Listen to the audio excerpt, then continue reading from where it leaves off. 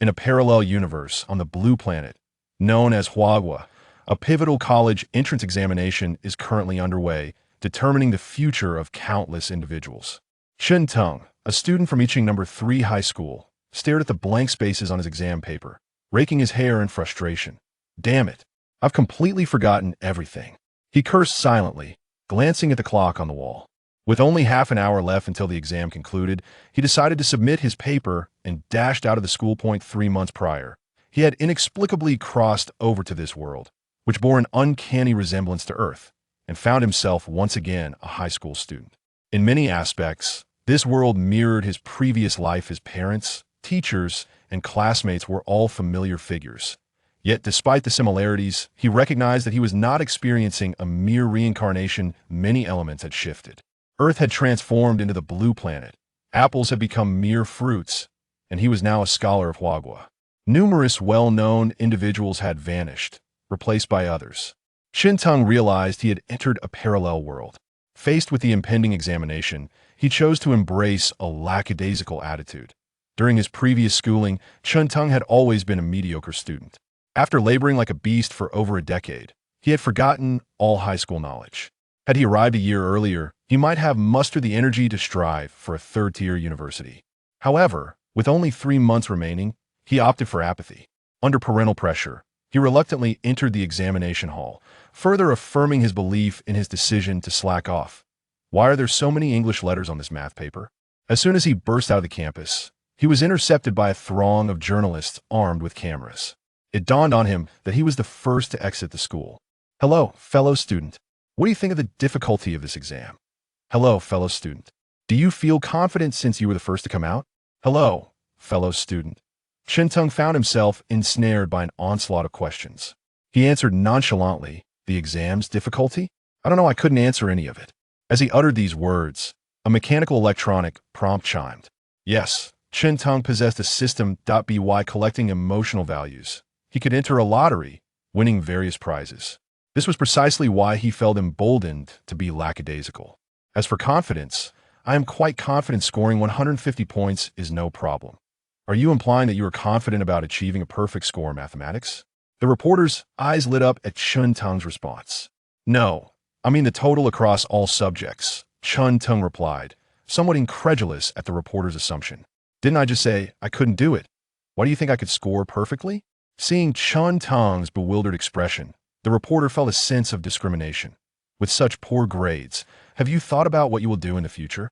He pressed, eager to hear this nonchalant youth's response. I suppose he'll just play at being the world's richest person. Chun Teng was not joking. The year was 2011, and the timeline of the blue planet closely mirrored that of Earth. With insights a decade ahead, he also had a system at his disposal. If this could not pave his path to the pinnacle of success, he felt he might, as well, end it all. The journalists were left dumbfounded by his declaration. Aspiring to be the world's richest with such abysmal grades? Then, dear student, at what stage are you in your efforts, and how far are you from becoming the world's richest? I just crossed the 10 million mark. It's the first step of a long journey. He was not lying. Upon binding with the system, it had granted him a chance to draw from the lottery. The reward was a lengthy web novel titled Martial Movement in the Zhangqiu. Consequently, Chun Teng had uploaded this book onto the largest web literature site, Jiangshan Chinese Network. Since the system had implanted the content in his mind rather than providing finished product, he had to diligently write for 3 months. In the first month, he merely signed a contract. By the second month, he had entered the bestseller list top 10, earning 3 million by the third month. He had claimed the top spot. Now, in the fourth month, while his royalties had yet to be dispersed, Chun Teng felt justified in proclaiming his net worth to be in the millions. His words elicited laughter from the surrounding journalists. Some thought he was joking, while others believed he was suffering from the psychological impact of his poor performance. Observing the influx of emotional values, Chun Teng's spirit soared. This interview had directly boosted his emotional value by several hundred points. If luck were on his side and the content made its way online, he anticipated a further surge of emotional value. That I'm off. Goodbye. Chun Teng departed from the crowd and opened the system interface. Emotional value, 10274. During his time at school, Chun Teng's lackadaisical attitude had evoked a myriad of emotions from teachers and classmates alike. His diligent desk mate envied his apparent ease, while teachers lamented his pretense of studying alongside his plummeting grades. Naturally, there were those who looked down upon him. Thanks to them, Chun Tung had accumulated a substantial emotional value. Exceeding 10,000 means I can draw from the lottery. Gazing at his surplus of emotional value, Chun Tung prepared for an extravagant lottery draw. The system's lottery was divided into 3 tiers: beginner, intermediate, and advanced, requiring 1,000, 10,000, and 100,000 for each draw respectively. I'll go for 10 beginner draws. Faced with the choice of 10 beginner draws or 1 intermediate, Chun Tung opted for the former, recalling his previous reward. Ding! Thank you for your patronage. Thank you for your patronage. Thank you for your patronage. Proficient in English. Thank you for your patronage. Plants vs. Zombies. With a dismal 2 out of 10 draw rate, Chun Tung felt less than impressed. Nevertheless, the 2 items he had received were quite remarkable. Upon acquiring proficiency in English, he realized that the language had not transformed into an incomprehensible form, but rather, it was merely a matter of him not understanding. It thought if that's the case, perhaps my grades could allow me to enroll in a specialized program. Despite his laid-back approach, Chun Tung did not wish to be constantly summoned by his parents, worrying them. Thus, he had maintained a facade of effort, managing to score around 20 to 30 points in each subject. The remaining reward, Plants vs. Zombies, was a delightful surprise. In summary, to encapsulate the brilliance of this game, it is one of the most popular games worldwide. Suitable for all ages, with simple controls and engaging graphics, it has generated a profit of $1 billion for PopCap Games. This game was already part of Chun Tung's grand scheme that he initially intended to wait until after the college entrance examination to use his manuscript fees to purchase a gaming company, hoping to recreate top-tier classics like Plants vs. Zombies, Angry Birds, and Temple Run. After all, the production difficulty of these games was relatively low. Unexpectedly, he drew Plants vs. Zombies directly from the system. This certainly made things easier. Suddenly, Chun Tung felt a weight in his pocket. When he reached in to feel it, he discovered a USB drive, which he presumed contained the game. With this thought in mind, he pedaled his bicycle faster, eager to release this game and allow the world to experience the charm of PvZ Dad. Mom, I'm back. Ah, you're back? How did the exam go? Chun Tung's mother, Jiang Meiji, peered out from the kitchen with a delighted smile. It went well, I suppose. You know, Mom believes in your abilities, but you still need to take the exam seriously. Who knows, you might exceed expectations and get into a university. All right, I'll do my best. Chun Tung did not conceal his writing endeavors from his parents. Initially, they were opposed, but after he shared his earnings, they chose to be open-minded. Thus, when faced with Chun Tung's apparent indifference, Jiang Meiji chose not to press the matter. Just rest well now, said Chun Tung's father, Chun Zhengwo, with a smile. Both of his parents were honest and exceedingly kind-hearted individuals. Chun Tung's subpar academic performance could be partially attributed to their indulgence. During his mischief-filled youth, they could not keep him in check. It was only after growing up that Chun Tung realized his past folly. Upon arriving in this parallel world, he vowed to be filial to his parents. Zhong Tung, why didn't you greet me? Chun Tung's younger sister, Chun Lily, sat on the sofa and glanced up at him. Just a year younger than Chun Tung, she was just as mischievous. When he called her Little Tung, she playfully referred to him as Zhong Tung. Oh, so you've turned the tables, huh? I was considering whether to buy my dear sister concert tickets, but now it seems. Chun Tung shook his head with a sigh as he walked toward his room. Upon hearing about the concert tickets, Chun Lily sprang up from the sofa. Brother, my beloved brother, I'm sorry. Go reflect on your mistakes. Chun Ting pointed to the white wall of the living room. Will reflecting earn me tickets? Lily looked at him hopefully. Not a chance. By this time, Chun Tung had entered his room, shutting the door on her hopes. Lily stomped her feet in frustration at the door. Their parents merely smiled at the scene, remaining silent. This playful bickering was a warm and harmonious display of family life. Once in his room, Chun Ting powered on his computer and inserted the USB drive. Indeed, it contained a copy of Plants vs. Zombies. Wow, everything is prepared for me. I just need to upload it to the platform. Following the principle that caution is never misplaced, Chun Tung launched the game. Hearing the familiar background music, he confirmed that it was indeed Plants vs. Zombies.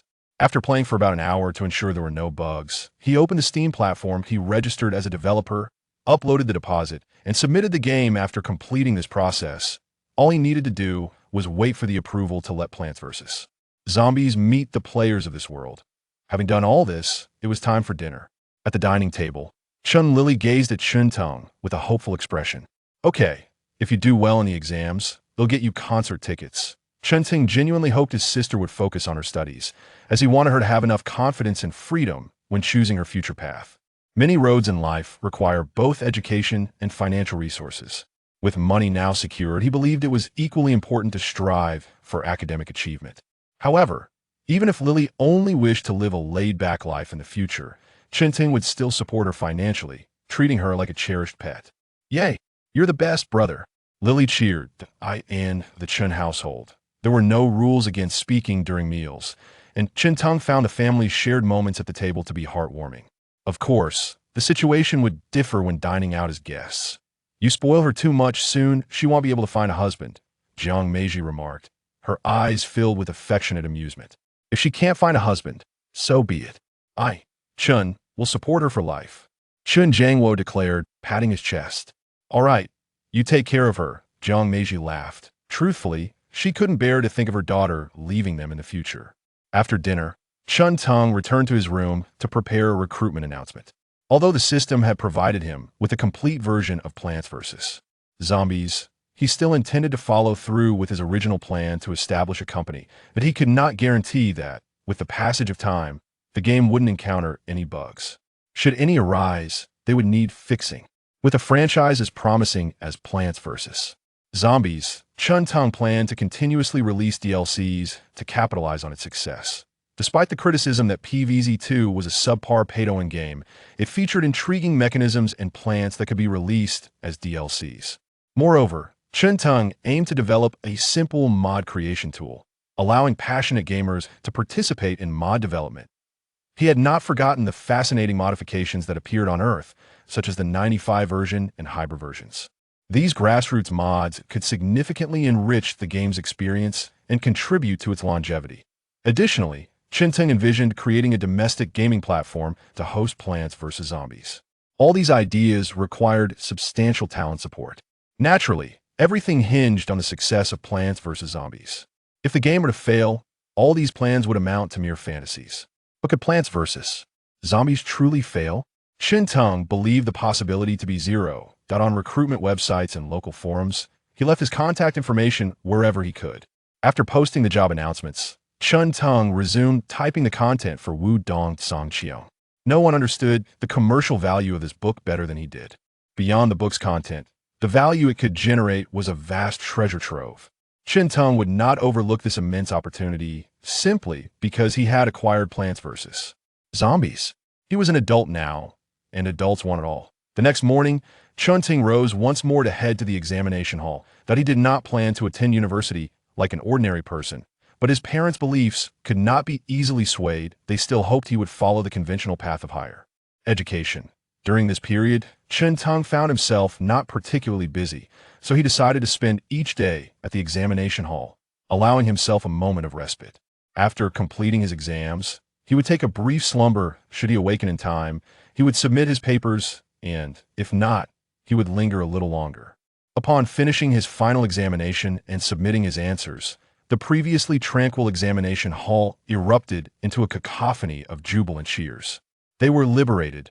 3 years of arduous study had finally come to an end, and they brimmed with anticipation for the impending long summer vacation. Just as Chun Tong was about to head home, he felt a pair of large hands resting on his shoulders. Tongge, I haven't seen you these past few days. Now that the college entrance examination is over, where shall you venture for some fun? Recognizing the voice, Chun Tong immediately identified the person. Gui Yuan, his steadfast comrade from high school, that he was rather simple-minded yet fiercely loyal. The two shared a close bond during their high school years, and they managed to maintain some contact throughout college. Regrettably, as they entered the working world, their paths gradually diverged. Everyone was busy with their jobs and families, making it difficult to find time to gather even a few times a year.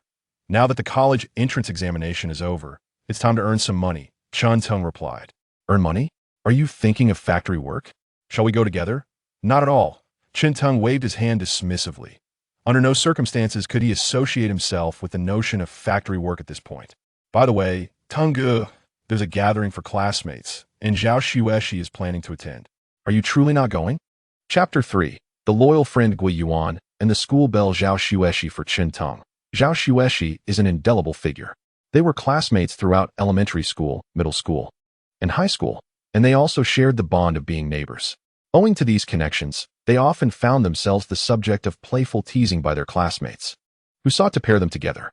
However, Zhao Xueshi harbored no romantic feelings for Chen Teng. In their childhood, their proximity as both neighbors and classmates allowed them to play together frequently. As they transitioned into middle school, a gradual estrangement developed between them. Chen Teng's academic performance began to decline, and Zhao Xueshi's mother grew concerned that her daughter might be negatively influenced by him, labeling Chen Teng as a bad boy. This sentiment, inexplicably, spread beyond their immediate circle. Chen Teng vividly remembers the day when Jiang Meiji, who was typically calm and composed, confronted Zhao Xueshi's mother at her doorstep. "You may criticize my son's academic performance, and you can certainly discourage your daughter from associating with him, but you must not label him as a bad child. An apology is in order." Of course, Zhao Xueshi's mother was unwilling to concede. At that time, many harbored the stereotype that poor academic performance equated to poor character, a notion that, regrettably, persists even today. Consequently, Jiang Meiji took to leaving her home early and waiting at Zhao Xueshi's door daily. Reluctantly, Zhao Xueshi's mother ultimately had to apologize. From that moment on, their once amicable neighborly relationship deteriorated into mutual disdain. The rift between Zhao Xueshi and Chen Teng widened, which contributed to Chen Teng's later feelings of discontent. Despite Jiang Meiji's unwavering support, he realized he had let her down, only awakening to this truth much later. It is often said that like mother, like daughter. By high school, Zhao Xueshi had adopted her mother's perspective, believing that poor grades indicated a bad character. Anyone outside the top 10 academically was deemed unworthy of her attention. As for Chen Teng, who had become increasingly marginalized, he found himself even further distanced from Zhao Xueshi. Fortunately, despite his earlier recklessness, he never truly harbored feelings for her. "Gui Yuan, I assure you, I have no interest in Zhao Xueshi," Chen Teng insisted. "But Zhao Xueshi is so beautiful and academically accomplished, and you two are childhood friends," Gui Yuan countered, rolling his eyes in exasperation. "Who says that childhood friends must always get along? I have stated countless times that I have no feelings for her. Please cease bringing her up." "Are you really not going to attend the class reunion?" "Absolutely not," Chen Teng replied emphatically. He found it impossible to engage with his peers as he once had during high school. Some topics struck him as exceedingly juvenile, to the point where he had no desire to participate. Gui Yuan was left perplexed. "But everyone else is going. This is not a reason for you to attend. If you believe you share a profound friendship with them and wish to bid farewell at this gathering, then by all means, go ahead. However, do not attend merely because everyone else is going. You must maintain your independence." This is a lesson that Chen Teng came to understand later on. During his previous life in university, he attended a less reputable institution where everyone indulged in frivolity, and Chen Teng, too, followed suit. After all, isn't that what university life is about? Yet, he later realized that each individual's circumstances are unique. In university, there was a fellow student who led the revelry with reckless abandon. On the very first day, he skipped class, igniting a sense of mischief in Chen Teng and his roommates. Subsequently, he would stay up until the early hours of the morning, and Chen Teng and his peers, observing this behavior, followed suit. Ultimately, none in their dormitory graduated. However, the ringleader came from a wealthy family and lived off rental income. A diploma? What difference would that make to him? In the end, he couldn't even be bothered to collect his completion certificate. A high school diploma sufficed. Gui Yuan nodded in partial understanding as he listened to Chen Teng's words. Chen Teng did not elaborate further. Such wisdom cannot be absorbed merely by hearing others speak. Profound truths can be found in abundance online, yet most must endure hardships before they are able to truly internalize them. "I'm heading home for dinner. Would you like to join me?" "No, thank you." "All right then, I shall take my leave." The two parted ways, returning to their respective homes. Upon arriving home, Chen Teng's first act was to open his computer and start typing. However, he had barely begun when someone tagged him on the most popular messaging app in the world. Upon checking, he discovered a message from their class group. It was from Brother Dong. Chen Teng couldn't help but smile. This Brother Dong, named Sun Jun, was a prominent figure from their high school.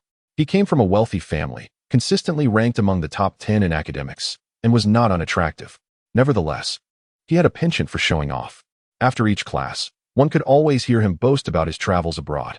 His typical interjection in conversations was, "I believe you are mistaken. This is how it actually is."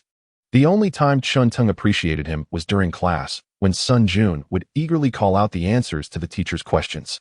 This, in itself, was unremarkable. However, Sun Jun had a crush on Zhao Xueshi. Even though Chun-Tung and Zhao Xueshi held no affection for one another, Sun Jun, like other classmates, assumed they shared a close bond. Thus, he often directed his attention towards Chun-Tung, whether intentionally or not. Chun-Tung, possessing a fiery temperament, had even clashed with Sun Jun in the past. Hence, when Sun Jun tagged Chun-Tung, it was hardly in a friendly manner. "Chun-Tung, I heard you do not plan to attend the class reunion? No worries. I have covered all the expenses for the class reunion. You need not spend a dime. It is merely a few tens of thousands, a trifling amount." Following Sun Jun's remarks, a multitude of responses ensued. Although the majority of high school students may not be particularly pragmatic, there exists a faction that has already grasped the allure of wealth, willingly advocating for Sun Jun. Chun-Tung, however, was disinclined to engage with him. Was he unaware of Sun Jun's ulterior motives? It was simply a ploy to gain attention at the reunion by belittling others, particularly to capture Zhao Xueshi's interest and undermine Chun-Tung, his rival. In the past, Chun-Tung naively attended the reunion, feeling quite embarrassed. He had no such inclinations now. As for comparison, he was even less interested. Though emotional value was a factor, how much emotional worth could these classmates truly possess? It would be far more prudent to elevate the company and harvest the emotional value of the entire nation. Even the world. That was the true path. Guo Yuan continued to converse with Chun-Tung in the group chat, and upon seeing this, Chun-Tung swiftly engaged him privately, urging him to refrain from speaking further. The more he spoke, the more animated he became. Although Guo Yuan did not comprehend why Chun-Tung's temperament had suddenly improved, he abandoned any quarrel with Sun Jun and the others. "By the way, Guo Yuan, if you have an interest in fields such as company management or game development, consider majoring in finance or computer science. I plan to establish a gaming company in the future. Of course, this is merely a suggestion. Contemplate your interests carefully, and regardless of your choice, think it through thoroughly. At least research future employment prospects online." Chun-Tung recalled that in his previous life, Guo Yuan had chosen civil engineering as his major, and after graduation, when they met for a meal, Guo Yuan would always lament, regretting that he had not investigated the discipline more thoroughly. It was a dismal situation, to say the least. Now that the college entrance examination had concluded, it was time for Chun-Tung to remind him. If Guo Yuan chose civil engineering again, Chun-Tung would surely find it amusing. Having finished his writing, Chun-Tung logged back into the local forum and discovered responses to the job posting he had published. Chapter 4. The General Manager Interview. Linya 5 days after the college entrance examination, Chun-Tung stepped out with his laptop in hand.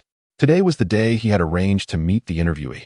After conversing online with a candidate who seemed quite satisfactory, he was prepared to meet and discuss further. The chosen venue for their meeting was a CAF in Yong City, as Chun-Tung had yet to rent an office space. Upon arriving at the CAF, he spotted a woman clad in a black suit jacket. In the entire CAF, she was the only one dressed so formally, precisely as described in the information he had received. "Hello, may I ask if you are Linya?" Chun-Tung inquired, sitting across from her, somewhat taken aback by her beauty. Her nose was delicately refined, her lips naturally tinted with a rosy hue, her facial contours soft, with a slightly pointed yet rounded chin, and her skin was fair and smooth, akin to fine porcelain. Her ears were small and exquisite, partially concealed within her shoulder-length hair. She wore a light touch of makeup, enhancing her appearance as if she had been softened by a beauty filter. "Yes, and you are?" Confusion 5. "My name is Chun-Tung." Chun-Tung. Linya's eyes widened in astonishment as she gazed at Chun-Tung. Prior to their meeting, they had exchanged names. Yet she never anticipated that Chun-Tung would appear so youthful, almost resembling a university student. As Chun-Tung took a seat across from her, he could discern her shock without needing to glance at the system prompts. "We had a brief conversation online earlier, and you mentioned that you had just graduated from university a year ago. I would like to inquire about your understanding of the gaming industry. Our company is set to become a gaming enterprise in the near future. I firmly believe that the gaming sector holds immense potential, particularly with the gradual advancement of the internet and the economy. which will undoubtedly elevate the industry's significance. Although Linya had yet to recover from her surprise, she responded with utmost seriousness. Chen Teng noted the system's response. The absence of disdain or condescension indicated a high probability that she was speaking the truth. If she has faith in the gaming industry, that is promising. He had no desire to recruit someone who harbored doubts about the field. I see that you have interned at other companies and graduated from the prestigious Shanghai University of Finance and Economics. What prompted you to choose my modest company? To be precise, it may not even qualify as a company yet. Linya had already contemplated this question. She promptly articulated her prepared response. I aspire to gain a comprehensive understanding of business management. In my previous internship, everyone had distinct roles, allowing for a wealth of specialized learning, yet it lacked breadth. Thus, I sought to explore a smaller company, and your forum post indicated the highest remuneration. So I thought I would give it a try. Additionally, I reside nearby. I studied here before university. Chen Ting nodded slightly. Let me clarify the status of my company. It has yet to be officially registered. If you join, you will be the sole employee, and you will need to personally navigate all the processes involved in establishing the company. Can you accept that? Linya's mouth parted slightly. Chen Tong had indicated on the forum that it was a very new and small startup, but she had not anticipated it to be this nascent. Yes, I can. Linya hesitated for a moment before speaking, but may I ask a few questions? Certainly. Your funding and the concept for the first project. Regarding funding, I will take you to check the balance shortly. The first project is right here. Chen Tong pointed to a nearby laptop bag and retrieved the notebook.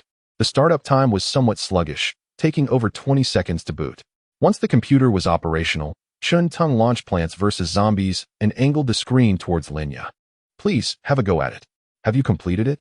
Shock 10, she had not anticipated that despite Chen Tong's youthful appearance, he was still in the conceptual phase of establishing a company, yet the project had already materialized.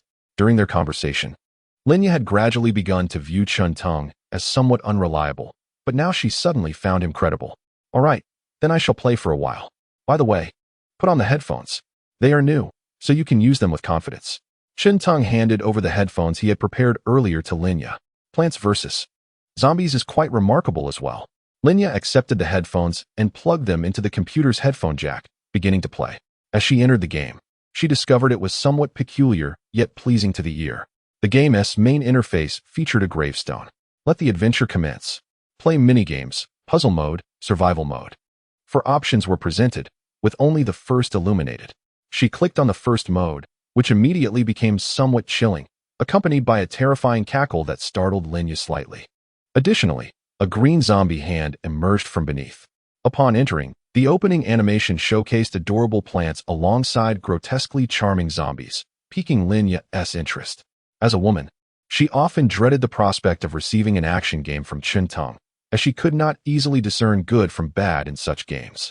However, judging by the art style, the difficulty appeared manageable. The tutorial was refreshingly simple. In the first level, she was tasked with collecting sunlight to plant peas. It didn't seem too difficult. After completing the first level, she was awarded a sunflower. The second level introduced the sunflower's functionality, along with cherry bombs and walnuts.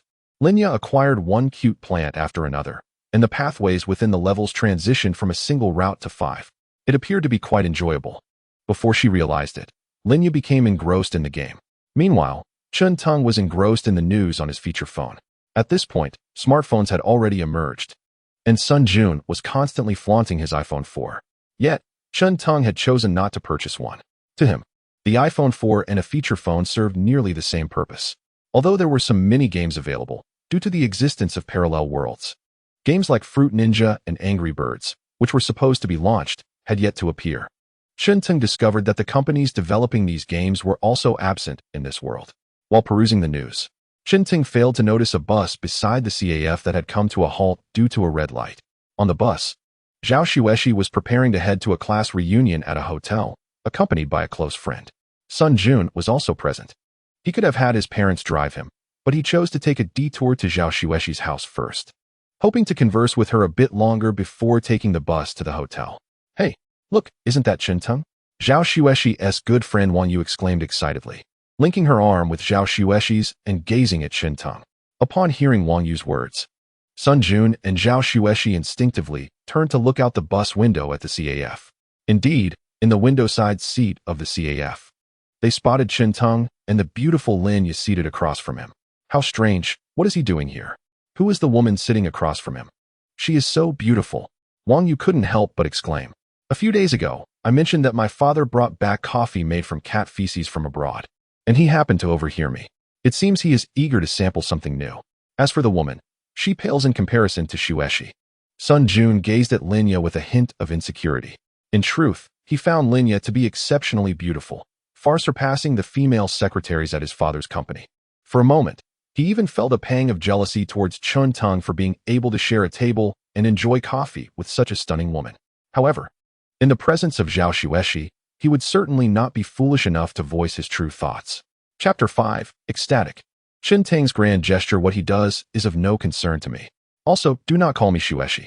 The young girl parted her delicate lips. Like countless freshly graduated young women, Zhao Xueshi maintained the habit of tying her hair into a ponytail. A light blue short-sleeve shirt accentuated her enviable figure. Her exquisite features exuding an air of indifference, appearing utterly detached from worldly affairs, cold and serene. Indeed, it is none of our business. Yet, this fellow has shown himself to be rather heartless. To skip our class reunion and instead spend time with another woman truly demonstrates a lack of camaraderie. Sun Jun shook his head repeatedly, as if Qinteng had committed some unspeakable crime. Whether he attended the gathering or not was inconsequential. Soon, they would inhabit entirely different worlds. Yes, you speak the truth. A person like him is destined to toil in a factory, earning a meager salary of less than 3,000 a month. Unlike me, who will inherit the family fortune upon graduation. Qinteng lacks even the qualification to work for me. As Sun Jun spoke, he glanced at Zhao Xueshi intentionally and unintentionally. Yet, Zhao Xueshi's expression remained unchanged, and she showed no inclination to engage further in conversation. Thus, Sun Jun felt compelled to say something more. Soon, an idea struck him. By the way, have you ever watched videos on your phone? Watching videos on a phone. I've heard that data can be quite expensive, right? Wang Yu's curiosity was evidently piqued as she turned her gaze towards Sun Jun. Sun Jun waved his hand dismissively. How expensive could it be? 200 yuan for 5 videos. It's hardly a burden. Wang Yu's eyes widened. 5? How much would that be? Ha ha ha. Each is merely 1024. Not much at all. Sun Jun replied with a smug smile. So, one can indeed watch videos? Absolutely. Sun Jun could hardly contain his excitement as he showcased his iPhone 4. He began to explain the features of the phone to Wang Yu, frequently glancing at Zhao Xueshi. Zhao Xueshi came from a modest background, and her family had not purchased an iPhone 4. The appearance of such a remarkable device drew her attention to what Sun Jun held. A remarkably large screen. A completely different operating system from other phones. Instantly, it captivated Zhao Xueshi's interest. What do you think, class monitor? Would you like to give it a try? Unable to call Zhao Xueshi by her name, Sun Jun resorted to addressing her by her title in class. Zhao Xueshi shook her head. Although she was indeed curious, she ultimately declined Sun Jun's offer. In her view, while Sun Jun's academic performance was significantly superior to Qinteng's, he was still someone with whom she could engage in conversation. However, in comparison to those who truly excel in their studies, there remains a noticeable gap. Allow me to demonstrate the feature of playing videos on a mobile phone. Sun Jun's device, unfortunately, contained no stored videos. Nonetheless, he was certainly not lacking in financial means, and soon began searching for videos online. A high school student boasting boldly. This piqued his interest, and he was eager to discover what the individual had to say. Sun Jun felt a surge of delight in his heart. The title suggested he had found a subject worthy of critique. As he clicked on the link, his eyes widened in astonishment. Was that not Qinteng? How had he made it to the news? Yet, the joy within him intensified further. What could be more exhilarating than critiquing Qinteng? A delightful surprise indeed. He increased the volume slightly, ensuring that all 3 of them could hear. Have you ever considered what you might do in the future? Perhaps become the world's richest person for a while? At what stage have you progressed? My fortune has just surpassed 10 million. This exchange elicited an uncontrollable laugh from Sun Jun. Haha. A fortune of 10 million? Does he even realize how many zeros that entails? A full 7. He recalled that his father's wealth had only recently exceeded 10 million. Yet Qinteng dared to claim the same? Zhao Xueshi also found Qinteng's boasting excessive, and her impression of him continued to deteriorate. She frowned slightly, prompting Sun Jun to further disparage Qinteng. So vain. Qinteng is truly insufferably vain. Money is either possessed or it is not. Why pretend otherwise? I now suspect that the woman sitting across from him may very well have been deceived by such tactics. If that were true, it would be utterly despicable. Zhao Xueshi could not help but add. Sun Jun felt as if his heart had been struck instantaneously. She had engaged with him. Zhao Xueshi had responded to his remarks. Let me tell you, my father has an employee at his company who loves to boast. Sun Jun began to rant about his disdain for Qintang. Meanwhile, on Chun Teng's end, contempt 10, jealousy 10, contempt 10, jealousy 10, contempt 10, jealousy 10. Observing the system's notifications, Chun Teng was left bewildered. Who was it that held contempt for him? Linya? He glanced at Linya, who was engrossed in her game. That did not seem likely. Who could possibly be jealous of him? He surveyed the other patrons in the CAF, all of whom appeared preoccupied with their own affairs. This too seemed implausible. System, could you possibly reveal who has provided these emotions? Qinting pondered in his mind. To his surprise, the system indeed furnished detailed information. Qinting was taken aback. Are you seriously jealous? In such a brief span, the other two had only managed to garner 2 responses combined, yet he had received 4. Upon opening the group chat, he realized that no one was discussing him. Unable to comprehend the situation, he decided to let it be. After all, the emotional value he received could only be beneficial. How do you feel? Linya, engrossed in her headphones, did not hear Chun Teng's voice and thus did not respond. Gently tapping the table, he caught her attention. Unbelievable. This is the finest game I have ever played. Linya exclaimed, removing her headphones, her eyes wide with astonishment and disbelief. Although she believed in the vast potential of the gaming industry, she had never imagined that she would find herself captivated by a game. She had always thought that games were merely a pastime for moments of boredom. What was there to obsess over? Now, her perspective had entirely shifted. Games could indeed be utterly engrossing. Even someone like her, who was not particularly fond of gaming, found this game enjoyable. She was certain it would be a tremendous success. Is this game truly your creation, boss? Why not? Qinting chuckled. Could one person really create such a game? Well, Qinting shamelessly nodded in affirmation. You are truly remarkable. Hold your applause for now. Let me show you my finances first. No need, Linya replied earnestly. Even if you have no money at present. This game is certainly capable of sustaining a company. Initially, she had doubted Qinting's youth and lack of preparedness for running a company. However, witnessing the quality of his work, her trust in him solidified. With that said, let us discuss remuneration. What are your expectations? A monthly salary of 8,000, with 3 insurances and 1 fund. How much? 7,000. I meant 7,000. Linya instinctively recoiled, fearing she had asked for too much. Now, she genuinely believed in the potential of Qinting's company. If the company thrived, she could gain invaluable management experience. Even if the salary was modest, she could leverage her experience in association with a reputable company for future opportunities. You are applying for the position of general manager. You expect 8,000? What was your previous salary? Qinting did not think Linya had overreached. Rather, he felt she had undersold herself. Who pays a general manager only 8,000?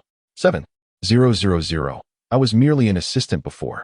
However, I believe I am more than capable of handling the majority of tasks, as I have learned and participated in many matters during my previous employment.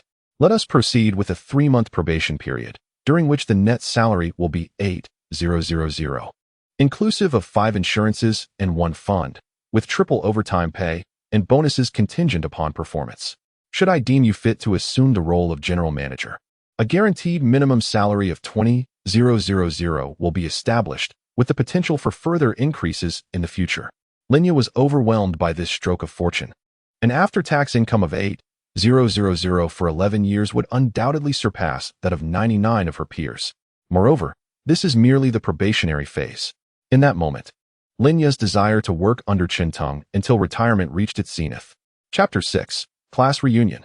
After negotiating the terms of employment, Qinting handed Linya the necessary information for company registration. What shall we name the company? Tengda. This name carries dual significance. It derives from the phrase Fei Huang Tengda, meaning to rise swiftly, and it also serves as an abbreviation wishing for Qinting's prosperity. You will be responsible for recruitment, or you may choose to engage a professional. Employee salaries must exceed industry standards, and benefits must include the 5 insurances and 1 fund, along with overtime compensation. Qinting firmly believes that in this world, Financial incentives are the most reliable means to secure loyalty among employees. Exceptional management, paired with high remuneration, cultivates devoted staff. Conversely, excellent management cannot coexist with low compensation.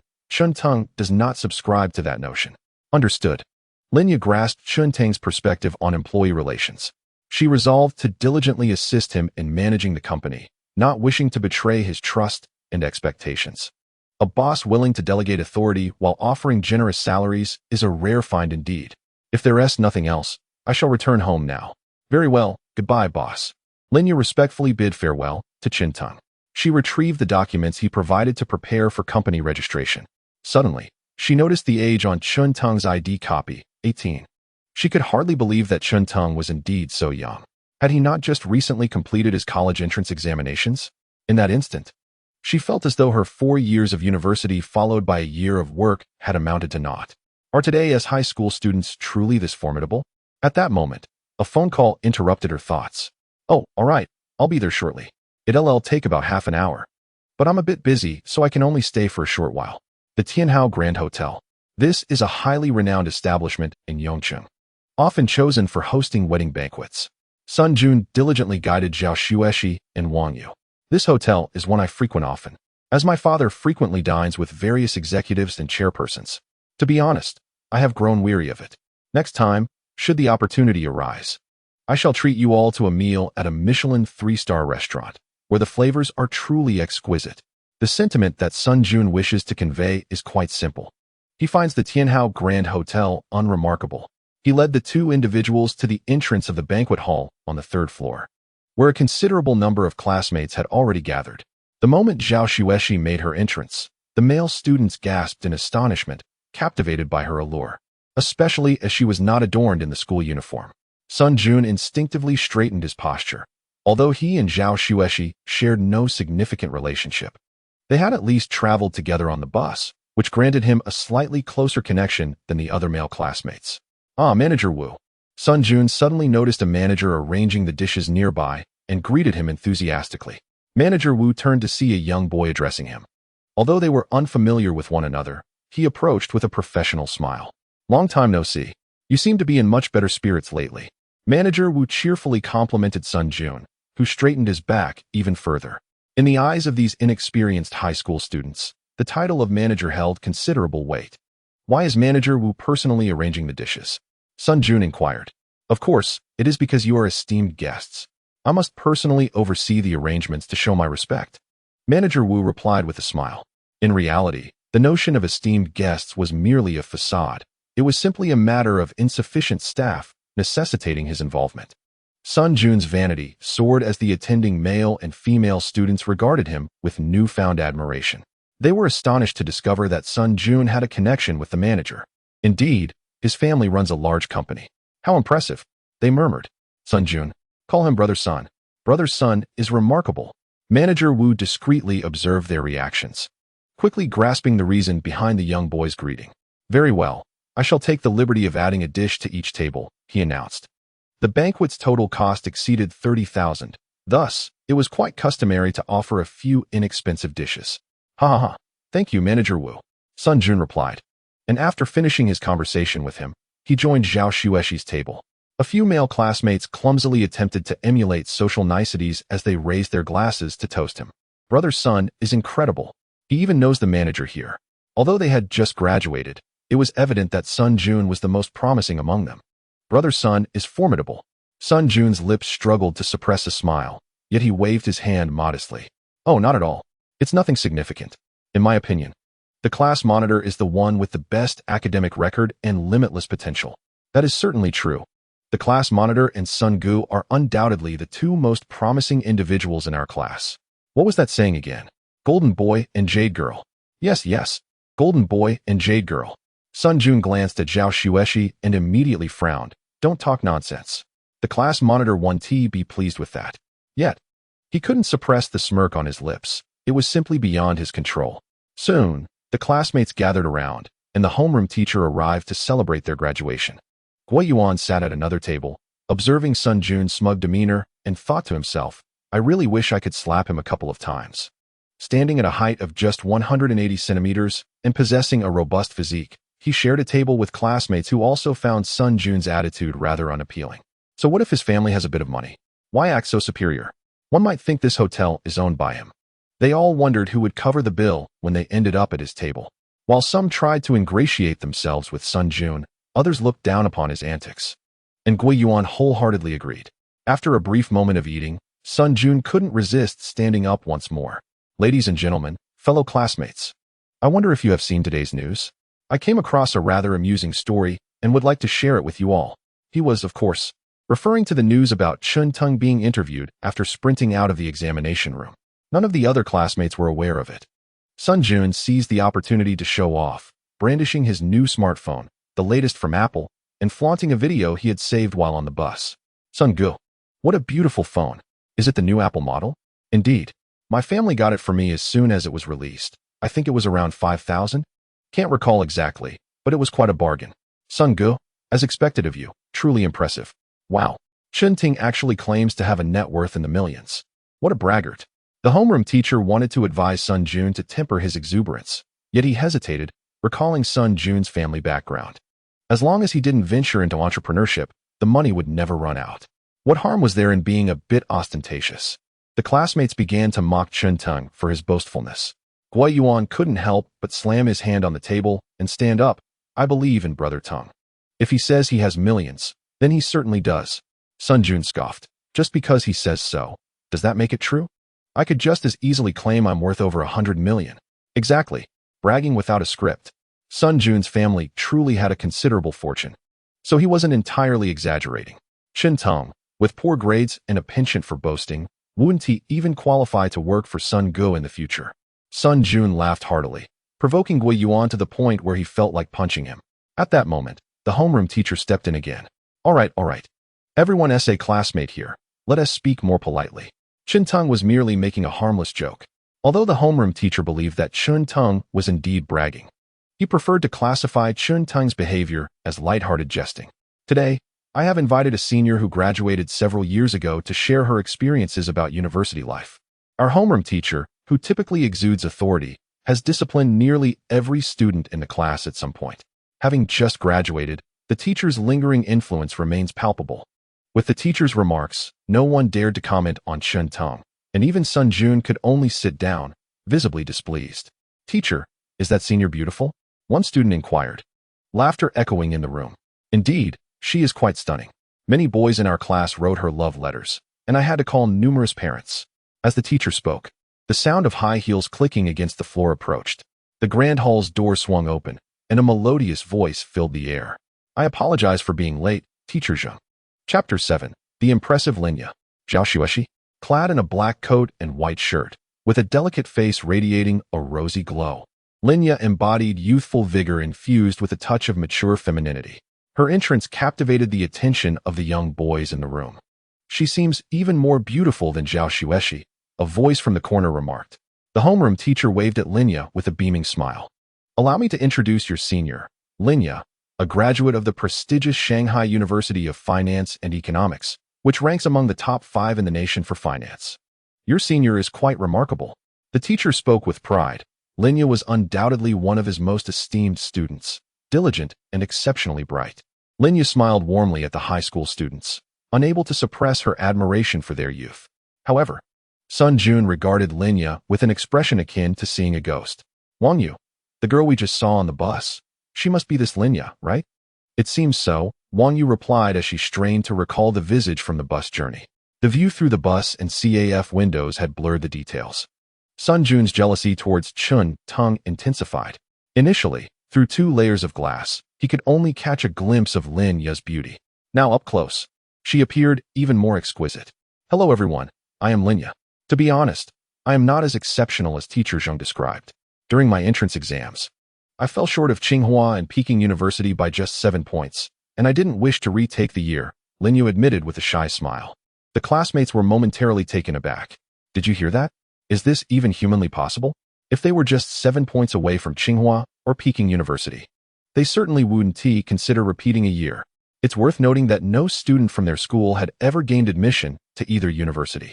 Teacher Zheng asked me to discuss the selection and application of majors, so I will share my thoughts briefly. I believe that if you have already determined your future career path, it is better to choose a specialized institution rather than a comprehensive university. For instance, if you aspire to delve into the realm of finance, the vibrant metropolis of Shanghai offers an excellent choice.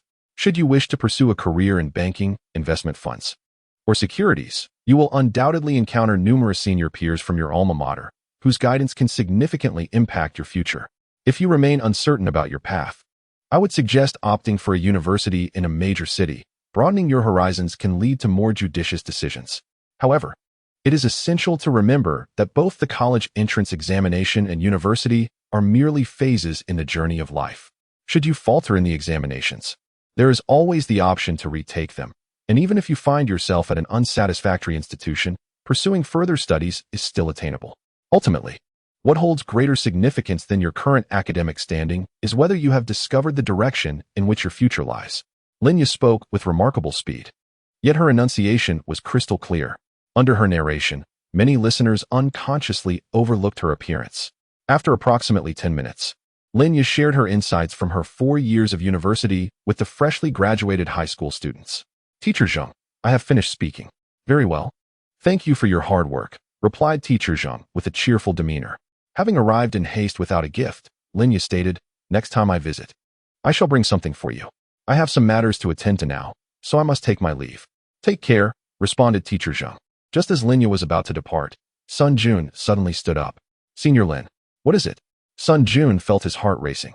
Linya's beauty rivaled that of Zhao Xueshi, perhaps even surpassing it. Radiating both youthful vitality and feminine allure, Linya could easily be compared to Zhao Xueshi. Yet her charm was more approachable. Sun Jun shook his head, quickly dismissing such thoughts. I wanted to ask if you visited a CAF this morning. Indeed. Did you meet with Qinting there? Yes. Do you know Qinting? Linya inquired, perplexed. How could these youngsters possibly know her future boss? What a coincidence it would be if her future employer happened to be a student of her high school teacher. I do know him, Senior Lin. But please be cautious of Qinting. Cautious? Why would I need to be? Linya's curiosity deepened. This junior's words were rather peculiar. Senior, take a look. Sun Jun stepped forward, but Linya instinctively took a few steps back. Despite being merely a high school student, he was still an adult, and Linya was not accustomed to standing too close to adult males. Feeling somewhat awkward, Sun Jun nonetheless presented his phone screen to Linya. After accepting the device, Linya watched the interview video of Qinting. What is it? Senior Lin, don't you think he is boasting? Not at all. Had Linya not previously conversed with Qinting, she might have thought so. However, after playing Plants vs. Zombies, she believed Qinting was destined to become a rising star in the gaming industry. If the Qinting you know is the same as the one I know, then he is indeed an exceptionally talented individual. A profound silence enveloped the room. A myriad of emotions surged within them: shock, envy, jealousy, and more. They had not anticipated that Qinting could earn the admiration of such a stunning beauty. For those boys who, while playing basketball, would put on a show when a girl passed by, this acknowledgement was undoubtedly the object of their deepest envy. I must take my leave. I have matters to attend to. Farewell, Teacher Zheng, and goodbye to my fellow students. Linya waved to the crowd. She still needed to guide Qinting through the process. Once Linya departed, the classmates began to chatter among themselves, astonished that Qinting had connections with such a captivating senior. It was no wonder Qinting claimed he did not fancy Zhao Xueshi. I had presumed he was merely putting on a brave front. If I knew Linya, I too would dismiss Zhao Xueshi. The boys in the class spent most of their time at school, and the mobile internet and beauty enhancements were not as advanced as in later years. They had encountered few strikingly beautiful women, save for Zhao Xueshi. With her exceptional grades and looks, Zhao Xueshi's image had gradually become nearly perfect in the eyes of the boys, elevating her to an almost divine status. However, Linya's presence caused Zhao Xueshi to tumble from her pedestal. In the realm of school, achievements paled in comparison to Linya's approachable charm, which naturally endeared her more to the boys than the aloof Zhao Xueshi. Indeed, how I envy Qinting. If only I could speak to Linya alone for just a few moments. Shoo, do be quiet. Can't you see the class monitor's displeasure? Zhao Xueshi's delicate fists clenched, her usual icy demeanor replaced by a hint of discontent. Ultimately, she was simply a high school girl, lacking the composure to maintain her poise. Wang Yu quickly reassured her, I believe Linya is not as beautiful as you. Meanwhile, Sun Jun was unusually oblivious to Zhao Xueshi's feelings. staring blankly in the direction Linya had departed, perplexed as to why she harbored no disdain towards Qintung. Upon arriving home, Qintung was filled with bewilderment. Why has my emotional value surged so significantly? Chapter 8. Shattered Pride. An abundance of emotional value. Qintung opened the details to investigate. Within this information, he discovered the sentiments of his classmates. Initially, the emotions conveyed were those of disdain and contempt. Subsequently, they shifted to envy and jealousy. The former he could somewhat comprehend, while the latter left him perplexed. What about him warranted such envy? Surely they weren't envious of his childhood friendship with Zhao Xueshi? Additionally, there were names he did not recognize, likely those from online who had reacted to news about him.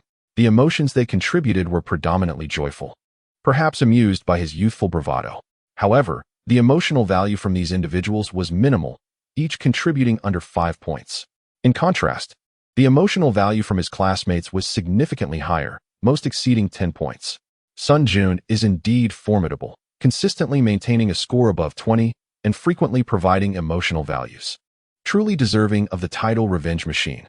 However, there is one emotion that Qintung finds rather perplexing. Anger 20 from Zhao Xueshi. During this period of using the system, Qintung has also deduced some patterns. The higher the status of the counterpart, the more intense the emotions, and consequently, the greater the emotional value provided. Zhao Xueshi's status is certainly not elevated, leaving only one possibility. Her emotions are intensely strong. But what could Qintung have done to evoke such fury from Zhao Xueshi? It is utterly baffling. By afternoon, Qintung began preparing dinner. Lao Deng was at work, and Xiao Deng was at school, leaving the culinary responsibilities to him. The middle Deng. He planned to make potato pancakes, a favorite of Chun Jiangwo, seafood vermicelli for Jiang Meiji, and braised chicken wings that both his sister and he adored. The mere thought of the family gathered around the dinner table brought a blissful smile to his face. Having transformed from over 30 back to 18, he deeply understood the rarity of family togetherness, until a knock echoed at the door. Qintung, puzzled, opened the door, only to find Zhao Xueshi standing outside. Damn, he forgot to check the peephole. With a resounding bang, he shut the door, sending a gust of wind that tousled Zhao Xueshi's bangs. She could hardly believe that she had been met with such a cold reception from Qintung. Anger 30, opened the door. Qintung dismissed her entirely.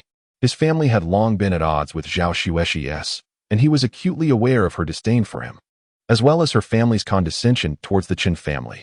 They would typically pretend not to see each other. Did she expect Qintung to greet her warmly now? The next notification chimed. He had forgotten to remove her from his friends list. Since Zhao Xueshi had not reached out to him, he had overlooked this detail. It was time to block her. Anger 40, unwilling to relent, Zhao Xueshi tagged Qintung directly in their group chat. In response, he simply exited the group. After all, among the classmates he genuinely connected with, there was a smaller group chat where he would not miss any truly important matters. Anger 50, Anger 50, Anger 50 Qintung. Zhao Xueshi was genuinely furious. Initially, she felt a twinge of displeasure upon overhearing the male classmates' discussions, as there was no joy in being compared unfavorably to others.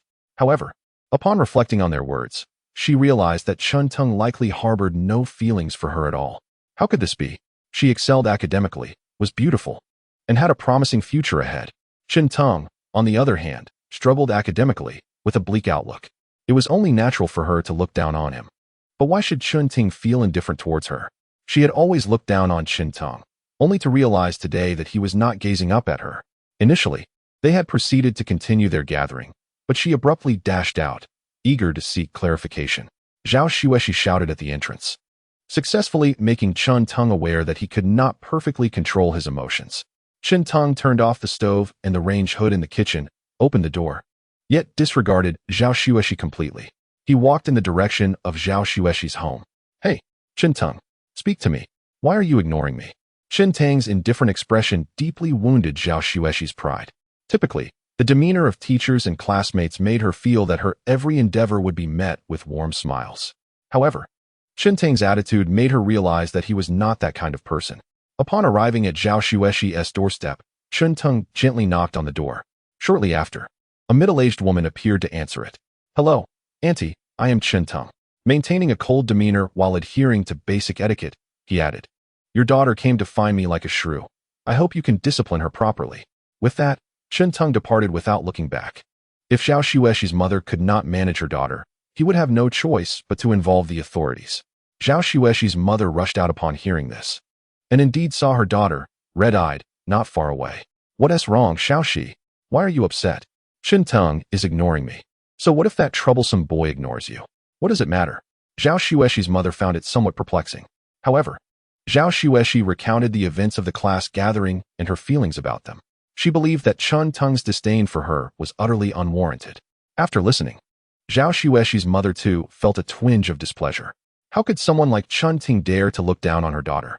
Yet, being more experienced than Zhao Xuexi, she gently embraced her daughter and said, "Mom thinks Qinteng is a capable individual." Zhao Xuexi looked up, astonished at her mother's words. But that capability does not manifest itself in upright ways. Rather, it is evident in dubious paths. "What do you mean?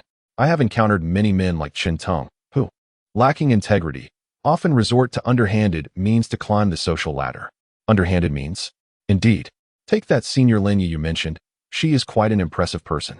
You said she holds Qinteng in high regard and even saw them meeting at a CAF. It is very possible that Qinteng used certain tactics to get to know Linya and was attracted to her. Zhao Xuexi was suddenly struck by this revelation. She found her mother's words to be profoundly insightful. Indeed, although Qinteng's academic performance was dismal, he was quite handsome. It was entirely plausible that Senior Linya was swayed by Qinteng's looks. However, what if Qinteng truly possesses remarkable talents?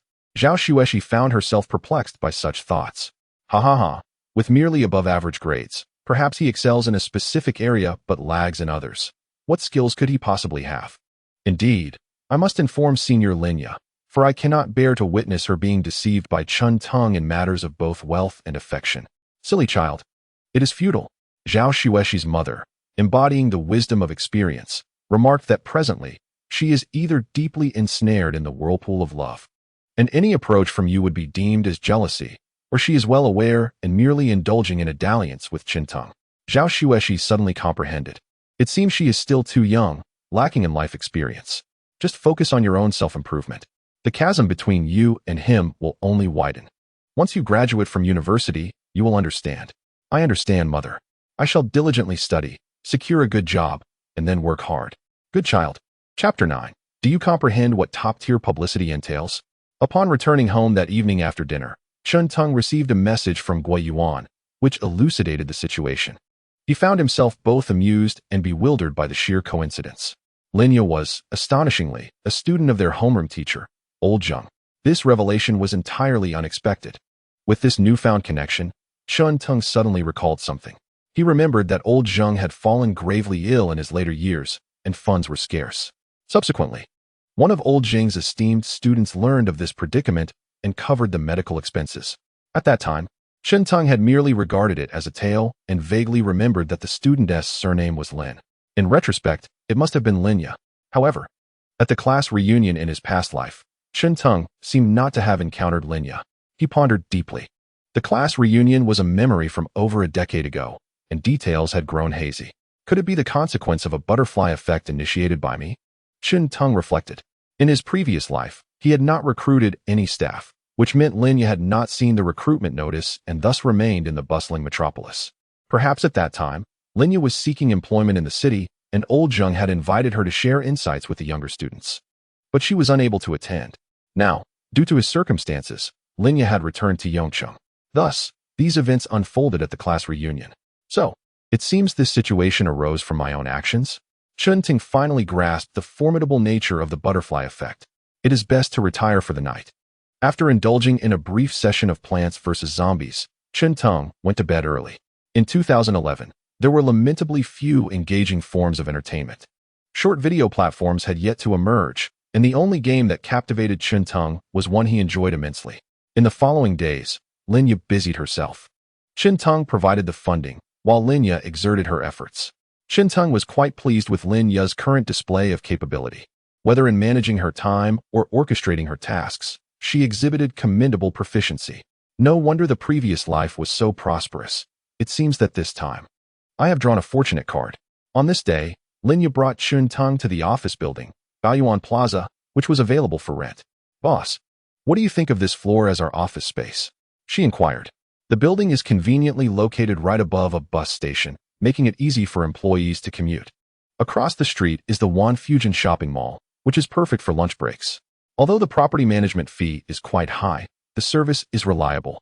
And while the rent may be slightly expensive, the value for money is exceptional. Linya enthusiastically detailed the advantages of the office building. After listening to her presentation, Chen Teng nodded slightly. Is this your best option after careful consideration? Yes, I believe this office building is the finest, which is why I brought you here first. Linya replied. Then this floor it is. I trust your judgment. Chen Teng's words moved Linya deeply. An ambitious and idealistic employee yearns for a boss who places trust in them, and Linya felt fortunate to have found that. She immediately called the building's management to sign the contract. While signing, Chen Teng glanced at the price. The rent was merely 100,000 a month, which was entirely acceptable. Once the company address was confirmed, Linya proceeded to register the company at the business bureau and busied herself opening a corporate bank account. During this time, she also dedicated her efforts to selecting office furniture and purchasing a large quantity of necessary supplies and computers. Chen Teng couldn't help but admire Linya's work ethic. For employees, a good boss is a rare find, but for a boss, a good employee is equally elusive. Chen Teng felt fortunate to have Linya on his team. Meanwhile, another piece of good news emerged: Plants vs. Zombies had successfully passed the Steam platform's review and was officially launched. This meant that the game could bring Chen Teng a continuous stream of revenue, a far greater gold mine than martial movement of the sky. However, Plants vs. Zombies faced a dilemma: obscurity. No matter how enjoyable a game may be, if no one knows about it or visits the page, who would spend money to purchase it? Fortunately, Chen Teng had promotional channels at his disposal, particularly through Martial Movement of the Sky. This novel was currently the most popular work on Jiangshan Chinese Network, a true phenomenon in literature. While the online readership might not be as vast as in later years, a modest boost was sufficient. He believed that if even a small fraction of this audience experienced Plants vs. Zombies, they would undoubtedly recommend it to their friends. Of course, he also anticipated that it wouldn't be long before piracy emerged. In the current online environment, the consciousness regarding paid content for legitimate copies was not very strong. Chen Teng held a rather lenient view towards piracy, whether due to financial constraints or reluctance to spend. Engage and play discreetly, avoiding unnecessary displays of ostentation. Should opportunities arise in the future, it would be best to secure a ticket for participation. However, the current promotional channels are insufficient. Chen Teng sought out Gui Yuan once more. Have you entered the factory yet? Not yet. I'm uncertain about which factory to join. Brother Teng, do you have any recommendations? Goodness, you're genuinely contemplating entering a factory. Forget about that. I have a task for you. Would you be interested? What task? I need you to create accounts on various forums and post messages to promote my game. For every post that receives over 10 replies, I'll pay you 3 yuan. How much? 3 yuan. Gui Yuan calculated in his mind. 3 yuan per post, 30 yuan for 10 posts, 300 yuan for 100 posts. Goodness. For a high school student, this is a substantial sum. At the very least, it would cover the internet CAF fees. However, Gui Yuan soon felt that something was amiss. Brother Teng, you're not being deceived, are you? How can such a lucrative opportunity exist? Deceived, my foot. I didn't expect your awareness of fraud to be so keen. The game I want you to promote is one I developed myself. And this task was assigned to you by me. You created the game? Gui Yuan was taken aback. Brother Teng, you can even make games? Admiration 20. Brother Teng. May I play it? Certainly. Chen Teng sent over Plants vs. Zombies. Gui Yuan was someone he could trust. Honest, loyal, albeit a bit naive. However, do not share this game with anyone else, understand? Rest assured, I comprehend. Half an hour later, Gui Yuan sent several astonished emojis. Chen Teng glanced over. Gui Yuan had already provided over 200 astonished reactions. Wow, Brother Teng, you're incredible. Did you truly create this game? Of course. Now, it's time to promote this game, and I intend to assign that responsibility to you. Brother Teng, I cannot accept your money. If I profit off you, that would be unprincipled. Gui Yuan repeatedly declined. If it were a job introduced by a good brother, he would certainly be willing to earn money from it. However, he could not accept money from a good brother. If I say you should earn, then earn you shall. Chen Teng, touched by Gui Yuan's sentiment, also felt he was rather foolish.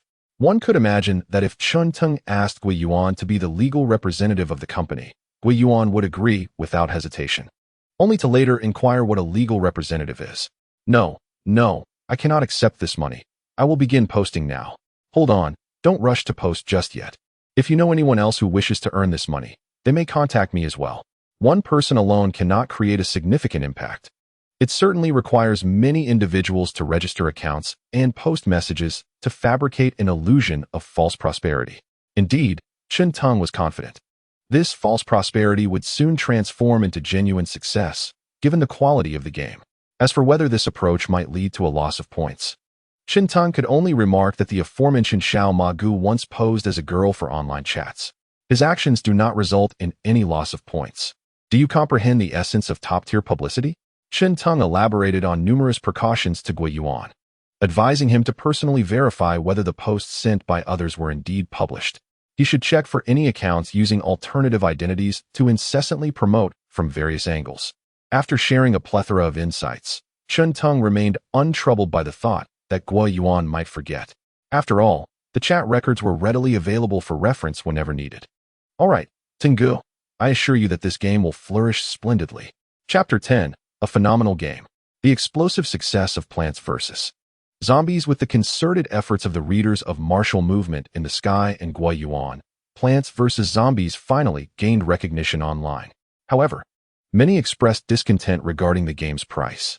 Why should it cost money? Priced at 6 yuan, it is not exorbitant. Yet the necessity to download a Steam platform is rather cumbersome.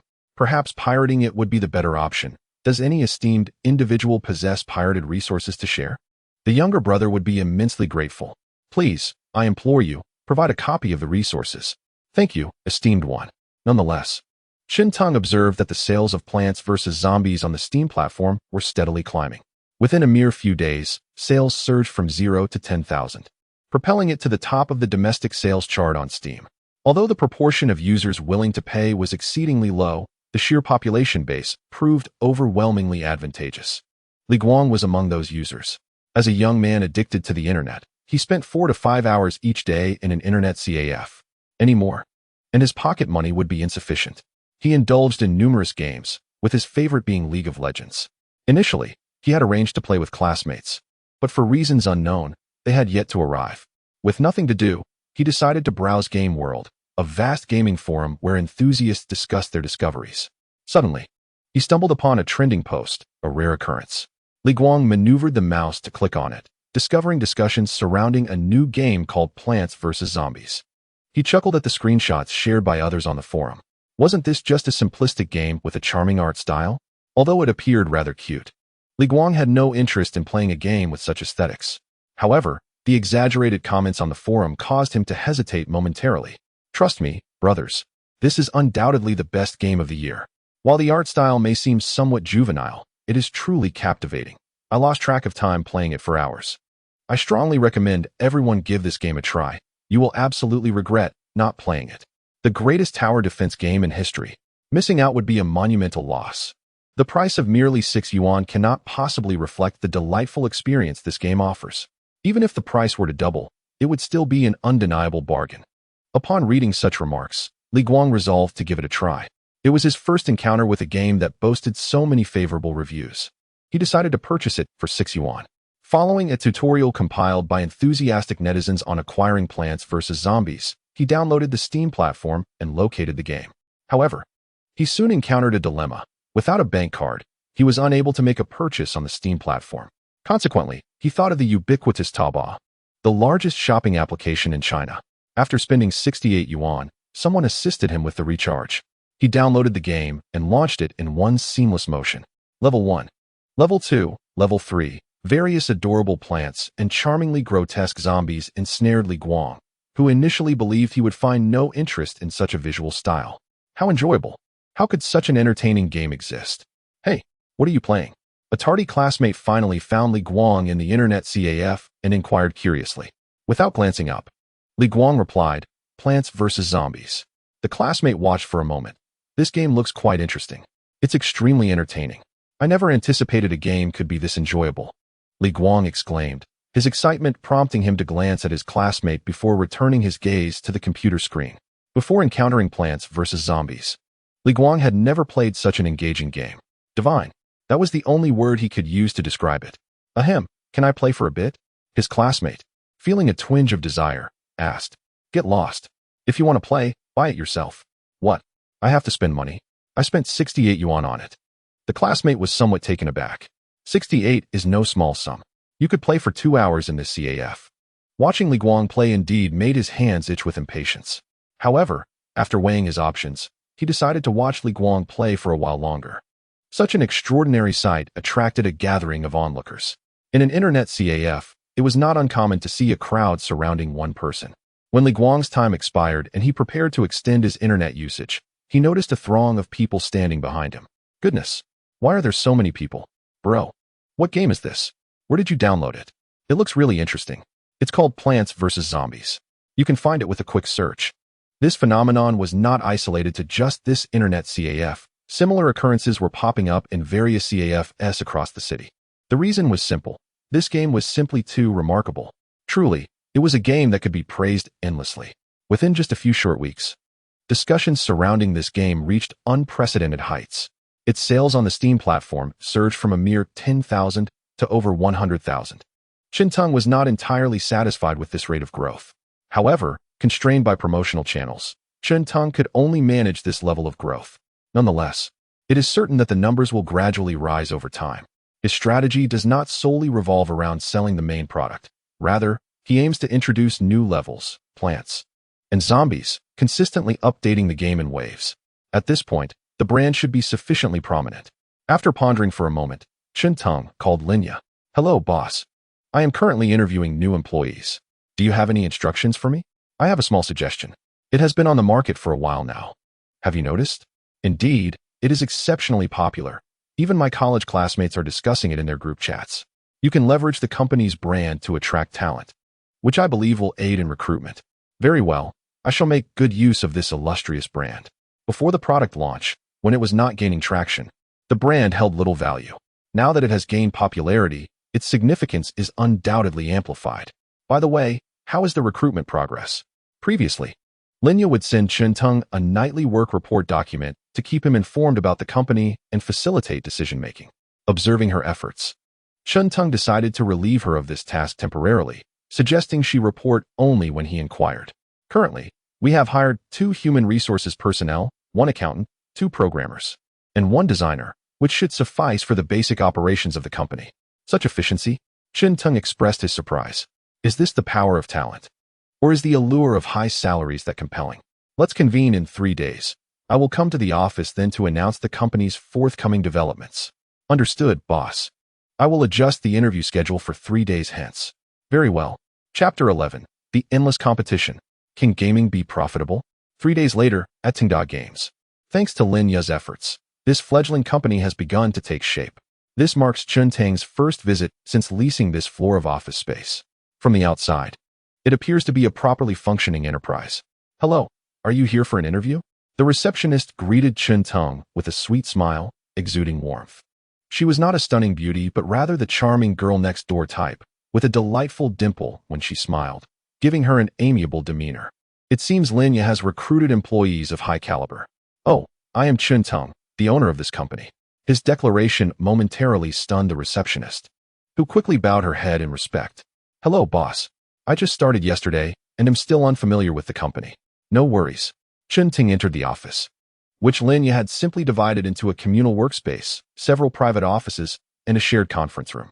The office was not partitioned with opaque materials, allowing Qinteng to see Linya clearly. He gently knocked on the door, and Linya called out without lifting her head, "Come in." As Qinteng entered, Linya was taken aback.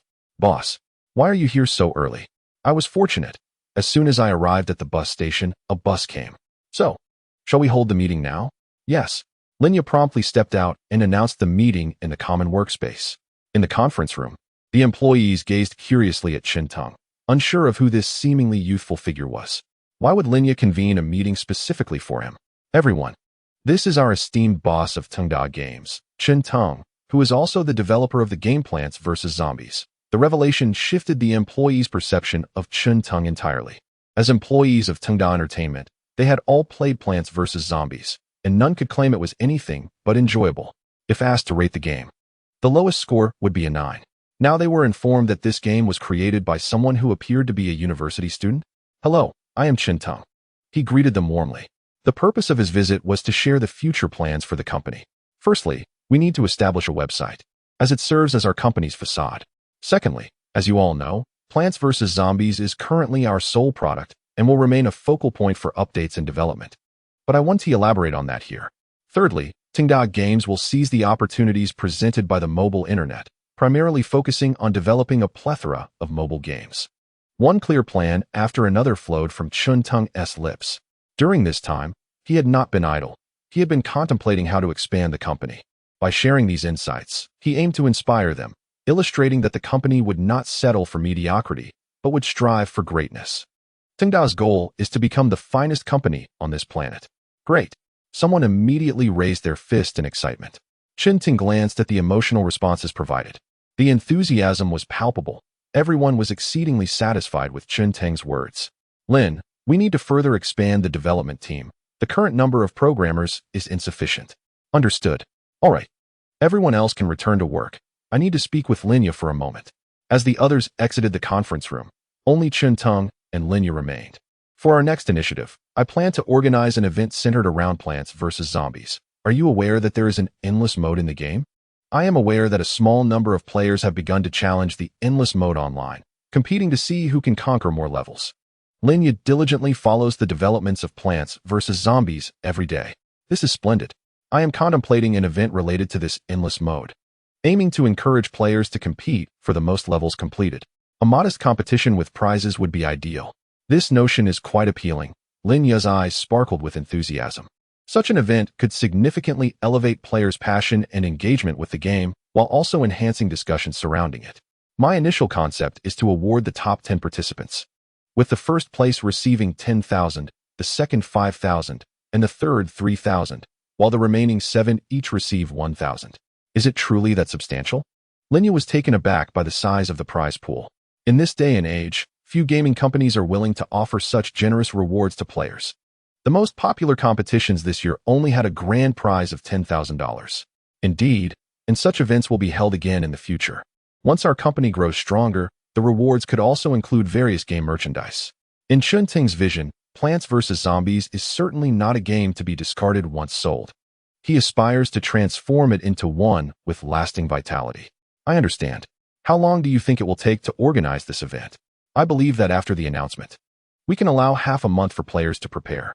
But how can we prevent cheating? There are already some rudimentary cheat tools available in the market, Linya cautioned. I have considered this. We can develop a forum where players upload their gameplay recordings, making it clear who has completed more levels and whether any cheats were used.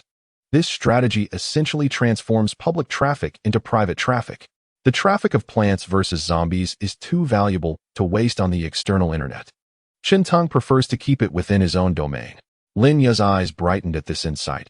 She certainly recognized the advantages of this approach. However, the timeline may not be so swift. Currently, we do not have all the personnel in place, and the development work cannot be expedited. No matter, Plants vs. Zombies should still maintain its popularity online for another month or two. We can finalize everything within 2 months, igniting players' enthusiasm once the game's online discussions begin to wane. 2 months should suffice, Linya nodded slightly. After the conclusion of this endless competition, we should encourage some secondary creative outputs on the forum. Secondary creative outputs? Linya was puzzled, as it was her first encounter with this term. The concept of secondary creation refers to individuals creating art or videos and uploading them to the forum, receiving significant views and likes, for which we would provide compensation. Tung explained succinctly. Linya began to discern the underlying strategy. The boss intends to cultivate user engagement and retain them. Tung nodded, expressing his aspiration for the forum to transcend being merely a platform dedicated to the game Plants vs. Zombies. He aimed to establish his own small television channel before his uncle could. Linya found this notion quite intriguing. Tung's ideas were unlike anything she had previously encountered. Although she had conversed with several upperclassmen regarding the internet, Tung's perspective was distinctly unique. How will this website generate profit? She inquired. We do not need to pursue profits actively. Accumulating traffic suffices. Traffic equates to revenue, he explained. In his vision, both long-form and short-form video platforms were essential. Linya grasped the concept, though she struggled to fully align with Tung's thought process. Nevertheless, she recognized her role. Execution was key. For now, She felt they had covered sufficient content and would defer further discussions until they had a larger workforce. Understood, she affirmed. There is one more crucial matter. Chen paused. You have been promoted to a formal position. Linya momentarily froze, then erupted with joy. Thank you, boss. I will certainly continue to strive and live up to your expectations. Yes, keep it up, he encouraged. Chapter 12, Million Sales. The wealthy goblin. The air in June was oppressively hot, and the time for college applications swiftly approached. Notably, despite Chun Tung's daily pretense of studying, he ultimately performed commendably on the college entrance examination, achieving near-perfect scores in English and around 40 to 50 points in his other subjects. He could manage to enroll in a third-tier university. Should he consider business management? Chun Tung was uncertain of the necessity, especially with Linya, an exceptional worker. In the mix, he felt the company did not require his oversight. However, upon further reflection, he deemed it worthwhile to gain some understanding of the field. Truth be told, Chen Ting found his previous university experience rather mundane. He had spent his days cooped up in his dormitory playing video games, only engaging in minimal review during exam weeks. It was enjoyable at the time, but in hindsight, it felt somewhat lacking. Determined to embark on a vastly different college journey this time, Chen Tung browsed the forums for a while and decided to apply to the School of Business at Huazi University in Huazi Province. This third-tier independent institution may not boast high prestige, but certain specialized courses were taught by faculty from the main campus of Huazi University, providing a relatively solid foundation in professional knowledge. It was the best university he could realistically aspire to attend.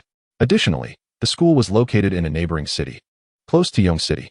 If he wished to visit his parents or check on the company, he could simply take a 1-hour bus ride followed by another hour on public transportation. Driving would be even quicker. Having completed his application, Chun Tung stretched lazily, momentarily at a loss for what to do next. The summer break before his senior year indeed felt long and tedious. Yet he was not entirely devoid of tasks. He still needed to finish writing his own project, Martial Movement in the Zhangqiu. Martial Movement in the Azure Sky, commence. In the days that followed, Chun Tung was incessantly immersed in the writing of Martial Movement in the Azure Sky. He aspired to complete the manuscript swiftly, relishing the prospect of enjoying the fruits of his labor, earning a steady income from the book each day. By mid-July, the sales of Plants vs. Zombies surpassed 1 million copies. This meant that even with a modest price of 6 yuan, Chun Tung had amassed several million from this game. The workforce at Tengda had also grown to 70, thanks to Lin Ye's diligent efforts. This scale was sufficient to sustain the operations of Tengda Entertainment, and it was perhaps even a tad excessive. The website and forum had all been successfully developed and launched, signifying that players wishing to purchase Plants vs. Zombies could now do so directly on Tengda's official site. Linya had also opened a channel for card recharge. Accustomed to the convenience of modern payment applications, Chun Ting nearly forgot that online transactions were not as straightforward in the present day. Many players topped up their accounts by purchasing cards offline and then entering the card numbers and codes online. This method significantly eased the purchasing process for eager gamers. Simultaneously, the endless tournament was beginning to generate excitement. Linya had introduced a new stipulation. Only genuine users could participate in the competition. Videos uploaded for the contest must prominently display proof of purchase. This initiative took Chun Tung by surprise, yet he wholeheartedly supported it. After all, is it too much to ask for participants to support the original product? As a result, game sales saw a notable surge due to this measure, and the prize pool for the competition replenished itself handsomely.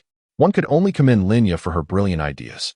Upon witnessing the prize amounts, netizens were swept into a frenzy, their eyes glazed over by the allure of a 10,000 yuan grand prize. Confidence surged as they each envisioned themselves securing the top spot. Who among them was not a master of Plants vs. Zombies? Even in Chun Tung's high school classmates group chat, discussions about the event were rampant. Gui Yuan urged Chun Tung to check the chat for the unfolding excitement. After leaving the group, Chun Tung was promptly reeled back in by his homeroom teacher. Nevertheless, he opted for a lurking presence, contributing little to the conversation. Upon glancing at a message from Gui Yuan, he took a moment to read it. Sun Jun remarked, "Class monitor, let us collaborate on this Plants vs. Zombies event. I am a seasoned player. I've conquered the adventure mode entirely. If we analyze it thoroughly, we can split the prize money." Was he truly eager to participate? Chun Ting found Sun Jun's eagerness so cringeworthy that he refrained from making any remark. It was akin to a wealthy goblin. However, the most unfortunate was Zhao Xueshi, who outright rejected him. Zhao Xueshi replied, "Not interested." Sun Jun then inquired, "What are you interested in? Let us team up. We have ample time during the summer break." If Zhao Xueshi had initially refrained from responding out of politeness, it is evident that her demeanor has now shifted to one devoid of courtesy. Her rejection was notably ruthless. Zhao Xueshi expressed her utter disinterest. Chen Ting could only lament that sycophants meet an untimely demise. Guo Yuan privately messaged Chen Teng, remarking on the unfortunate plight of Sun Jun, while also noting Zhao Xueshi's icy disposition towards him. Chen Teng resolved to serve Guo Yuan a dose of bitter realism. What misfortune does that rascal endure? Despite his lack of charm, he possesses wealth. Once he graduates from university and comprehends the allure of affluence, Zhao Xueshi might well find herself drawn to him. His assertions were not entirely unfounded. In his previous life, Sun Jun attracted a throng of admirers in university, all enamored by his financial status. Perhaps he recognized the improbability of a relationship with Zhao Xueshi and gradually ceased his pursuit. Zhao Xueshi, typically frigid in demeanor, later displayed her politeness by toasting Sun Jun at a class reunion. Clearly, after experiencing the harsh realities of life, she acknowledged the potential influence behind Sun Jun's wealth. Even if she harbored no feelings, it would be prudent not to offend him. At that moment, it was Guo Yuan who, in front of Chen Teng, mused about the vicissitudes of life. Subsequently, Chen Teng learned that Sun Jun had offended a powerful second-generation rich heir due to his arrogance, prompting yet another reflection on the changing tides of fortune. Guo Yuan remained incredulous, asserting that while Sun Jun may be wealthy, not every woman would capitulate for monetary gain.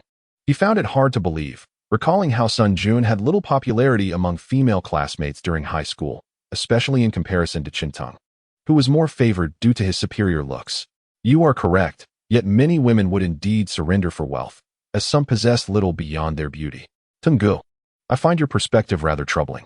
Chen Teng relinquished his attempts to persuade Guo Yuan, choosing instead to wait for him to reach his own epiphany. He recalled how Guo Yuan had encountered a captivating girl in university, only for her to become involved with a wealthy heir. No further explanation was necessary. Those in the know understood. Ultimately, he advised Guo Yuan to relinquish his fantasies about this harsh world, to acquire professional skills, and to pursue financial success.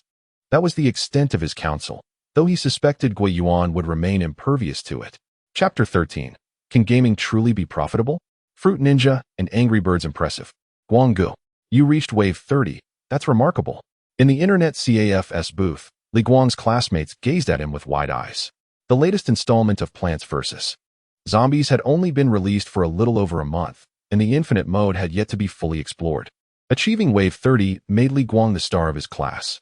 Upon learning of the event hosted by Tengda Entertainment, he eagerly registered to participate. Before the deadline, he uploaded his infinite mode gameplay video to Tengda Entertainment's forum. After a quick calculation, Li Guang realized he could rank third.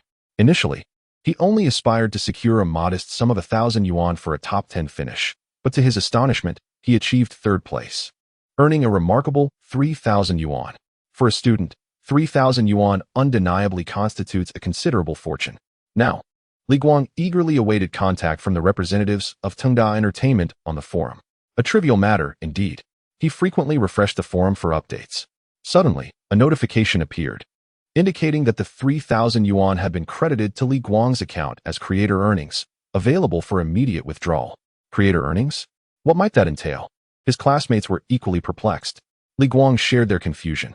Following the system's guidance, he located this creator earnings section. To his surprise, it read 315,264, which was over 100 more than expected. I should inquire with customer service on the forum. Though exhilarated, Li Guang felt a twinge of anxiety, fearing that they might reclaim any excess funds. As he read through a lengthy message from customer service, a smile gradually spread across his face. What could this mean? Had they mistakenly overpaid him? His classmates were rife with envy. No, it was not an overpayment. Li Guang's joy was palpable as customer service informed him that due to the substantial likes and views on his uploaded video, he was granted additional creator incentives. This left his classmates utterly envious. Not only could one earn money playing games, but also by posting videos. Is there a current event? I too wish to upload videos. Unfortunately, no, The previous event occurred during the Plants vs. Zombies promotion when the forum initiated a creator incentive campaign. Elated, Li Guang chose to withdraw all his creator earnings to a bank card. He did not possess a card of his own. It belonged to his father. Having accomplished this, he dashed out of the internet CAF, eager to demonstrate his newfound earning potential to his parents, who said that gaming was a frivolous pursuit. Upon arriving home, he overheard his parents discussing the matter, as his father's phone had received a bewildering text notification of an unexpected transfer exceeding 3,000 yuan. This left them puzzled, suspecting that perhaps someone had mistakenly sent money to the wrong account. "It was me," Li Guang exclaimed, jumping with excitement. His parents turned to him simultaneously, incredulous. How could a child possibly earn over 3,000 yuan? "It truly was me." Li Guang recounted the entire sequence of events to his parents. Seeing their skepticism, he insisted they go online to verify. Although Li Guang's family owned a computer, his parents forbade him from using it, compelling him to frequent the internet CAF instead. Witnessing the evidence, his parents felt as though they were witnessing a radically transformed world. Li Guang's father rubbed his eyes in disbelief. "Are you implying that you earn money by playing games?" "Indeed," Li Guang affirmed. His mother, equally baffled, questioned, "You can actually earn money from gaming?" "Absolutely." Observing his parents' astonishment, Li Guang felt an overwhelming sense of pride. In the past, he hesitated to disclose his gaming activities in front of his parents. Now, he can proudly express his passion. It left Li Guang's father at a loss for words, ultimately exclaiming in disbelief. Similar occurrences are unfolding across the nation. Chunting not only rewarded the top 10 players, but also bestowed financial incentives upon those whose videos garnered considerable views and likes. Today, those who can afford to purchase and indulge in games are not particularly old. For this younger demographic, such monetary rewards are sufficient to foster a sense of loyalty towards the platform. Within the realm of Tengda Games, Shintang convened a debriefing session with Linya and others. It is imperative to capitalize on the current wave of enthusiasm within the forum. Our fundamental strategy is to invest money to attract users, yet the manner of expenditure requires finesse. The planning department of the forum must deliberate on this and collaborate effectively with the development team. Rest assured, boss. Our current strategy is to invite other game strategists and elite players to join us, transforming this forum from a Plants vs. Zombies platform into a diverse gaming community. This idea is commendable, yet I seek not merely a gaming community, but rather a forum for discussions on a myriad of topics. Subsequently, I plan to separate the forum and video sections. Shintang envisions a blend of Tieba and Pink Little Television. However, he does not intend to launch a product directly. Instead, he aims to first cultivate a user base through an ordinary forum. If he were to directly establish Tieba and Pink Little Television, he would lack the necessary users. And if he wishes to burn through cash, he cannot afford it. Therefore, accumulating a substantial user base and financial resources before gradually investing is the prudent approach. Linya was taken aback by the extent of Chuntung's ambition. Nonetheless, despite his grand aspirations, Chuntung is not one to seek immediate gains. And has the production of Plants vs. Zombies been put on the agenda? Yes, we have already commenced, and we are currently in the proposal design phase. Excellent. I would like to suggest 2 more mini-games, Fruit Ninja and Angry Birds. Chuntung rose. These 2 games, while not technically complex, are not easily conceived. The audience listened with curiosity as Chuntung elaborated. From their titles alone, one could hardly discern their genres and gameplay. The first game, Fruit Ninja, involves players slicing fruits that continuously appear at the bottom of the screen using a controlled knife. As he spoke, their eyes sparkled with intrigue. Linya astutely sensed something unusual. This game does not seem to be designed for computers. Brilliant. Chuntung commended, indeed. This is not a computer game, but is recommended for mobile play. It is now 2011, nearly a year since the release of Fruit 4 in 2010. During this year, mobile technology has undergone a remarkable transformation. Various games akin to chess, Do Di Zhu, and Mahjong have already emerged in mobile versions. Naturally, Chuntung would not let slip this golden opportunity. Now, let us ponder how this game could generate profit. Chuntung's gaze first fell upon Linya. Eager to hear her insights, "I believe we could adopt a pricing model similar to that of Plants vs. Zombies," Linya responded nervously. Despite having graduated from university, she found herself feeling as though she were being questioned by a teacher in front of a much younger male peer. What about the thoughts of others? Chuntung turned to the rest of the development team. Their responses mirrored Linya's. Ting nodded and continued. I plan to price this game at 1 yuan and launch it on our own website. Within the game, we will monetize through knife skins. A regular knife gliding through fruit will produce a gentle blue ripple, while purchasing a skin could transform it into a spectacular flame or lightning effect. Teng's ideas undoubtedly astonished them. Each member of the team had some experience in the gaming industry and considered themselves well-informed. Yet, Teng's concepts left them in awe. How could anyone's imagination be so vibrant? They were eager to commence the game's production immediately. This game was destined for success. Chapter 14, Salary Recovery Plan. Bull and Horse Holy Body Experience Card. There is one crucial aspect to consider regarding this skin. First, the pricing should not be exorbitant. Second, the quality of free skins must be high. Do you understand? Boss, but if the quality of free skins is low while the paid ones are of high quality, wouldn't that intensify players' willingness to pay? A game planner raised his hand to inquire. This notion contradicted what he had previously learned. While it could indeed enhance players' willingness to spend, it also risked incurring public disdain. I aspire for the games we develop to cultivate a reputation for integrity, Teng asserted. Only in this manner can we instill confidence in players when we release future games, knowing their investments will never be wasted. Teng's theory was evidently refreshing and distinct. It stemmed from a player-centric perspective. In his previous life, he had encountered numerous players with a strong willingness to pay, yet some game companies sought to deceive them, repulsing players from various angles. Having embarked on this journey, Teng wished to embrace idealism. Armed with a system and foresight that transcended the future, he saw no reason for failure. I understand, boss. The next game is Angry Birds. Teng elaborated on the general gameplay of Angry Birds. As he spoke, a powerful urge began to swell among the listeners. They yearned to delve into Teng's mind, to uncover the treasures of creativity that resided within, and to understand the source of his abundant inspiration. Just discussing it ignited their desire to play. Then a question arose. How can we monetize this game? Linya. Paid downloads, skins, and charging for new levels. Excellent. Teng nodded in approval. Linya's suggestions aligned perfectly with his own thoughts. However, there is one crucial point to bear in mind. The aesthetics of the game's skins must remain consistent to avoid any sense of dissonance, which is a matter for the lead artist to oversee. Furthermore, regardless of the skins, we must ensure that the player's gaming experience remains paramount. The skins should not be overly gaudy. The group nodded in agreement, their gazes toward Teng increasingly filled with admiration. It seemed this boss had a perspective that diverged significantly from that of other game company leaders. While others focused solely on maximizing profit, disregarding long-term operations and game experience, Teng had additional plans in mind. A salary recovery initiative. A subtle smile played on his lips, stirring a mix of excitement and trepidation among them. A salary recovery initiative? Surely, he wouldn't be reclaiming their money? Rest assured, it's not your money, Teng chuckled. For games downloaded from our website, we will introduce a payment method that enhances creator earnings. Brilliant. They could generate traffic through their videos while earning money that would subsequently be reinvested into our games. Linya was surprised by this innovative approach. Then the technical director inquired, should we implement an online verification system? From a technical standpoint, this could effectively eliminate piracy. No, Teng replied. Our game is priced very affordably, making it accessible to nearly everyone.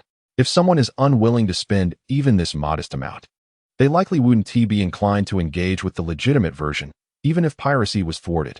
It might be more beneficial to let them promote our game through their piracy. I suspect many of these individuals are elementary or middle school students. Perhaps as they mature, they will consider making purchases. The technical director nodded in understanding. I see, boss. However, we can incorporate online verification for the skins. Very well. For now, let us divide the development team into two groups. One focused on subsequent development, and the other on Fruit Ninja and Angry Birds. Teng concluded the meeting, having set the course for the company's future development. By the end of this meeting, several hundred emotional points had been accrued, including the emotional points previously provided by netizens. Teng's total had surpassed 10,000. Shall I go for a tenfold draw? Teng found it difficult to restrain his eagerness. Upon returning to his office, he declared, Tenfold draw activate. Thank you for your patronage. Thank you for your patronage. The phrase echoed twice, albeit with an undertone of awkwardness in Teng's smile. A series of acknowledgments followed, punctuated by the mention of a primary energy potion, which promised a significant enhancement in cognitive abilities and productivity. Tung raised an eyebrow, contemplating the implications of such a potion. If administered to someone, would it not transform them into a paragon of diligence? A delightful prospect indeed. However, this exceptional item would be better utilized by Linya and others rather than himself. Then, the description of the Eye of Insight, disposable, caught his attention. It allowed one to observe a specific attribute of an individual and enhance it. This seemed particularly suitable for Linya. After some deliberation, Tung resolved to focus on enhancing her management skills rather than her commercial acumen. While business proficiency was undeniably vital, with his foresight and the products acquired through the system's lottery, Tungda Games would undoubtedly possess unparalleled competitive strength. The company merely needed to devise strategies to market the products provided by the system. Without further ado, Tung entered Linya's office and activated the Eye of Insight upon her. Linya, Management, 88. Is the maximum score 100? Tung sought confirmation. The system affirmed his assumption. In the next moment, the score escalated to 92. It had truly worked. Boss, is there something you need? Linya, unaware of the change, looked at Tung with curiosity. I brought you a coffee liquid that a friend purchased from abroad. It's said to be beneficial for mental clarity, Tung explained, presenting her with the primary energy potions. The system had provided him with 20 bottles, of which he offered 15 to Linya, reserving the remainder for later use. Isn't the color of this coffee a bit off? Linya questioned, observing the orange-hued liquid in Tung's possession, which resembled juice. Not to worry. It won't harm you, Tung assured her, placing the potion on her desk with an air of nonchalance. Linya pondered for a moment and found it reasonable. After setting it down, Tung discreetly exited, leaving Linya to attend to her work. Why does it feel like my thoughts are clearer since the boss came in? Linya believes that management is about placing the right individuals in the appropriate positions and entrusting them with the correct tasks. While this notion may seem straightforward, its execution is fraught with challenges. What appears to be a singular task encompasses numerous considerations. Often, Linya finds herself contemplating for an extended period to effectively carry out her managerial responsibilities. However, she now senses that her thought process has become markedly clearer. It is indeed quite peculiar. Linya once again picked up the coffee liquid given by Tung and diluted it with some hot water. Upon tasting it, she was surprised to find it sweet. Could it be that the boss has been misled by someone? Linya felt compelled to find a moment to ask Tung. Yet, not long after, she found her desire to work at an unprecedented peak. Although she has always been a workaholic, brimming with enthusiasm for her job, this newfound fervor seemed to intensify remarkably. Just as she began to feel a tinge of fatigue and contemplated leaving for the day, she suddenly noticed that the surroundings had plunged into darkness. How could it be so late? Linya was astonished. She had been so engrossed in her work for several hours that she hadn't realized it. Perhaps she had been inspired by the content shared during the boss's meeting? This thought led her to admire Tung even more. Chapter 15. Off to Qiming City. Preparing for registration, nothing can hinder Tung as he hums a tune while driving towards the Huaza Business School in the neighboring city. Initially, Tung had no intention of purchasing a car. However, during a conversation with his parents, they mentioned a vehicle that had been acquired by a leader at their factory, which looked particularly appealing. Upon hearing this, Tung immediately took his parents to the dealership. Coincidentally, the earnings from June and July had just been deposited, leaving him with a substantial sum. Consequently, Tung resolved to transform this cold fortune into warm familial bonds. Ultimately, the car purchase only cost him a little over $1 million, acquiring an Audi A7 and a BMW 5 Series. At the dealership, he encountered neither disdainful salespeople nor pretentious classmates. Instead, his sister Chen Lily exclaimed that she wanted one too. After inquiring about her dream car, Tung bought her a model Porsche, spending several hundred on it. Chen Jiangwo and Jiang Meiji jokingly criticized Tung for his extravagant spending, suggesting he had forgotten his roots, yet their smiles betrayed their delight. Particularly, Chen Jiangwo could not stop admiring the car's interior. Witnessing his parents' joy filled Tung with immense satisfaction. After all, what is the point of earning money if not for moments like this? In his previous life, he had never driven an impressive car. After several years of work, he had settled for a modest Geely. Even after his journey to this new life, he had not upgraded. Now, suddenly switching to a BMW felt significantly more comfortable than his little Geely. Tung was uncertain whether the comfort he felt was genuine or merely a figment of his imagination. By 2011, the streets were already bustling with vehicles. However, In comparison to the congestion of later years, the current traffic could only be described as a preliminary stage of congestion. During those future congested times, Chen-teng would have preferred to abandon his car and walk, as even a small electric scooter would prove to be swifter. Today marked the day of registration. Sun Jun boarded the bus, grinning widely as he settled next to Zhao Xueshi, albeit separated by an aisle. The window seat next to Zhao Xueshi remained unoccupied. Class monitor. It's a long journey. Would you like a snack to tide you over? This is a treat my father brought back from Europe. It's quite popular there and unavailable here. Sun Jun eagerly glanced at Zhao Xueshi. He could have asked his father to drive him, even inviting Zhao Xueshi along, but she had outright declined. Hence, Sun Jun leveraged his financial influence to inquire about Zhao Xueshi's travel arrangements and subsequently secured a seat closest to her on the bus. Zhao Xueshi furrowed her brow. First, we've graduated, so please refrain from calling me class monitor. Second, our bus is headed to Qiming City, and the journey only takes a little over an hour. I won't be hungry. She was puzzled about how Sun Jun had learned of her presence on this bus and had persistently followed her. Sun Jun's mind raced as he pondered what topic to discuss. By the way, class monitor, are you aware that the company that developed Plants vs. Zombies is located in our city? Noticing Zhao Xueshi seemed somewhat intrigued, he quickly elaborated. I saw it while helping my dad recruit new staff. There's a company called Tengda Games on the local forums. Their office is right here in our city. His intention behind this statement was to highlight his connections and prowess in recruitment. Although Zhao Xueshi had a slight interest in the game company, she did not engage deeply with Sun Jun, merely nodding slightly. She turned her gaze to the window, intending to casually observe the scenery outside. However, as soon as she looked, her attention was captured. She spotted Chen-teng. At that moment, the bus was still a couple of traffic lights away from leaving the city for the highway. The bus was halted at a red light, and in a car waiting beside them was none other than Chen-teng. What was he doing here? Zhao Xueshi pondered. Upon closer inspection, she noticed it was a BMW. Had Senior Linya bought a car for Chen-teng? Zhao Xueshi had already labeled him a man living off Lin Ye's generosity. But upon reflection, she considered that Linya was merely a year out of university and working. How could she possibly afford to buy Chen-teng a car?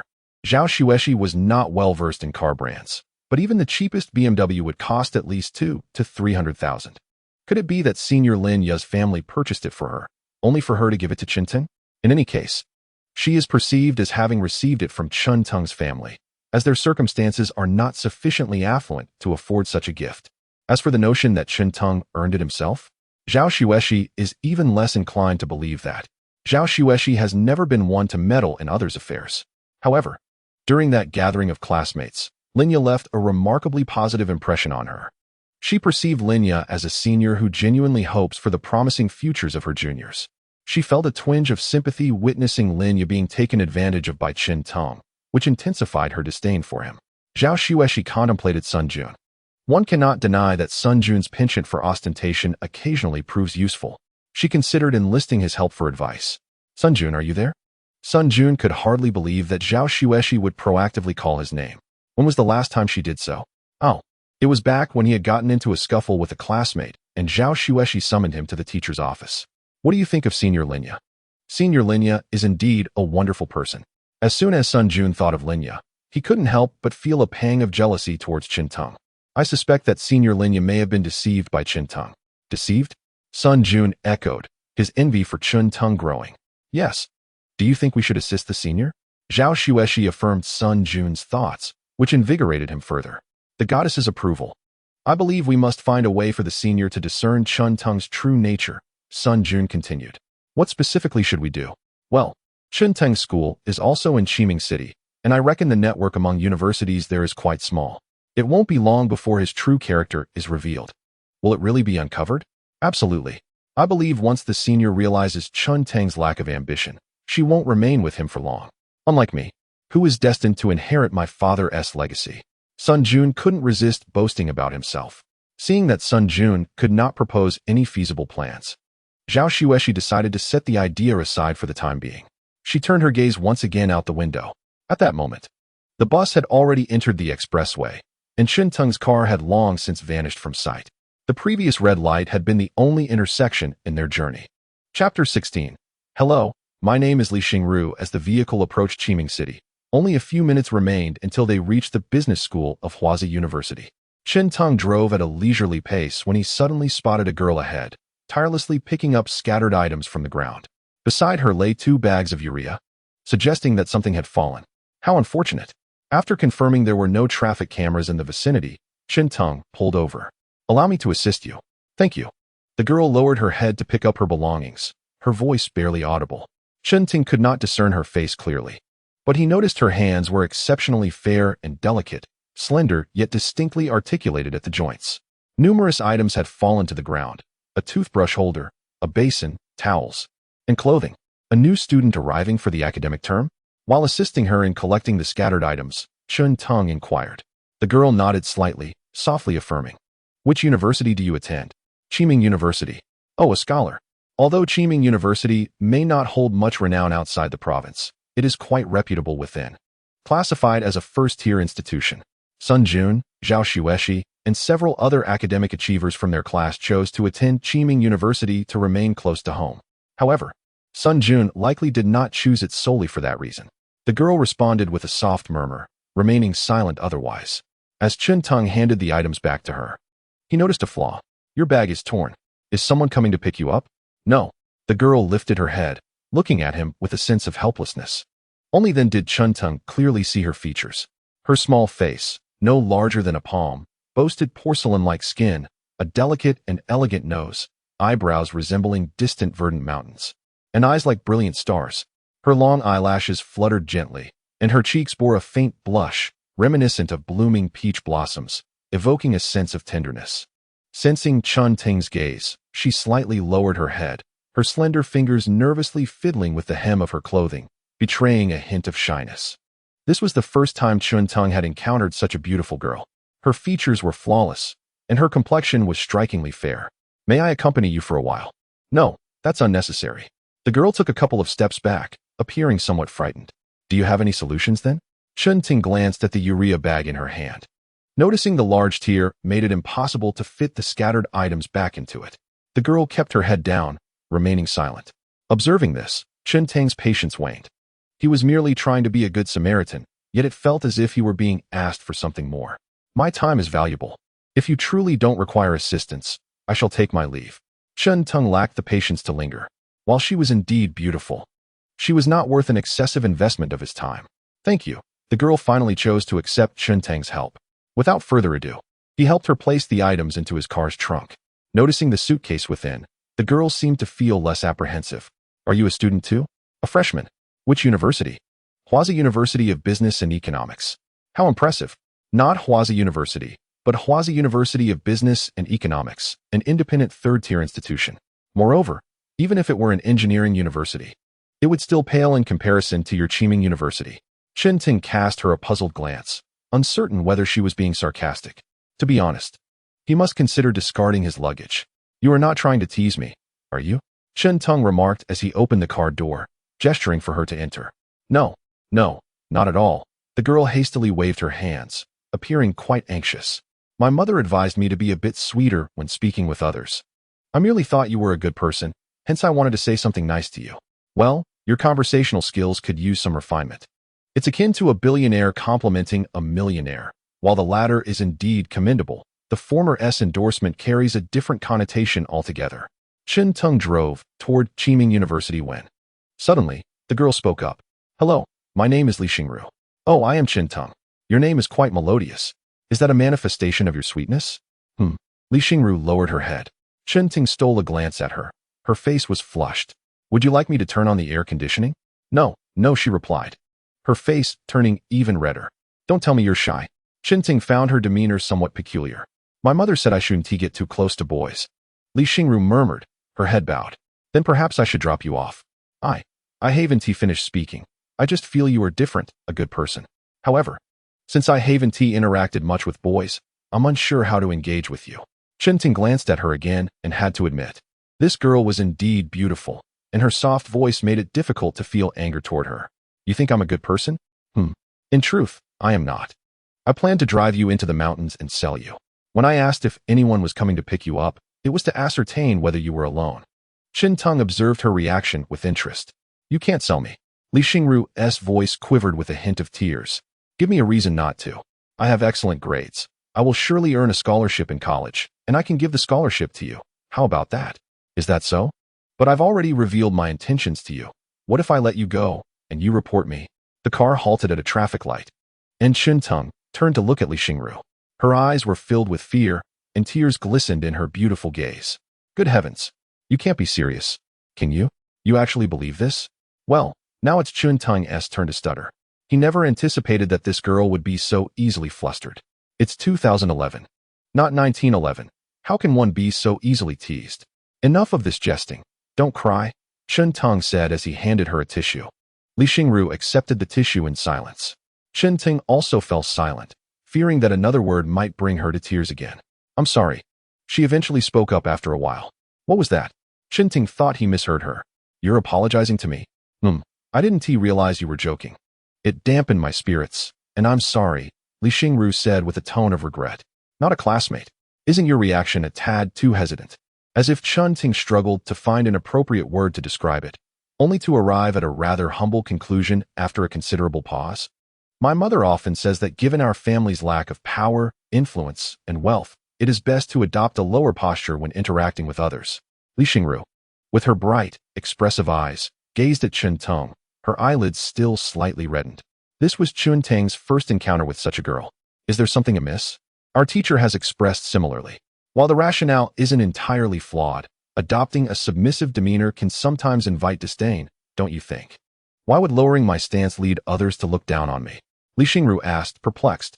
By showcasing your vulnerabilities, you essentially signal to others that you are easy to take advantage of. If not you, then whom would they target? Li Xingru blinked in a somewhat dazed manner, as if struggling to comprehend Chun-Tung's words. Chun-Tung shrugged, saying, let us put it this way. If I were indeed a human trafficker, your previous demeanor would certainly make you an easy target. If you were to resist vigorously, displaying a willingness to fight back, would I still dare to abduct you? This seemed to resonate with Li Xingru, as she appeared to suddenly grasp the concept. Her navette was somewhat endearing. Chun-Tung shook his head, suddenly struck by another thought.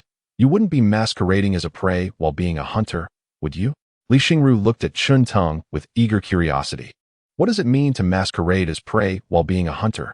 Her beautiful eyes widened, her lashes fluttering. This expression made her appear somewhat oblivious. Forget I said anything.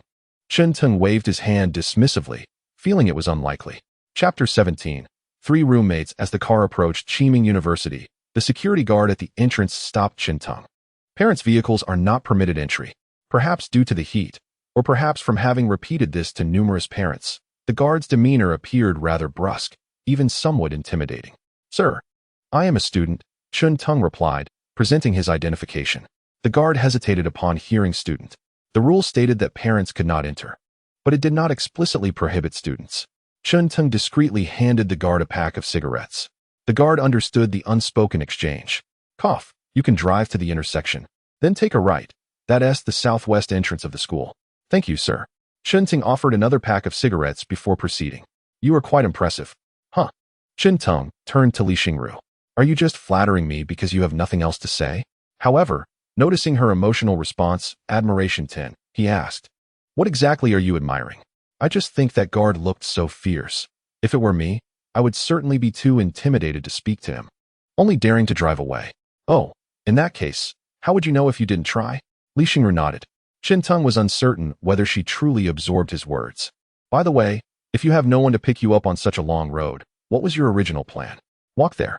What? Walk there? Chun-Tung stood in stunned silence. Even if the bag were intact, it wouldn't be easy for you to walk over, would it? However, it was a matter of saving money. Are you in dire need of funds? Chun-Tung keenly sensed this point. He scrutinized Li Xingru once more. She wore a plain white short-sleeved shirt, almost devoid of any patterns. Yet, upon closer inspection, faint designs could be discerned, suggesting it had been worn for a considerable time and faded through washing. Fortunately, it did not appear to be a dire situation. Li Xingru lowered her head again. We've arrived. Let me assist you with your belongings.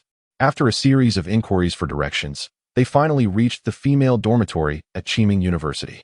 After confirming Li Xingru's dorm number, Chun-Tung strode ahead with the urea bag in hand, as if returning to his own dormitory.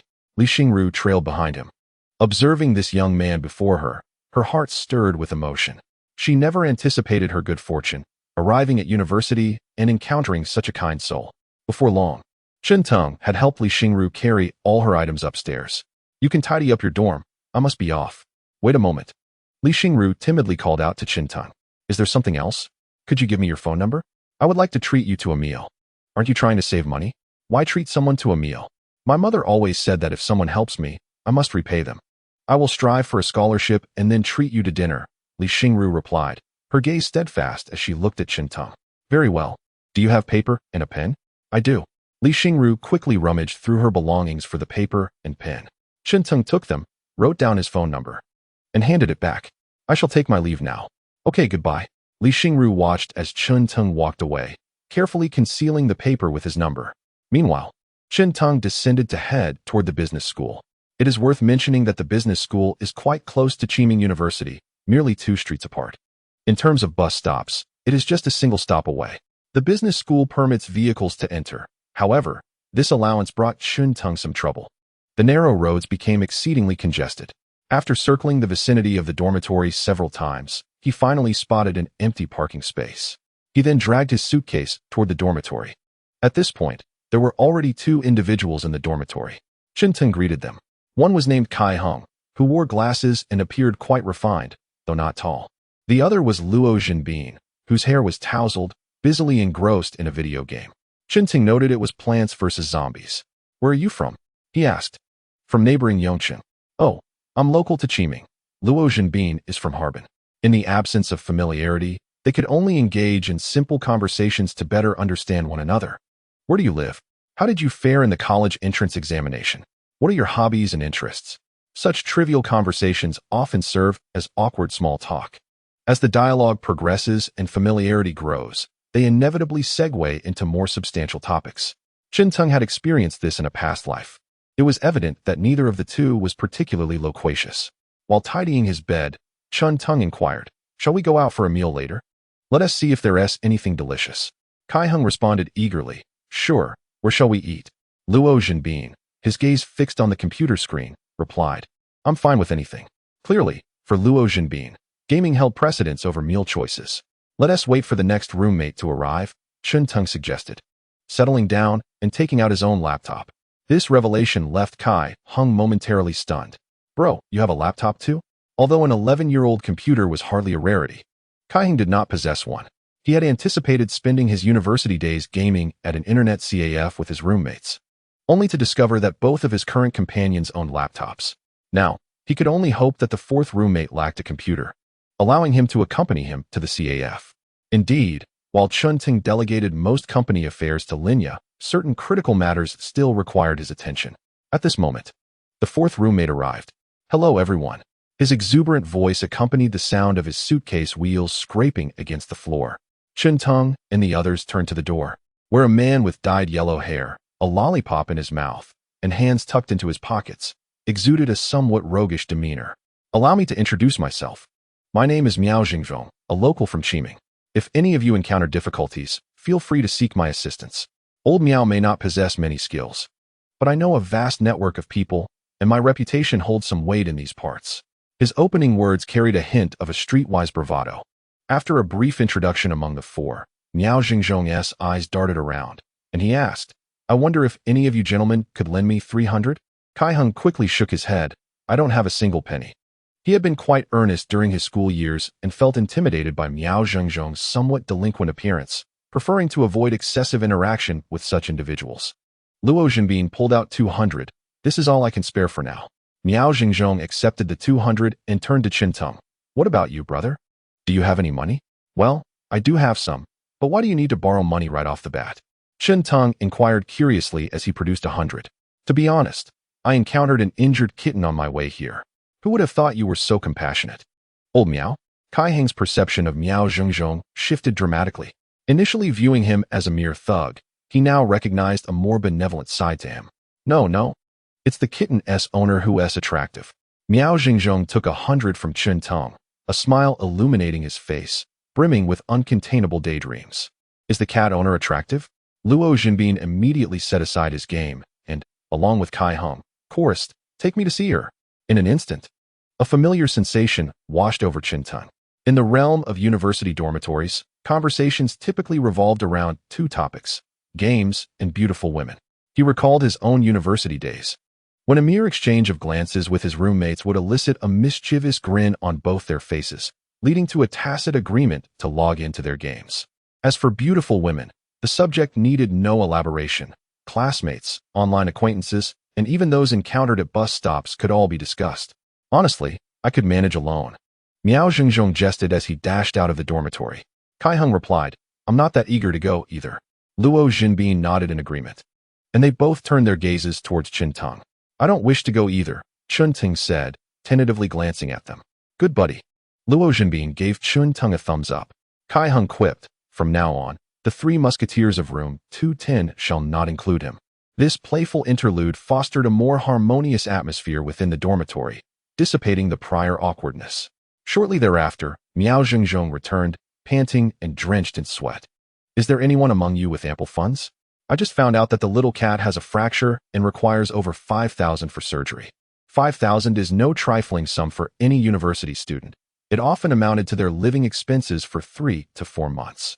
Both Kai Heng and Luo Jinbin yearned to step forward and declare their financial capability, yet they remained silent. Take me to see it, Chinteng urged. You have the funds? Miao Zhengzhong looked at him in surprise. Just a little.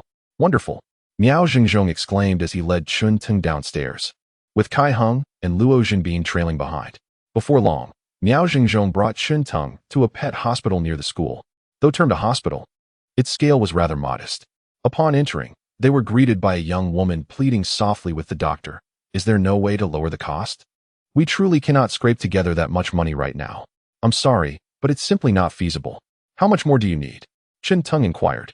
Observing the girl in a charming floral dress, she was petite, yet undeniably adorable. I've gathered all the money I could, but I still fall short by over 1,000. Her eyes glimmered with hope as she turned to Chinteng. Forget it, I will cover it. Consider it a debt owed to me. Thank you so much. My family provides a decent allowance, but I just can't access that much at once. Chinteng presented his bank card to the pet hospital staff and found a seat.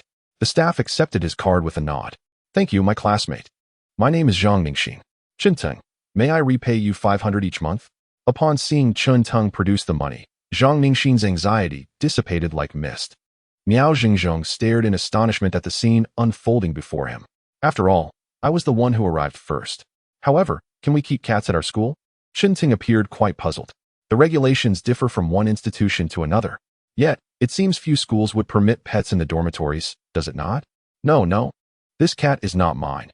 It appears to be a stray that has recently shown up.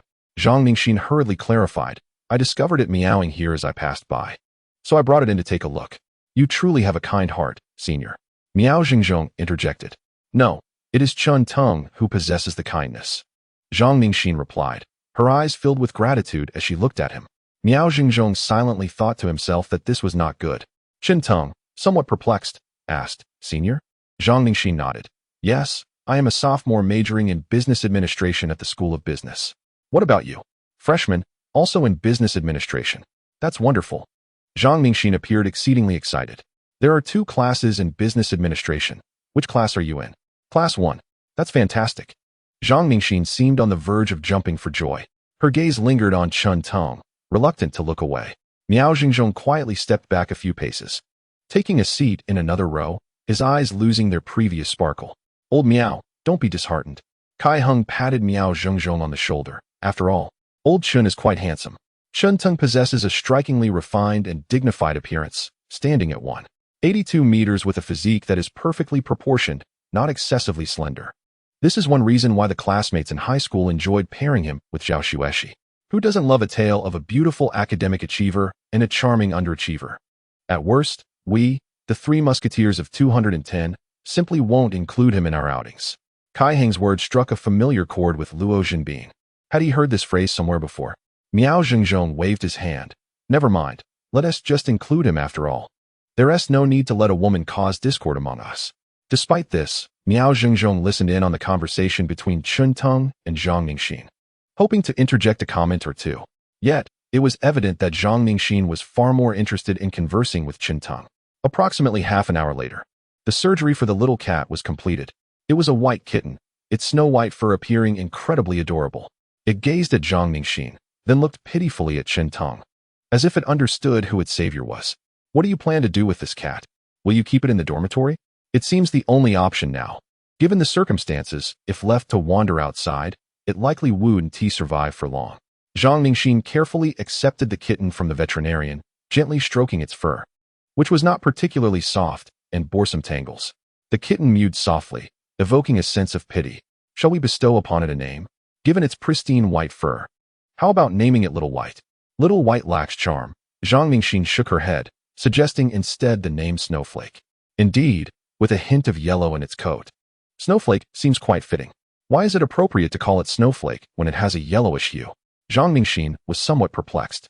Because, you see, the snowflakes on a snowy day are indeed white with a touch of yellow. Chinting would not mention that snowflake beer is yellow. Zhang Ningxin then understood. Gently stroking the kitten appeared quite pleased with its new name, nuzzling against Zhang Ningxin affectionately. Let us exchange numbers. Chen Tong. What is your phone number? 139. Chen Tong replied, providing his contact information, while Zhang Ningxin quickly jotted it down on her phone. A radiant smile graced her face. Allow me to treat you all to a meal as a token of my gratitude. Chen Tong hesitated. If he treated them to dinner, wouldn't that mean Zhang Ningxin's debt to him would be postponed? Miao Xingzhong's eyes lit up. Old Chen, just agree. Yes, old Chen. Dining with a senior is a delightful prospect, Kai Hung added, feeling somewhat excited. He harbored no romantic intentions towards Zhang Ningxin, as her beauty intimidated him. Yet the idea of sharing a meal with her was enticing. Old Chen. Luo Zhenbin looked at Chen Tong with hopeful eyes. All right, Chen Tong conceded, considering it merely an extension of their dormitory gathering. I'll first take the kitten back to the dormitory, then I'll invite you all for a meal. There is a small restaurant nearby that is renowned among surrounding schools for being the perfect spot for gatherings. I'll take you there. Zhang Ningxin hurriedly dashed away, leaving no chance for the four to decline her invitation. Chapter 19. Zhang Ningxin treats. A bold move, old Chen, I must say. When a girl is willing to dine with you, you must seize the opportunity, Miao Xingzhong remarked, seeing Chen Ting's lack of interest with a look of exasperation. Chen Tong glanced quizzically at Miao Xingzhong. Seize what opportunity? The chance to woo a girl. I believe the senior has a fondness for you. It might not be long before something blossoms. Kai Hung added with a serious demeanor, Old Chen, trust me, once this chance passes, it won't come again. You should treat the senior to dinner. Luo Zhenbin wholeheartedly agreed. Chen Tong, puzzled, asked, you seem quite experienced? Kai Heng's expression was slightly awkward. Experience, indeed. How many relationships have you had? If I were to date now, it would be my third, Kai Heng boasted confidently. Impressive, old Kai. Miao Xingzhong and Luo Zhenbin exchanged glances that conveyed a newfound respect for Kai Heng. Chen Tong mused. Honestly, in his previous life, he was an average student, and he remains an average student now, so he is hardly in a position to mock those of similar standing. Yet sometimes, he simply cannot resist. Have you calculated further? Calculated further? Miao Xingzhong scratched his head, finally realizing. Oh, so you're just talking theory, Lao Kai? What is wrong with discussing theory? Isn't it true that everyone begins with theoretical discussions? Kai Heng retorted confidently. Chen Tong was left speechless by Kai Heng's audacity. How could one offer counsel on matters they had never experienced? And you? How many times have you engaged in such discussions? Chen Tong turned to Miao Xingzhong. A true gentleman should not be shackled by romantic entanglements. Yet, it seems, the answer is 0. Chen Tong cast a bemused glance at Luo Zhenbin. What about you? I haven't either. Well then, this is what they call being a self-proclaimed mentor? Collectively, the three of them had a grand total of 0 experiences. Yet they dared to instruct him? Upon witnessing Chen Tang's mocking expression, the trio was immediately incensed. But online, everyone says that when you're in a relationship, you must treat her well, spend money on her, and provide meticulous care, Kai Heng recounted with familiarity. And then you'll become like a fish in a pond. Earning the title of King of the Simps, Chen Ting added. What is a simp? How unpleasant. That's called a warm-hearted man. Girls adore that type. Chen Ting found himself at a loss for words. Is this mindset really so prevalent in 2011? Surely, I couldn't have been this foolish back then. Chen Tong reflected on his recent graduation, acknowledging that while he may have been naive, he didn't quite fit the description of a simp. With this thought, he felt a wave of relief wash over him. I wish you success. Absolutely. Tomorrow, at the class meeting, I'll see if there are any beautiful girls in the class, and I'll make my move. Kai Hung proclaimed with unwavering confidence. Miao Zhengzhong patted Kai Hung on the shoulder. Good brother, you have ambition. Chen Tung remained speechless. Better to let them learn the hard way. In the business school's female dormitory, room 308, Zhang Ningxin brought a kitten named Snowflake into her room, gently placing it on her bed. Can you help me keep an eye on this little one? Wow, how did you bring it here? Her roommate inquired with curiosity. That is not important, Zhang Ningxin replied. Her face slightly flushed as she began to apply her makeup. What's up with our beauty? Why the sudden interest in makeup? Her roommate observed her charming features in the mirror, her smile growing bolder. I encountered a kitten with a broken leg while picking up a package off campus today. Zhang Ningxin recounted the day's events. Her roommate's eyes widened in realization. Is that the handsome junior named Qinteng? Zhang Ningxin felt a tinge of embarrassment. He is my type. I feel quite comfortable chatting with him. He is different from the typical boys at university. Love makes one see beauty where others do not. Her roommate teased. Not at all. Qinteng is genuinely a good guy, Zhang Ningxin countered, quickly finishing her simple makeup. Look at you. And you haven't even started dating yet, and you're already leaning towards him. Imagine if you do start dating. Who knows what might happen? But tell me, XIN, don't you plan to hold back a little? Hold back for what?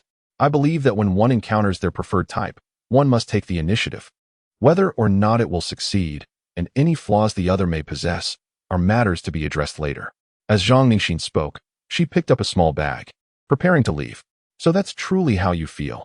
I thought it was merely an excuse you crafted after a year of being single, came the teasing reply. With a playful smile, Zhang Ningxin descended the stairs. Hello, my 4 junior classmates. She was adorned in a sweet floral long dress, and with a light touch of makeup. She appeared even more enchanting.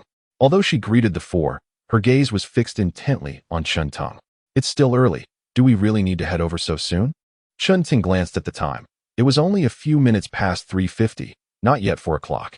Zhang Ningxin responded with a radiant smile. Of course. That place is incredibly popular. If we wait until after 4, we might miss out. Besides, it takes time to walk there. Qinteng nodded thoughtfully, but suddenly sensed something amiss. How had it come to be that he was walking alongside Zhang Ningxin? He turned back to his 3 new roommates, who were tacitly trailing behind. Miao Zhengzhong lamented, Why are you looking at us? Just go on ahead. Kai Hing added. The 210 trio no longer has a spot for you. Luo Zhenbin glanced at his 2 roommates, nodding emphatically. Qinteng felt exasperated. For reasons unknown. Kai Hung seemed particularly attached to the moniker trio. With a slight smirk, Qinteng inquired, So, who among you is the leader of the trio? Kai Hing stole a glance at Miao Zhengzhong, who promptly interjected, Naturally, that would be me. Luo Zhenbin looked at Miao Zhengzhong, $200. Zhang Ningxin couldn't help but chuckle. Did you know each other before? She turned her gaze towards Qinteng. No, we just met today, he replied. But it seems as if you are quite familiar with each other's personalities. It's not that I know them well. Rather, the boys in the dorm share a unified understanding of their roles. In a boys' dormitory, everyone agrees that there can only be one father.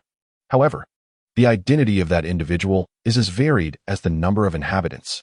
Only during mealtime or roll call does that designation shift. This relationship is referred to as conjugate father-son dynamics. Oh, I see. Zhang Ningxin's expression reflected her newfound understanding. As they walked, Zhang Ningxin engaged Qinteng and the others in conversation about various aspects of university life and amusing anecdotes from her experiences thus far.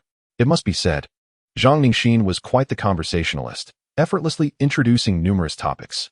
Despite her modest stature, which made her resemble a younger student, her eloquence exuded an air of seniority.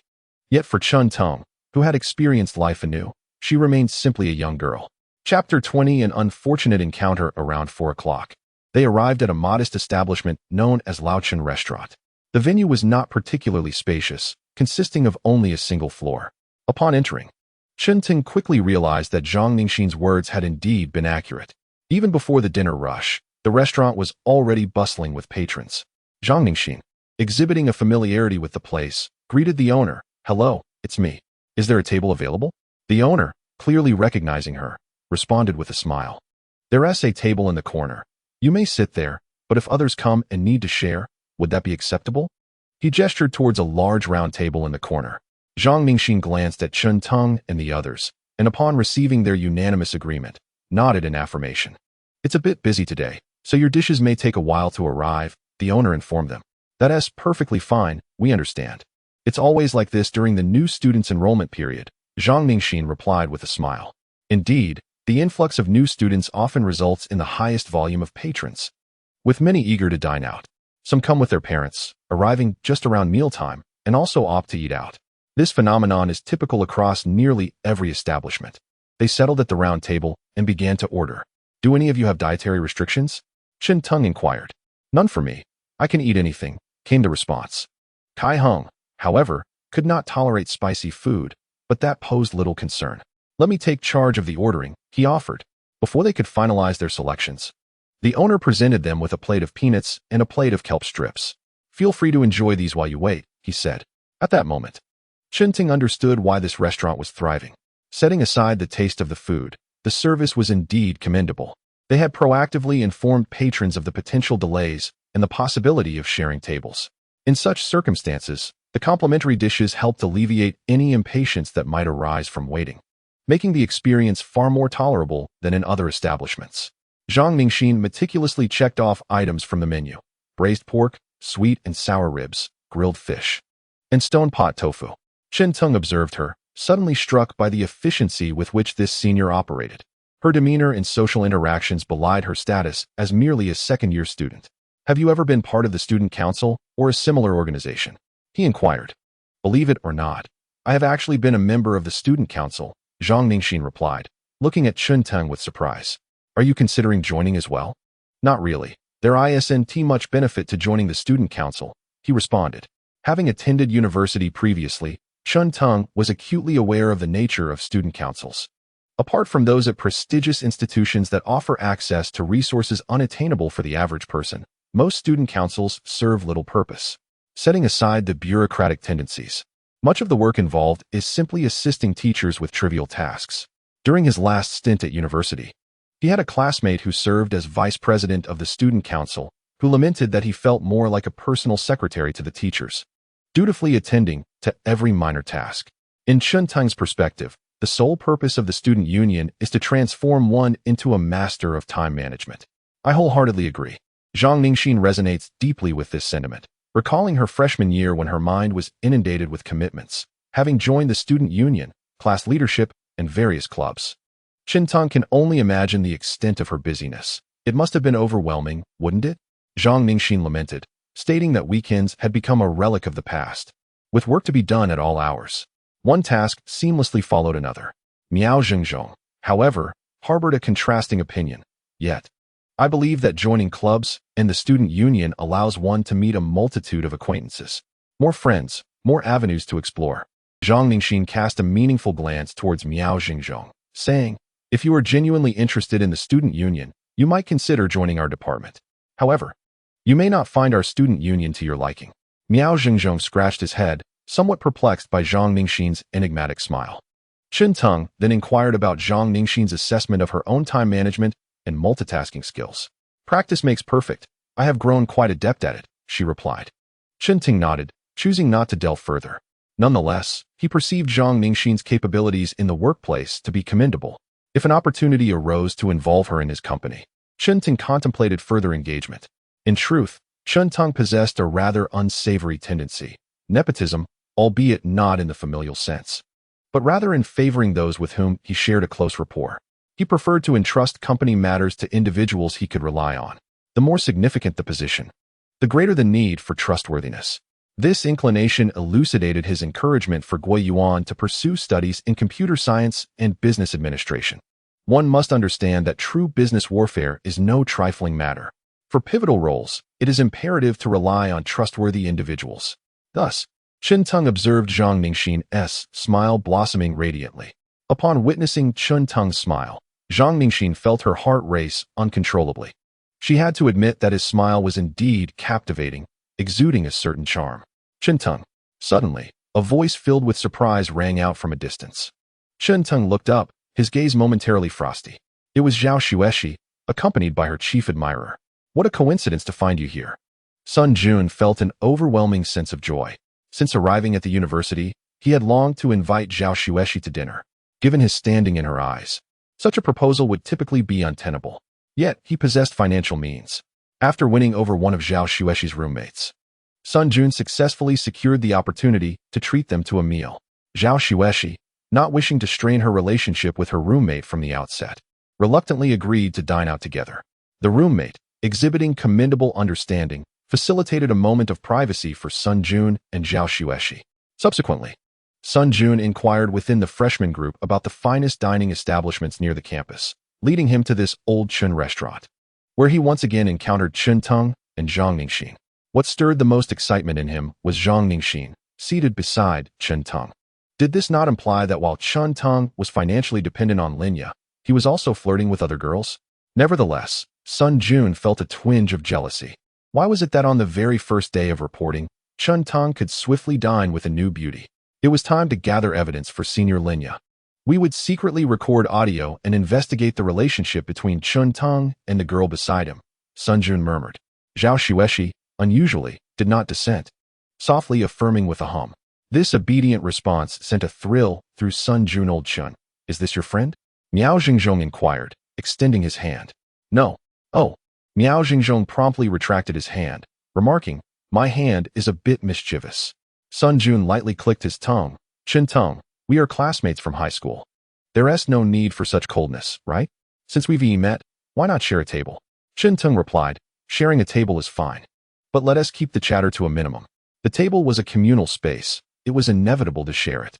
Having 5 of them occupy an entire large round table was simply unreasonable. However, Chun Teng had no desire for extensive interaction with Sun Jun and his companions. Miao Xingzhong sensed a hint of awkwardness from Chun Teng's demeanor. Is there a grudge? He gently inquired. Just a petty clown, Chun Teng replied indifferently. Miao Xingzhong understood, and his attitude toward Sun Jun and Zhao Xueshi cooled immediately. Chapter 21. The resurgence of jealousy. Sun Jun, envy, and resentment. One could not deny that the restaurant's business was thriving. Recently, I discussed opening a restaurant with my father. Although our family possesses over 10 million in liquid assets, we could not manage a restaurant effectively, as the intricacies involved in running one are immense. It makes more sense to simply deposit that 10 million in the bank. Observing the bustling business around him, Sun Jun resumed his typical boasting. He scrutinized the reactions of Chun Teng's group. Kai Heng and Luo Jinbin wore ambiguous expressions. Chun Teng remained expressionless, and Miao Xingzhong regarded Sun Jun as if he were a fool. As for Zhang Ningxin, she merely smiled politely. Sun Jun felt a twinge of embarrassment and confusion. This was a sum exceeding 10 million. How could this group appear so unfazed? Ahem, Chun Teng. Sun Jun attempted to continue. Why do you babble so much? Didn't Old Chin tell you to cut the nonsense?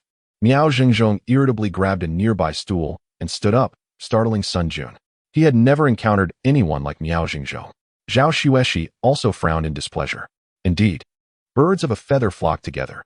Those who associated with Chun Teng were certainly not exemplary students. If no nonsense, then no nonsense, Sun Jun decisively conceded. Miao Xingzhong then sat down and released the stool.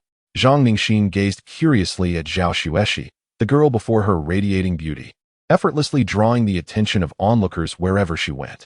What was her connection to Chun Teng? Suddenly, 2 new individuals appeared at the table, Kai Heng and Luo Jinbin, who now spoke with far less ease than before. Sun Jun, too, wished to engage Zhao Xueshi in conversation, but was somewhat apprehensive of Miao Xingzhong. Although Miao Xingzhong was less physically imposing than Chun Teng, he exuded an aura that suggested he was truly capable of resorting to violence. Best to avoid provoking him. After all, Sun Jun was destined to inherit a large corporation, and any trouble here could lead to significant repercussions. Fortunately, the dishes from Chun Teng's side began to arrive, perhaps due to their earlier mental preparations. The wait for the food was not as prolonged as they had anticipated. The 5 of them began to eat while engaging in conversation. The flavors were delightful. Chun Teng raised his thumb in approval, employing a clever complimenting technique, praising the food outside by likening it to home-cooked meals, and conversely, elevating his parents' cooking by suggesting it compared favorably to restaurant fare. However, Chun Teng's praise was sincere. His mother, Jiang Meiji, was an exceptionally skilled cook, and his childhood was filled with anticipation for her culinary creations. To his surprise, the taste at Lao Chen's restaurant was equally impressive. It was truly delicious. No wonder it was renowned as the best in the area, as even Miao Xingzhong concurred. If it's good, then let us indulge. Zhang Ningxin smiled at Chun Teng. The 5 of them feasted heartily, Although Sun Jun and Zhao Xueshi appeared somewhat awkward, struggling to find common ground for conversation. Just then, Zhao Xueshi's roommate arrived. Sun Jun promptly welcomed her with enthusiasm, but suddenly, his gaze froze, for he beheld a girl even more beautiful than Zhao Xueshi. Her sparkling eyes twinkled like stars in the night sky, her delicate face flushed from a day of walking, exuding an irresistible charm. And her fair skin bore a soft rosy hue, making her resemble a blooming peach blossom. Was the standard of university girls truly this high? Sun Jun felt as if he had been confined to a well, for he had previously deemed Zhao Xueshi the most beautiful girl in the world, surpassing even television stars. However, after encountering Linya, Zhang Mingxin, and now this girl, he suddenly found Zhao Xueshi's allure diminished, especially with the presence of Zhao Xueshi's roommate, who seemed like a celestial being descended from the heavens, albeit a somewhat shy one. It was only when their eyes met that a look of surprise and delight graced her face. Sun Jun's heart raced uncontrollably, and at that moment, he truly experienced the sensation of butterflies in his stomach. Chinteng, a melodious voice echoed in everyone's ears. The fawn had perished. It was only then that Sun Jun realized the young lady was not gazing at him, but rather at Chinteng, who stood behind him. In an instant, jealousy ignited within him. Why? Why did Chinteng attract so many young women? Zhao Xueshi had been Chinteng's childhood friend, while Linya was likely supporting him financially. Just upon entering university, he already dined with a beauty like Zhang Mingxin, and now even Zhao Xueshi's roommate dared to call out his name. Why? Chinteng looked up in surprise, not expecting Li Xingrua to appear here. Are you roommates? Yes. The revelation that Zhao Xueshi and Li Xingrua were indeed roommates caught Chinteng completely off guard. Zhang Mingxin, hidden beneath the table, tightened her grip on her clothing, suddenly feeling a tinge of unease. Although Zhao Xueshi was beautiful and possessed a unique charm, Zhang Mingxin felt confident that she and Zhao Xueshi were equals and was not intimidated by her. However, Li Xingrua's presence stirred a sense of crisis within her. With superior beauty and an endearing demeanor that invoked a protective instinct in Zhang Mingxin, Li Xingrua was simply too captivating. How do you know her? Before Zhang Mingxin could speak, Zhao Xueshi coldly inquired. Although Zhao Xueshi tended to be aloof and was not particularly adept in social interactions, the excitement on Li Xingrua's face when she called Chinteng's name was unmistakably genuine.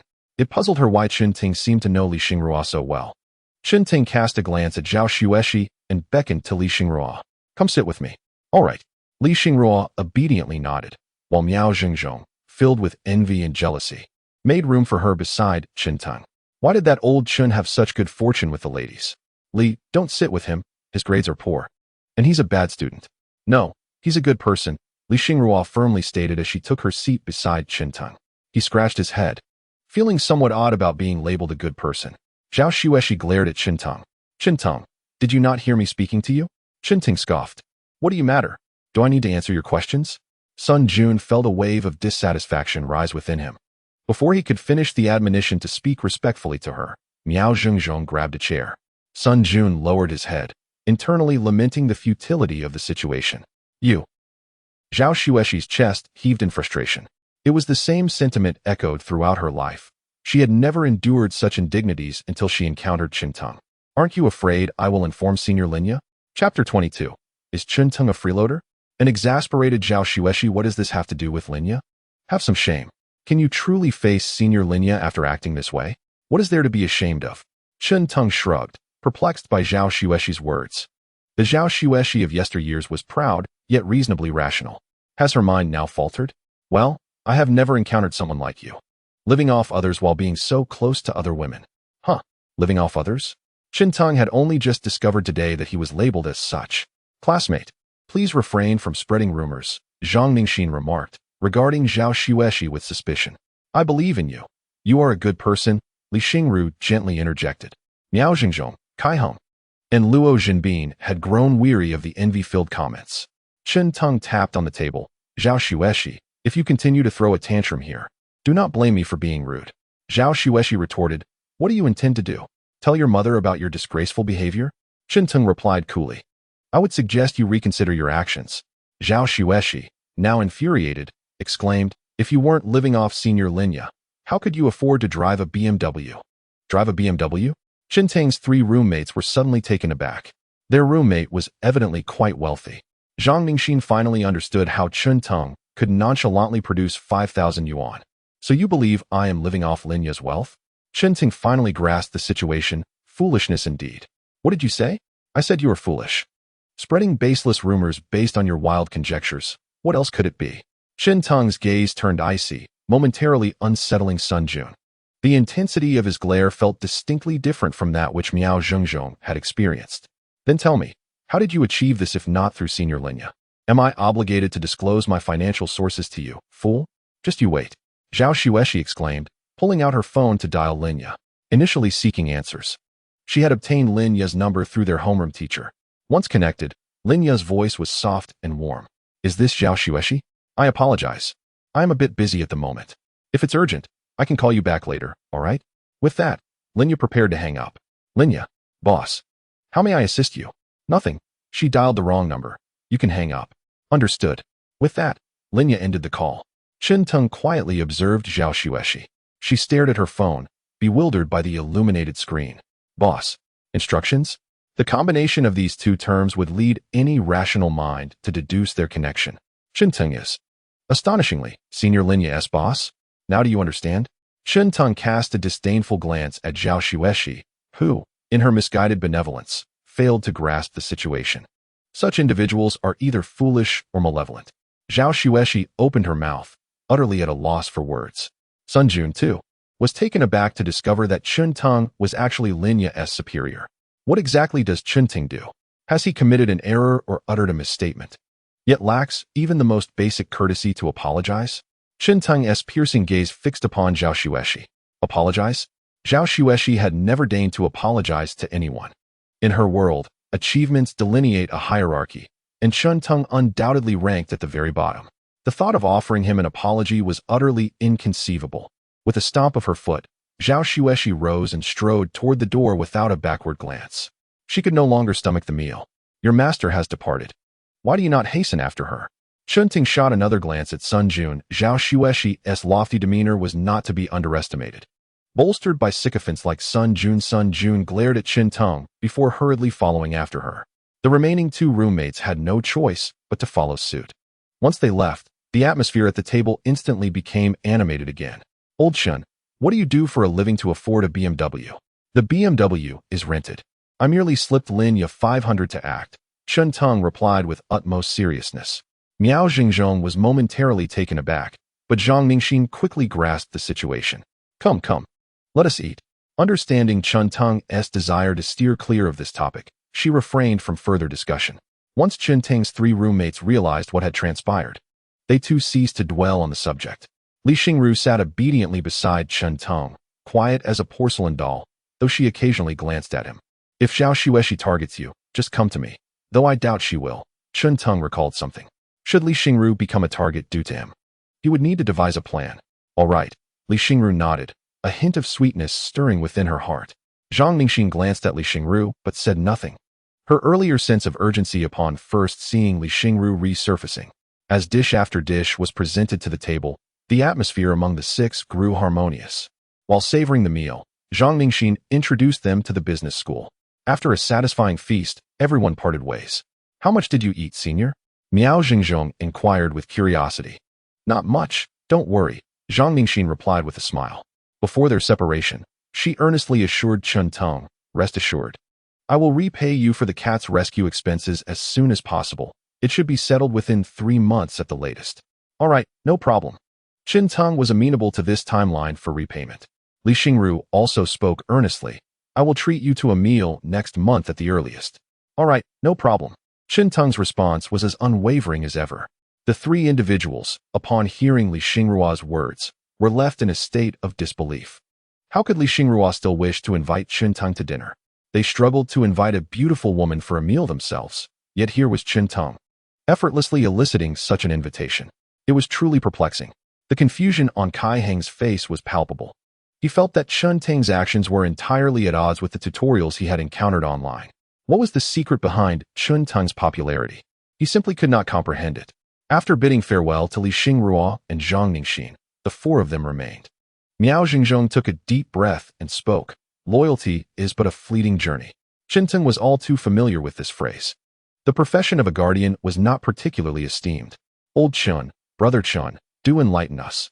How is it that you manage to be so close to beautiful women, even having them invite you to dine? Miao Xingzhong was truly envious. At your command, I am willing to support you as the leader of the 210 Four Swordsmen. Kai Heng gazed eagerly at Chinteng.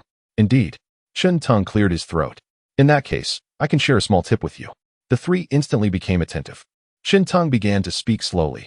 Read more books, consume more news, indulge in fewer snacks, and ensure ample sleep. Chapter 23. Market Research, Entrepreneurial Ideas. The following morning, Chinteng rose from his slumber. The enrollment process at the business school was divided into 2 days, staggered for different groups. Today marked the second day of enrollment. With no classes scheduled for the morning, and his roommates were still in deep slumber. Chinteng, however, had arrived early at the school cafeteria to conduct a brief interview. Hello, fellow student. May I ask you a question? Chinteng boldly approached a classmate, sitting down before him. The student, sipping on plain porridge, was clearly taken aback by Chinteng's familiarity. Sure. If someone were to offer to deliver cafeteria meals to the dormitory at no charge, how much extra would you be willing to pay for that service? Well, for me, I probably wouldn't pay a penny, since our cafeteria isn't that far from the dorms. All right, thank you, Chinteng replied with a smile, moving on to the next student. Hello, fellow student. May I ask you a question? Yes. Chinteng patiently continued his inquiries. Chinteng, what are you discussing? Zhang Mingxin was surprised to see Chinteng at 8 in the morning. She approached him and greeted him warmly. Senior? Chinteng looked at Zhang Mingxin in astonishment, glancing at his watch. You're up so early? Today, Zhang Mingxin sported a delightful pink short-sleeve top adorned with an adorable pig. Her fitted jeans complemented her youthful energy. It's not too early, it's already 8. I was summoned by the teacher for a meeting. Zhang Mingxin helplessly shrugged her shoulders and inquired, what about you? Why rise so early? I aspire to embark on an entrepreneurial journey during my time at university, thus I am conducting a preliminary market survey here. Entrepreneurship? Zhang Mingxin recalled the BMW that Zhao Xueshi mentioned during their meal yesterday. It appears her discernment is indeed commendable, having identified a remarkable opportunity. May I inquire about the nature of your venture? Perhaps I could offer some insights or share my experiences. Of course, if it pertains to trade secrets. Let's not delve into that. It's not really a secret. I'm merely venturing into the delivery business. Delivery? Zhang Mingxin pondered, somewhat perplexed by this concept. For instance, if you wish to dine but prefer not to descend, simply place a call, and I shall deliver your meal, after which you would compensate me with a delivery fee. That is what delivery entails. Chinteng's explanation was straightforward, and Zhang Mingxin grasped it well. After a brief contemplation, she revealed an expression of surprise. This idea seems rather promising. During mealtimes, the cafeteria is always bustling with crowds, leading to long queues. If someone could facilitate delivery, it would indeed save a considerable amount of time. One could even order during class. Moreover, the inconvenience of traveling often deters one from dining out. If someone could deliver it to my doorstep, that would be utterly convenient. Hence, I am currently inquiring about the acceptable delivery fee. I see. You are indeed quite astute, Zhang Mingxin genuinely praised, as it was her first encounter with such an innovative concept. A lively young woman gazed at him with admiration. Had he been an ordinary male student, he might have faltered under her gaze. However, she soon considered a potential pitfall. But, Junior, aren't you concerned that conducting market research in this manner may lead to others emulating your idea? Thank you for the reminder, Senior. I will take this matter into account. Chinteng replied with a smile. In truth, he welcomed the prospect of others replicating his idea. It was now 2011, and the first delivery platform, Blue Knight, had already been established for 3 years. In the first half of this year, Blue Knight secured millions of dollars in funding. The notion of delivery was no longer a unique concept. Is an idea valuable? Certainly. Yet, at times, it may not hold as much worth. If Chinteng truly intends to establish a delivery service on campus, would there not be imitators? Absolutely. So what distinguishes Chinteng amidst a sea of imitators? It is essential to recognize that, unlike gaming, delivery services heavily rely on grassroots promotion. Chinteng was well aware of his capabilities. In terms of eloquence and salesmanship, he did not consider himself exceptional. Likewise, he did not excel in managing large groups. While he possessed a unique perspective from the future, it did not impart the knowledge of how to create a delivery platform or how to navigate potential pitfalls. It is essential to acknowledge that the path of entrepreneurship is fraught with numerous challenges and pitfalls.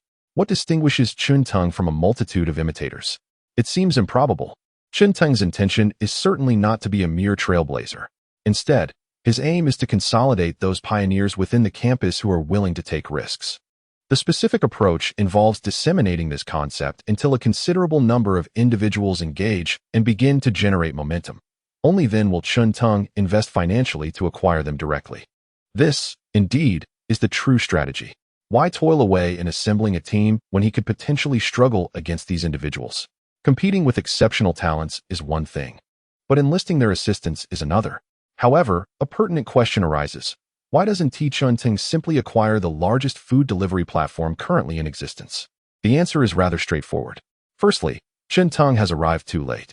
That platform secured millions of dollars in investments during the first half of last year and is not in need of Chun Teng's modest contributions. Secondly, lacking a robust background, Chun Teng faces the challenge of competing against an entity that has already garnered investor confidence. Who would genuinely believe that attracting capital is merely about financial gain? It is crucial to recognize that a company's appeal lies significantly in its network and foundational support. Chun Teng is simply unable to procure such a venture. He can only observe whether there are any standout individuals among the university students, whom he might then recruit.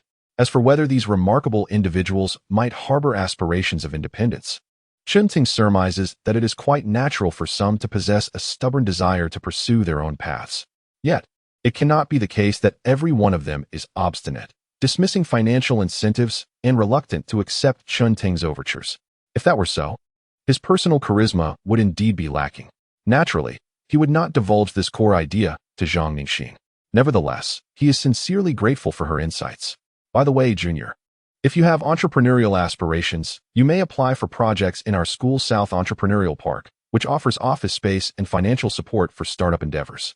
Our institution provides such resources. Chun Teng was aware that Huagua encourages entrepreneurship, but he was astonished by the early initiation of such support, even extending to entrepreneurial assistance from the college itself. Indeed. Thank you very much, Senior. If you have any ideas, you could also consider joining my team. Zhang Ningxin suggested with a smile. Oh, you too have thoughts about entrepreneurship? Certainly, though I must admit my capabilities are not particularly robust. If I fall short, I can only express my apologies. Zhang Ningxin's smile faltered. Must you be so candid? Yet, she reassured herself that she could still handle a portion of the tasks.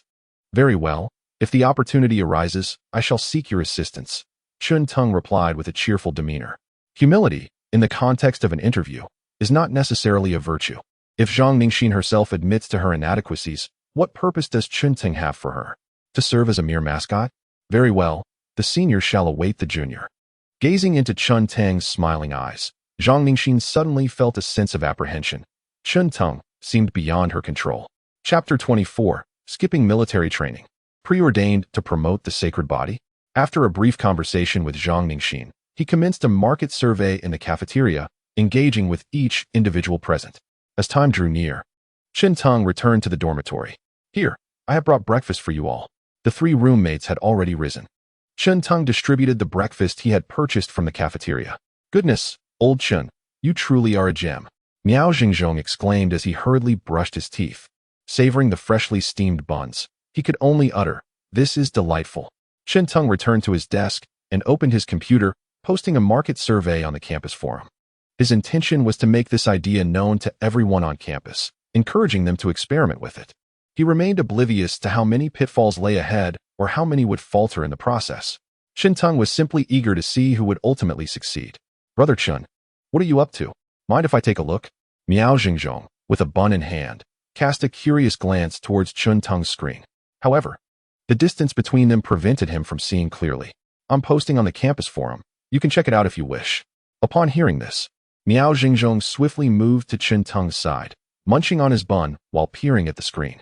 This idea, Brother Chun, are you planning to venture into entrepreneurship? Yes.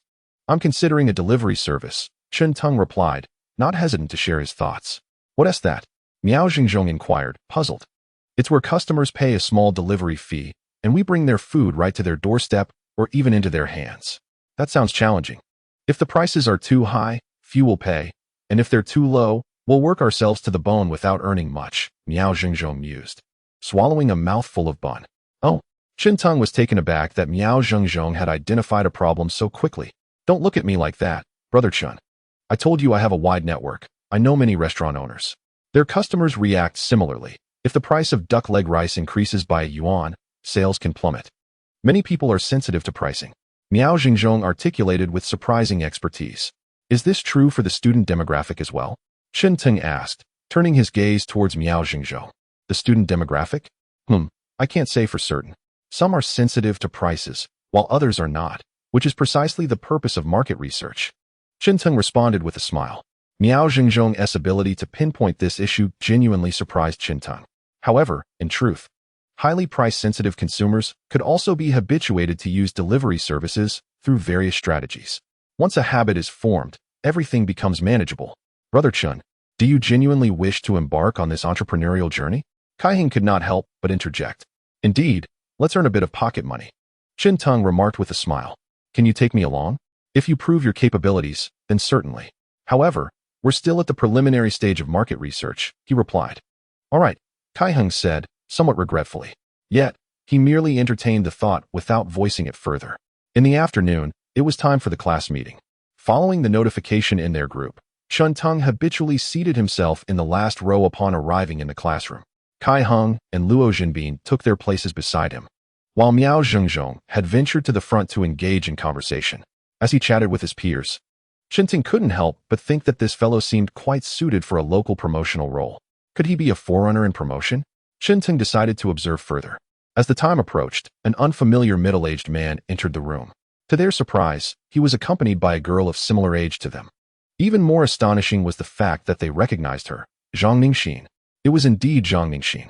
Suddenly, all became clear to Chen Teng regarding the identity of the assistant mentioned in their group. Typically, during university, homeroom teachers seldom made appearances, often only showing up at the beginning and end of the term. Class matters were usually managed by the homeroom assistant, commonly referred to as who was typically a senior. In Chen Teng's class group, there was a senior who frequently answered the freshmen's inquiries. Without her name in the nickname, she was simply addressed as senior. At that moment, Chen Teng realized that Zhang Ningxin was their class assistant. No wonder she had shown such surprise when they first introduced their class. Zhang Ningxin spotted Chen Teng and winked at him. Once everyone had gathered, the homeroom teacher briefly introduced himself. Welcome to our business school. We are now a community. After delivering about 3 minutes of formalities, the teacher concluded his remarks and signaled for Zhang Ningxin to take the floor. With a smile, Zhang Ningxin addressed the class. Hello everyone, I am Zhang Ningxin, your class assistant.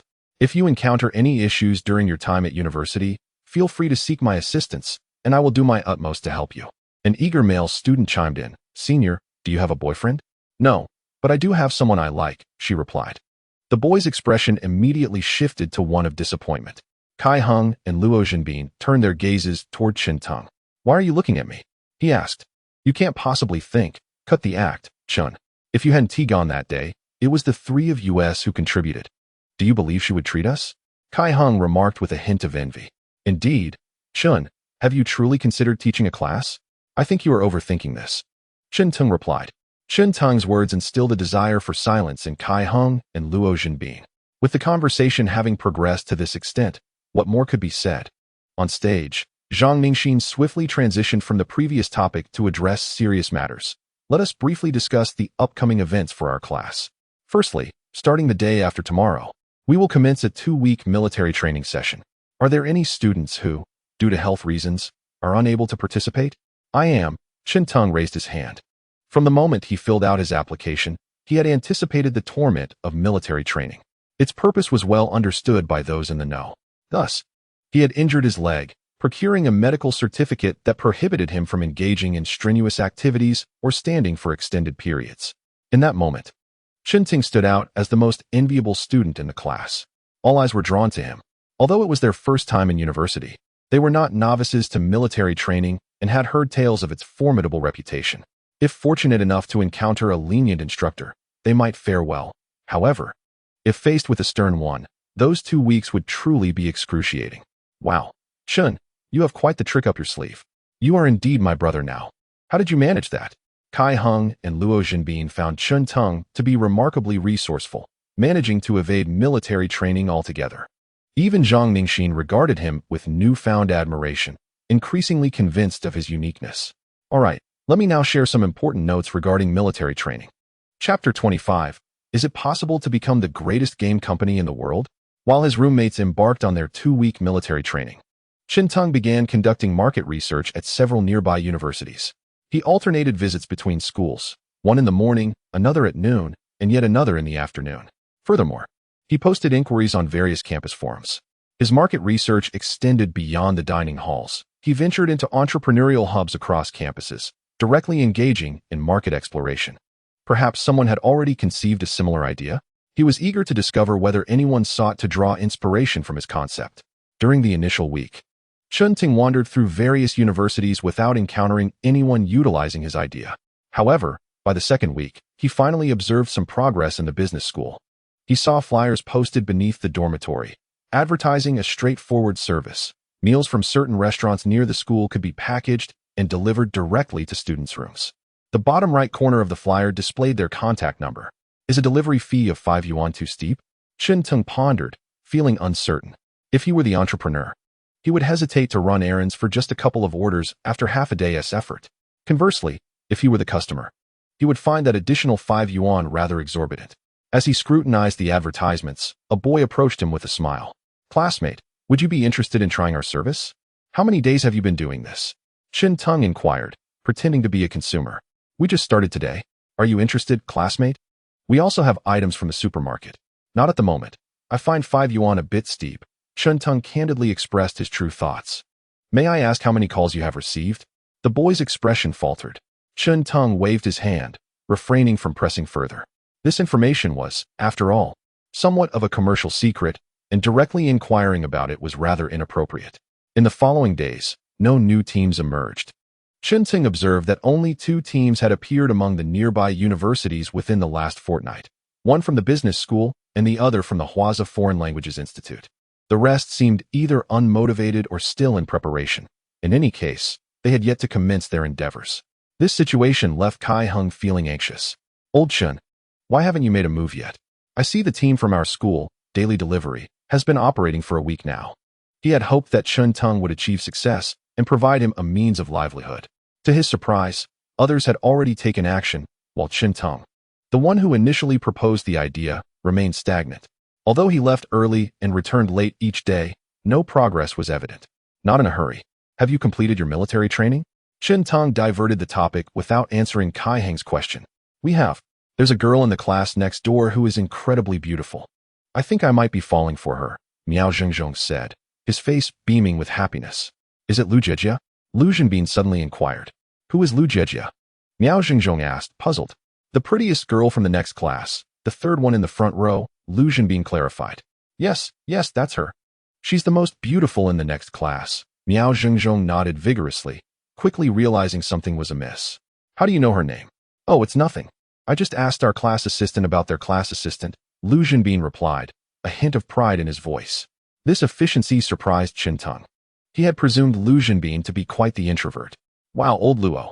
No, brother Luo, you're amazing. Kai Hung exclaimed, enviously. Next, I'll teach you two what it means to have a true guide to pursuing girls. Lu Zhenbin declared, full of self-satisfaction. Qin, intrigued, asked, how do you plan to pursue her? Lu Zhenbin grinned. I researched their class schedule. Most of their classes coincide with ours. So I can easily bring her breakfast before her classes. Over time, I'm sure it will touch her heart. Miao Zhengzhong appeared displeased. Old Luo, that's not fair. You could also give her gifts. That seems to make sense, he pondered. Miao Zhengzhong stroked his chin, seemingly lost in thought about what gift to present to Lu Jejia.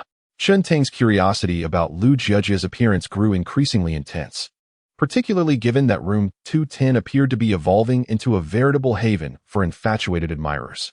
Naturally, this development could not be divorced from the remarkable potential of the 3 individuals involved. Brother Qin, in a few days, when classes commence, we shall take you to meet Lu Jejia. All right. The 2 weeks of military training swiftly elapsed, and with its conclusion, the weekend arrived.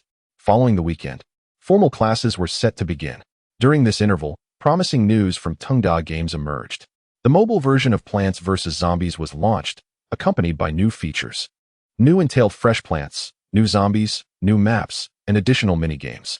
The new setting unfolded in Egypt, where the novel zombies possessed the ability to absorb sunlight. Indeed, Chunting borrowed some of the concepts from its sequel. In truth, Chuntung believed that aside from the monetization aspects, the sequel was not devoid of merits. Regrettably, those elements were inextricable. Nevertheless, he felt that drawing inspiration from certain ideas was entirely acceptable. At 10 o'clock on Saturday morning, the download became available, and Chuntung promptly purchased it from the official Tengda Games website. "Oh, Brother Chun, is this Plants vs. Zombies? You play this too?" "Yes, indeed. However, I haven't seen this map before. You aren't playing a pirated version, are you?" Miao Xingzhong inquired, perplexed. "It's the newly released Egyptian era." Chuntung had previously explored a portion of it and decided to delve deeper. "How much does the new release cost?" 6 yuan. "That doesn't seem overly expensive." Miao Xingzhong mused, contemplating a purchase. Compared to those major titles costing several hundred, this price was quite reasonable. This was the pricing strategy Chuntung devised for Plants vs. Zombies, relying on the player base to ensure sales. Eventually, as more content was released, he planned to discount earlier offerings, perhaps even bundling them for additional savings. Buy early to enjoy, buy late for discounts, he thought. Online game forums were once again inundated with discussions about Plants vs. Zombies. It's worth noting that this game was not particularly extensive or lengthy in its gameplay. The vast majority of players could leisurely experience all its content within a month.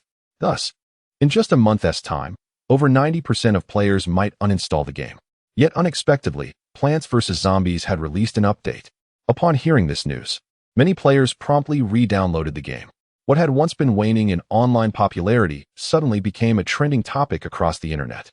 Tengda Games demonstrated remarkable prowess, rapidly introducing a plethora of new maps. The subsequent levels posed a bit of a challenge. Advancing was not as straightforward as one might anticipate. Truly, it was the most enjoyable tower defense game in the world.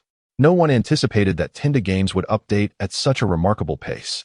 At this moment, no single-player game has managed to update as frequently as Plants vs. Zombies. Most importantly, the quality of these updates is equally impressive. A question has quietly arisen on the internet. Could Tengda Games potentially become the greatest gaming company in the world? Chapter 26. Campus Goddess Lu Jia. Various emotions, ranging from admiration to excitement, jealousy, and frustration, flowed in from all directions. Chuntung deduced a small rule: the farther one is from him, the less emotional value they provide. If someone from beyond the galaxy were to feel anger towards Chuntung, it is unlikely that his emotional value would increase at all. Chuntung glanced at the new sales data for Plants vs. Zombies. In just 3 minutes, sales surpassed 10,000, and the first day sales reached 1 million. This data is undoubtedly shocking within the domestic single-player gaming sphere. Although these sales were achieved through low pricing, it remains an unattainable figure within the country. A solitary leader. On the domestic Steam platform's bestseller list, Plants vs. Zombies is far ahead of the second-place contender. Even more crucial is the game's overseas sales. Initially, due to insufficient promotion, the game garnered little attention. However, gold inevitably shines in due time. As more individuals experienced Plants vs. Zombies, its reputation began to flourish over the past few months. Online, an increasing number of people began sharing their experiences with the game, which reflected positively in its sales figures, now surpassing 5 million units overseas. This includes sales from the Steam platform as well as the Apple App Store. Notably, the pricing on both platforms varies by region. Chuntung sells it for 6 yuan domestically and $6 abroad. Earning dollars to spend dollars seemed perfectly reasonable to him. Thus far, the game's overseas profits have reached $30 million. Even with platform fees, this game has rendered Tengda Games extraordinarily wealthy. Chuntung is also aware that considerable capital has sensed Tengda Games' impending rise and wishes to invest. However, he has declined all offers. While others may lack confidence, Chuntung is assured that every game he creates is destined to be a top-tier blockbuster. He requires no external investment. He will become the capital itself. With plans for continued expansion, the coming year may see the company venture into new domains, necessitating a considerable workforce. If you have the time, please register a new company named Tengda Life. Upon finalizing the specific content and direction, I shall converse with you further. Chuntung conveyed this message to Linya. The new domain pertains to the realm of daily life, encompassing the essentials of human existence. However, at present, Chen Teng is unable to establish a comprehensive strategy. He can only commence from a singular point. This point is takeaway food delivery. Beginning with this service, he aims to leverage it as a fulcrum to uplift the entirety of the lifestyle sector. Despite it being a day of rest, Lin Ya's response was remarkably prompt. Approximately 1 minute later, she replied with an affirmative. Such a professional attitude brought Chen Teng immense comfort. Following the weekend, he would soon embark on the arduous journey of a university student. Early on Monday morning, Chen Teng positioned himself in the last row of the classroom, securing the coveted seats for his roommates. Should there exist an award for exemplary roommates in Huagua, Chen Teng believed he would undoubtedly claim it. Aside from Chen Teng, Luo Jinbin was the earliest to arrive in classroom 210, clutching a small cake in his hand. "What is this?" Chen Teng inquired. "It's for Lu Jiejia. She is my goddess." Luo Jinbin's tone was tinged with admiration. During military training, her photograph circulated in forums, with many declaring her the campus goddess. "Oh, is that so?" Chen Teng recalled their discussions upon the conclusion of military training. "Has she not arrived yet?" "Not yet. However, I assure you that upon seeing her, your gaze will be irresistibly drawn to her." "Is she that stunning?" Chen Teng's interest was piqued. "How does she compare to Senior Zhang?" She is slightly less impressive than the senior," Luo Jinbin admitted, his enthusiasm waning. He suddenly recalled a meal from the beginning of the semester, where seated beside Chen Teng were Zhang Ningxin and Li Xingrua. The former was already a striking beauty, while the latter surpassed her in allure. Although universities do not formally rank campus beauties, boys invariably maintain an internal hierarchy of attractiveness. In Luo Jinbin's estimation, regardless of the ranking, Li Xingrua would always represent an insurmountable pinnacle among the so-called campus flowers. "Is that so?" Chen Teng's interest diminished considerably. Having been captivated by numerous beauties in his past life, he found only Li Xingrua capable of truly stunning him. Suddenly, Luo Jinbin sprang to his feet. Chen Teng looked up to see two girls entering the room.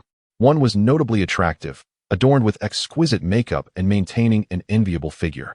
The lingering warmth of summer saw her dressed in a short skirt and a crop top, perfectly showcasing her alluring physique. Luo Jinbin eagerly approached her, cake in hand. "Jiejia, this is breakfast I brought for you. I hope you enjoy it."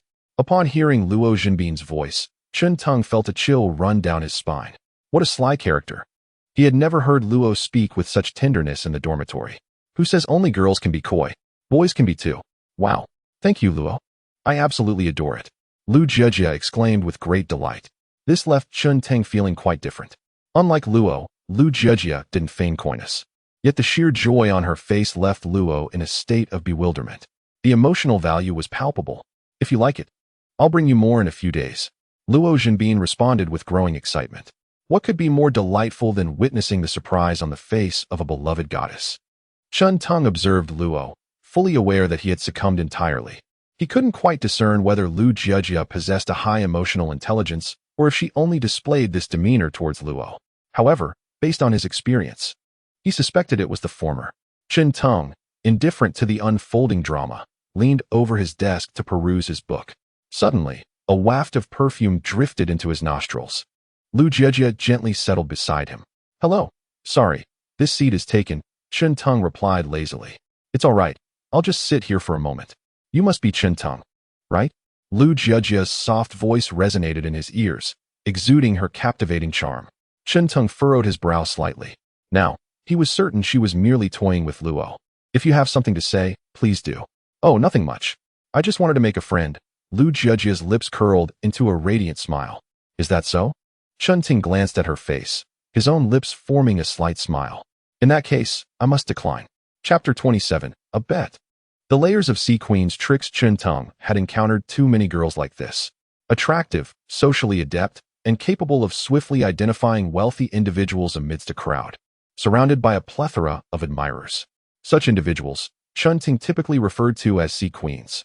In his previous life, when Chen Teng was rather inconspicuous, there was a girl like this in his company. She was stunning, with a captivating figure and a throng of admirers around her. Chen Teng harbored no particular feelings for her. Yet, strangely enough, she had taken an interest in him. This interest was of a platonic nature. When Chen Teng inquired about her reasoning, her answer was quite simple. "You possess self-awareness, so you wouldn't pursue me. You're suitable as a friend to chat with." At that moment, Chen Teng felt as though he had been struck by 1,000 arrows. However, he later realized that her words bore a ring of truth. He understood that her intentions were to marry a wealthy man and that he was not to her taste. Chen once asked her how to quickly identify wealthy individuals and their admirers. She replied that it relied on intuition. Wealthy individuals often exuded an air of relaxation, in stark contrast to their devoted followers. The latter acted with considerable urgency, eagerly expressing her innermost thoughts. From her, Chen observed many traits typical of women like her. Ultimately, she indeed employed her intelligence to marry a wealthy man, swiftly severing ties with other males, including Chen. It must be said that Chen harbored a degree of admiration for her. She knew precisely what she desired and relentlessly pursued that goal, ultimately achieving it. Of course, this process was somewhat unethical, as she maintained a devoted admirer to ensure her lavish lifestyle. She asserted that beauty requires financial support, and until she accomplished her objective, it was imperative to sustain her allure. In later times, such behavior became commonplace, at least before she entered the affluent circle and cut ties with her admirers. She compensated them handsomely for their material losses. As for their emotional losses, she felt powerless to assist. Upon learning of this, Chen regretted not spending money on her. What mattered was not the admirers, but the benefactor. Later, Chen encountered many similar women, 99% of whom would not offer their admirers any material compensation. They simply aimed to utilize their admirers to maintain their extravagant lifestyle. Fiery and passion yet cold as ice, their indecisiveness was a common tactic. In Lu Jejia, Chen sensed the same essence, prompting him to adopt a rather indifferent demeanor towards her. Lu Jejia's expression stiffened, seemingly taken aback by Chen frosty attitude. Luo Zhenbin attempted to mediate, stating, "Old Chen is just like that." Lu Jejia regained her smile, responding, "It's perfectly fine.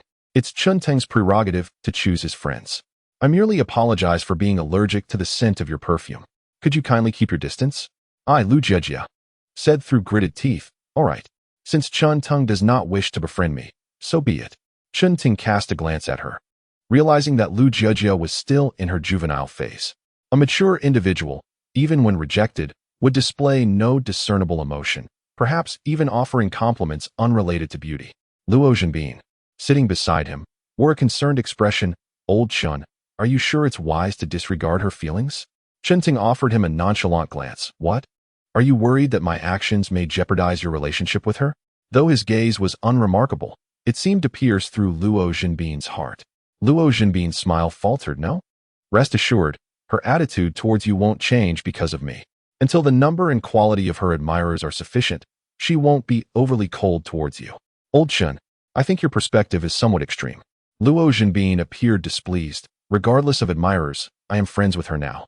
There exists an idiom that conveys the principle of reciprocity and courtesy. When you bring her breakfast, what does she offer you in return? Surely, it cannot merely be a sweet smile accompanied by heartfelt gratitude." "Old Chen, you are far too pragmatic." Luo Zhenbin disagreed, asserting that Lu Jejia is not such a person. "Are you wealthy at home? I do not refer to trivial sums, but rather an abundance of wealth." "No, it will be no more than 3 months." Chen raised 3 fingers. "What do you mean by no more than 3 months?" Luo Zhenbin was perplexed by this abrupt statement. Chen confidently elaborated. "In no more than 3 months, she will amass a sufficient number of admirers. Subsequently, she will disregard a portion of them, with the period of neglect lasting between half a month to a month. During this phase of indifference, you will find yourself pondering your own shortcomings and engaging in self-reflection. After this period concludes, she will once again exhibit warmth towards you, prompting you to treat her with even greater kindness. After this cycle repeats 3 or 4 times, congratulations. You will find it impossible to forget her." Luo Zhenbin remained unconvinced. "What if she differs from your portrayal?" Chen scoffed. "That would be unfortunate. She might completely sever ties during one of her neglectful phases, as you would not meet her standards. She simply lacks the energy to maintain warmth towards you, leading her to abandon you altogether. What I mean is, what if Lu Jejia does not play such games? What if she is genuinely a good girl? In that case, should I misjudge her, I would personally apologize to Lu Jejia and cover the costs of your honeymoon. Let us not dwell on that for too long. If you can secure her formal acknowledgement, I will treat you to a luxurious candlelit dinner, and I shall foot the bill. If I truly misjudge, then it would indeed be Chen who owes her an apology. However, Chen Ting genuinely does not believe he would misjudge. If Lu Jiejie were truly interested in Luo Zhenbin, rather than merely cultivating his tendencies as an admirer, she would not have greeted him in the manner she did. Under normal circumstances, Lu Jiejie would have asked their mutual friend, Luo Zhenbin, to introduce Chen Teng, and the conversation would have concluded shortly thereafter. This is what you asserted. Luo Zhenbin was aware that Chen Teng was not lacking in funds. His words were not to be taken lightly. At present, he remains determined. He must pursue Lu Jiejie to demonstrate his worth to Chen Teng. Oh, by the way, I have a quick method for testing this.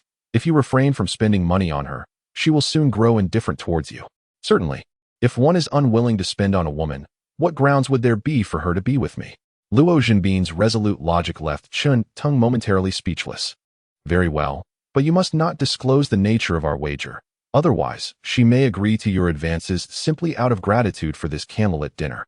Old Chen, Lu Jiejie is not so shallow. All right, I have spoken out of turn. Chen Teng waved dismissively, regretting his earlier words. He genuinely cannot abide seeing his fellow men treated as mere admirers.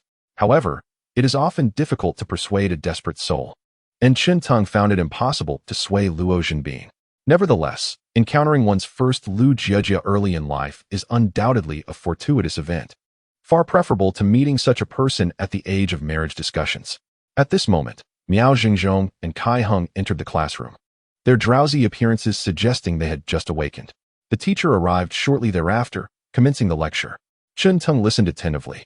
Each university class consists of 2 segments of 45 minutes, forming a comprehensive session. As the first segment concluded, Zhang Ningxin emerged from the back of the classroom, gently tapping Chen Teng on the left shoulder. Upon turning to his left, he found nothing there. Instead, he felt another light tap on his right shoulder.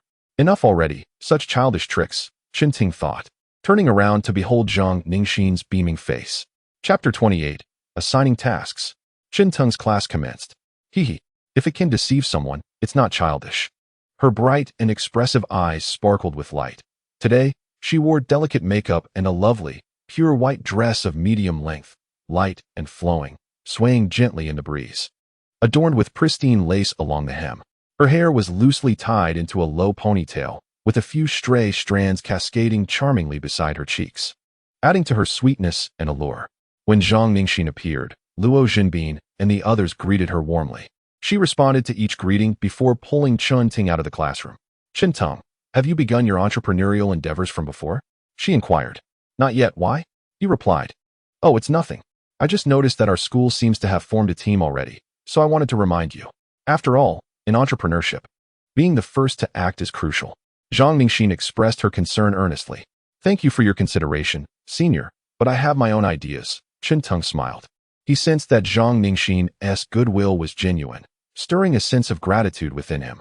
It is important to recognize that no one is inherently obligated to treat you well. When someone does, it is essential to appreciate it. All right, as long as you have your ideas. I'll reiterate, if you need my assistance, feel free to reach out. I can certainly help, she assured him. Aren't you quite busy, senior? He asked. Not at all. Worst case, I could resign from some student council and club responsibilities.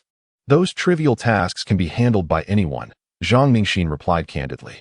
If you truly have some spare time, I do need your help with something, Chen Ting contemplated, deciding to extend some trust to Zhang Ningxin. What is it? She asked, her heart brimming with joy. I want to promote the idea of food delivery as a startup direction, ensuring as many people within our school as possible become aware of it. What do you mean? Zhang Ningxin furrowed her brow, questioning whether this would merely invite unnecessary competition. It's fine. What I desire is precisely to increase the number of competitors.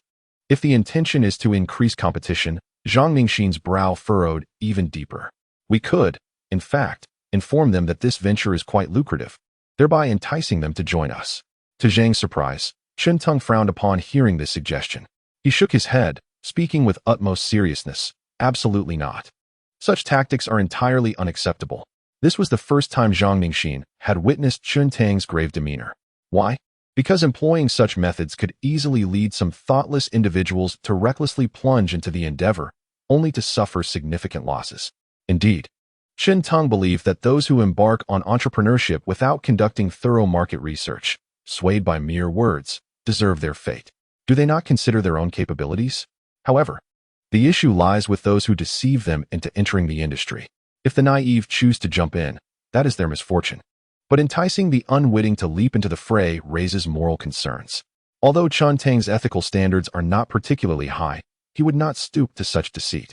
He merely presented a path for all to consider. Ultimately, whether to proceed is a personal choice. Shentang would not bear responsibility for the challenges others might encounter along the way.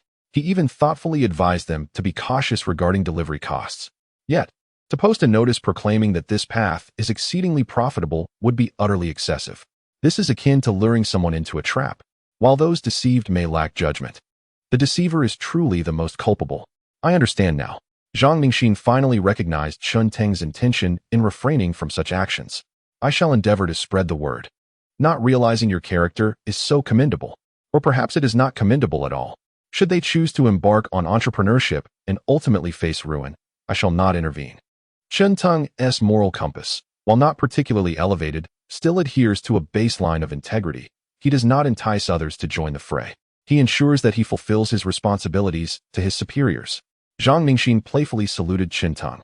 Lacking a semblance of a senior, Chun Tang couldn't help but chuckle. Just then, the class bell rang, and Zhang Ningxin laughed as she dashed away. After taking his seat in the classroom, Kai Hung could no longer suppress his eager curiosity. Brother Chun, what did the senior say to you? She mentioned she would assist me in starting a business. Oh, did you agree? I assigned her a small task to gauge her capabilities. Oh, Kai Hung was utterly astonished that Zhang Ningxin was so invested in Chun Tang's affairs. His envy grew. Brother Chun, how do you attract girls? Is it your looks? Chun Tang himself was unaware of Zhang Ningxin's interest in him. Yet, interactions between individuals invariably commence from the external. Chun Tang believed that what initially attracted Zhang Ningxin to him was perhaps his appearance. How infuriating! Kai Heng's looks could hardly be deemed unattractive, yet they were certainly not handsome. If he genuinely harbored feelings for a particular girl, he should boldly pursue her. Starting from friendship, Chun Tang encouraged Kai Heng. This prompted Luo Zhenbin to interject, somewhat dissatisfied. Old Chun, just a moment ago you advised me against being a sycophant. Why are you now encouraging Kai to be one? I never encouraged him to be a sycophant, Chun Tang replied. I merely suggested he make sincere friends. A genuine friend would not readily accept gifts from someone they barely know. Chun Tang felt it necessary to clarify the distinction between being proactive and being a sycophant.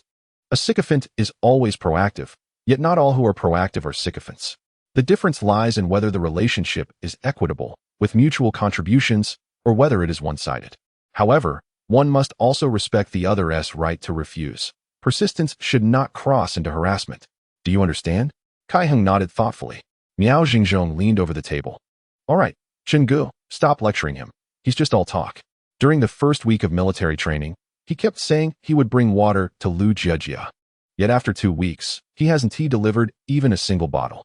He is less reliable than old Luo. What do you know? You spectators only need to chatter. As the one delivering water, I have many considerations. Kai Heng retorted defiantly. While you hesitated about how to deliver the water, old Luo had already done so for several days. Miao Xingzhong's words caused Luo Zhenbin to hold his head a little higher. Chun Tang grew weary of their banter and instead focused on his upcoming plans.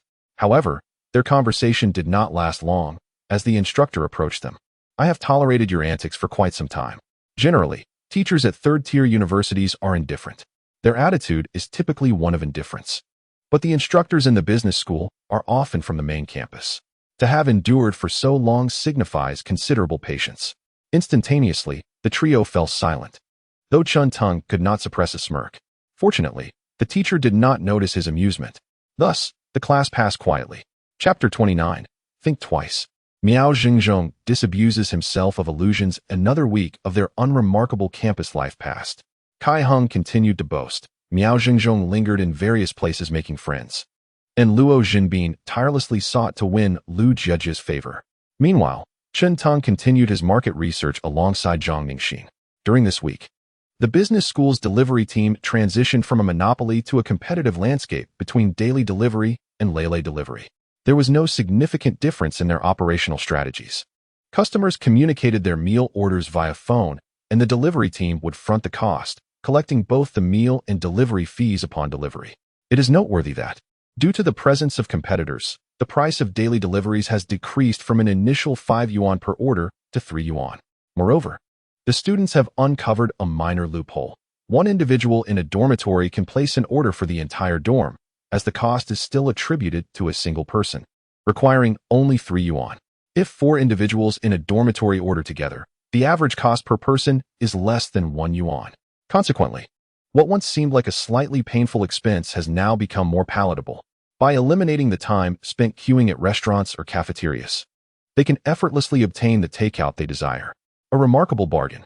Both delivery teams have opted to accept this loophole. Although their profits may be somewhat diminished, they are indeed still profitable. For them, this venture is not merely employment, it is entrepreneurship. Thus, even the modest earnings they receive are acceptable. The prospect of profit has prompted some students, who were previously hesitant but harbored entrepreneurial aspirations, to join in.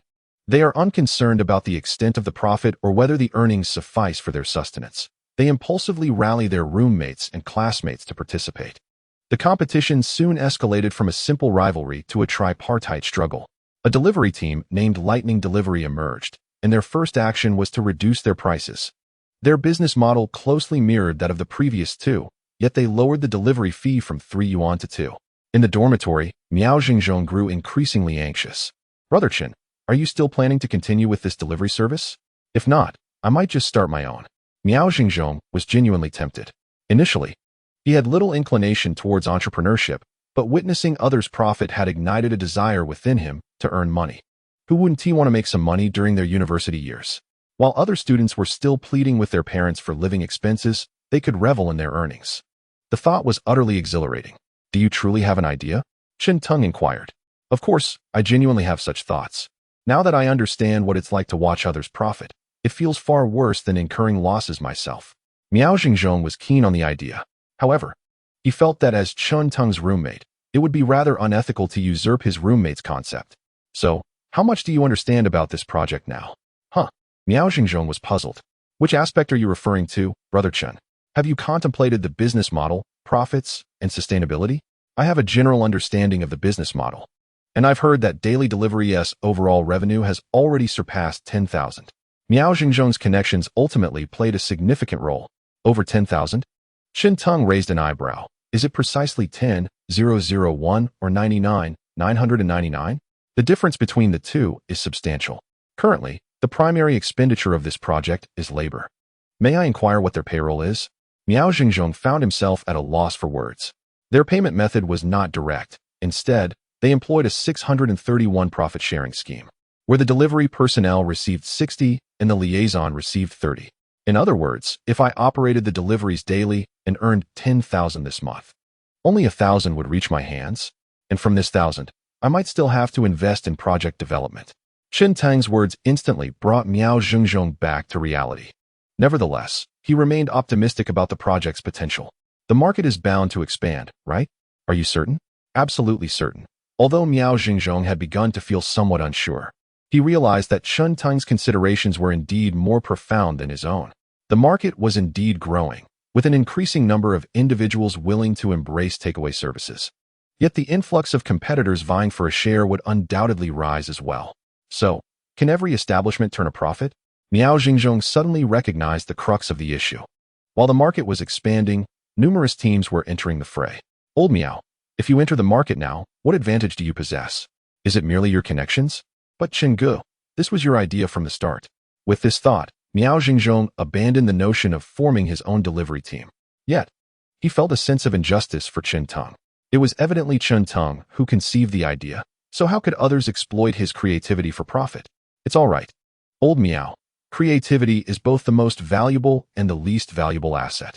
Moreover, without their entry, how would you cultivate a habit of ordering takeout? Now, the collective of 210 had already developed a habit of ordering food.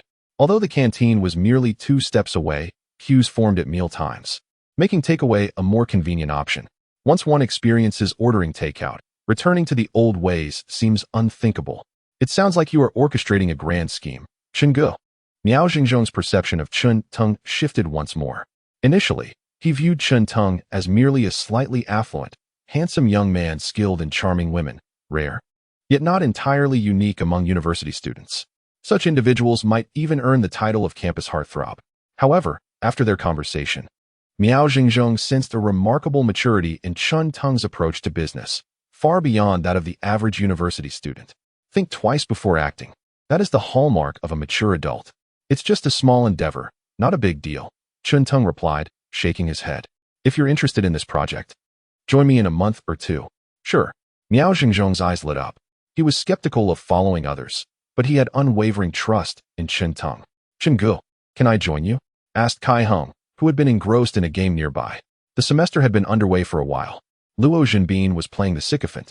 Miao Xingzhong was networking, and Chun Teng exuded a sense of confidence that reassured Kai Heng. While others are busy, he finds himself aimlessly wandering through each day, unsure of what to do, which leaves him feeling somewhat anxious.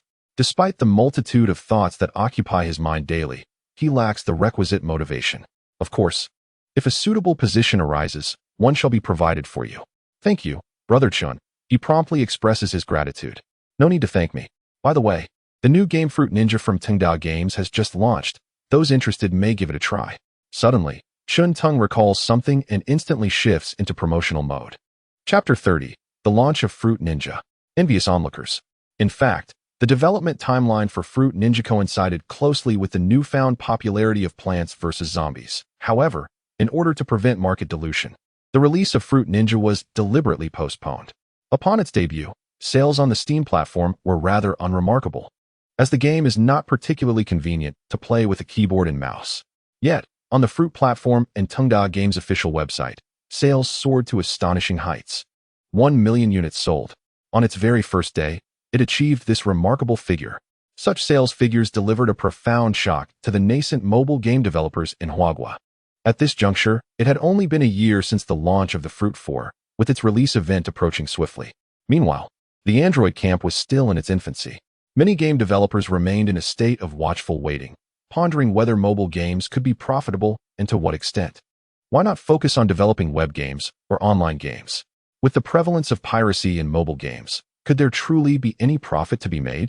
However, the overwhelming sales of Fruit Ninja sent them into a frenzy. They began to pay increasingly close attention to this enterprise that originated in Yongcheng. The success of a single game can be attributed to chance, but the success of 2 games is a testament to genuine capability. Even though pirated versions of Fruit Ninja proliferated, it did not hinder its sales. A thought-provoking question emerged on the forum. Why would anyone choose to pay for a game when a pirated version is available? The responses varied widely, yet a considerable number of players opted to support Tengda Games. Some offered earnest replies. Tengda Games is unlike other developers. They enter this world with dreams and passionate hearts, and we must not let such developers disheartened. Others responded with sarcasm. Surely, there aren't people who can't even afford a $1 game. Some expressed their frustration bluntly. Seriously? You need to pirate a game that costs just $1? While others simply stated, if you choose to play pirated games, just do so without making a fuss. Regardless of the diversity of opinions, players rallied behind Tengda Games because Chun Teng's pricing strategy was undeniably astute. At a price point of $1, even in 2011, 99% of players could afford it, who would be unable to spare even a single dollar. Those who refrain from making purchases are either hindered by inconvenient payment methods or resolutely intent on obtaining goods without cost. Such players are nearly impervious to the allure of any gaming company. Furthermore, while Chun Teng has opted for monetization through paid skins, the effects of the free skins remain remarkably impressive. There is no discernible disparity in the quality of effects between paid and free skins. Rather, they merely embody different styles. This circumstance effectively silences any criticism aimed at paid skins, for one cannot expect game developers to provide everything without charge. How would they sustain themselves otherwise? Amidst a chorus of praise, Fruit Ninja ascends to the pinnacle of the paid bestseller list on the Fruit platform, with Plants vs. Zombies, another title from Tengda Games, securing the second position. Such dominance is, in Chun Teng's view, entirely expected. 1 million in sales may represent a remarkable milestone for many games, yet for this one, it is merely a modest appetizer. When Fruit Ninja soared to fame, official statistics indicated that sales had surpassed 1 billion copies. At that time, nearly every smartphone and tablet boasted this game. For the esteemed development team, Chun Teng's only desire was to reward them generously. Each of the 2 development teams received bonuses of 20,000, while he himself received 50,000. Chun Teng conveyed this news to Linya. firmly believing that financial incentives could foster divine favor. "Thank you, boss. May you reap abundant wealth." Linya promptly expressed his gratitude. Upon learning of this news, other employees could not contain their exuberance, well aware that the true architect of this monumental success was none other than Chen Tong, rather than the programmers themselves. Technically, these two games were not particularly challenging to develop. The real challenge lay in Chen Tong's visionary ideas. The boss is truly generous. A bonus of 20,000? I thought the triple overtime pay was the pinnacle of benefits that CEO Chen could offer. I never anticipated such a substantial bonus. I would gladly dedicate my life to Tingda. I wish to toil endlessly at Tingda. One drawback of Tingda is that after only 8 hours of overtime last time, General Lin sent me home. The boss deserves every fortune. The employees of Tingda Games fervently expressed their unwavering loyalty to the company. In the realm of internet enterprises, secrets are scarce, and this phenomenon swiftly spread to other companies. Initially, employees from rival internet firms presumed that Tingda's staff were merely putting on a show. Is it really necessary to compete so fiercely, my friends? Regardless of what you say, the boss remains oblivious. Indeed, to work while aligning oneself with capitalists is quite absurd. Don't you think? There's no need for such antics. All capitalists share the same nature.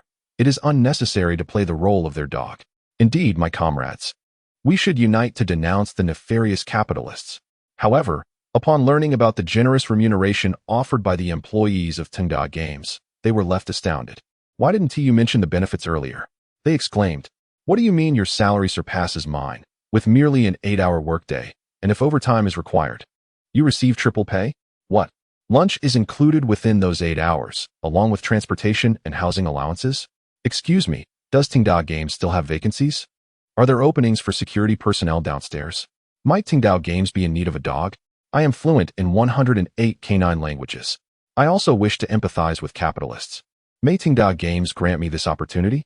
One programmer after another fervently expressed their thoughts on the forum.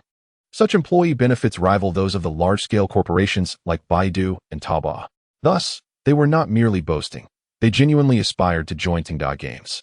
Given their skill levels, there was no reason they could not succeed. Consequently, upon realizing that Tingda Games was still expanding, they could not resist submitting their resumes. At this juncture, the owners of various internet companies began to feel unsettled. They were not among the three tech giants, and losing a group of employees did not afford them the luxury of simply hiring new ones at will. For them, finding proficient programmers was no trivial task. Thus, the complaints shifted from programmers to the owners of internet companies. The venues for such grievances transitioned from programmer-centric forums to various conferences. Tingda truly ought to be condemned. Not only are they profitable, but they also provide their employees with such high benefits. What an affront! Do they not worry about affording their employees salaries in the future? This is a blatant disruption of industry norms.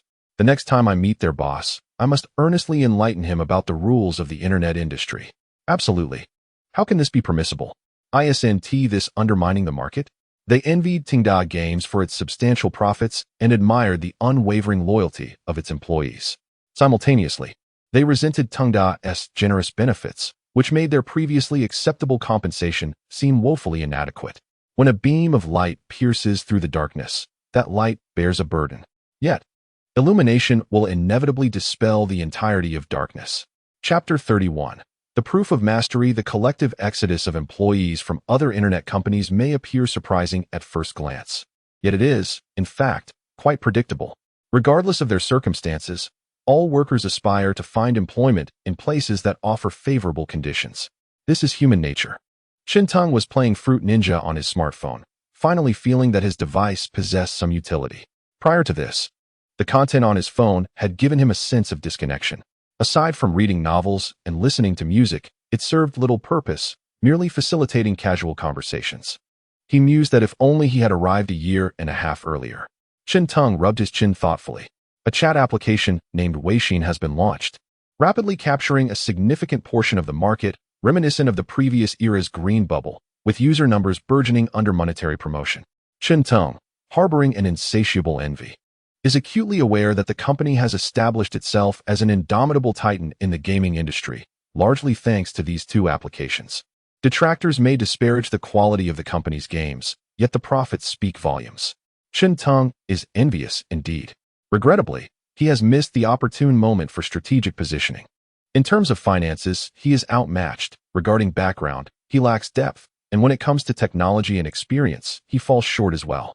Currently, Chen Tong can only choose to bide his time, watching as his rival accelerates towards success.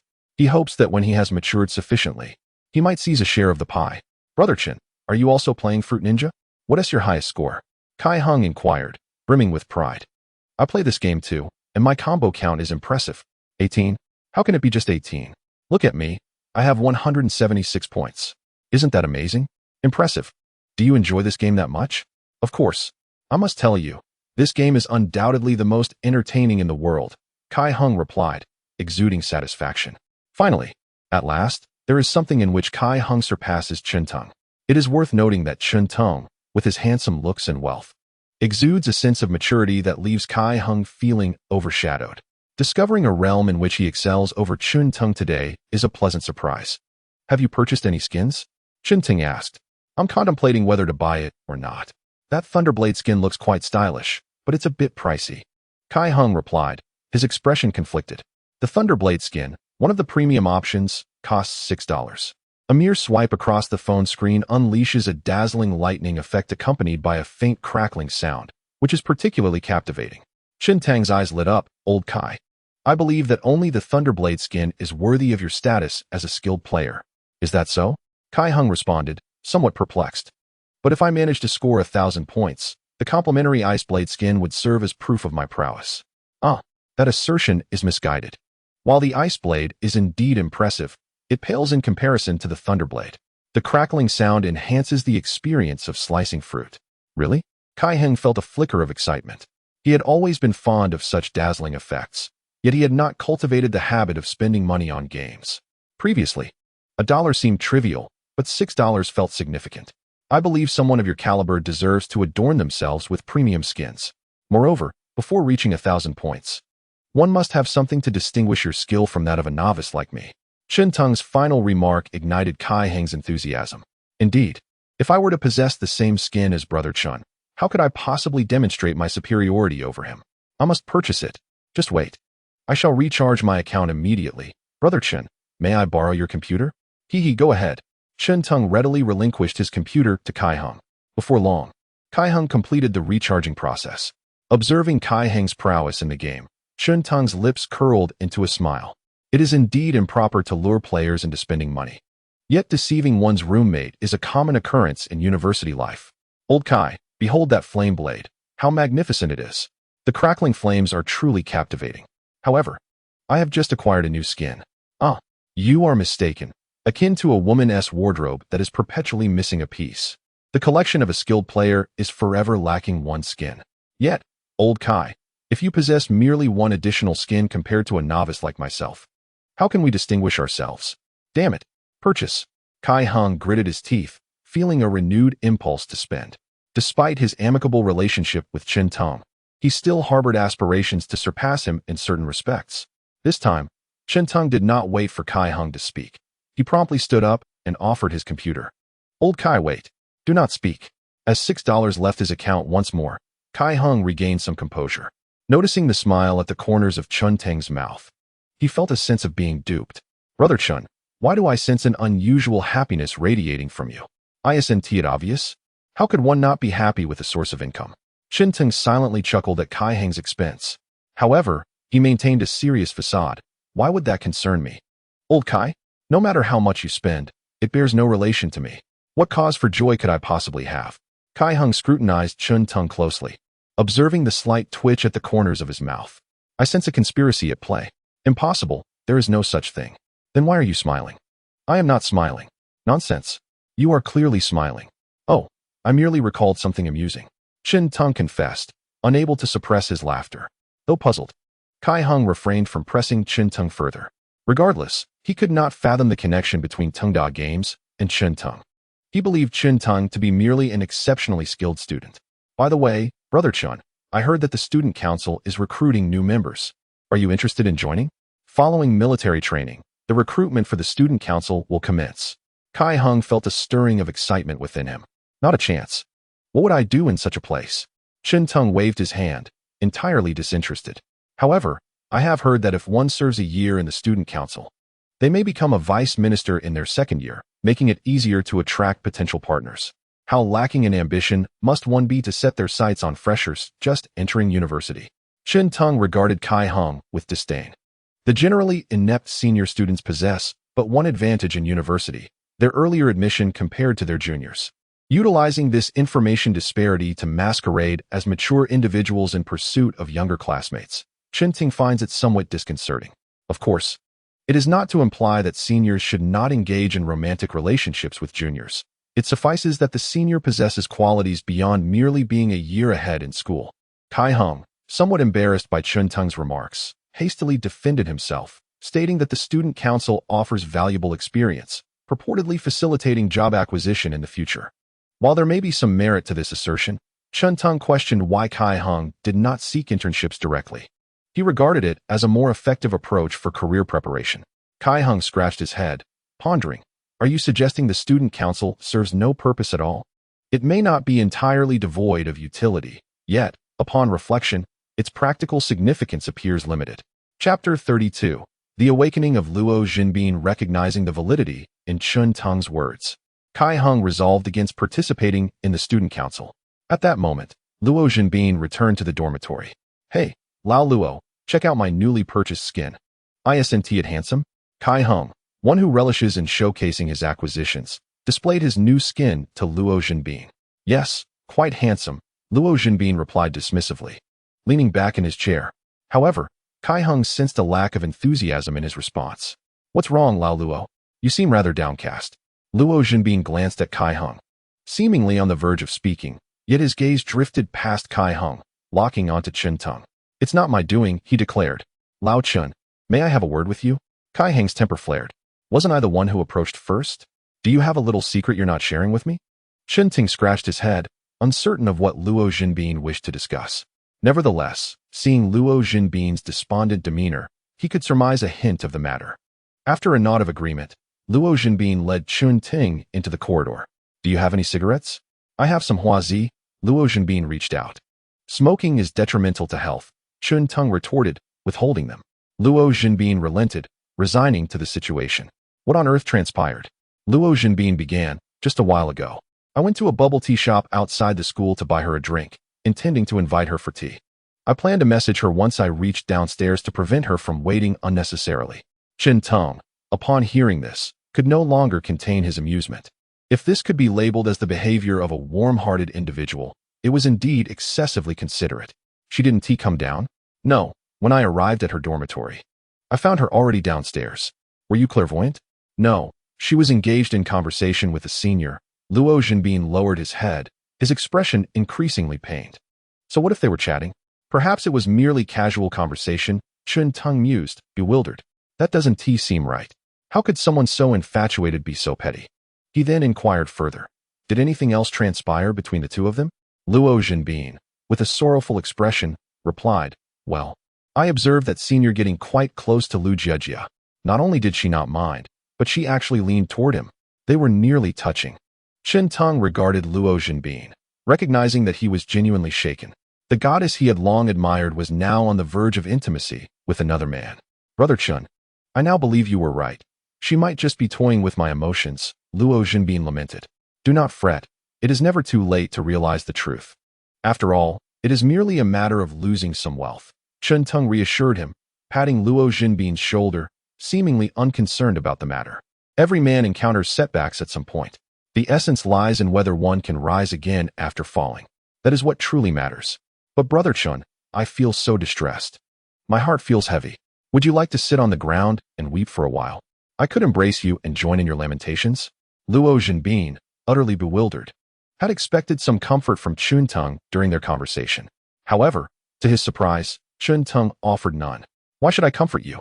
You are not a delicate flower in need of nurturing. You should be feeling joyous." "Why should I feel joyous?" Luo Jinbin's confusion deepened. "You ought to be elated.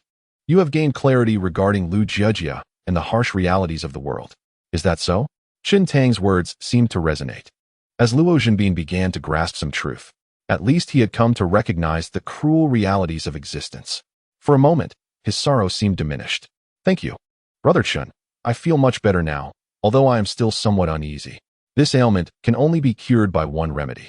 What remedy? Regret. Chen Teng's voice was resolute. Only when Lu Jiejia begins to regret her choices will you find solace. Otherwise, you must await the time when you grow beyond being affected by external circumstances. Luo Jinbin found profound wisdom in Chen Teng's words. He resolved to make Lu Jiejia aware that missing out on him would be the gravest error of her life. Yet soon, he felt disheartened again. But Brother Chen, the boy with Lu Jiejia, is particularly impressive. Oh, how impressive! Chen Teng was intrigued, curious about what kind of individual could be deemed remarkable by Luo Jinbin. That boy is a senior at our school, surnamed Jiang, a third-year student. A prominent figure on campus, and I've heard his family is quite affluent. Are you certain that you merely caught a glimpse of them outside Lu Jiejia's dormitory? Chen Teng felt that perhaps it was Luo Jinbin who was the noteworthy individual, having thoroughly investigated the background of another in such a short span. I previously came across posts from this senior on the school's forum. He often showcases his exploits and shares images there. In the student council, there were indeed several acquaintances. Chen Teng suddenly realized the situation. With Zhang Ningxin's assistance, he had largely ceased to peruse the forums, thus rendering him somewhat oblivious to the happenings within the school. However, is this what constitutes prowess? Keep this matter close to your heart, and use this time as motivation to strive. Luo Jinbin pondered for a moment and remarked, Brother Chen, I aspire to establish a delivery team akin to theirs. Do you believe I can succeed? Chen Teng had to concede that Luo Jinbin was the most efficient in their dormitory, while Miao Xingzhong had only just set his sights on Lu Jiejia. Luo Jinbin was already aware of her name. Having just emerged from a difficult period, he was eager to embark on an entrepreneurial venture. His efficiency was indeed remarkable. Yet, why had he chosen to delve into food delivery? Perhaps you should collaborate with Lao Miao instead. What do you mean? Luo Jinbin was utterly perplexed. Chen Teng waved his hand dismissively, unwilling to reiterate his theories to Luo Jinbin. Upon returning to the dormitory, Luo Jinbin refrained from pursuing the matter with Chen Teng, instead sharing his ambition to form a delivery team with Kai Heng.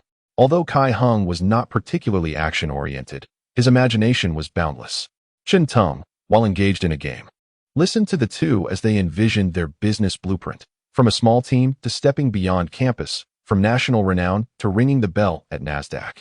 Unfortunately, Miao Xingzhong's return abruptly led to the downfall of the grand enterprise they had envisioned. Chen Teng could only sigh. Brother Chen, why didn't you inform me sooner? Luo Jinbin and Kai Heng gazed at Chen Teng with wistful expressions. I intended to provide you with a training exercise in divergent thinking. Chen Teng replied with a mischievous smile. He found their discussion on the topic exceedingly entertaining, possessing a refreshing innocence untainted by knowledge. Yet, within a few days, Luo Jinbin returned once more. Chapter 33. Chen Teng. Online companion chat. This marked the third day since Luo Jinbin had emerged from his shadow. Today was initially a day blessed with perfect sunshine. However, as the saying goes, in joyous scenery, sorrowful emotions are accentuated. When both classes convened for a lecture, Chen Teng noticed a male student seated next to Lu Jiejia. Chen Teng could see this, which meant Luo Jinbin could as well. Consequently, Luo Jinbin swiftly entered a state of distress. Observing his former goddess sitting alongside another man, even in the absence of overt gestures, was enough to deliver a significant blow to him. This senior indeed possessed commendable qualities. Chen Teng assessed the situation, tall and reasonably handsome. If wealth were added to the mix, it was entirely understandable that Luo Jinbin felt outmatched. After all, the ultimate goal of the affluent, in plain terms, is to find someone to spend their money on. If this individual possesses other favorable attributes, engaging in flirtation and romance is not out of the question. However, in Chen Teng's view, Lu Jiejia's tactics appear somewhat immature. Generally, seasoned femme fatale would never allow their admirers to perceive that they are entangled with another. Yet, Lu Jiejia makes no effort to conceal it. Could it be that she has genuinely developed an affection for this senior, thereby severing ties with her admirers once and for all? Chen Teng found this hard to believe. Come on, Lao Luo, cheer up. There are plenty of fish in the sea, Miao Xingzhong reassured. You wouldn't understand. I may not have seen a pig run, but I've certainly seen one before. You are the pig, Miao Xingzhong retorted, left speechless. Consolation? Nonsense. He deserves every bit of it. As the school bell rang, Chen Teng was taken aback to see Lu Jiejia approaching the last row. Was she perhaps intending to confront Luo Jinbin, this lovesick admirer? Was she preparing to stab him in the heart? However, he soon realized his error. He was gravely mistaken. Lu Jiejia was walking towards him. Observing the unmistakable pride etched across Lu Jiejia's face, Chen Teng recalled his previous indifference towards her. She had come to flaunt her conquest before him. Chen Teng couldn't help but feel a twinge of sympathy for Luo Zhenbin. Poor fellow, deprived of a proper acknowledgement from Lu Jiejia. Chen Teng, this is our senior, Du Romping. Hello, Senior Du, Chen Teng replied with a perfunctory wave, barely concealing his disinterest. Lu Jiejia's smile widened, unable to hide her delight. Hadn't he just looked down upon her last time?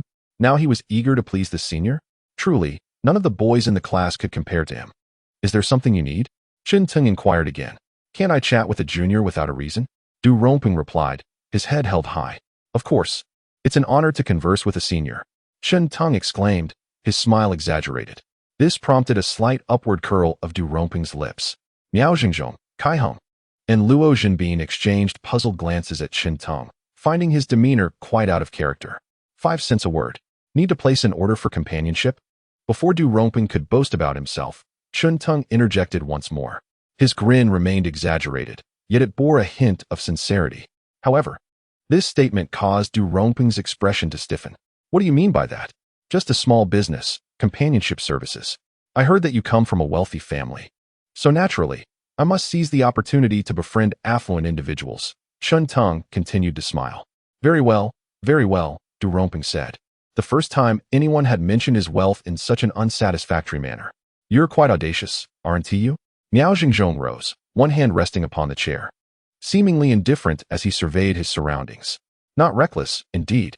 Chen Teng suddenly recalled something. Have you ever played Fruit Ninja, Senior? Fruit Ninja?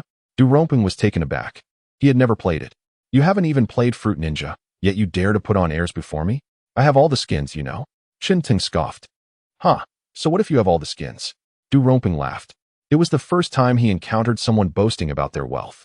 He truly could not believe that anyone within this modest business school could possibly rival his affluence. Du Romping whipped out his phone, displaying the Fruit logo on its back, and immediately began downloading Fruit Ninja. Regardless of the cost of acquiring all the skins, he felt compelled to purchase them all. It's just a handful of skins. What's the big deal? I thought it would be something significant. Du Romping scoffed, purchasing every skin available. Soon after, he presented the game's skin interface to Chen Teng. Oh. Chen Teng's lips curled into a slight smile as he scrolled through Du Romping's phone. Indeed, he had truly acquired all the skins. Chen Teng's smile broadened. Well, you are indeed impressive and wealthy, Senior. Truly remarkable. With that, Chen Teng stood and made his way towards the classroom door. Du Romping felt something amiss. Shouldn't they be competing over who was wealthier? Why was Chen Teng leaving so abruptly? Wait, who said you could leave? Du Romping reached out to grab Chen Teng's arm. At that moment, Miao Xingzhong lifted his chair high. Du Romping hastily withdrew his hand, and Miao Xingzhong set the chair down with a smile. Lu Jiejia furrowed her brow. Perplexed as to why Chen Teng dared to adopt such an attitude towards Du Romping, the senior. Didn't he fear offending him? Apologies, Senior, but I have someone treating me to a meal, so I cannot continue our conversation. What a pity. However, if you wish to order a chat service, I would be more than willing to converse with you, Chen Teng said with a smile as he walked towards the classroom exit. Du Romping stood frozen, pointing at their departing figures. You better think this through. I have connections in the student council. All right, Senior, you are truly impressive. Chen Teng's voice gradually faded away. And soon after, Du Romping and Lu Jiejia heard a burst of laughter from outside the door. Don't mind them, Senior. Their manners are simply appalling, Lu Jiejia said. Visibly upset, Du Romping was equally irate. In their minds, the 4 students from Chen Teng's dormitory should have respectfully greeted Du Romping as their senior. How could they be so discourteous? The new students today truly know no bounds. It seems they have yet to experience the harshness of society. Du Romping let out a sinister chuckle, declaring, in that case, I shall demonstrate the power of the student council. Which dormitory do they belong to? I am unsure. I shall inquire, Lu Jiejia promptly responded, opening her phone to gather information. Her gaze towards Du Romping was laced with admiration. Such a young man was worthy of her affection, wealthy, well-connected within the school, and not lacking in looks. As for Chen Teng, Lu Jiejia found it incomprehensible how he could be so arrogant. Enough about him. Let us dine, Du Romping suggested. I have arranged a meal with some senior members of the student council. Would you like to bring your dorm mates along? Absolutely. Lu Jiajia's eyes sparkled at the thought of dining with those formidable seniors of the student council. She vividly recalled the day of recruitment when the presidents and ministers spoke on stage, leaving her in awe of their commanding presence. Let us depart then, Du Romping said, a bright smile illuminating his face. Chapter 34. Achieving extraordinary results in the third tier of education? You three may return. I am off to dinner. Chen Tang's words left the trio momentarily stunned. Brother Chen, you truly have someone inviting you to dinner? I thought you were merely concocting an excuse to leave. An excuse? Chen Tang chuckled. There was no need for such ruses with them. Indeed, someone had invited him to dine. With strangers, there was no necessity for pretense. Are there any girls? Can we join? There are girls, but not you. Just the previous night, a girl had unexpectedly texted him, expressing her desire to treat him to dinner. Chen Tang was perplexed and wanted to inquire about the situation, recalling that she had been short on funds. How could she afford to treat someone after a month into the new semester? Determined to seek clarification, he resolved to ask her directly. Brother Chen is quite impressive. He can attract girls to treat him, unlike us, who struggle to even arrange a meal with them. Miao Zhengzhong expressed his envy. Do not be envious, if you wish. I shall send you the bill later. Consider it as if I not only facilitated your dinner with a girl, but even dined on your behalf, Chen Teng generously offered. Miao Zhengzhong was taken aback, quickly realizing the implication. You mean, I pay, and you dine with the girl? I can take leftovers? Scram, scram, scram. Miao Zhengzhong's face was filled with frustration. He believed himself to be quite handsome. Why was it that no girls seemed to fancy him? Enough of that. We cannot emulate Brother Chen's prowess, Kai Hung remarked, attempting to lighten the mood as he placed an arm around Miao Zhengzhong's shoulders. Luo Zhenbin sat silently, brooding and lost in thought. Chen Teng laughed heartily, parting ways with the trio as he made his way to the underground parking garage beside the teaching building. The restaurant chosen for the meal was Old Chen's restaurant. The journey from the teaching building to the restaurant would be quite extensive. Chen Teng was reluctant to walk such a long distance. Therefore, he opted to drive instead. As the car emerged from the underground parking lot of the teaching building, it passed by the structure. Du Rongping and Lu Jiajia, who had just descended the stairs, were somewhat astonished to see the vehicle. Oh, our school's teachers seem rather affluent, Lu Jiajia remarked, recognizing the emblem as that of a BMW. Indeed, it appears to be a 5 Series, likely costing around 800,000 to 900,000 yuan. Given that they were on campus, the car moved at a leisurely pace, not zooming past them. Du Rongping expressed a hint of envy, speculating. It must belong to a teacher from the main campus. I've heard that some of them are worth over 10 million. Lu Jiejia was taken aback. Whether it was the nearly 1 million yuan car or the teachers rumored to possess fortunes exceeding 10 million, these figures were beyond her reach as a student. Senior, you know so much. Lu Jiejia quickly transformed her astonishment into admiration, fully aware of a man's psyche. Indeed, Du Rongping's face blossomed with a smile once more. It's nothing. Frequent exposure naturally leads to greater knowledge. Wow. Do you often encounter such luxury cars, senior? Yes, indeed, Du Rongping replied with unflinching composure. As the era of the internet approached, one must possess an internet mindset. Engaging online is certainly a form of interaction, isn't it? After receiving Du Rongping's affirmative response, Lu Jiejia found his seemingly ordinary face increasingly handsome. Indeed, I possess the keenest eye in our class. The two chatted and laughed as they made their way toward the school gate. At Qiming University, beneath the girls' dormitory, Chen Teng immediately spotted the most striking figure in the crowd. Today, Li Xingru's attire was refreshingly simple, a white shirt, athletic pants, and a low ponytail, resembling a delicate white flower standing in the rain. Her head was slightly bowed, and her beautiful eyes were constantly surveying her surroundings. Upon noticing Chen Teng's car, she excitedly ran towards him. Slow down, slow down. Chen Teng then noticed that beside Li Xingru stood another girl, who appeared somewhat helpless as she tried to keep pace with Li Xingru. He recalled that this girl did not seem to be from Li Xingru's dormitory. Get in the car, he said as he stepped out and opened the rear doors for the two girls. Li Xingru smiled and introduced, Chen Teng. This is my new friend from class, Lu Yan. She has nowhere to eat, so she's joining me. Hello, I'm Lu Yan. The girl with a neat bob and glasses appeared quite astute. Hello, Chen Teng greeted her. Once they were in the car, Chen Teng took his seat and drove towards Lao Chen's restaurant. Where did you get your money? Chen Teng inquired with genuine curiosity. I work part-time at a bubble tea shop in our school, and my boss is exceptionally kind, allowing me to overdraw my wages. Li Xingru obediently replied. Is your boss male or female? Female. Oh, that is fine. Chen Ting nodded slightly. Lu Yan, sitting beside Li Xingru, quietly listened to their conversation. At the beginning of the semester, Lu Yan had noticed that the relationship between Li Xingru and her roommate was not particularly amicable. Upon understanding the situation, Lu Yan began to admire Li Xingru. Coming from a modest background and possessing an introverted personality, she embodies resilience. Consequently, Lu Yan took the initiative to befriend Li Xingru. After their relationship improved, Lu Yan learned about Chun Teng from Li Xingru. Given Li Xingru's appearance, Lu Yan instinctively believed that Chun Teng approached her with ulterior motives. Concerned for Li Xingru's welfare when alone with Chun Teng, she fabricated an excuse about having nowhere to eat and followed them. Chun Teng, are you studying nearby as well? Lu Yan decided to take the initiative and probe.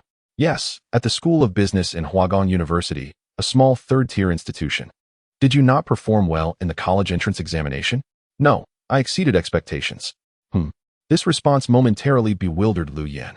University boys are generally a tad more mature than high school students, but in essence, they are not vastly different. Their maturity is limited. Lu Yan had encountered many such boys who boasted of their abilities before girls to satisfy their vanity and earn admiration. To her, Chen Teng was no different from the average boy. Even possessing a car merely indicated wealth. It did not signify much else. She initially thought that Chun Teng's claim of performing well enough to attend university was absurd. To her surprise, he said he exceeded expectations. If exceeding expectations leads to a third-tier institution, what would normal performance yield? Graduating high school only to become a security guard, thus taking a detour of 20 years? Lu Yan found her train of thought somewhat disrupted. She had intended to casually engage in conversation to foster a closer bond and facilitate deeper probing later. But the exchange left her at a loss for words. Thus, she decided to abandon her efforts to build rapport. I heard Roro say you two met during the school registration? Yes. My bag broke on that day. Li Xingru quickly interjected, recounting the story once more. Lu Yan felt a twinge of exasperation. It wasn't even her question. She then half-jokingly inquired, Chen Teng, did you help our Roro because you found her attractive? Indeed. Chen Teng's answer caught Lu Yan off guard once again. Such candor? She had intended to caution Li Xingru about Chen Teng. Honestly, if she were quite unattractive, I would have merely picked up her things and handed her an intact bag, Chen Teng stated nonchalantly. Humans are visual creatures, and Chen Teng is no exception. However, such an honest response left Lu Yan at a loss as to how to continue her probing. She glanced at Li Xingru and noticed a faint smile playing at the corners of her lips. What? Are you pleased that someone is drawn to your appearance? Lu Yan felt a twinge of headache. She genuinely worried that this naive girl, Li Xingru, might be deceived by Chen Teng. Rest assured, Yin Yan. I am quite clever and will not be misled, Li Xingru spoke, seemingly anticipating Lu Yan's concerns. Lu Yan found herself at an impasse. With such a declaration, she could no longer pursue her inquiries. Probing further would prove futile. Chen Teng couldn't help but chuckle. Are you afraid I might take an interest in Li Xingru? Lu Yan softly affirmed.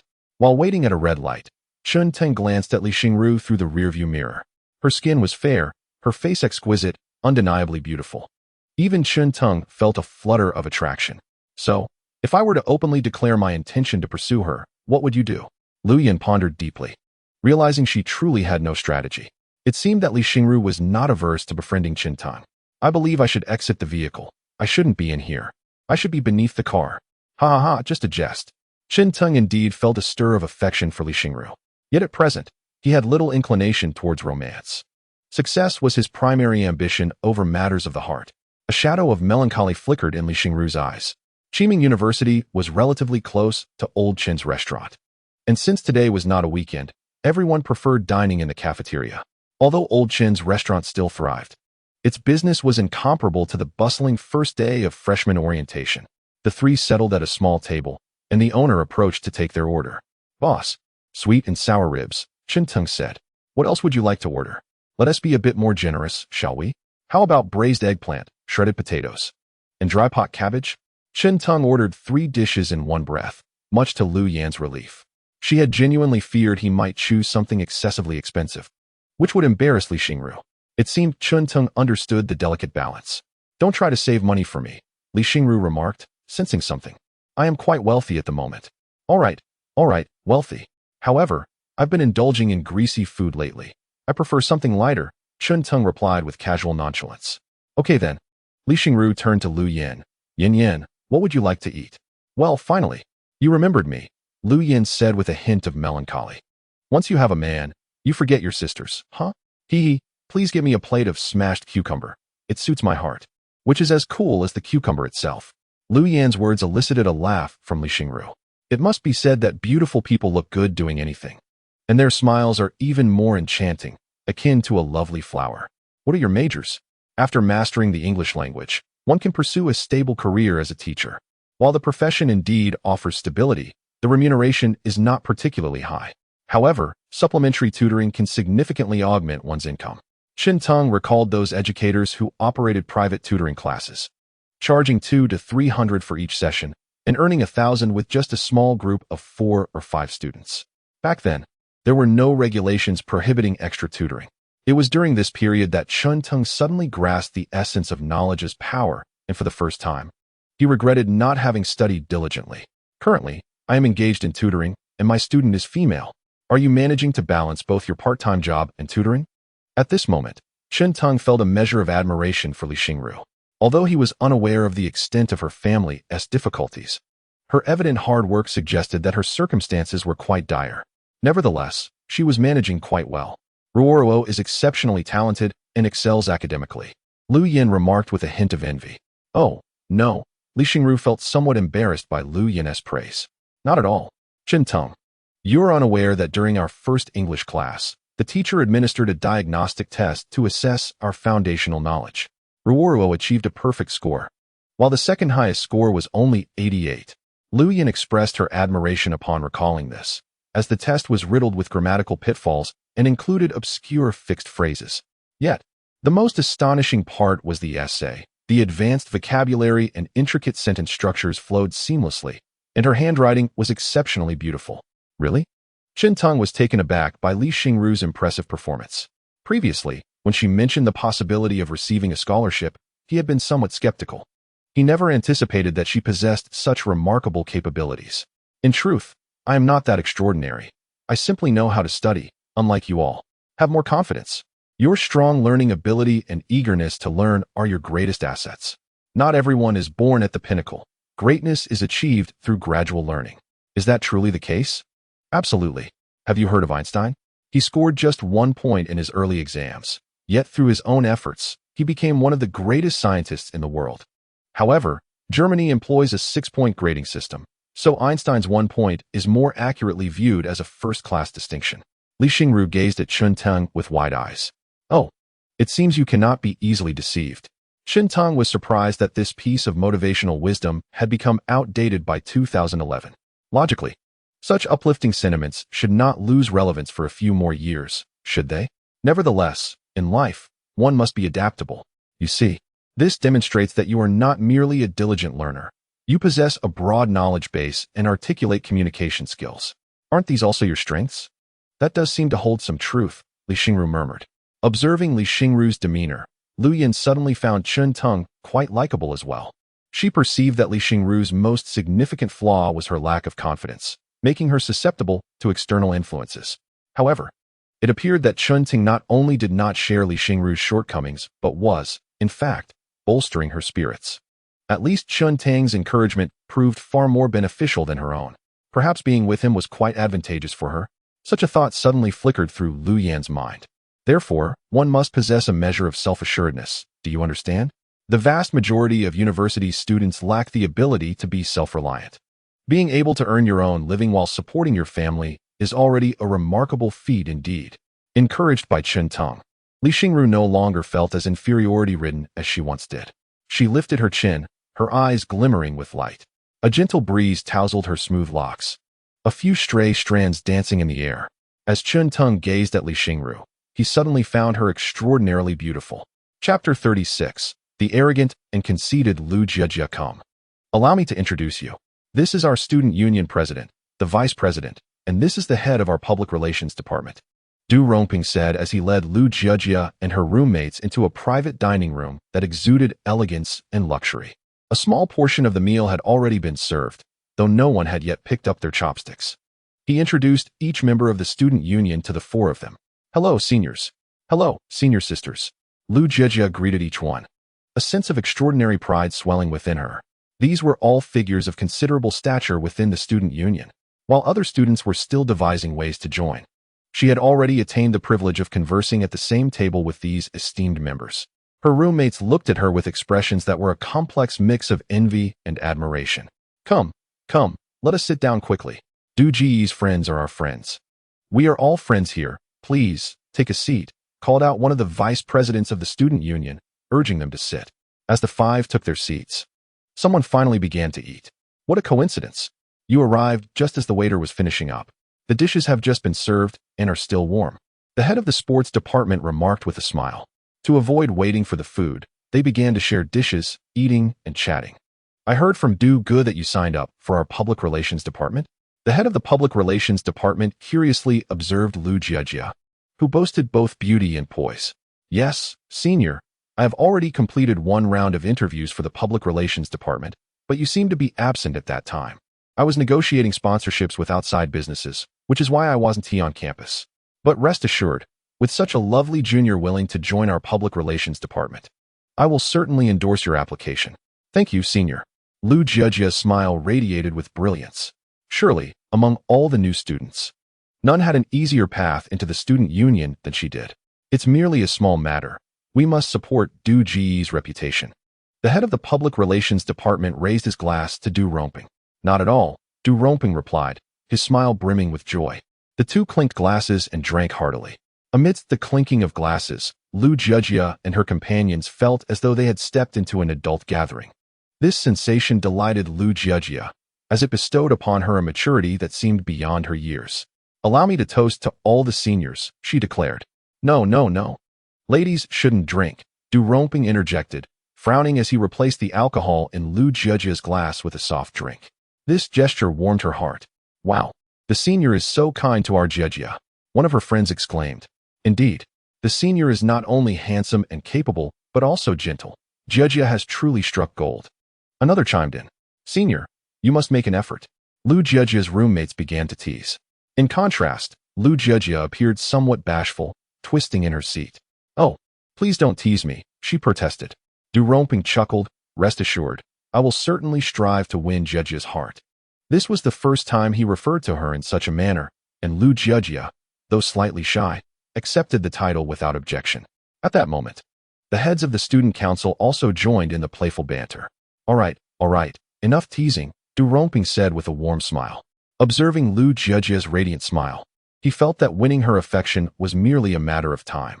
Meanwhile, Lu Jejia, listening to the internal affairs of the student council, felt a fleeting sense of involvement in the school's decision-making.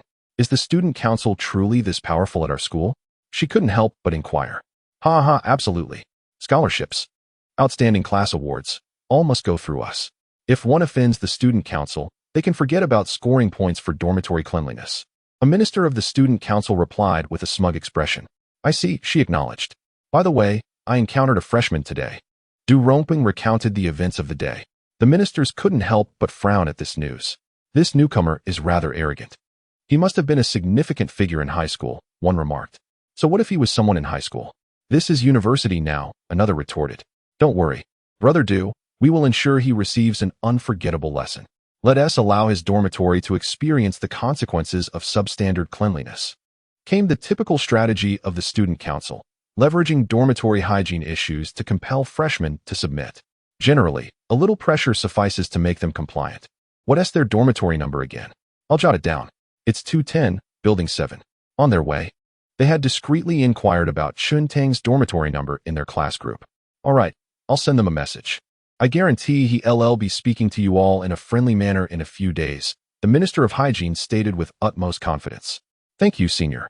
Lu Jejia expressed her gratitude hurriedly, envisioning the scene of Chun Tang speaking amiably to her in the coming days. In truth, she did not have any specific demands of Chun Tang. It was merely his previous demeanor that had been exceedingly disappointing. She had personally approached him to extend her greetings. One would expect a semblance of courtesy, akin to how his roommate, Luo Jinbin, conducted himself. Such trivial matters are merely small gestures. The sponsorships for our student union come from Dugo. Now it all makes sense. Lu Jiejia finally comprehended why these student union members held Du Rongping in such high regard. He was, after all, a benefactor, a patron. As the meal progressed, the atmosphere became increasingly comfortable. Although they were still students, their skills in flattery had become rather adept, leading to a remarkably enjoyable dining experience. Well then, shall we conclude our gathering for today? After a hearty meal and drinks, Du Rongping decided it was time to wrap up. The others naturally had no objections. Consequently, Du Rongping generously proceeded to settle the bill. Lu Jiejia discreetly glanced at the receipt. Goodness, this meal amounted to over 2,000, more than her monthly allowance. Senior, is this meal not a bit extravagant? Oh, this amount is nothing to fret over. Although my family provides me with a modest sum, I still receive around 7,000 to 8,000 a month. An occasional indulgence like this poses no issue. Du Rongping, slightly inebriated, spoke with a hint of boastfulness. Wow, senior, your family must be quite well off, Lu Jiejia said with delight, feeling quite astute for recognizing the commendable qualities in Du Rongping. Jiejia, shall we walk back together? Just the two of us? Du Rongping's intentions were unmistakable. Sure, Lu Jiejia readily agreed. Both the heads of the student union and Lu Jiejia's roommates displayed remarkable discretion, not interrupting the pair. Thus, they strolled together in the direction of the school. Along the way, Lu Jiejia and Du Rongping unexpectedly encountered a familiar face. Chapter 37, Passionate Outburst. A tirade against Lu Jiejia boss, I'll settle the bill. In the restaurant, Li Xingru stood and walked to the front. What is her family situation? Really? Qin Teng inquired with curiosity. You don't know? Lu Yan cast a surprised glance at Qin Teng. I don't. A gravely ill mother, a gambling father, and a shattered younger brother. Lu Yan sighed as she spoke. This revelation left Qin Teng momentarily taken aback. It was not that he doubted the existence of such tragic circumstances in the world. Rather, he found it hard to believe that such sorrowful realities could manifest so close to him. Is what you say true? You must be joking. Certainly not. Ruoruo is genuinely pitiable. If you have your eyes set on her, you should consider whether you can shoulder the burden of her family. Qin Teng could discern Lu Yan's emotions. He felt a pang of sympathy, but was at a loss as to how to offer assistance. Such a family represents an immense burden for the majority. Being born into such a household is akin to being shackled from the moment of birth. In a past life, if Qin Teng were to consider courting someone from such a family, he would undoubtedly choose to forego the notion entirely. The sole reason being, he simply could not afford it. Ordinary families cannot afford such companions. This is a stark reality. However, at present, Qin Teng finds himself in a position to afford such a relationship. Yet, why am I pondering this? A sudden question crossed Qin Teng's mind. As Lu Yan noticed Li Xingru approaching, she quickly donned a smile. Come on, Lu, let me escort you back to the dormitory. MHM, Li Xingru murmured softly, trailing behind Qin Teng as they exited. Well, if it isn't Junior Qin Teng. The strong odor of alcohol assaulted the senses. Qin Teng frowned slightly, casting a disdainful glance at the unexpectedly appeared Du Rongping. What was that saying again? The youth's face reddens beyond compare. At that moment, Du Rongping's face was as flushed as a monkey's backside. While he harbors no aversion to those who drink, he certainly detests those who become unruly when intoxicated. Lu Yan also frowned. Is he your friend? No, just a fool, Qin Teng replied, his voice pitched just right for Du Rongping to hear. Du Rongping, who already held himself in high regard, felt even more inflated amidst the flattery of his friends. Upon hearing Qin Teng's remark, his expression darkened instantly. Junior, do you even realize whom you are addressing? Compared to his demeanor after class, Du Rongping now radiated a distinctly more arrogant attitude. Yet, when he caught sight of Li Xingru behind Qin Teng, his interest piqued, and he sobered considerably. He thought, is there such a stunning girl at our school? Lu Jiejia also noticed Li Xingru. Although night had fallen, she could still discern the beauty of Li Xingru in the ambient light. Her figure and visage left Lu Jiejia feeling inadequate for the first time in the presence of such a striking girl. Suddenly, it dawned on her why Qin Teng had been so composed when facing her initially. But what connection did Qin Teng have with this girl? Li Xingru, sensing the gazes of the two, instinctively retreated behind Qin Teng. Fear not, Qin Teng gently reassured her. He led Li Xingru and Lu Yan toward a nearby BMW. Du Rongping seethed with anger. How dare a mere Qin Teng disregard him? Junior, I must warn you. If you offend me, Du Rongping, do not expect to thrive in the business school. Oh, I am truly terrified. Chen Teng dismissed his threat. It was then that Du Rongping noticed the BMW parked by the roadside, abruptly recalling the luxurious vehicle he had seen earlier that afternoon while passing by the teaching building. If I recall correctly, these two vehicles should be the same, right? Du Rongping sealed his lips, opting to observe whether Chen Teng would indeed enter the car. Lu Jiejie remained oblivious to the unfolding events. Chen Teng, Senior Du has connections with many heads of the student council. Noticing Chen Teng's indifference, Lu Jiejie grew increasingly irate. When had she ever been disregarded? Thus, she directed her words towards Li Xingru.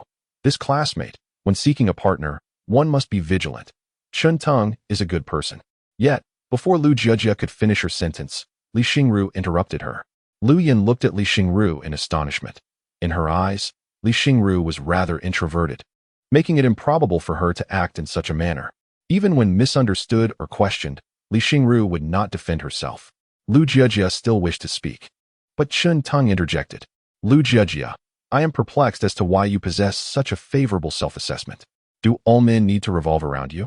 Is there an issue with not wanting to engage with you? Even if you desire to befriend me, I reserve the right to decline, do I not? Moreover, I find it rather embarrassing to expose your intentions, seeking to validate your allure through men while keeping a cadre of sycophants by your side. Do you truly believe your tactics are astute? Ultimately, you are not fundamentally different from those who sell themselves. Both rely on external advantages to acquire wealth. The distinction lies in your desire to maintain a fade of virtue while enjoying the sustenance provided by others, demanding emotional value in return. In my view, you fall short of even them. Chen Teng's words flowed rapidly, his voice resonating powerfully. Arguments are not debates, nor are they scholarly exchanges. Right or wrong bears little significance, as does the presence of logic. In the heat of a quarrel, the victor often emerges as the one who can bellow the loudest, who possesses the least shame. Initially, Chen Teng had been rather timid upon graduating. However, after some time, he realized that sometimes one must resort to fervor to resolve issues. The louder one speaks, the faster the pace, and the less logical the discourse, the higher the chance of triumphing in a quarrel. Consequently, despite Lu Jiejie's repeated attempts to interject, Chen Teng afforded her no opportunity. Whenever he sensed her inclination to speak, he would amplify his volume and quicken his cadence. As the exchange escalated, a crowd began to gather, and Lu Jiejie's desire to converse evaporated. She merely wished to escape the scene. Fool, Chen Teng declared in a thunderous voice, emphatically addressing Lu Jiejie. Following his proclamation, he briskly approached the vehicle. Lu Jiejie was rendered speechless by his barrage of words. Du Rongping's expression darkened slightly, yet he remained silent, merely observing Chen Teng and the nearby BMW.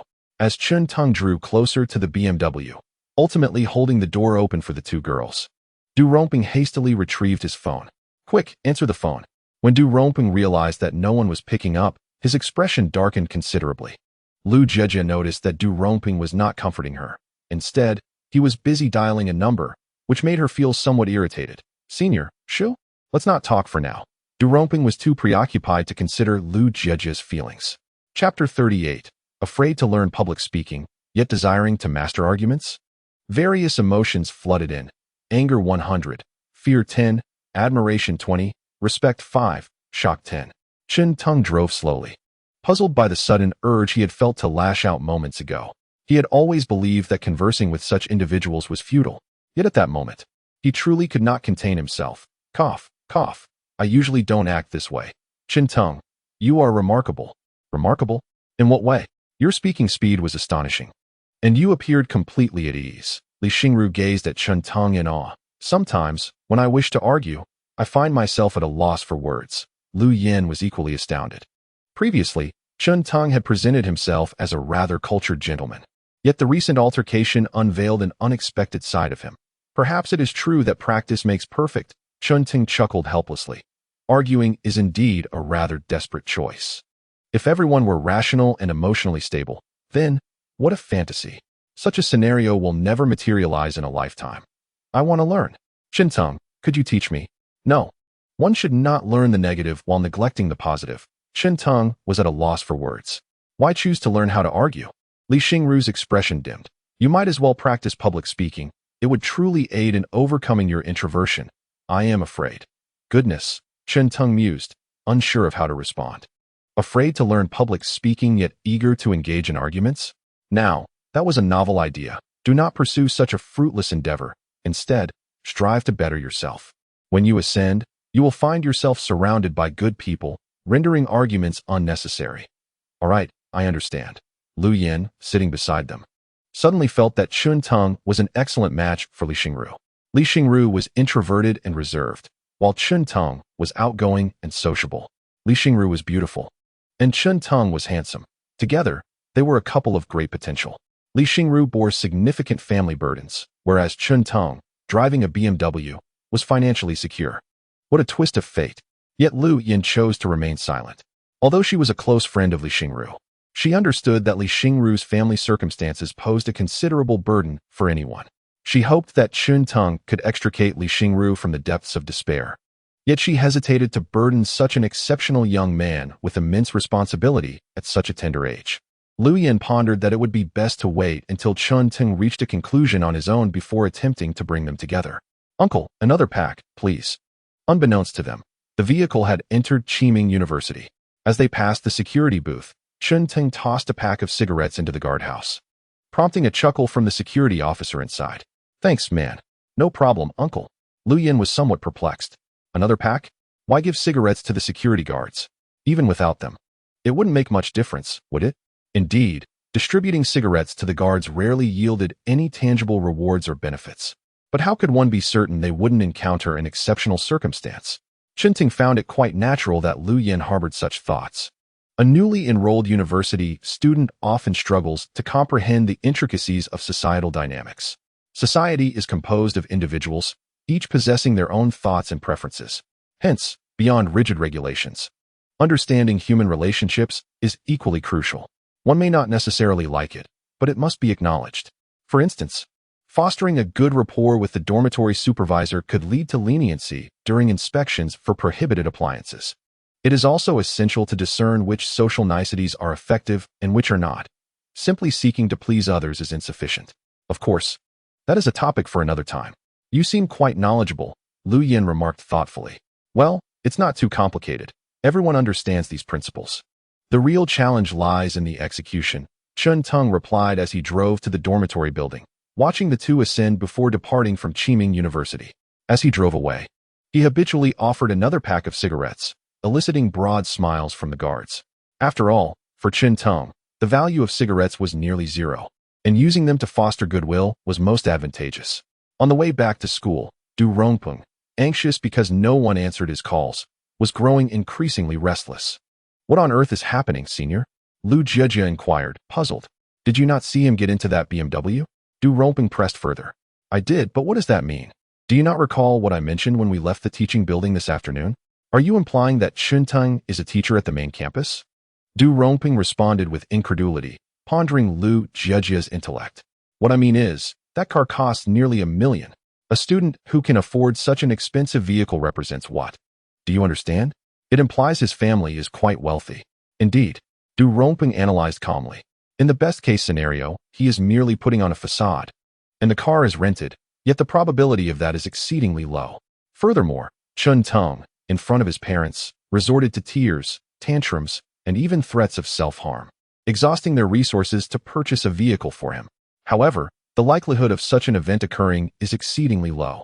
In a more plausible scenario, his family, possessing assets in the millions, might simply acquire a BMW for their child's convenience. The worst-case scenario, however, is that the vehicle is merely a grocery getter. Or perhaps it is one that Chun Teng himself financed, both of which are also highly improbable. Do you grasp my meaning?" A cold breeze swept through. Du Rongpeng's sobriety returned. He analyzed the possibilities using the simplest of methods. At this moment, Lu Jiejie began to comprehend. "Senior, do you mean to say that his family could be quite affluent? Perhaps even wealthier than you?" "Indeed.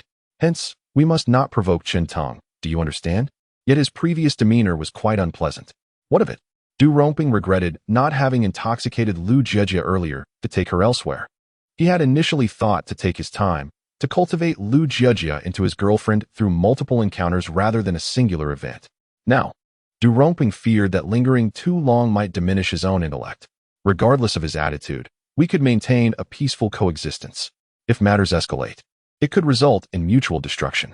Du Rongping continued to dial a number, intent on informing them to refrain from causing trouble for Chun Teng regarding dormitory cleanliness. Yet, Lu Jiejia pouted in discontent. However, Du Rongping had no time to console her. Lu Jiejia was indeed beautiful, but she was not worth making an enemy of Qin Teng. If possessing Lu Jiejia meant offending Qin Teng, he would opt for another choice. There are no buts. You will apologize to Qin Teng later, all right? You want me to apologize to him? Lu Jiejia could hardly believe her ears. I heard that the fruit is only 4 yuan. If you behave, I shall buy you one. Very well, senior, you must keep your promise. Rest assured, I am a man of my word. Du Rongping hurried towards the school, anxious that the student council would act with undue efficiency. Chapter 39. The Student Council Inspection. Can one still enjoy barbecue? At the business school of Huazi University, room 210, building 7. Knock, knock, knock. A heavy knocking reverberated through the room, startling the 3 individuals engrossed in a video. Brother Chen, what's the matter? Why the fury? Did you discover that a girl at the table has a boyfriend? Miao Xingzhong strolled leisurely towards the door, chuckling. But wait, did Brother Chen forget his key? Kai Hung remarked, puzzled. Before Miao Xingzhong could reach the door, the heavy knocking sounded once more. Coming. What's the rush? Even if you've been rejected, you shouldn't take your anger out on us. Miao Xingzhong scoffed. Yet, the noise emanating from the doorway was quite formidable. Student council, open the door. Upon hearing this, Miao Xingzhong, who had his hand on the doorknob, furrowed his brow. With the third knock, he fumbled for his phone while twisting the doorknob to open the door. The sight that met him was startling in its number. There were at least 7 or 8 individuals gathered at the entrance, questioning the delay in opening the door. Before Miao Xingzhong could utter a word, the student in charge of the dormitory inspection was the first to voice his concerns. Hadn't there already been an inspection a few days prior? Kai Heng stepped forward, puzzled by the situation. The frequency of inspections at the business school was roughly once a week, with weekends exempted. It was not yet the beginning of a new week. You dined just a few days ago. Does that mean you want to eat today? Scoffed the leading student. But if your mother passed away a few days ago, does that mean you ought to suffer that loss again today? Miao Xingzhong replied coolly. Wow, are the freshmen nowadays this audacious? The other party reacted not with anger, but with laughter. Remember this, I am Qian Jun, the vice minister of the student union's hygiene department. Step aside, he proclaimed with great arrogance. Ah, so you're the vice minister. What if I refuse? If you refuse, your dormitory's hygiene score will be 0. Miao Xingzhong let out a derisive laugh and forcefully shut the door. However, Qian Jun extended his hand to prevent the door from closing. Do you know what a 0 hygiene score signifies? Why should I care? It means you will receive a disciplinary record. It implies you will be ineligible for awards and honors. Why should I care? Miao Xingzhong laughed even more disdainfully. Kai Hung, however, displayed a look of concern. Though he was indifferent to scholarships due to his poor academic performance, the prospect of receiving a disciplinary record was something he feared. Old Kai Hung attempted to speak, but was stopped by Luo Jinbin. He looked at Luo Jinbin in confusion, who quietly advised, we cannot allow internal discord at this moment. Upon hearing this, Kai Hung decided to remain silent. The two sat in their seats, observing the exchange between Miao Xingzhong and Qian Jun at the entrance. Kid, are you being a bit too arrogant? If you receive a disciplinary record and commit another mistake, expulsion is on the table. Who are you trying to intimidate with expulsion? I could stand atop the building and call the media. I would like to see whether the expulsion notice bears the principal's signature or yours. Miao Xingzhong's words incited Qian Jun's ire.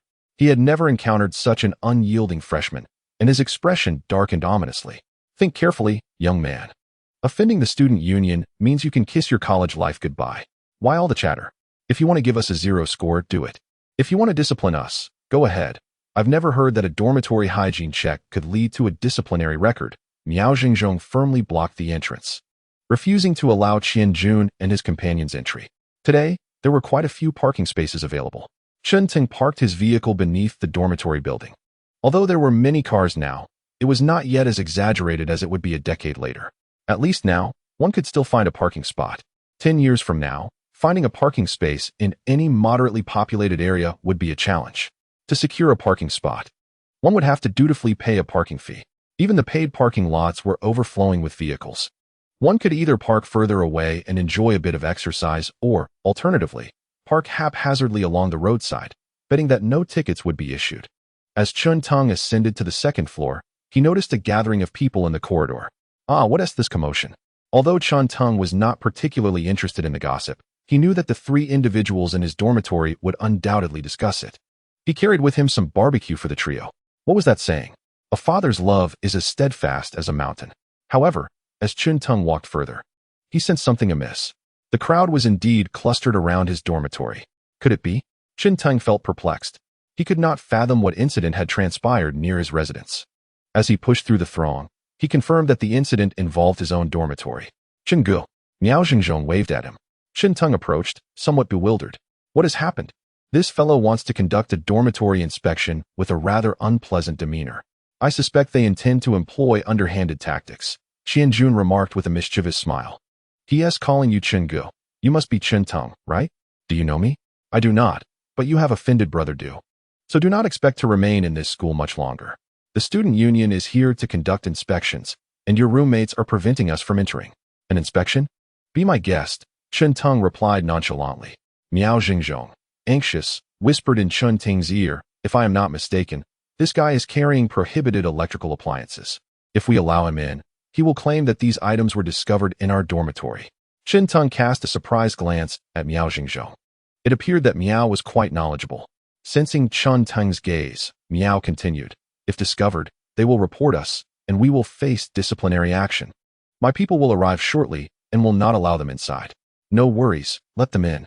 The student union is conducting inspections, and we shall fully cooperate. Chun Tung smiled. Feigning ignorance of Miao's concerns, Miao Xingzhong furrowed his brow, unable to comprehend why Chun Tung would make such a choice. Even if Chun Tung did not grasp the intricacies of the situation, his intentions were evidently clear, were they not? Ha ha ha, a wise man knows how to adapt to circumstances. Chun Tung, you are indeed clever. Qianjun laughed heartily, swaggering in with his entourage. Chun Tung waved over to Kai Hung and Luo Zhenbin, beckoning them to join him. Chun Gu, what are you up to? If they manage to uncover prohibited electrical appliances in our dormitory, I will have deposited 5,000 in the dormitory. And you must testify on my behalf, Chun Tung whispered, glancing at the student union members rummaging through their dormitory. As Miao Xingzhong's face gradually revealed a lewd smile. Chun Gu, you are truly mischievous. Kai Hung and Luo Zhenbin initially did not comprehend the situation, but upon observing the indecent grin on Miao Xingzhong's face, they began to catch on. Chun Gu, you are indeed quite naughty. Stop the banter and let us eat, Chun Tung said, raising the skewers of barbecue in his hand. Lamb skewers, beef skewers, grilled gluten, lamb kidneys, and grilled oysters. All were plentiful. Thank you, Chun Gu. Knowing that Chun Tung had his own plans, Miao Xingzhong felt reassured and began to indulge in the barbecue brought back by Chun Tung. He even sent a few messages to his friends, informing them not to come. Kai Hung and Luo Zhenbin also joyfully joined in the feast. Meanwhile, the other dormitory inhabitants were left dumbfounded. Here they were, with trouble looming overhead. Yet they remained so composed while feasting on barbecue. Chapter 40. Sweating profusely, the trash bin must not contain any refuse. Points will be deducted. No items are allowed on the table. Points will be deducted. The bed must be tidy. Points will be deducted. Deducting points. After a thorough search, Qianjun emerged. Noticing that Chun Tung and his companions were still enjoying their barbecue, his brow furrowed in disapproval. Raising a hairdryer high, he cast a menacing glance at Chun Tung and his friends. During our hygiene inspection, we discovered that your dormitory is harboring prohibited electrical appliances, violating our school's regulations. Oh, Chun Tung appeared oblivious to Qianjun's accusations, continuing to savor his barbecue. Earlier, although he had feigned fullness by consuming 2 bowls of rice, at least Xingruo's treat, the sight of lavish feasts at neighboring tables had stirred his appetite. Thus, on his way back, he had unhesitatingly purchased an abundance of barbecue. After all, barbecue costing less than 100 yuan could easily be consumed by a male dormitory, leaving no room for waste. We shall report this to the school. Feel free to report it. Follow the proper procedures. Adhere to the regulations, Chun Tung retorted, a smirk on his face. This left Qianjun somewhat bewildered. There is a saying that those who falsely accuse you often understand your plight better than you do. Qianjun knew that the hairdryer in his possession had not been found in dormitory 210. It had been concealed within someone's clothing beforehand. Typically, when students encounter such situations, they panic and loudly deny ownership of the hairdryer. At this moment, Qianjun would not genuinely report it. Instead, He intended to leverage this situation to coerce a concession from the students. The threat of coercion is often most effective before it is actually employed, much like a mop tainted with filth. It holds its greatest deterrent power before it comes into contact with anyone. I can report this. Lao Miao. Call the counselor and inform them that you have discovered prohibited electrical appliances in room 7210. Understood. Miao Xingzhong promptly took out his phone and efficiently made the call, even activating the speakerphone. As the counselor answered the phone, Miao Xingzhong broke into a grin. Teacher, I am Qian Jun, the Vice Minister of the Student Union's Hygiene Department. I have discovered someone hoarding prohibited electrical appliances in room 7210. Please come at once. With that, Miao Xingzhong abruptly hung up the phone, leaving Qian Jun bewildered. You are Qian Jun, then who am I? The bizarre turn of events left Qian Jun in a state of confusion. He was aware that the appliances did not belong to room 210, thus he could not fathom why Miao Xingzhong would exploit his name to divulge such information. I must inform you, self-reporting is futile at our school. Oh, the four indulged in their meal, while Qian Jun remained at a loss. I truly will report this. He insisted. Go ahead, came the reply from Kai Heng. Initially, Kai Heng had been quite anxious, but as Qian Jun hesitated to make a report, Kai Heng realized that his counterpart lacked the audacity to proceed. Thus, he grew increasingly brazen. When the counselor arrived at Building 7 on his electric scooter, his brow furrowed deeply. He spotted Qian Jun holding a hairdryer. Enough of this. Return to your dorms. The counselor shouted. Although many students no longer showed the same deference to teachers as they did in high school, the counselor's authoritative tone compelled them to comply and return to their rooms. Just as the counselor intended to clarify the situation, he noticed a hand raised high. It was Miao Xingzhong's. Counselor. We must report that 5,000 yuan has gone missing from our dorm. Miao Xingzhong was eager for everyone to witness his raised hand. How much? The counselor could hardly believe his ears. Did this student truly comprehend the significance of 5,000 yuan? He sighed softly. It was already past 7 in the evening, and he simply wished to return home. He had been prepared to leave, yet Miao Xingzhong's call had summoned him here. Do not slander us. Where would your dormitory obtain 5,000 yuan? Qian Jun retorted, growing agitated. He merely wished to coerce room 210 into submission through deceit, never contemplating theft. Let us head to the dormitory to discuss this matter. The counselor sensed that the situation was becoming increasingly complex. Being an experienced counselor, he understood the importance of minimizing the fallout in such scenarios. Thus, he instructed the student union representatives and the 4 students from room 210 to enter their dormitory. The already cramped space now felt exceedingly congested. Counselor, they possess prohibited electrical appliances. Qian Jun shouted. Counselor, they stole our 5,000 yuan once they entered our dorm. Miao Xingzhong echoed. The counselor's head throbbed from the cacophony. One at a time. Who is Qian Jun? I am. Qian Jun promptly raised his hand. All right, you speak first. The esteemed instructor, I have come today accompanied by 6 classmates to conduct a dormitory inspection. Why have you brought such a multitude for this inquiry? The counselor felt a hint of unease. Well, never mind. Let us proceed. The counselor glanced at his watch, eager to ascertain the situation swiftly and resolve the matter. Once Qian Jun had finished speaking, the counselor turned his attention to Miao Xingzhong. Pray, how do you intend to substantiate the claim that there exists a sum of 5,000 yuan within your dormitory? Such an amount is no trifling matter. He regarded Miao with a scrutinizing gaze. At that moment, he found himself more inclined to believe Qian Jun. Is it plausible for a student to carelessly leave 5,000 yuan in a dormitory? Surely not. Sir, our classmate Chun Tung drives a BMW. For him, 5,000 yuan is hardly noteworthy. Indeed, sir, last time Chun Tung rescued a kitten, he readily disbursed 5,000 yuan. Kai Heng and Miao Xingzhong spoke in unison, further irritating the counselor. Do these students truly grasp the implications of owning a BMW? Do they comprehend what it means to produce 5,000 yuan at a moment's notice? His monthly salary barely exceeds that amount. The counselor had nearly concluded that the residents of room 210 were merely engaging in a farcical charade. However, Chun Tung remained unperturbed as he produced a bankbook. Sir, this is proof of my withdrawal from the bank. He extended the bankbook forth. The counselor cast a fleeting glance at the figures inscribed within, a pang of bitterness striking him. Alas, this young man possesses more funds than I do. Can he truly muster 5,000 yuan? The counselor found himself wavering once more. Initially, he had deemed Chen Teng and his companions to be trifling with the matter. How could a student possibly produce 5,000 yuan for someone to pilfer? Yet, when Chen Teng validated his possession of such an amount, the counselor began to entertain the notion that perhaps this situation was not entirely improbable. You genuinely own a BMW? Indeed, without a doubt. Chen Teng presented his vehicle registration. The counselor suddenly perceived the complexity of the situation. At the very least, Chen Teng had substantiated the likelihood of having 5,000 yuan within his dormitory. Sir, we did not take his money. We truly did not see the money. Qianjun exclaimed, urgency lacing his tone. Ultimately, he was but a student, with experiences that, while more extensive than those of typical freshmen, remained limited. Perhaps we should involve the authorities, sir. He claims the hairdryer belongs to us. Let us investigate whether our fingerprints are on that dryer and ascertain if they indeed took our 5,000 yuan. Chen Teng spoke with a calm demeanor, yet his words exuded an ineffable confidence and assurance. The counselor turned his gaze back to Qianjun, who now seemed somewhat flustered.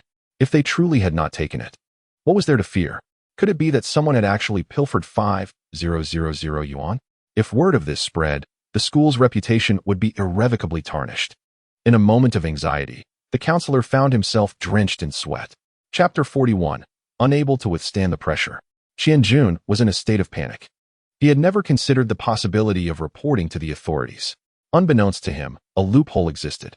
If they reported the incident and had their fingerprints checked, they could evade being framed. Initially, Qianjun believed that Chen Teng and his associates were attempting to set him up regarding the 5,000 yuan. However, as he watched Chen Teng produce bankbooks and driving licenses in succession, a sense of authenticity began to take root in his mind. Could it be that someone truly intended to abscond with the 5,000 yuan? Chen Teng wore a faint smile, one that concealed a hint of provocation. He was well aware of how to deal with such individuals. Many preferred to downplay significant matters, and thus Qianjun's tactics had proven effective time and again. In this scenario, the most prudent approach was to exaggerate the situation. In truth, he had no intention of actually reporting it. After all, he had not lost 5,000 yuan, and filing a false report would be unethical. He merely sought to intimidate. Do not report it, the counselor declared decisively. What is your name, young man? Chen Teng, with Chun from the east and Ting meaning to gallop. Are you certain you lost 5,000 yuan? Absolutely. It was right on the table. But when I returned, it had vanished. The counselor understood that if this matter was mishandled, it could have dire repercussions for the school. Qianjun and his companions exchanged glances, each of them wearing skeptical expressions. They were not only questioning whether Chen Teng was lying, but also doubting if someone among them had indeed pilfered the 5,000 yuan. The allure of wealth can stir the heart. 5,000 yuan was indeed a substantial sum. As the counselor contemplated how to discern the truth from both parties, he scrutinized their expressions. Chen Teng appeared calm, even with a hint of anticipation, while Qianjun's group exchanged nervous glances. The counselor's heart sank. Could it be that someone genuinely had taken the money? In comparison, the prohibited electrical appliances seemed trivial. Moreover, Chen Teng's confidence suggested that the illicit items might not even exist. Counselor, are you unable to determine the truth? If not, perhaps this matter should be handled by professionals. Absolutely not. We must not involve the authorities. Trust me, I can resolve this. The counselor turned his gaze towards Qianjun and the others. Taking a deep breath, he admonished, why are you not confessing? If you admit now, there may still be a chance for leniency. Should Chen Teng choose to report this and the truth emerges, you will face serious consequences. Under such pressure, one student finally cracked, trembling as he spoke. I'm sorry, I truly did not take his money. Qianjun called us here merely to frame them. Frame? The counselor felt a sense of relief wash over him. At last, there was progress in the matter. He truly fears that both parties might stubbornly cling to their positions. In such a scenario, Chen Teng might indeed consider reporting the incident to the authorities. Qianjun attempted to issue a warning, but was met with a stern gaze from the counselor. Just moments ago, Qianjun mentioned that they had been framed in room 210. Teacher, we truly did not take any money, he lamented with a woeful expression. Where there is one, there shall be two. Indeed, teacher, we did not take any money. We merely mentioned bringing a hairdryer. Chen Teng, please do not call the police. We admit to framing you, but we genuinely did not take your money. Chen Teng regarded them with an inscrutable expression. The gravest error made by Qian Jun in this matter was bringing so many individuals along. Had he ventured alone, displaying unwavering mental fortitude, Qinteng would have found himself at a loss. Even if he did report the incident, the authorities would likely be reluctant to assist in fingerprint analysis of a hairdryer. They undoubtedly had more pressing matters to attend to. Who has the time to indulge a group of university students in their petty squabbles? In the absence of concrete evidence from either side, the teacher would undoubtedly be more inclined to believe the student council members. However, the larger the group became, the more complications arose. While a larger assembly might bolster courage, it also heightened the likelihood of faltering. This is a university, a student council, not a special forces camp. Where could one find so many students with such robust psychological resilience? Do they truly believe that military training yields such stellar results? The vast majority, when faced with intimidation, quickly acquiesce. Qinteng shrugged. I never expected our student council to engage in such underhanded tactics. It is truly disheartening. Miao Zhengzhong nodded in agreement, echoing his sentiments with a sigh. The counselor also exhaled softly, taken aback by the student council's descent into deceit. Although he was aware of the institution's poor atmosphere, he did not expect it to be quite this dismal. The matter of the 5,000 yuan loomed over the counselor, causing him some distress. Director, how do you intend to handle them? Qinteng inquired once more. Shall we revoke their positions within the student council and impose sanctions? What do you think? The counselor deliberated with Qinteng. He needed to soothe Qinteng's emotions. Otherwise, the prospect of police involvement would become dire. He still believed the 5,000 yuan to be a genuine concern. Qinteng feigned contemplation, preparing to acquiesce when a knock resounded at the door of room 210 once more. Qinteng, I am Du Rongping. May I have a moment of your time? Shall I open the door for him? Qinteng glanced at the counselor, who nodded in response. Although uncertain of Du Rongping's intentions, he recognized the individual. Du Rongping stood at the threshold, wearing a broad smile, one that even bore hints of flattery and obsequiousness. This expression astonished the counselor. University students, yet to step into the professional realm, typically possess lofty aspirations. Convincing them to flatter or ingratiate themselves to someone is often more challenging than a mortal blow. What enchantment does Qinteng possess that compels Du Rongping to curry favor with him? The counselor resolved to observe the situation. Qinteng, Jr., this is all a misunderstanding. A misunderstanding? Qinteng raised an eyebrow, pondering the sudden 180-degree shift in Du Rongping's attitude. After much contemplation, he concluded that the possibility of his BMW was the most plausible explanation. Indeed, if he were a wealthy heir driving a BMW in college, it would hardly be easy for someone like Du Rongping, who lacks a car, to provoke him, if there was even a need to provoke him at all. Yes, it is all a misunderstanding. You all quickly apologized to Junior Qinteng. Qinteng, Jr., I am truly sorry. Qian Jun and the others obediently bowed their heads in apology. Although Du Rongping was not a member of the student council, he often dined with council members. Qian Jun and his companions were acquainted with Du Rongping, and now, under the weight of pressure, they had revealed their intent to frame Qinteng. They were more than willing to apologize. Qinteng, Jr., how about this? Later, I will treat you and your dormitory to a meal, and we can put this matter behind us. Du Rongping looked at Qinteng with hopeful anticipation. If anyone here wished to downplay the situation, it was undoubtedly him. Du Rongping. Chapter 42. The kind-hearted Qingge? Indeed, shall we leave it at that? As for the 5,000 yuan matter, I will provide you with an answer later. The counselor interjected opportunely. 5,000 yuan. What 5,000 yuan? Du Rongping was taken aback. Qian Jun whispered to Du Rongping the details surrounding the 5,000 yuan. Du Rongping smacked his forehead in realization. I took it. You took it. But you weren't even present at the time. Miao Xingzhong never expected Du Rongping to interject. Regardless, it was I who took it. Du Rongping rummaged through his wallet and pulled out a dozen bills, handing them to Qinteng. The counselor turned his head away, feigning ignorance. Then let us consider this matter settled. Qinteng casually extracted 5 bills from the stack. Since you have returned this 5,000 yuan, I shall not pursue the matter further. All right. Although Du Rongping did not understand why Qinteng only took 500, he was pleased that Qinteng was willing to draw a line under the incident. The counselor turned back. Since this matter is resolved, I shall take my leave. With that, he attempted to exit, but Qinteng called out to him. Counselor, I would like to consult you regarding scholarship matters. Could you spare a moment? Miao Xingzhong, Kai Hong, and Luo Jinbin stared at Chen Teng as if he were a ghost. You, who sit in the back row and hardly pay attention in class, claim to have thoughts on scholarship matters? Nonsense. The counselor also found it utterly absurd. He had been at this school for some time and was well aware of its academic atmosphere. Scholarships are not merely a competition of who excels, but rather a contest of who falters less. However, it was evident to him that Chen Teng had something he wished to discuss privately. Very well. Observing this, Du Rongping and the others discreetly took their leave. Chen Teng, Jr., I just remembered that our dormitory has yet to be cleaned. I shall attend to it now. Yes. Yes, my roommate is about to give birth. I must go check on them. Me too. Me too. My roommate is also nearing delivery. Is that so? Perhaps we share the same roommate. They departed, feeling somewhat relieved. Chen Teng did not report the incident. They merely had to face disciplinary action. Wasn't this akin to a brush with death? Upon exiting dorm room 210, the seven expressed their gratitude towards Du Rongping. Thank you, Brother Du. We truly had no idea who took the 5,000. Enough with the thanks. Chen Teng didn't lose a dime. If he had, he would have called the police. I was merely trying to scare you. Du Rongping was completely sober now, having nearly discerned Chen Teng's intentions. Yet, it was precisely this insight that made him regard Chen Teng as extraordinary. Such realizations often come post factum, akin to a debrief after a heated argument. In hindsight, one may ponder how things could have unfolded differently, but alas, such reflections bear little fruit.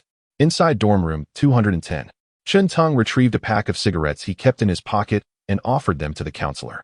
Thank you for your efforts, teacher. It must be tiring to handle our issues after a long day. Without your presence, we might have been wrongfully accused. Is it any wonder that educators are deemed the greatest? Flattery, after all, is always welcome. With this compliment, the counselor's mood lightened slightly. I'm sorry, but I don't smoke. I'll pass. Your lifestyle habits are indeed commendable, and we should all learn from you. As he spoke, Chen Teng opened his storage cabinet and presented a beautifully packaged box of tea. Teacher, this is some Westlake Longjing tea I had someone procure for me. I know little about tea, but the proprietor assured me it is perfect for gifting. Chen Teng extended the tea towards the counselor. The counselor considered declining, as he did not drink tea, but upon reflection, he recognized the underlying implication of Chen Teng's words. What did it matter if he did not drink it? It was suitable for a gift. Thus, his initial refusal transformed into a simple thank you. His gaze towards Chen Teng held a complexity of emotions. He had encountered many astute students, yet never one who combined such cunning with generosity as Chen Teng. Although many might not appreciate such a suave demeanor, he understood that individuals with this character often rise to prominence. Of course, you deserve it. Thank you for making the trip. I shall not disturb your rest any longer. Farewell. Goodbye, teacher. The four from dorm room 210 chorused in unison. After the counselor departed, Miao Zhongzhong patted Chen Teng on the shoulder and gave him a thumbs up. Brother Chen, you are truly remarkable. Just average, Chen Teng replied modestly. No, seriously. I have never admired anyone as much as I admire you. Kai Heng's gaze towards Chen Teng underwent a transformation. Previously, he perceived Chen Teng as impressive and wealthy, thinking that with some effort, he too could achieve similar success. However, now he felt utterly incapable of doing so. Chen Teng had deftly turned the tables with a fabricated claim of 5,000 yuan, leveraging the other party's unease to suggest reporting the incident. With the counselor's authority, he had thoroughly disrupted the plans of Qian Jun's associates. Luo Jinbin, somewhat dejected, returned to his seat. Chen Teng had effortlessly resolved the troubles posed by the student council, an initially exhilarating feat, however, when Du Rongping arrived in room 210. Luo Jinbin's excitement waned. He realized an undeniable truth. He needed to curry favor with Lu Jiejia, who in turn had to appease Du Rongping, who ultimately had to impress Chen Teng. This led to a troubling question. Was the disparity between individuals truly so vast? Is wealth genuinely that significant in this world? By the way, Lao Miao, accompany me tomorrow morning. But I have classes in the morning. If college students don't skip classes, can they truly be called college students? Could it be in the afternoon then? If we skip class, we can wake up later, right? No, we must rise even earlier than for class. Chen Teng patted his shoulder and turned to Kai Heng. What's up, Brother Chen? Kai Heng instinctively sensed something amiss. For the public class tomorrow morning. If the teacher takes attendance, could you cover for us? But what if we get caught? We won't. The teacher won't look up while calling names. You can call out in your natural voice, and I'll do the same with a hoarse tone. He won't notice. If he does, just say you didn't know. All right, fine. Kai Hing felt a twinge of anxiety. He had never assisted a roommate with attendance before. By the way, you can keep that 500 for yourselves. Thank you. Brother Chun, Kai Hung exclaimed joyfully, though a hint of confusion lingered. Brother Chun, why did you only take 500 instead of 5,000? It seemed like he would have given 5,000 if asked. He pondered whether Chun Tung's actions stemmed from compassion. Ah, yes, Brother Chun is indeed a kind soul. Little did he know, Chun Tung regarded him with a look of affectionate condescension. My good brother, 5,000 crosses the threshold for extortion. Kai Hing was taken aback. Chun Tung laughed heartily, preparing to wash up and rest, ready to embark on his entrepreneurial journey the following day. Chapter 43, Motivation. A self-justifying fantasy that night. In the girls' dormitory, Lu Jiejia had just returned when her roommates began to tease her. Why are you back so early, Jiejia? Please tell me. Has Senior Du expressed his affection for you? Where did you go for a stroll? I heard on the school forum that the lakeside is ideal for young couples. The roommates looked at Lu Jiejia with eager anticipation. Lu Jiejia let out a soft sigh, sitting at her desk with a furrowed brow. Don't even mention it. On our way back today, we ran into Chen Tung. Chen Tung, the boy from the neighboring class who always ignores you and sits at the back? Yes. Lu Jiejia, feeling vexed, poured out the events of the evening to her roommates. They listened in astonishment. You must be joking, Jiejia. Did Senior Du really say that car costs nearly $1 million? Indeed. I can't even fathom how substantial a sum that is. My living expenses are only 1,500. It would take decades to save up $1 million. Exactly. Could it be that Senior Du misjudged? Lu Jiejia hesitated for a moment, but shook her head. She didn't believe that Du Rongpeng could be mistaken. Yet, even he would not wish to offend anyone. Could it be that Chun Tung is the most privileged among this year's freshmen? I recall there is a wealthy second-generation student named Su Qiu, but he seems to lack a car as well. Jiejia, since Senior Du has asked you to apologize, I think you could seize this opportunity to win over Chun Tung. Win over Chun Tung? Before encountering Du Rongpeng, Lu Jiejia indeed entertained such thoughts.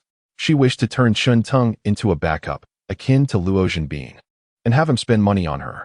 Unfortunately, their discord stemmed from this very notion. Chen Tang's indifference infuriated Lu Jiejia. But I think Chen Tang has a rather poor temperament, Lu Jiejia lamented. Her roommates began to offer encouragement. Jiejia, consider this, in dramas. The leads often initially dislike each other. True, but later on, it turns into a passionate pursuit. Exactly, Jiejia. Right now, he may ignore you, but in time, he might be head over heels, buying you bags, cars, and necklaces. You are so beautiful. Why would Chun Ting not be interested? Perhaps while he appears calm, he is secretly flustered inside. The roommate's words rekindled Lu Jiejia's hopes. However, on my way back today, I saw him accompanied by 2 girls, one of whom was exceptionally beautiful. Although reluctant to admit it, in the presence of Li Xingru, Lu Jiejia felt the pang of inadequacy for the first time. The girl was stunningly beautiful, as if she were a celestial being descended to earth. Jiejia, I believe this is intentional on Chen Tang's part. Intentional? Lu Jiejia was taken aback. Yes, he may outwardly ignore you, but deep down, he is already smitten. Then you appeared with Senior Du. Didn't that make him a bit jealous? Lu Jiejia found this reasoning compelling and looked brightly at her roommate. And then, the other roommates inquired with a hint of anticipation. The speaker wore an expression of exasperation. What followed was precisely the scenario that Jiejia witnessed. He intentionally presented a beautiful girl in front of Jiejia, intending to evoke jealousy in her. That stunning girl could very well be his sister, or perhaps someone he had hired. With such considerable wealth, could he not find a beautiful girl? The 3, including Lu Jiejia, nodded in agreement. However, Lu Jiejia soon identified a flaw. But how did he know I was dining with Senior Du? I was only informed at the last minute. Ah, that is even simpler. Senior Du knows many heads of departments in the student council. With Chun Ting's abundant resources, it wouldn't be difficult for him to learn about your gathering. Would it? That makes sense, but how do I explain his outburst on the street later? Out of shame and anger. Seeing you so close to Senior Du would certainly provoke his jealousy. Lu Jiejia suddenly understood. Everything made sense now. So, it is very likely that Chun Tung has feelings for me? Absolutely. Her roommate replied confidently, closing the page of the novel The Aloof Campus Prince and the Sizzling Campus Flower on her computer. Lu Jiejia lowered her head, feeling a twinge of shyness and embarrassment. She was swayed by her roommate's words, finding them to be quite reasonable. Should I prepare breakfast for Chun Tung tomorrow? Without a doubt. It's best to pamper a man. If you bring him breakfast, he may outwardly appear dismissive, yet inwardly he might be overjoyed. All right, let us proceed with that. Lu Jiejia felt invigorated. The following morning, she rose early to begin her makeup routine. It was crucial, as she had an 8 a.m. class, requiring her to wake up early for both makeup and breakfast. To achieve this, she had risen at 6. By 7:30, in the large classroom where 2 classes convened, Lu Jiejia entered, frequently glancing towards the last row. At 7:40, several individuals occupied the last row, but Chen Tong was not among them. At 7:50, Luo Jinbin trudged into the classroom, a common sight for university students attending an early class, regardless of how early they retired for the night. Even if it was just past 1, they would still appear like this. An anxious expression crossed Lu Jiejia's face as she touched the slightly cooled buns in her plastic bag. From her recollection, Chen Ting usually arrived at the classroom quite early, otherwise, the last row seats would be taken. At 7:57, the teacher arrived. At 7:59, Kai Hung entered the classroom. Lu Jiejia thought she must check on the situation. Thus, she stood and approached Luo Jinbin. Luo, may I ask you a question? Huh, me? Luo Jinbin initially rested his head between his arms, eyes closed, contemplating whether he had inadvertently drifted into slumber when he suddenly heard Lu Jiejia's voice. Upon lifting his gaze, a wave of delight and astonishment swept over him. Clad in a crop top and denim shorts, she radiated youthful exuberance. Indeed, he thought, your words shall be met with a response. Luo Jinbin's imagination soared. Even though just the night prior, he had resolved never to engage in romance again. Yet, Lu Jiejia stood before him, and he finally comprehended the undeniable truth of being captivated by one's own heart. Thank you, Luo. Lu Jiejia beamed. Her smile like a blossoming flower, each expression intensifying Luo Jinbin's heartbeat. With a smile gracing his face, he responded, do you know where Chen Tong has gone? However, Luo Jinbin's smile faltered, his heart shattered. Chapter 44. Beneath Prosperity, a Landscape of Wounds. Jealousy 20. Chen Tong. I haven't even started speaking, yet someone is already envious? Who is this fool? As Chen Ting opened the system, he found a notification. Jealousy from Luo Jinbin, 20. Damn. Luo Jinbin? What could he possibly be jealous of? Chen Tong pondered, baffled, yet he patiently awaited the arrival of others.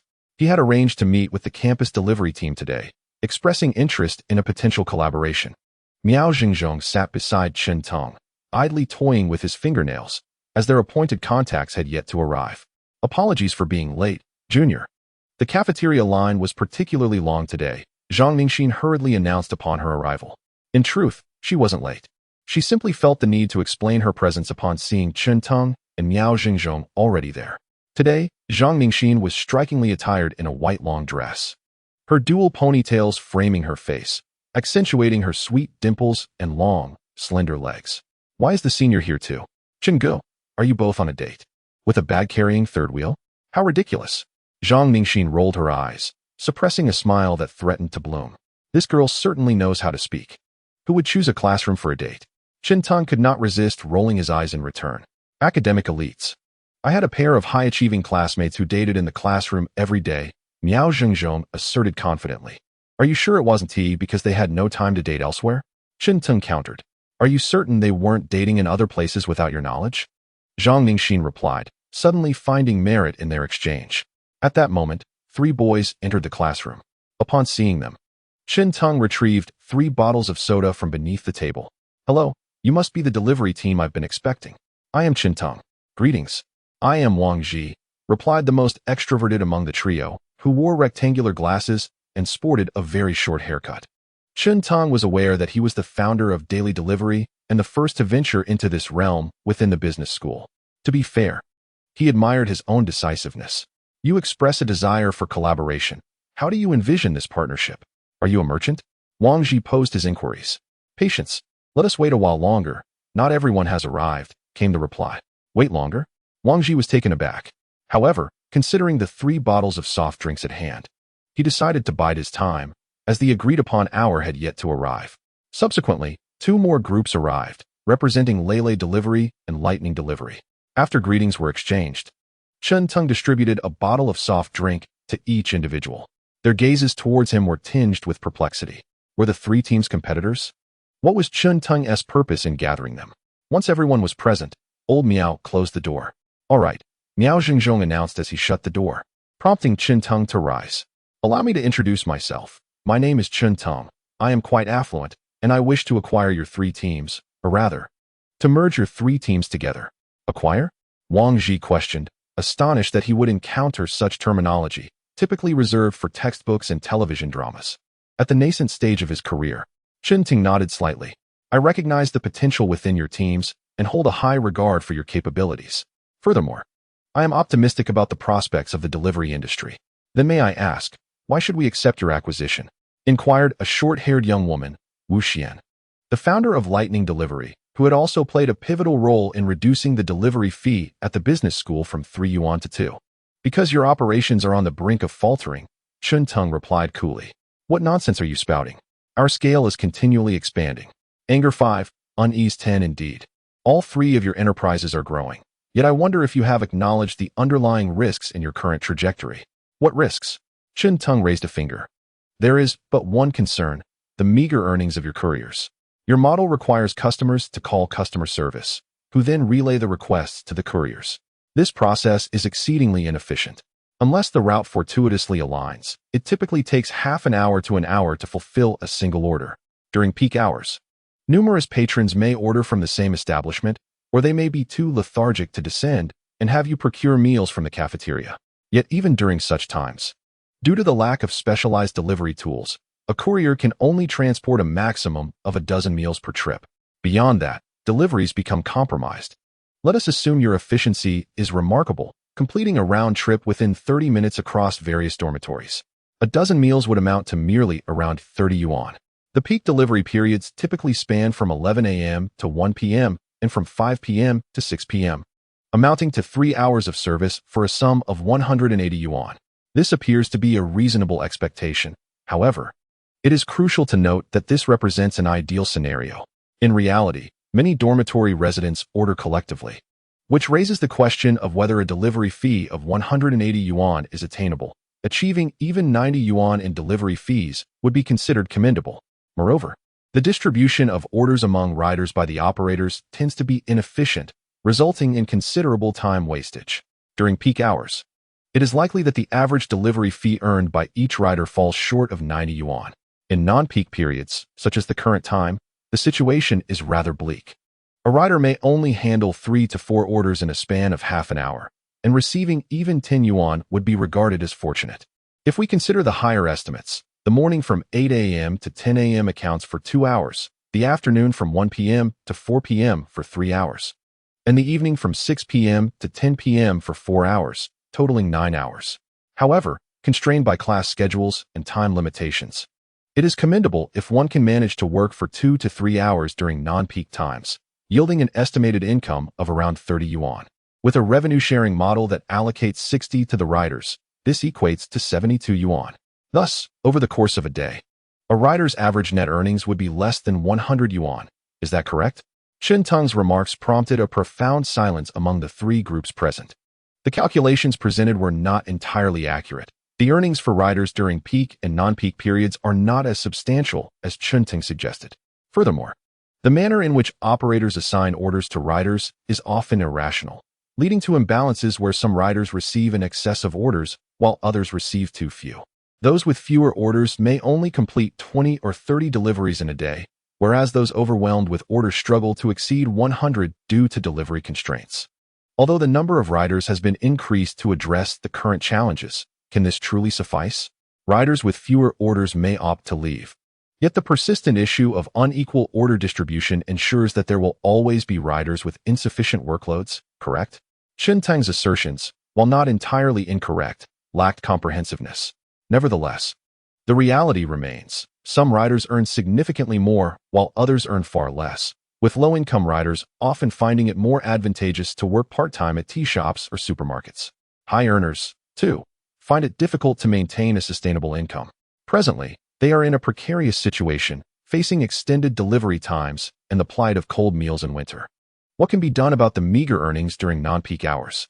What should be done when a rider can only deliver a limited number of meals at a time? What happens when the volume of orders increases, yet phone orders are persistently delayed? These are the pressing concerns raised by Chen Teng. leaving the three groups at a loss for words. This encapsulates the predicament they are currently facing. Beneath a veneer of prosperity lies a landscape riddled with challenges. Chapter 45, A Fresh Perspective. An imaginative business model. Can you resolve these issues? After a prolonged silence, Wang Ji inquired. Certainly. How do you propose to address this? Do I appear to be foolish enough to divulge all of this to you? Chen Teng cast a glance at Wang Ji, his expression laden with unspoken words. Wang Ji offered an awkward smile, having been caught up in the moment, and inadvertently asked, You are all well aware of how much you can earn in a month. Allow me to present my terms. A monthly salary of 5,000, without a labor contract, only an internship agreement. 5,000. Their interest was piqued. Their initial enthusiasm had waned, as the challenges they faced surpassed their expectations and capabilities. At this juncture, Chen Teng intervened, offering a competitive salary. The first month will be a probation period, with a salary of only 2,000. It is inevitable that some of you will depart. I must make this clear from the outset. Those who pass the evaluation will receive a bonus in the first month, bringing their total to 5,000. I hope you are sufficiently extroverted, as we will likely engage with numerous businesses. Oh, and just to mention, we will be exceedingly busy during the National Day holiday. To entice you further, once we achieve success, I will reward you handsomely. Joining me now positions you as pioneers. An annual income of $1 million is not merely a dream. Under such circumstances, who among you is willing to join me? One individual behind Wang Ji raised his hand. Me. Chen Teng's words stirred something within him. Others expressed a need for further contemplation. You may discuss it with your peers. I will grant you half an hour to reach a decision. As he spoke, Chen Teng retrieved 2 stacks of papers from the table, one white and one red, and placed them before each person. Here lies an internship agreement and an advance of 1,000. If you are ready, sign your name and take the money. If you find my proposition unappealing or wish to pursue competition, you are free to leave. In any case, the time limit is half an hour. A copy of the agreement was also placed before Miao Zhengzhong and Zhang Ningxin, with the bundles of cash appearing remarkably enticing. 1,000 yuan. For a university student, this is certainly not an insignificant sum. Zhang Ningxin and Miao Zhengzhong were the quickest to sign their names. Realizing that Chen Teng's preparations exceeded their expectations, thus bolstering their confidence in him. Subsequently, a few more individuals signed their names. Ultimately, 7 members from the groups Daily Delivery and Lightning Delivery affixed their signatures and claimed their 1,000 yuan. Meanwhile, a few from Lele Delivery decided to decline Chen Teng's offer. I find your arguments compelling. However, I do not believe the challenges we face are within your capacity to resolve. It is preferable for us to pursue our own path than to work under you. Chen Teng nodded in understanding. It is indeed a positive attribute for business people to possess confidence. I sincerely hope that we may have opportunities for collaboration in the future. Chen Teng shook hands with several members from Lele Delivery as he bid them farewell. The founding team of Tian Delivery comprises 3 individuals, while the founding team of Shandian Delivery consists of 4, alongside the 3 members from Chen Teng's side, culminating in a total of 10 individuals who form a new team. Now, I shall elucidate our vision for Have You Eaten? I implore each of you to keep this confidential. Should any rumors regarding the Have You Eaten?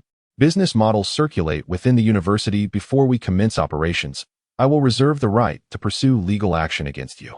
Do you understand? Chen Teng rose and approached the podium. The atmosphere in the room grew serious. While Chen Teng had previously exhibited a congenial demeanor, he now embodied the authoritative presence of a company owner. Zhang Ningxin observed Chen Teng, silently clenching her fist, feeling that a serious man is the most attractive. Firstly, we shall forego profits during non-peak hours and focus solely on business during the 2 peak periods, midday and evening. University students tend to be quite lazy and generally skip breakfast. The audience felt slightly offended by this remark. Secondly, we will not deliver to their floors. Instead, we will only bring deliveries to the base of the dormitory building. This statement left 9 individuals perplexed. Wang Ji was about to voice his confusion when Chen Teng interjected, instructing him to hold his questions until he completed his explanation. At that point, I will design a website to enable students to place orders online.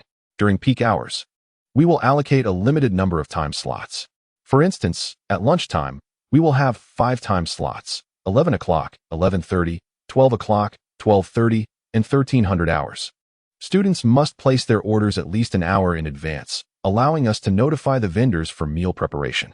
Once the meals are ready, We will utilize electric tricycles to collect the orders from the street, with one individual retrieving all meals for a specific time slot.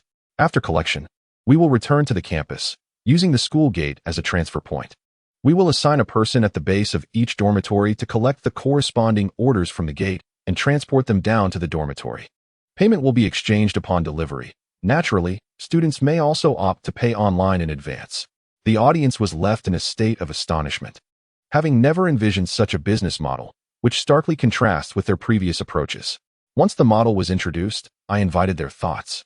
Wang Ji raised his hand, still processing the shock, yet harboring his own opinions. Chen Ting nodded, inviting him to speak. Wang Ji furrowed his brow. Delivering only to the base of the building will undoubtedly diminish students' willingness to purchase. If they must come downstairs, why not simply go outside or head to the cafeteria? Chen Ting smiled. That is an excellent question. Does anyone else have a solution? Zhang Ningxin, Wu Xian, and Miao Xingzhong were all deep in thought. However, after several minutes, no one could come up with an answer. This question is indeed challenging. Yet there exists a rather straightforward solution, a price reduction. A duck leg rice dish priced at 12 yuan can be offered on our platform for merely 9 yuan, or even 8 yuan and 66 cents. Would you purchase it? Chen Tung glanced at Wang Ji, who nodded in agreement, albeit still frowning. But if we do that, we won't make any profit. It will be a pure loss. Chen Tung replied, indeed, it will be a loss. Can you envision a path to profitability? Wang Ji shook his head, unable to conceive one. Wu Xian, however, had an idea. Could we possibly earn from the merchants? Chen Tung regarded her with an encouraging gaze. How exactly do you propose we do that? Wu Xian explained. For instance, if a merchant sells one duck leg rice dish, we could take 3 yuan from them, which would allow us to profit. Clever. Chen Tung paused thoughtfully. Initially, we will undoubtedly incur losses as we need to cultivate user habits. It is essential to nurture these habits among not only the students purchasing meals, but also the vendors selling them. They are all our users. Once these habits are established, we can gradually increase prices, ensuring they remain lower than those of the vendors, before negotiating our commission. They began to grasp the concept. Wang Ji, Wu Xian, and their companions felt a surge of excitement. They were inherently entrepreneurial individuals, and upon hearing Chen Tung's insights, they perceived his ideas as markedly more sophisticated and promising than their own. Only Zhang Ningxin remained somewhat perplexed, though she refrained from voicing her doubts publicly. Chapter 46. Engaging with merchants. Since there are no further issues, let us proceed to converse with the merchants outside the campus. Chen Tung returned to his original seat, retrieving a white plastic bag filled with various items. This was the purpose of his early morning endeavor. Junior, this model seems only suitable for on-campus operations. Indeed, if we expand beyond the campus, non-students will likely find it unacceptable to retrieve their orders from a designated location. We would also need to consider individual deliveries outside the campus. Then what is the significance of this approach? Are we to focus solely on campus business? Zhang Ningxin expressed her confusion further as Chen Tung acknowledged her concerns. Gradual progression, he replied. Gradual progression? Zhang Ningxin seemed to grasp something. Chen Tung confirmed with a nod. Yes, if we set our sights on the external market from the outset, we would all be entering uncharted territory with no experience, and a direct confrontation may not yield success. The replication of business models is exceedingly simple. With sufficient capital, anyone can do it. However, once we become familiar with the business model and the food delivery industry, we will possess a comparative advantage over competitors through our accrued experience. Most importantly, we will have established relationships with local merchants surrounding the school. When the flame first begins to burn, it remains inconspicuous. Once we have accumulated a sufficient number of merchants at our university, we can gradually expand outward, gathering ground promotion personnel and experience. The ground promotion team is the primary focus of our cultivation during this period. Naturally, this advantage can only be considered a slight edge in future competitions. Business models, mindsets, websites, and ground promotion teams can only afford us a fleeting lead, perhaps lasting 5 to 6 months, or maybe just 2 to 3 months. After that, it will be a fierce battle of finances. Thus I wait. I await the maturation of mobile internet and the financial fortitude of our company. Currently, with limited funds, we engage in activities that require minimal investment. Once we have the financial backing, we shall commence our expenditure. Why, then, recruit students rather than directly engage individuals from society? They are more seasoned and have more time at their disposal. The answer is simpler. University students embody a certain innocence, making them less prone to betrayal. Betrayal is something Chun Tong remains vigilant against. He possesses a system and the ability to start anew. Yet the human heart is inscrutable. Chun Tong cannot discern the depths of one's intentions. While there are certainly individuals with profound thoughts among the university student demographic, their ability to conceal such thoughts is relatively weaker compared to those in society. He can take the time to gradually understand and observe them, drawing closer to their true character through careful observation. It is noteworthy that his trust in Linya stems from whispers he heard in his previous life. Moreover, engaging university students presents an excellent marketing angle. A startup led by university students is commendable and worthy of media attention, carrying a higher degree of topicality and legendary appeal, which will serve us well in future competition. This realization is relatively recent for Chun Tong. After all, the aroma of fine wine fears the depths of an alley. Publicity is indispensable. The notion of university students venturing into entrepreneurship sounds impressive, making it easier to gain the recognition of the general populace. If Chun Tong himself gains recognition, will it not be easier for his company to do so as well? In summary, the narrative of a university student, Chun Tong, starting a business carries more weight than merely Chun Tong starting a business. Chun Tong has pondered this carefully. Would his venture be even more noteworthy had he not attended university? The answer is affirmative. However, without a university background, it would be challenging for authoritative media to portray him as a positive role model. Those who embody positivity and constructive energy are more favored by those in higher positions. Therefore, Chun Tong cannot forsake the opportunity to be shaped into a positive exemplar in pursuit of mere sensationalism. Upon his return, he must approach matters with greater comprehensiveness. Indeed, Zhang Mingxin admires this junior even more. Are there any other questions? Seeing Zhang Mingxin's eagerness for knowledge, Chun Tong felt a profound sense of satisfaction. In the realm of work, many tasks are not as daunting as they may appear. Anyone can accomplish them with sufficient time and experience. The key lies in asking questions and learning, which can significantly expedite one's mastery of the responsibilities at hand. That's good. Feel free to ask me anything. Chun Tong replied with a smile, which Zhang Mingxin returned sweetly. Soon, Chun Tong led the group to a modest eatery outside the school. The owner, upon seeing such a crowd, initially assumed they were there to place a substantial order. However, when Chun Tong mentioned their desire to discuss business, the proprietor's smile vanished instantly. Is your school holding an event and seeking sponsorship? Let me tell you, we do not provide sponsorships, he retorted. Chun Tong found himself amused, realizing he had been mistaken for a student council member. Actually, have you noticed that business has improved recently? It seems there are instances where a single student comes here to pack several meals at once. Well, that does seem to happen, the owner conceded. At this hour, before 9 in the morning, business was slow, allowing the owner a moment to converse with Chun Tong. Miao Xingzhong, following closely behind Chun Tong, began to understand why Chun Tong had risen early. During lunchtime, they would be too busy to entertain such discussions. Were the ones doing this? Chun Tong grinned, revealing his pearly whites as he recounted the recent endeavors of daily delivery and lightning delivery within the campus. After all, these were his own initiatives, so it wasn't entirely untrue to say they were responsible. The owner appeared skeptical. Are you suggesting that you want money from me? Rest assured, we are not here to ask for funds, Chun Tong replied with a gentle smile. We are simply upgrading our business. At this, the owner could not suppress a chuckle. Hearing a student speak of business was rather amusing. To him, it seemed like mere child's play.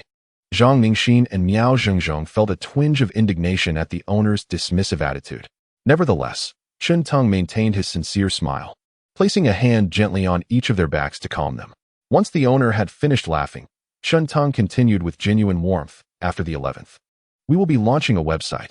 We plan to feature your menu items on this site, allowing students to make selections, after which we will purchase the corresponding quantities of meals based on the site's back-end data. If you believe this will enhance your sales, we kindly request that you display our promotional materials in your establishment. Chun Tong produced a striking flyer and presented it to the owner. The proprietor received the flyer, crumpled it swiftly, and tossed it into the air with a graceful arc. Go on, what childish nonsense is this? Ultimately, you are asking me to promote your venture. I will not do it. Since that is the case, I apologize for the disturbance, Chun Tong replied, still wearing a smile as he led the group away from the eatery. Their initial attempt had not been fruitful. How outrageous that owner is! One of Chun Tong's companions exclaimed. Indeed, Another agreed, their frustration palpable.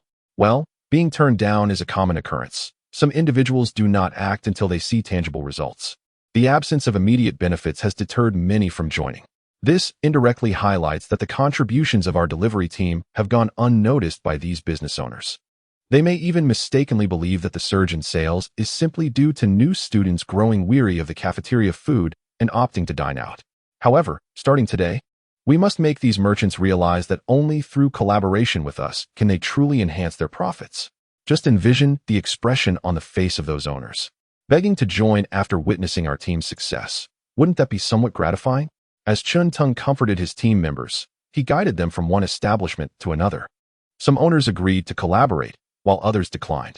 After visiting a few businesses, Chun Tung felt that he had demonstrated enough and decided it was time for them to disperse. It wouldn't be appropriate for all 8 of them to watch him work indefinitely. Thus, he quickly divided them into 3 groups. Miao Zhengzhong and Zhang Ningxin remained with him, while the other 7 were randomly assigned to prevent the formation of cliques and to encourage mutual supervision. Chapter 47. The Sentimental Longing of Old. Are you heading home for the National Day holiday? Chun Ting suddenly inquired as they exited a restaurant. Miao Zhengzhong responded, "Locals don't go back. We can return any time we wish.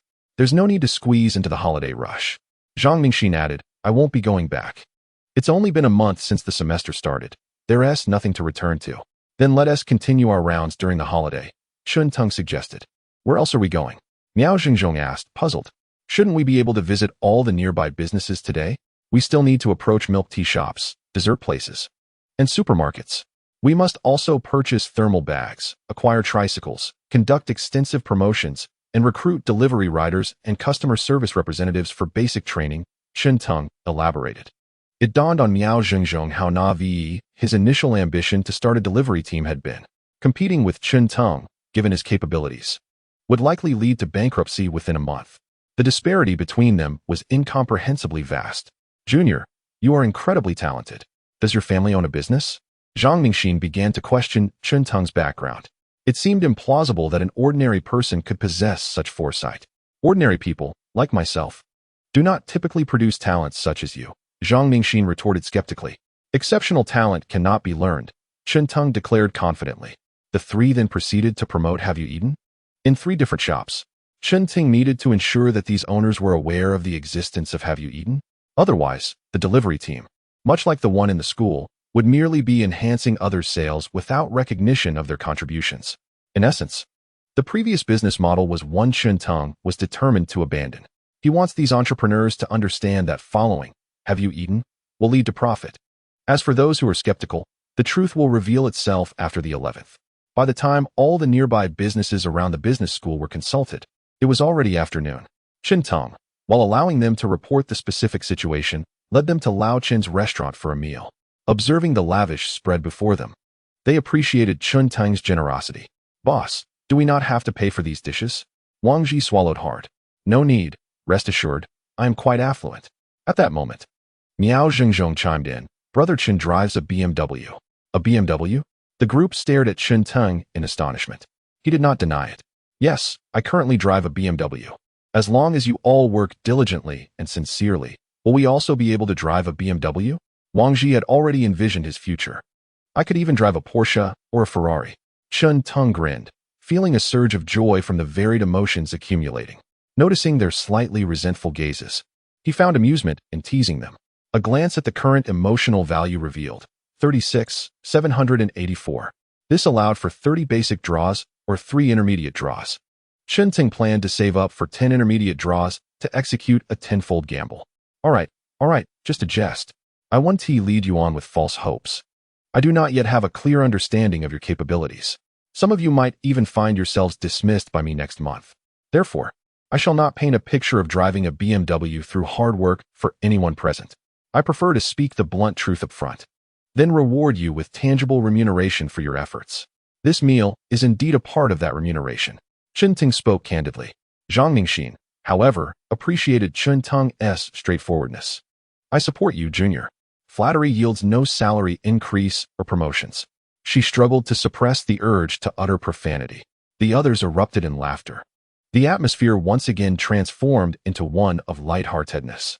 Being from the same school, There was an abundance of topics to discuss: criticizing teachers, mocking the student council, lamenting course schedules, countless subjects to choose from. Suddenly, Zhang Mingxin recalled a topic. Should we apply for an entrepreneurial project at the school's startup base? The school will provide us with a venue, and if we need to discuss anything, we can do so there. Chen Teng remembered that Zhang Mingxin had previously mentioned this suggestion. He turned to the others. What do you think? Do we need an office space? Absolutely, boss.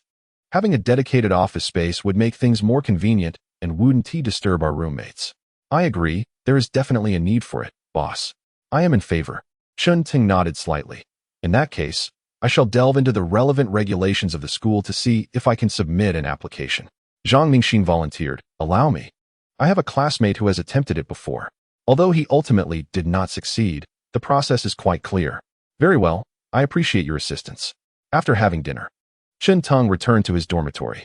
It was already past 4 in the afternoon. Upon entering, he noticed Luo Jinbin's melancholic gaze. What's the matter, old Luo? Is there something troubling you?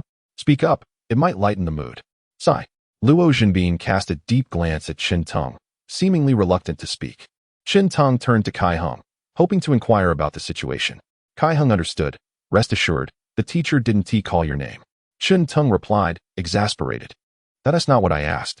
I'm inquiring why old Luo appears this way. Oh, that. Now I comprehend your meaning. Kai Hung recounted the events that transpired before the first class that morning. Only then did Chen Teng grasp the situation. It turned out to be yet another incident involving Lu Jiejia. He was at a loss for words. Young individuals are often easily captivated by the scenery before them. The solution is quite simple. One must broaden their horizons. All right, old Luo, if you truly cannot manage, you might as well continue to pursue her as before. Do you think I have a chance? Luo Jinbin, disregarding Chen Teng's choice of words, looked at him with gleaming eyes. This remark instantly ignited a spark of hope within him. No. I merely believe that perhaps after you've suffered a few setbacks, you might come to your senses. Brother Chen, I feel I have some hope. You have a glimmer of hope? Chen Ting was puzzled. Did old Kai speak frivolously just now? It's genuine, but no buts. Judging by what transpired this morning, it is evident she doesn't care about you at all. Brother Chen, could you let me speak? All right, go ahead. Is there a possibility? I mean, a mere possibility. What possibility? Chen Tong observed the conflicted expression on Luo Jinbin's face, a foreboding feeling growing within him. Could it be that she is inquiring about you through me, in hopes of conversing with me more? Ha! Kai Hung could not contain his laughter. Chen Tong regarded Luo Jinbin with newfound respect.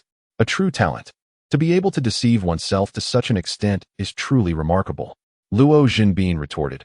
Otherwise, why would she ask me about you through Kai Hung, rather than directly? Chen Ting mimicked Luo Jinbin's earlier demeanor. Is there a possibility, just a possibility, that she perceives you as easily influenced and believes she can extract a result from you? Chapter 48. Making a name for oneself. Have you eaten? The following morning, Chen Ting attended class once more. As today is a specialized class, a business owner may not need to master every detail. Yet it is imperative to possess a rudimentary understanding. Otherwise, one may find oneself deceived by subordinates, oblivious to the deception. This specialized class comprises 2 combined cohorts. Upon entering the classroom, Chen Ting noticed Lu Jiejia rushing towards him. Chen Tong, I brought you breakfast. Eat it while it's warm. I've already eaten, Chen Ting replied, waving his hand in refusal. Lu Jiejia pouted, sulking back to her seat. Having clearly expressed her intentions, she was vexed by Chen Tong's indifferent demeanor.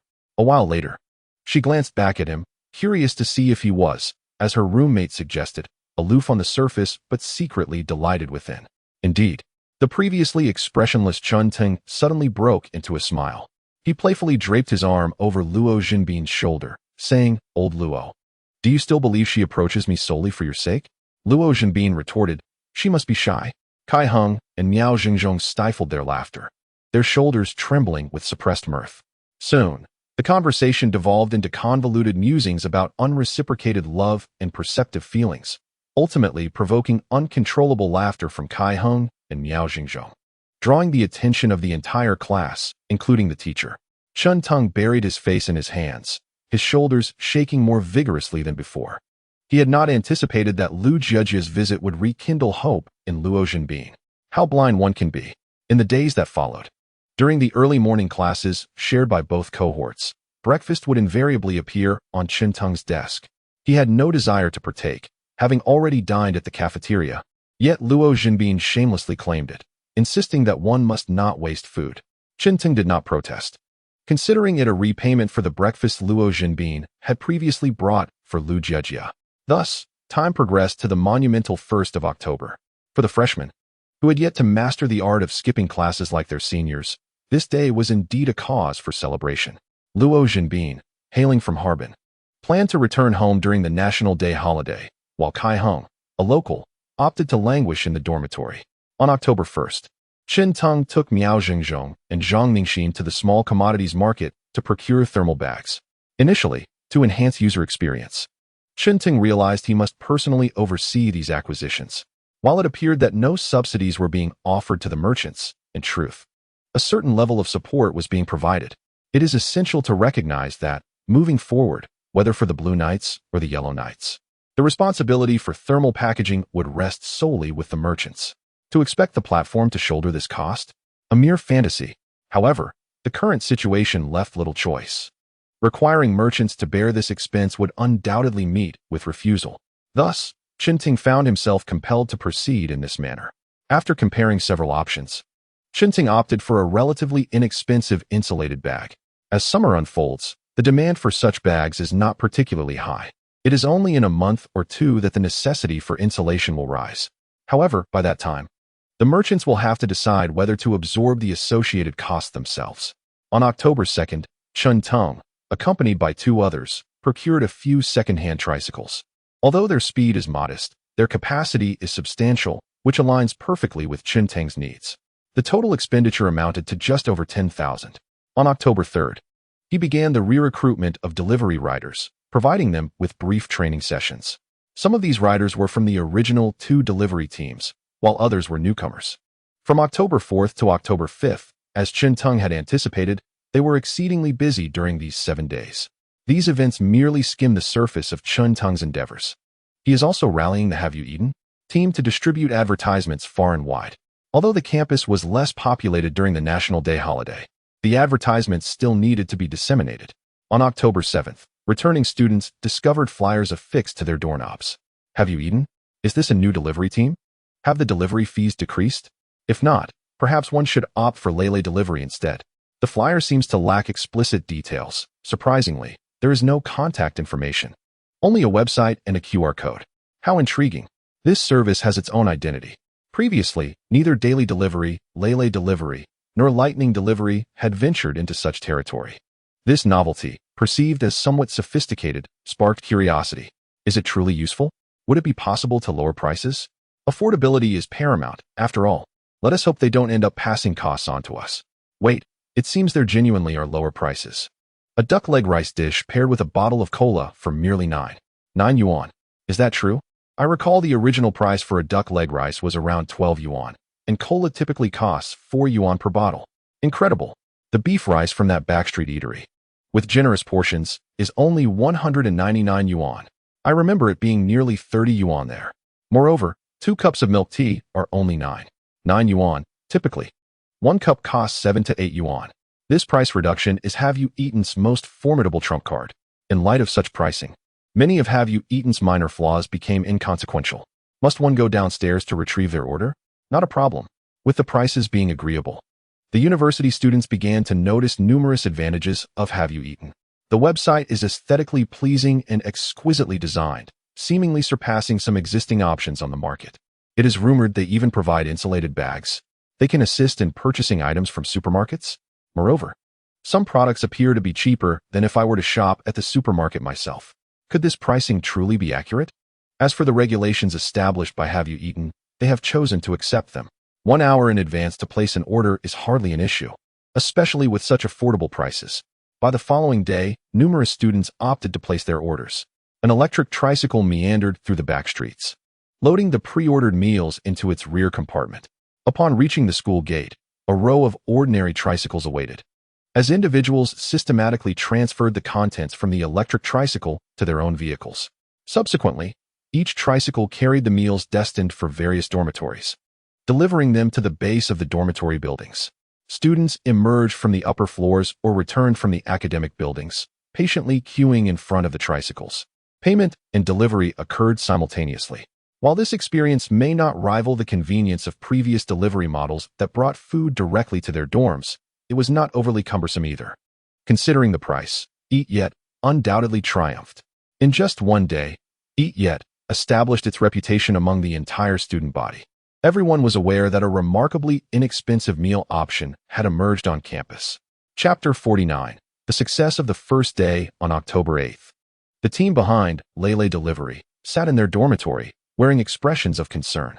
They were a group of seniors, and with fewer classes this year, they decided to venture into entrepreneurship.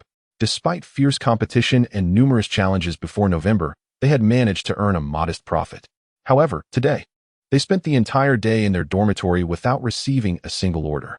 Had no one contacted them for meal orders? No. The transition from bustling activity to utter neglect took merely one day for Lele Delivery.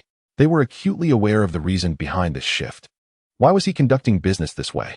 They understood Eat Yet's business model but could not comprehend Shentang's reasoning. From what they gathered, Shentang purchased meals from various establishments at full price, then resold them at a remarkably low cost. Indeed, capturing market share often necessitates incurring losses. They grasped this concept. Thus, when the three delivery teams were competing over delivery fees, they had even prepared for a 1 yuan or even a 50-cent delivery strategy. They were unafraid of competing with Shentang. If he had a more sophisticated delivery method, they would simply learn from it. Yet, they never anticipated that Shentang would eschew the conventional delivery fee game entirely. 1 yuan? 50 cents? He eliminated the delivery fee altogether. Not only did he waive the delivery fee, but he also subsidized the costs. They simply could not compete. This was beyond what these college students could sustain. Was this how it would end? They were unwilling to accept this fate. Just days prior, the future had seemed promising, and now they were contemplating closure. They were genuinely disheartened. But what could they do with their dissatisfaction? Why not inquire whether Shentang is willing to accept us once more? Do you not possess his contact information? One person proposed such a suggestion. However, they likely do not lack for personnel at this point, do they? Let us give it a try. What if he is open to welcoming us?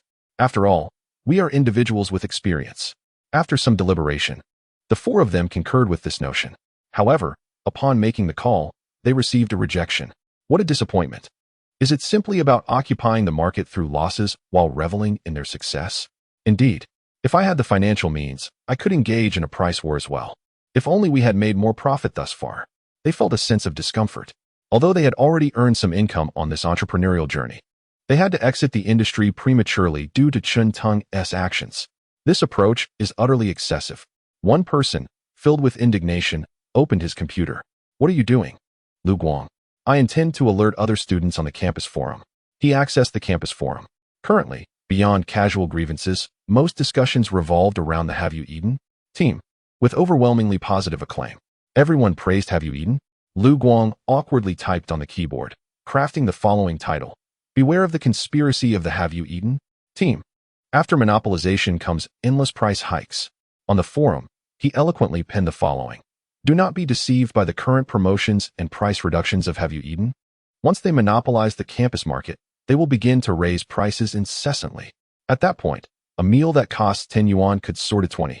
With no other delivery teams available, you will have no choice but to accept inflated prices or revert to the days of fetching your meals downstairs. Do not compromise with Have You Eaten? The instant this post appeared, it garnered a plethora of replies. In the dormitory, Shentang observed the data on the website backend, feeling both anguish and satisfaction. The pain stemmed from witnessing the rising figures, knowing full well he was incurring significant losses. He was investing his hard-earned money to demonstrate to merchants the potential of the delivery service. Perhaps he would have to grow accustomed to this feeling. The act of burning cash to capture market share was something he could foresee continuing in the future. Despite his heartache, he could not afford to abandon his endeavors. Brother Chun, someone is attacking you on the campus forum. So soon? Shentang had anticipated that someone might be envious and criticize him. Yet he did not expect it to occur so quickly. This was merely the first day of Have You Eaten? Officially launching in the business school. Has envy already manifested? Let me take a look. Shentang entered the campus forum and saw Lu Guang's post. Is this what a public relations crisis looks like? Shentang found it rather intriguing. Could this be considered a form of business warfare? However, it seemed that this opponent was somewhat feeble. There was only a single post. Upon delving into the matter, it becomes evident that the reasoning remains rather pedestrian. Chen Tong has yet to take action. Yet there are already individuals spontaneously rising to defend him. Is it conceivable that Have You Eaten might boldly raise their prices, prompting the emergence of new delivery teams on campus? Whether he later sells at 20 or 30 is a matter for the future. For now, should we not seize the opportunity to benefit? Does it not seem rather foolish of us to refrain? What is there to compromise upon? From any perspective, it appears that Have You Eaten is the one making concessions to us. Observing this thread, Chen Tong has indeed learned a valuable lesson. Although he anticipated such developments, he had not adequately prepared a counter-strategy. He believes it prudent to engage a specialized public relations team to manage such affairs. Thus, he reached out to Linya. After Tingda Games found its footing, Linya had arranged for a public relations team, though they had yet to be deployed. Currently, the game's reputation is exceedingly favorable and immensely popular. He has now allocated part of the public relations team to focus specifically on Have You Eaten? The business school is merely the beginning. Such crises in public opinion are unlikely to be the last. It is imperative to prepare in advance. Today's data from the backend is outstanding. I shall treat everyone to milk tea. Please send me your addresses, and I will order takeout for you. Chen Tong messaged in the group. This group comprises all members associated with Have You Eaten? They promptly expressed their gratitude to their boss. Subsequently, addresses and preferred milk tea orders flooded in. Chen Tong even ordered an additional cup for Kai Hung and Luo Jinbin. By the way, how many orders did we sell today? Over 10,000, but it's nothing noteworthy. Over 10,000? Everyone silently calculated this figure. Surely, the total number of students across the campus is only around 10,000? This implies that, on average, each person placed an order today. The speed at which they have captured the market is astonishing. Is there anyone on campus who has yet to use Have You Eaten? Likely, everyone has heard of it, if not utilized it. You truly are remarkable, boss, Zhang Ning typed in admiration. Her roommate chimed in with genuine praise. The person behind Have You Eaten is truly impressive. Zhang Ning proudly lifted her chin. Indeed, this is the creation of my boss. With such a proud demeanor, one might think he is your husband. Oh, what nonsense.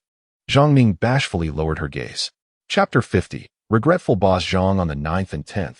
The subsidies from Have You Eaten continued unabated. Each student grew increasingly accustomed to earning money through Have You Eaten. In the back alley of the business school, the owner of a noodle shop glanced at his somewhat empty establishment, unable to suppress his urge to approach the restaurant across the street. Oh, isn't this Boss Zhang? What brings you to my side? The owner of the opposite restaurant greeted cheerfully. It is often said that rivals are akin to enemies. However, upon encountering Boss Zhang of the noodle shop, I found myself devoid of any animosity. Boss Wang, I inquired, have you recently introduced any new dishes? Your business appears to be thriving. Boss Zhang recalled the electric tricycles that passed by frequently. Each time, Boss Wang would send someone over with numerous pre-packaged servings of noodles. It would be one thing if it were merely one trip a day, but no, it was 7 or 8. This did not even account for the patrons dining at his establishment. In stark contrast, the electric tricycles never stopped at his shop. He pondered why, in the past, students would come to his shop to help with purchases, but that was no longer the case. You are unaware? I have partnered with Have You Eaten. Partnered with Have You Eaten. Boss Zhang's mind momentarily faltered. He then recalled Chen Tong, who had approached him not long ago. Those creations devised by the students? Indeed, the young minds are so agile. Their innovations are remarkably effective. Boss Wang chuckled. This endeavor can indeed enhance your sales? Absolutely. Since collaborating with these students, my business has improved significantly. The creases on Boss Wang's face were a testament to his joy. The profits garnered over the last few days surpassed anything he had previously earned. What does this signify? It indicates that many students are inclined to indulge in locally made noodles, yet their laziness prevents them from journeying to the back streets for a purchase. Boss Zhang, lost in thought, turned to inquire at several neighboring establishments.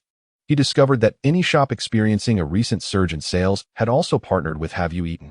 This revelation left him perplexed. Could it be that the previous sales increases were also attributed to Have You Eaten? Now, he yearned to collaborate with them, yet he was uncertain how to initiate such a partnership. Frustration welled within him as he regretted not agreeing to the collaboration plan during Chun Tang's initial visit. The prospect of selling significantly more with merely the addition of a small advertisement in his shop was indeed an enticing opportunity. By evening, Boss Zhang intercepted a student riding an electric tricycle, beaming as he introduced himself. "Hello, I am Boss Zhang of the beef noodle shop. Greetings. How may I assist you? I would like to inquire whether Have You Eaten is still seeking partner establishments. My beef noodles are exceptionally delightful and guaranteed to please your fellow students. I am just an employee. I will ask our manager on your behalf." "Great," Boss Zhang replied enthusiastically, envisioning his offerings selling better than ever. However, after waiting 2 to 3 days, he still had not seen Chen-Tung. It was not until the 5th day that Chen-Tung finally made an appearance. By this time, a full week had passed since Have You Eaten commenced operations at the school. Chen-Tung, accompanied by his original team of 9, once again ventured to the back street. This time, similar to the previous occasion, they visited each shop to inquire whether they wished to collaborate with us for the Eat Together initiative, this time proposing a commission of 10. The trial version had already been experienced by these merchants, and now it was time to introduce the paid version. The commission amounts for the future Blue Nights and Yellow Nights would vary by region, generally ranging between 15 and 25. Chen-Tung believed that a lower commission could still yield profits. "Boss, I have a question." Zhang Mingxin raised her hand. "No need to raise your hand. Just speak." Chen-Tung encouraged. "I want to ask if requesting a commission might lead them to refuse collaboration. Furthermore, if competitors arise and arbitrarily alter the commission rates, it could give the impression that our company is rather erratic, constantly changing its policies." "Your consideration is quite profound," Chen-Tung replied with a smile. Already pondering the challenges of future price wars. Without foresight, one must inevitably face immediate concerns. If I set a fixed commission of 10, what strategies do you think we should employ to retain merchants in the face of competition? Chen-Tung looked at the others. They shook their heads, unable to think of suitable solutions. After waiting for 5 minutes, Chen-Tung revealed the answer. "Events." "Events?" They echoed. "Yes, we could hold periodic events. For example, if we sell 100 orders within a week, we reward 1,000 yuan. If it reaches 200 orders, we reward 3,000. This could be capped or uncapped." Zhang Mingxin and the others' eyes lit up. In truth, for the merchants, such initiatives are essentially akin to reducing the commission. When competitive pressure among platforms increases, concessions must be made to merchants. Ultimately, organizing events and lowering commissions serve the same purpose. However, arbitrarily changing commission rates diminishes merchants' trust in the platform. There is an economic term known as loss aversion, which refers to the concept that losses are felt more acutely than equivalent gains. Setting a commission amount, if decreased, may lead to the perception of loss when attempting to raise it again. However, through the form of subsidized events, once the event concludes, merchants will only feel a sense of profit. "Let us go. I'll take you to reclaim our territory." The 10 individuals arrived at Zhang's noodle shop, their first negotiation venue before the holiday. This was the establishment where their initial attempt had faltered. Now, upon their return, Zhang, the owner, immediately greeted them. "Classmates, shall we collaborate?" "Certainly, we shall collaborate," Chen-Tung replied with a sincere smile, though this partnership differed somewhat from the last. "What is different?" Zhang, puzzled, asked. "We will assist you in purchasing goods and managing inventory. For each item sold, you will need to provide us with a 10 commission. Is that from the gross profit?" "The commission is calculated after deducting any event expenses, if applicable." "Event expenses?" Chen-Tang's words left Boss Zhang in a state of confusion. He pondered how this young lad could complicate such simple matters. What exactly did the term activity expenditure refer to? In the future, we shall unveil various promotional activities. Yet being promotional by nature, they will inevitably incur costs, which we shall share. Rest assured, participation in these activities is entirely optional. This sounds rather convoluted, Boss Zhang thought. Feeling a bit bewildered, cooperation can be paused at any time. Should you find that collaborating with our platform fails to enhance your sales or profits, you are free to terminate our partnership. Currently, there are no haphazard activities, correct? None. In fact, you can rest easy. Most of our activities are straightforward and uncomplicated, deliberately avoiding unnecessary complexity. Chen-Tung himself detested such convoluted endeavors. He envisioned only 2 types of activities. The first, previously discussed with Zhang Mingxin and others, involves merchants receiving subsidies for achieving certain sales targets or volumes during the promotional period. This approach benefits both merchants and individual users, as merchants may resort to price reductions to attract customers seeking the subsidy, ultimately benefiting the consumers as well. The second type is a blunt provision of substantial red envelopes to individual users. Undoubtedly, the beneficiaries of this initiative will be the users. Shinting plans to deploy this strategy when he is ready to invest significantly in market capture, with the costs borne by the platform, just as it is now. Naturally, during less competitive times, Shinting may also initiate some ongoing activities, akin to future coupon festivals. Merchants will decide on their participation, and if they choose to engage, they must share the costs with the platform. Is participation entirely voluntary, with the option to withdraw at any time? Boss Zhang exhibited some reluctance towards the term activity, fearing he might be outmaneuvered by Qinteng. Confirmed. Qinteng gestured towards the mobile phone resting on Boss Zhang's desk, indicating that if he had reservations, he could record the conversation. Chapter 51, A Magical Clash. You touch me, I touch you. How could I possibly do that?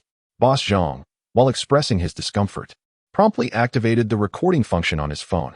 After Qinteng's assurances, he finally consented to collaborate with Have You Eaten. Qinteng also guided him in downloading the merchant version and instructed him on how to set up various features. Yes, this time, the merchants must take the initiative to learn and handle these matters themselves. If everything were to be managed by the Have You Eaten team, the workload would indeed be overwhelming. This is quite troublesome, Boss Zhang muttered. If you find it bothersome, you may withdraw from the collaboration. Boss Zhang fell silent. Although apprehensive about the inconvenience, he remained eager to profit. He couldn't help but envy the thriving businesses of the neighboring shops. After the completion of the tasks at the store, Qinteng departed with his team, reminding them of the necessary precautions. By now, they should have acquired some experience. So they were to engage in discussions regarding collaboration as per usual. If they reached an agreement, they would instruct the merchants on how to utilize the merchant version of the platform, and this time, they could lend a helping hand in uploading the products. They split up and busied themselves. By evening, they had yet to conclude discussions with these merchants, as some were slower to grasp the nuances of the new system.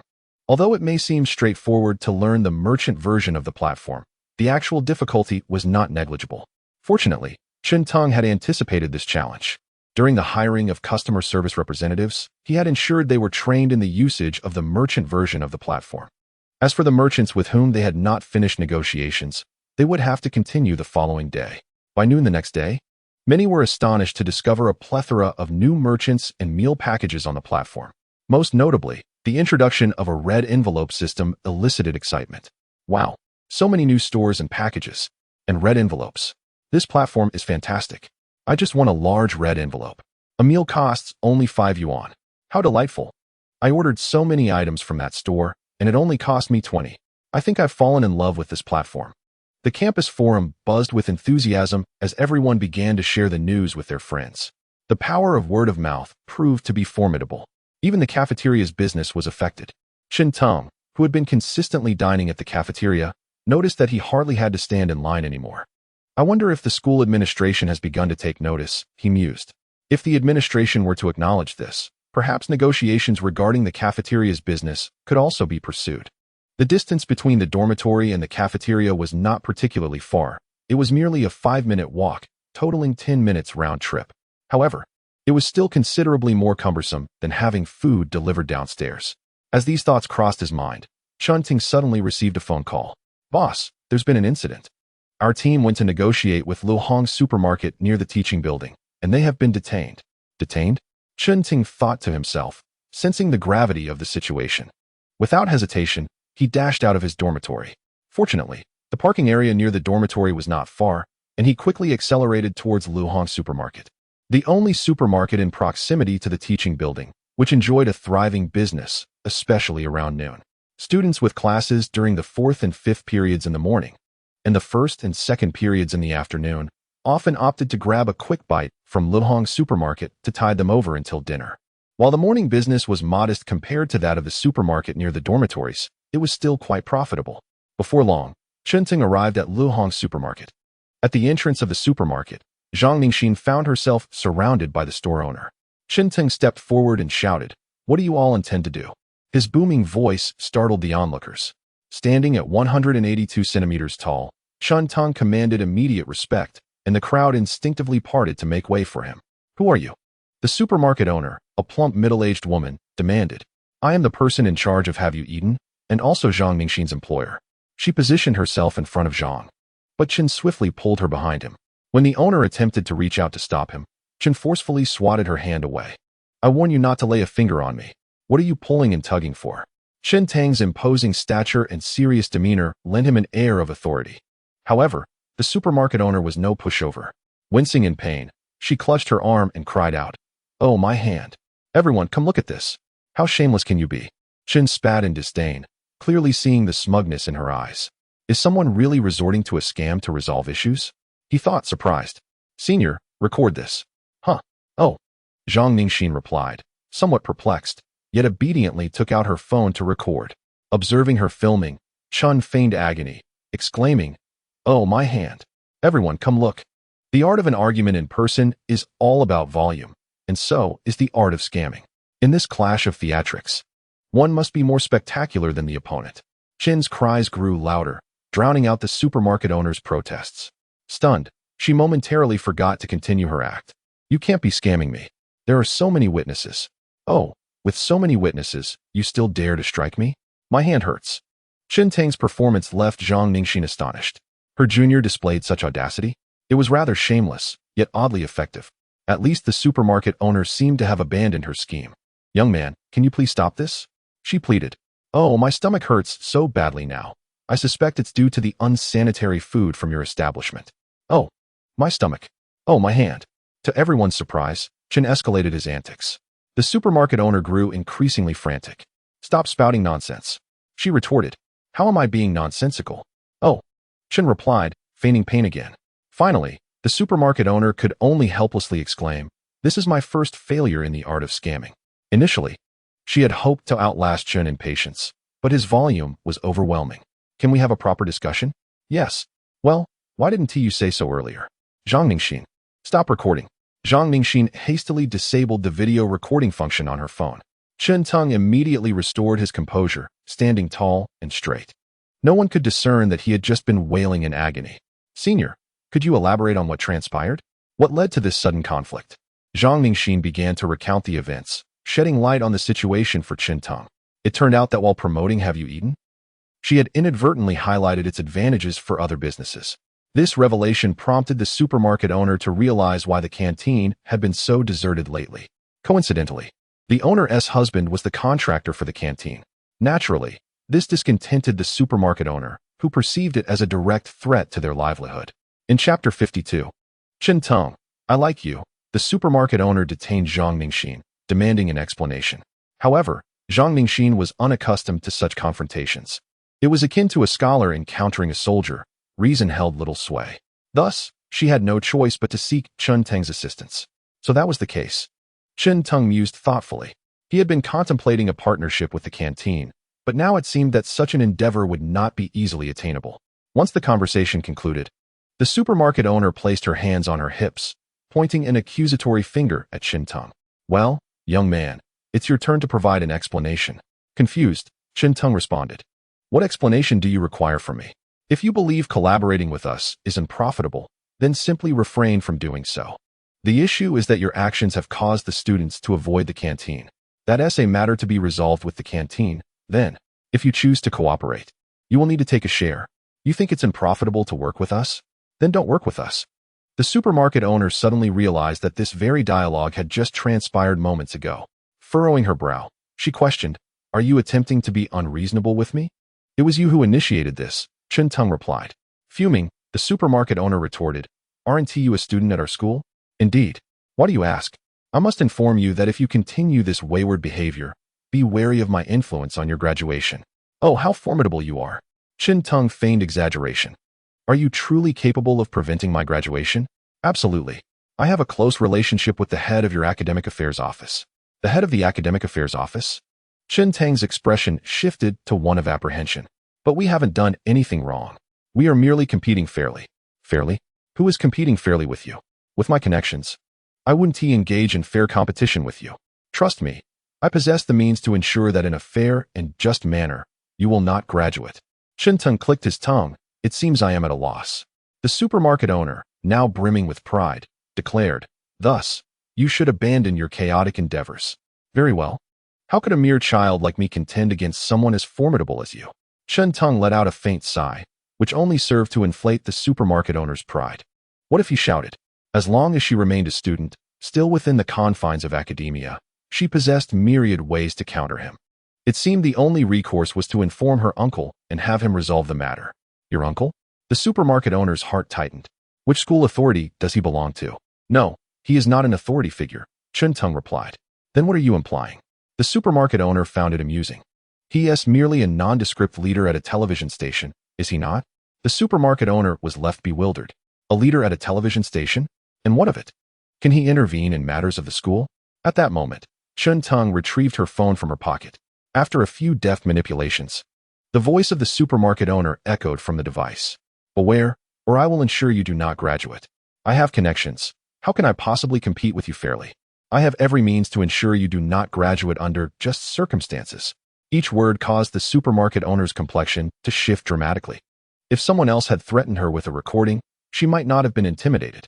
Yet, Chen Teng had an uncle in a position of authority at a television station. Hand it over.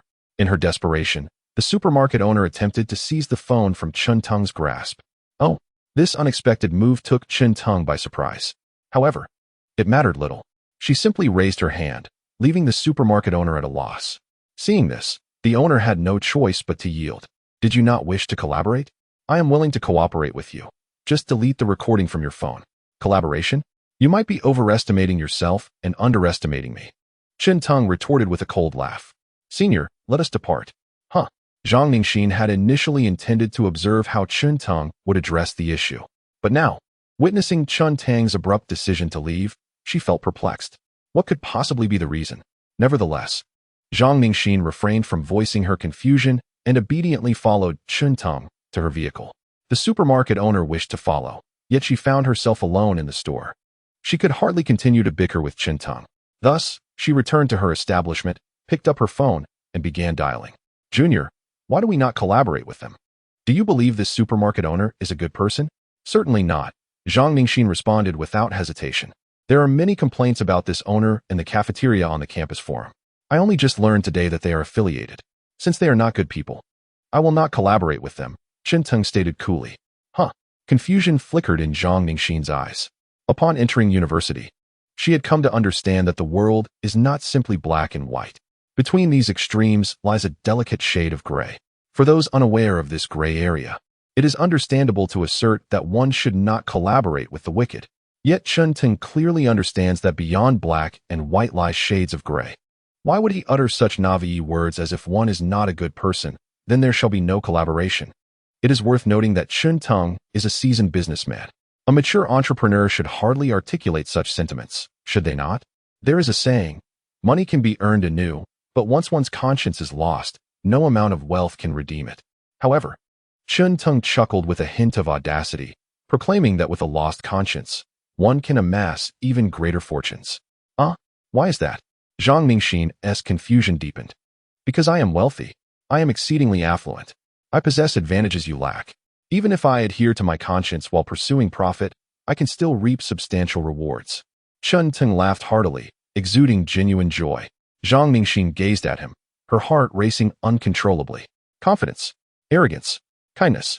These words danced in her mind as she beheld Chen Teng, finding him increasingly handsome. After a moment of laughter, Chen Teng's demeanor shifted. In truth, I am not as noble as I seem.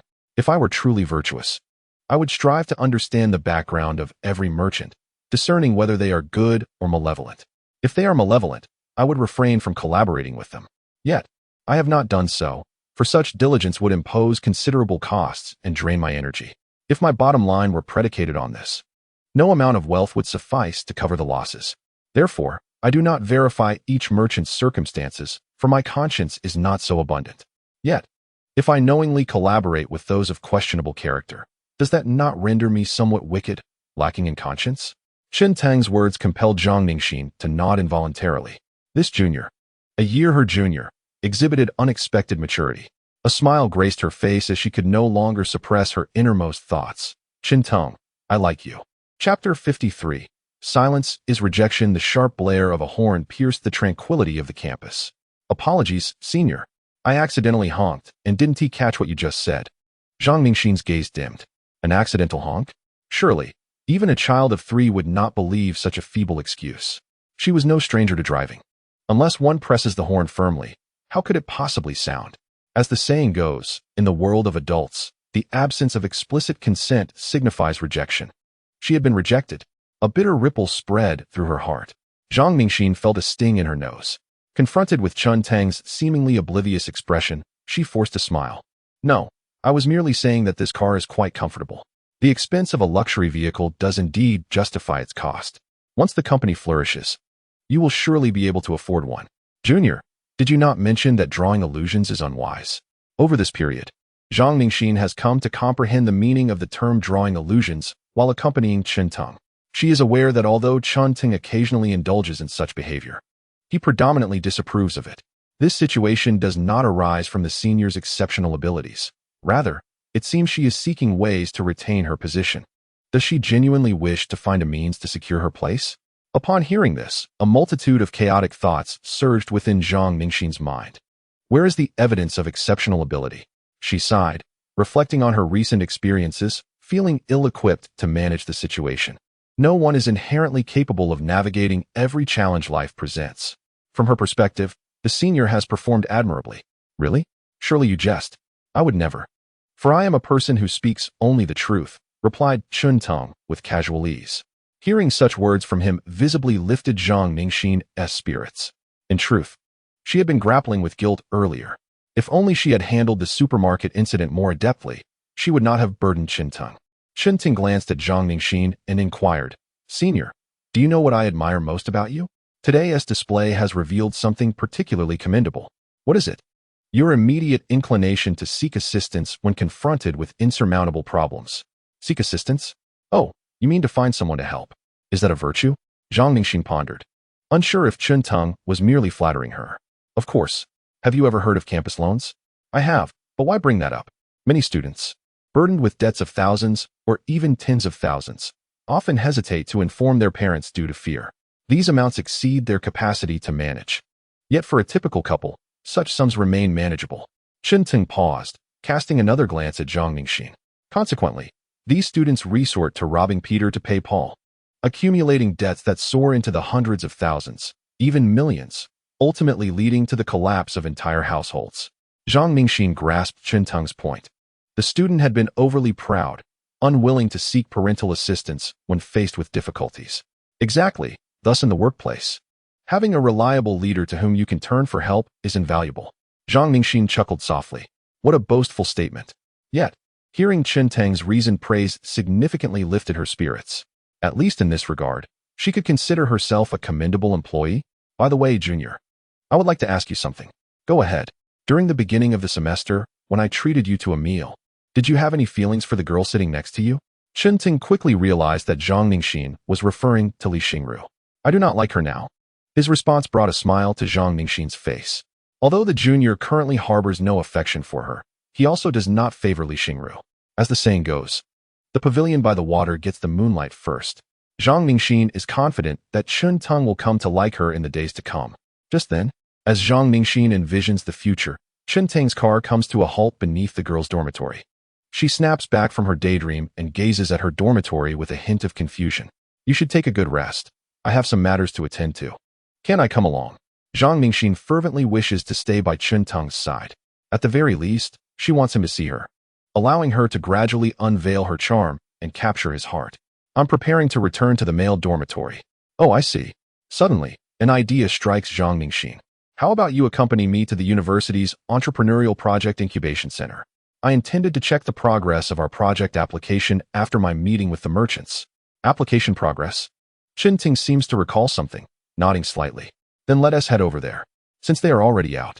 Chun Tang is also curious about the status of the project application. It has been 2 weeks since Zhang Ningxin last mentioned it to their small team, which was just before the 11th. Chun Tang knows Zhang Ningxin is not one to procrastinate, so she must have submitted the application quite early. However, the prolonged wait without approval piques his curiosity about the progress. How do we get to the incubation center? Let us drive towards the teaching building first. Under Zhang Ningxin's guidance, Chun Tang successfully navigates to the school's incubation center. So this is the incubation center. When Chen Teng drove past the teaching building, he often overlooked a cluster of buildings. Since he approached from the back, he never knew what the front looked like. Now he realizes it is indeed the incubation center. Is our incubation center this expansive? Chen Teng expresses his surprise. He always believed that the so-called incubation center at the school would be no more than a couple of stories high, accommodating a mere handful of projects. It couldn't possibly offer the extensive support like those outside, could it? Yet, this building stands a full 5 stories tall. No, the right side is the administrative building, where the faculty offices are located, Zhang Mingxin quickly clarifies. So the left side is entirely for the incubation center? Not quite. The upper 3 floors on the left are also faculty offices. So, the incubation center only occupies the lower 2 floors on the left? Chen Ting suddenly feels that the place has lost some of its luster. However, upon reflection, he realizes it is not a significant concern. Even if the incubation center were larger, it would only provide a limited space for their project. Zhang Mingxin nods. Room 101 is the office of our college's Entrepreneurs Association, which is akin to a student organization similar to the Student Council, responsible for liaising with university entrepreneurial teams. Our application form is also submitted to them first for review. Chen Teng nodded, having gained a preliminary understanding of the incubation center. Chapter 54. This project, I, Chen Duiyu, have invested in it. Approaching office 101, he noticed the door was ajar. Inside, he saw 2 students, one engrossed in playing Plants vs. Zombies, while the other was watching a television series on the computer. Oddly enough, there was usually only one student here. Today, however, there were 2. Zhang Mingxin murmured as she stepped forward and gently knocked on the door. Hello. May I inquire whether our project application has been approved? The girl playing Plants vs. Zombies looked up. Oh, it's you. You arrived quite early. Why don't you sit here for a while? The teacher hasn't arrived yet. All right. Zhang Mingxin and Chen Teng found a spot to sit. Do you know if the teacher will come today? Yes, I come here almost every day. Yesterday, they informed me that a teacher would be reviewing the application forms this afternoon. Thank you for your efforts. It's no trouble for me. I do it for the sake of earning money. Zhang Mingxin replied cheerfully. Setting aside Chen Teng's presence, this job was indeed a commendable part-time opportunity. Although it was somewhat more complex than typical tutoring or retail positions, it certainly held significant potential for the future. After a brief interval, another girl entered. Is the teacher here yet? Her voice was cool, akin to a refreshing ice cream on a summer's day. Meanwhile, Chen Teng remained focused on playing Fruit Ninja, not lifting his gaze. Not yet, Zhang and Liang. You two can chat for a bit. You might end up being neighbors. A student from the Entrepreneurs Association facilitated their introduction. Upon hearing the term neighbors, Chen Teng glanced at the girl. Dressed in black attire, she exuded a remarkably cold demeanor. Yes, cold, a portrayal reminiscent of the archetypal female assassin often seen in films. Hello, we are from the Have You Eaten team. Have you eaten? Liang's beautiful eyes flickered with surprise. As a business school student, she had naturally heard of the illustrious Have You Eaten. Are you the person in charge of Have You Eaten? Her tone remained chillingly aloof. Yes, he is. Zhang Mingxin gestured toward Chen Teng. Liang scrutinized Chen Teng from head to toe, prompting him to respond with a courteous smile. Hello, Liang. I am Chen Teng. And this is Zhang Mingxin. I am Liang Qing. After the introductions, conversation ceased. The Entrepreneurs Association student made no further attempts to bridge the dialogue between the two parties. Suddenly, Liang Qing's cold voice broke the silence. Chen Teng, may I ask you a question? Of course. If I am not mistaken, your dream must be to transform Have You Eaten into a software that can revolutionize the lifestyle of the entire nation, am I correct? Indeed. Once Liang Qing discerned Chen Teng's ambitions, he no longer concealed his aspirations. With the project underway, confidence was imperative. Thus, I must candidly suggest, relinquish your endeavors. Oh, Chen Teng, intrigued, turned his gaze toward Liang Qing, inquiring about her rationale. You may find it hard to believe, but I once contemplated embarking on this very project. Although the operational model I envisioned lacked the sophistication of yours, the overarching concept bore similarities. However, upon introspection, I concluded that this venture was ill-suited for me. Care to elaborate? At that moment, Chen Teng began to regard Liang Qing with newfound interest. The seemingly frigid young woman had once entertained the notion of a food delivery project. Perhaps others' insights could illuminate his path. Just as he often listened to the perspectives of his team members, he wished to hear her thoughts. When I first considered this idea, I conducted some online research and discovered that others were already pursuing it. Did you abandon the idea because of their precedents? Indeed. Liang Qing's response left Chun Teng somewhat disheartened. The existence of pioneers is, in fact, a fortuitous circumstance. Both successful and failed experiences can serve as valuable references. If the presence of predecessors leads one to forego their entrepreneurial aspirations, perhaps they ought not to embark on such a journey at all. A smile graced Chun Teng's lips. Liang, you possess remarkable foresight. He thought this internally, deeming it unnecessary to vocalize.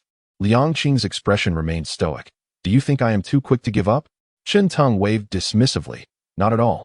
I merely believe that knowing when to relinquish a pursuit can be a form of wisdom. Hypocritical. Liang Qing scoffed slightly. In truth, I abandoned the idea upon realizing that the business model was too easily replicable.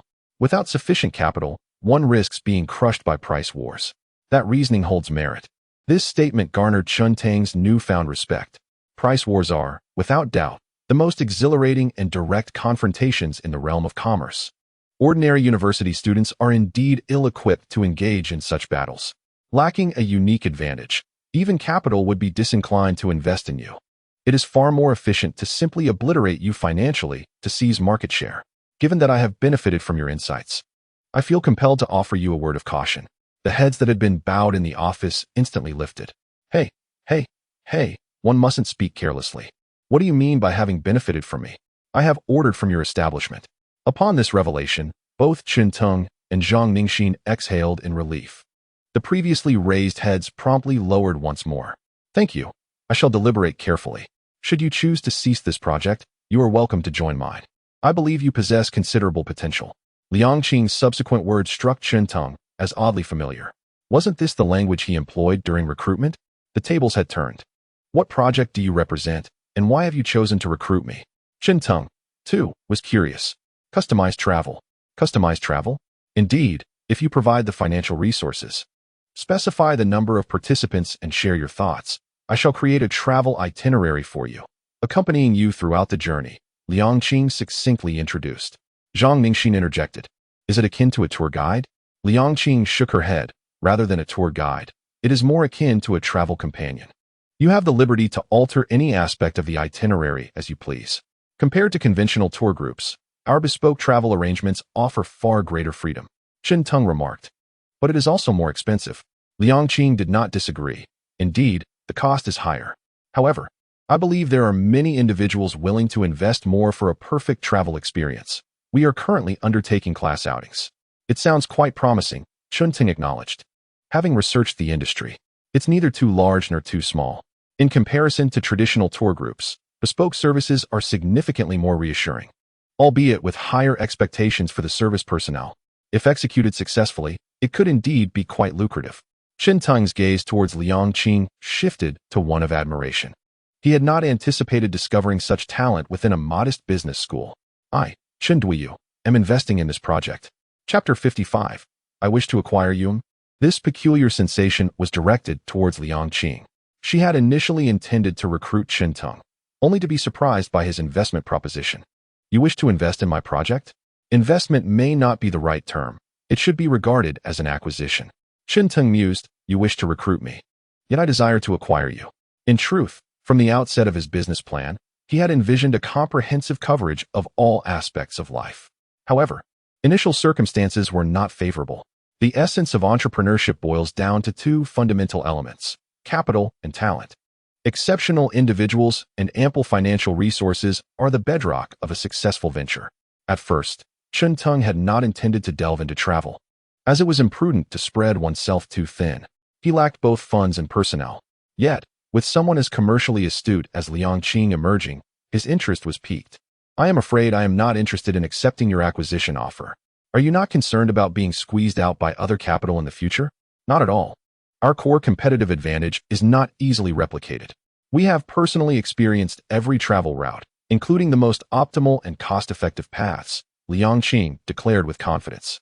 Should you choose to compete with us now, you would find it impossible to establish a core competitive edge in the short term. Is that so? Chun Teng was about to point out a minor oversight when the sound of footsteps from outside prompted Liang Qing and the others to rise. Good day, Teacher L. Chun Teng observed this seemingly vigorous teacher in his 30s, donning small spectacles and with neatly trimmed hair. Teacher L nodded gently. There are quite a few students here today. Are they looking to undertake projects in our incubator? Yes, teacher. This is our school's recently renowned Have You Eaten team. Have you eaten? Teacher L exclaimed, glancing in astonishment at Chunteng and Zhang Ningxin. Recently, the campus has been abuzz with the venture known as Have You Eaten, which he has also heard about. However, he never anticipated that this entrepreneurial team consisted of actual students from his own university. Which of you is a member of Have You Eaten? We both are. I am the boss. Shall we have a discussion? Certainly.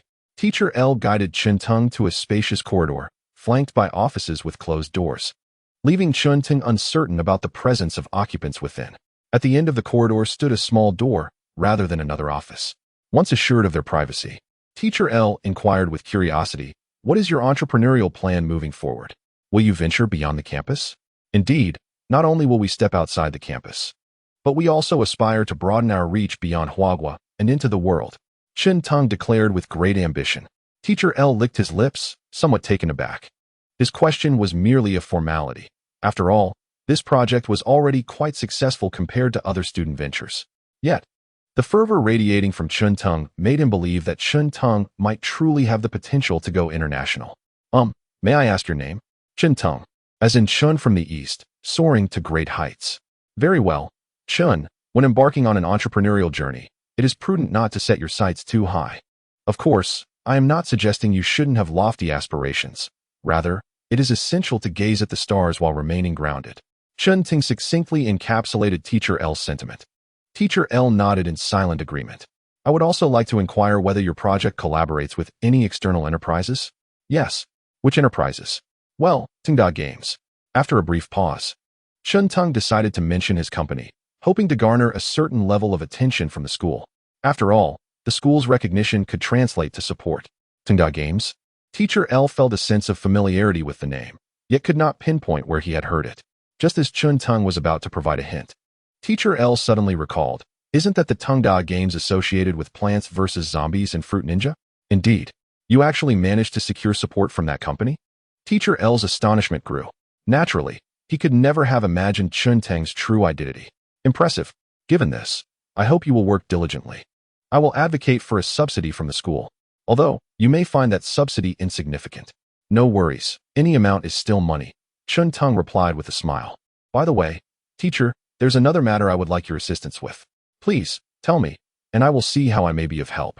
Teacher L was quite invested in the Have You Eaten project, holding high hopes for its success. If it flourished, it would reflect well on the school, and his own prospects would improve as well. What should one do in the event of failure? There are numerous unsuccessful projects within the incubator, and this one is hardly unique. I would like to inquire if the teacher has contact information for other incubator directors at different schools, as I seek to obtain official support from various universities. Are you planning to expand the Have You Eaten business into other schools? Indeed. Prior to today, Chunteng had not entertained such thoughts. He had regarded the incubator with a somewhat indifferent attitude. However, events involving Zhang Ningxin today made Chunteng realize that navigating the path from schools to urban environments may not be as straightforward as he had envisioned. The formidable cannot easily suppress the localized. If one wishes to pursue a school-focused strategy, it is advisable to establish a strong rapport with the institutions from the top down, which would facilitate the project's development. With the backing of the school, the execution of this project should proceed more smoothly, devoid of hindrances. Please leave your contact information. I will look for it and get back to you. Thank you, Teacher Lu. Chunteng reached into his pocket, adhering to custom, and produced a pack of huazi. Such offerings are remarkably effective. Teacher Lu blinked, as, although university students are considered adults, it was his first encounter with a student offering him a cigarette. Nonetheless, Teacher Lu accepted Chunteng's huazi, as he deemed Chunteng to be an exceptional student. Anyone who has worked a few days can discern the distinct aura emanating from students, workers, junior leaders, and business magnates. The naive innocence of students and the weariness of workers are evident. Business magnates often oscillate between an approachable demeanor and an air of commanding presence when interacting with the ordinary. Teacher Lu perceived Chunteng's aura to be more akin to that of a magnate, an entrepreneur, if one were to employ a more refined term. Let us proceed. I shall have a member of the Entrepreneurs Association escort you to the office. Very well. Teacher Lu then guided Chunteng back to the office 101. Young Siki, Please take them with the Have You Eaten? Project to Office 108.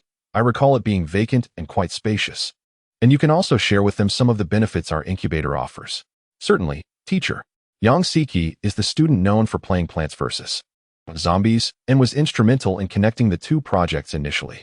She rummaged through her drawer and led Chen Teng and Zhang Ningxin out of 101. The moment they stepped outside, Chen Ting noticed a look of urgency on Liang Qing's face. Chapter 56. A New Office. A new task. Teacher Lu holds great optimism for you. Office 108 is the largest we have here. The earlier student, Liang, also desired it. Zhang Ningxin inquired, do they not have their own office? Yang Siki replied, they do. They are in the original Office 106. However, due to their large recruitment and considerable scale, they applied to the incubation park for an additional office, with 108 being their preferred choice. Upon hearing Yang Siki's words, Chen Teng began to comprehend the urgency reflected in Liang Qing's expression. Indeed, 108 was exceptionally suitable for Liang Qing's team. The proximity of the two offices would greatly facilitate communication during work hours. Moreover, 108's spaciousness made it convenient for both storing miscellaneous items and accommodating personnel. After Yang Siki unlocked the door to 108, Chen Teng was met with the sight of an empty office suffused with a musty odor. Two desks were haphazardly piled in a corner, cloaked in a thick layer of dust. The air carried a somewhat pungent scent, causing Yang Siki to cough slightly. Here is the key to 108. There is only one. If you require additional keys, you will need to have them duplicated elsewhere. Thank you. If you need desks, there is an office on the second floor that is left unlocked, which we consider our storage. You may take the tables and chairs at your convenience, but please inform us once you have done so. Understood. If we require anything else, can we also apply to the incubation park? Chen Teng inquired. Yang Siki hesitated for a moment and, with an awkward smile, replied, this request may not necessarily be approved by the incubation park. She then swiftly shifted the topic. Regarding the benefits of our school's incubation park, Yang Siki elaborated on the advantages it offered to entrepreneurial teams. On one hand, it provides support in the form of office space and supplies. Anything needed can be requested from the school. However, as previously mentioned, approval is not guaranteed. On the other hand, the school extends financial assistance. This support does not come in the form of direct monetary disbursements, but rather through reimbursement for certain expenses. Nonetheless, the reimbursement process is exceedingly intricate. Ultimately, the school invites various experts to conduct lectures and aids entrepreneurial teams in establishing collaborations with relevant external enterprises.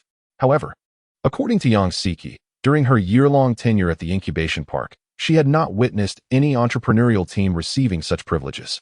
Thus, it appears that the efficacy of this incubation park is rather limited, offering minimal assistance. Indeed, it is not substantial, but it is certainly better than having nothing at all. Teacher L places considerable emphasis on Liang's team, and they have managed to save around 7,000 or 8,000 through reimbursements, which is the most significant support available. Is their project quite successful? Chen Teng inquired with curiosity. To be regarded highly by Teacher L, their project must have been quite lucrative, no? Yang Siki nodded in affirmation. Yes, many classes have entrusted their spring and autumn excursion plans to Liang's team, especially since the newcomers are unfamiliar with the area. Engaging a professional team to manage these arrangements is indeed a wise choice. Chen Ting understood this was entirely reasonable.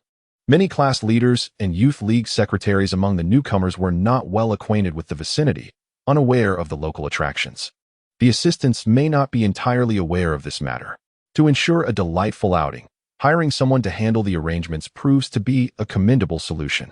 Unexpectedly, this student Liang has shown remarkable capabilities.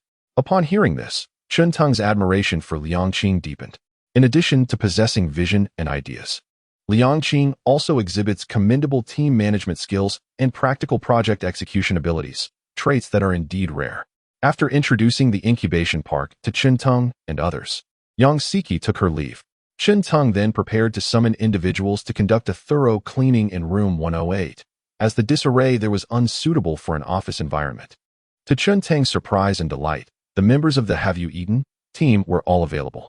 Thus, he called them over to commence a grand cleaning operation. After toiling for an entire afternoon, they finally restored the space to cleanliness. With their own office space, the atmosphere felt entirely transformed. One person gazed at the tidy office and remarked on the difference. Their faces radiated satisfaction, as though they had accomplished something truly significant.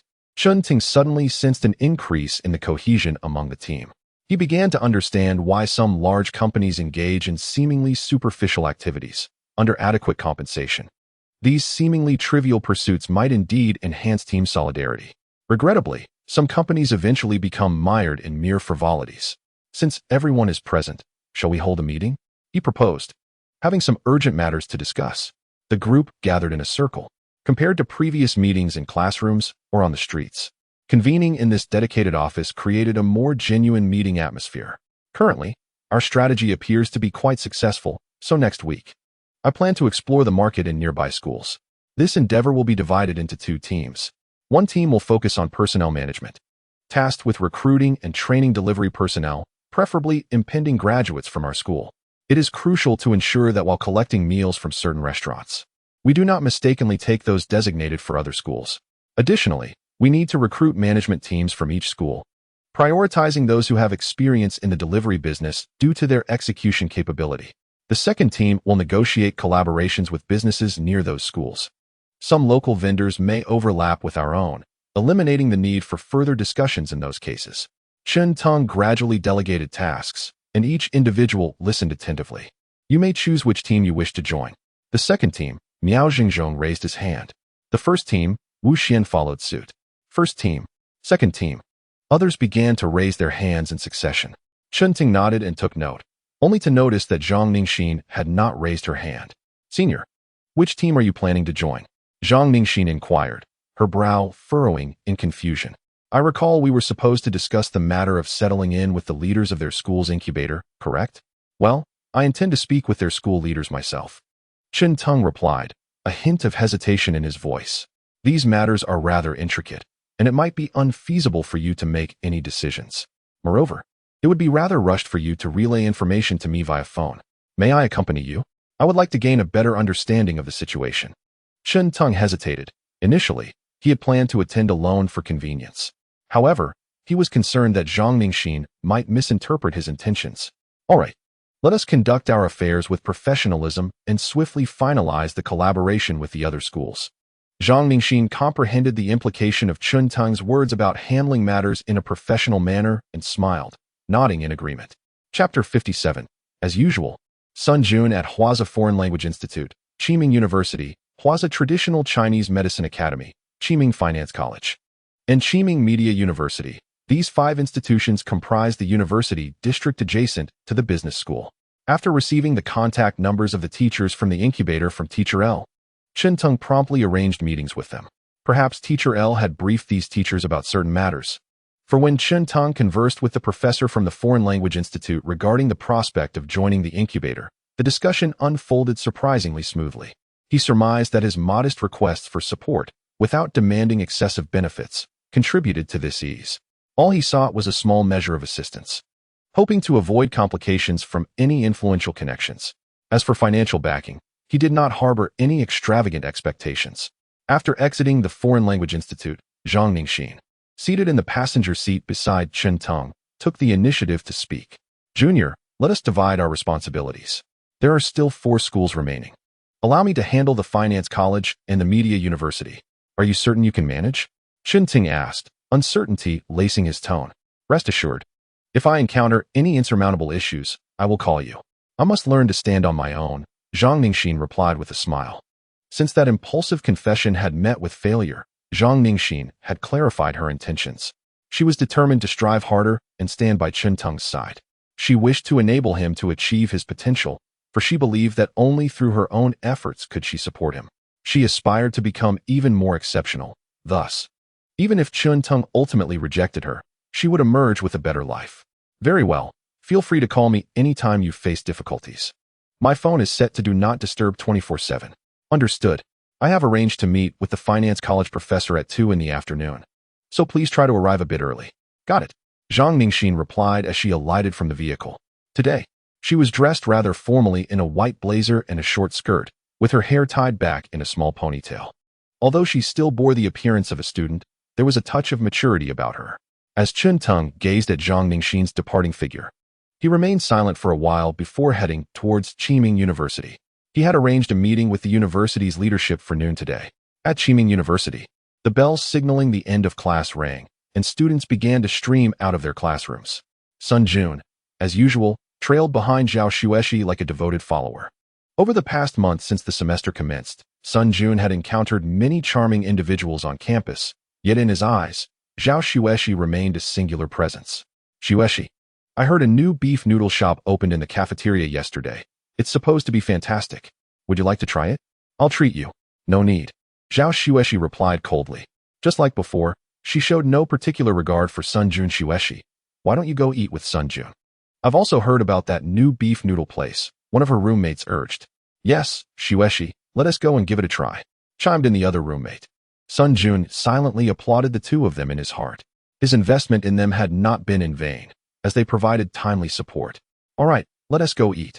But we'll pay for ourselves, Zhao Xueshi conceded to her roommate's persuasion, though she knew she couldn't genuinely refuse Sun Jun. She was aware that Sun Jun, with his thick skin, would invariably occupy the seat next to her. There was little she could do to chase him away in a public space where anyone could sit. Hey, Sun Jun beamed with joy at Zhao Xueshi's agreement. Did you know? The Fruit 4 is launching soon after its press conference during the National Day holiday. My dad promised to buy me one from abroad once it's released. Fruit 4? Zhao Xueshi's roommates were indeed intrigued by this novel gadget. A year had passed since the introduction of the Fruit 4, and smartphones no longer astonished as they once did. Many owned domestic smartphones. Yet the Fruit phone still held a revered place in the hearts of many. Observing Zhao Xueshi's lack of overt disdain, Sun Jun excitedly continued his exposition, proclaiming the Fruit 4 as an unparalleled marvel, surpassing all other phones. Meanwhile, Lu Yin, hearing Sun Jun's boastful chatter, couldn't help but frown. She had no desire to listen to him, but as they all exited the same classroom at a similar pace, Sun Jun's loud voice made it impossible to ignore. Ruo, I find myself missing Chun Tung a bit, Lu Yin sighed. Li Xingru lifted her head, her eyes sparkling like the night sky as she gazed at Lu Yin, perplexed by Lu Yan's remarks. How could Chun Ting possibly compare to Sun Jun in terms of pretense?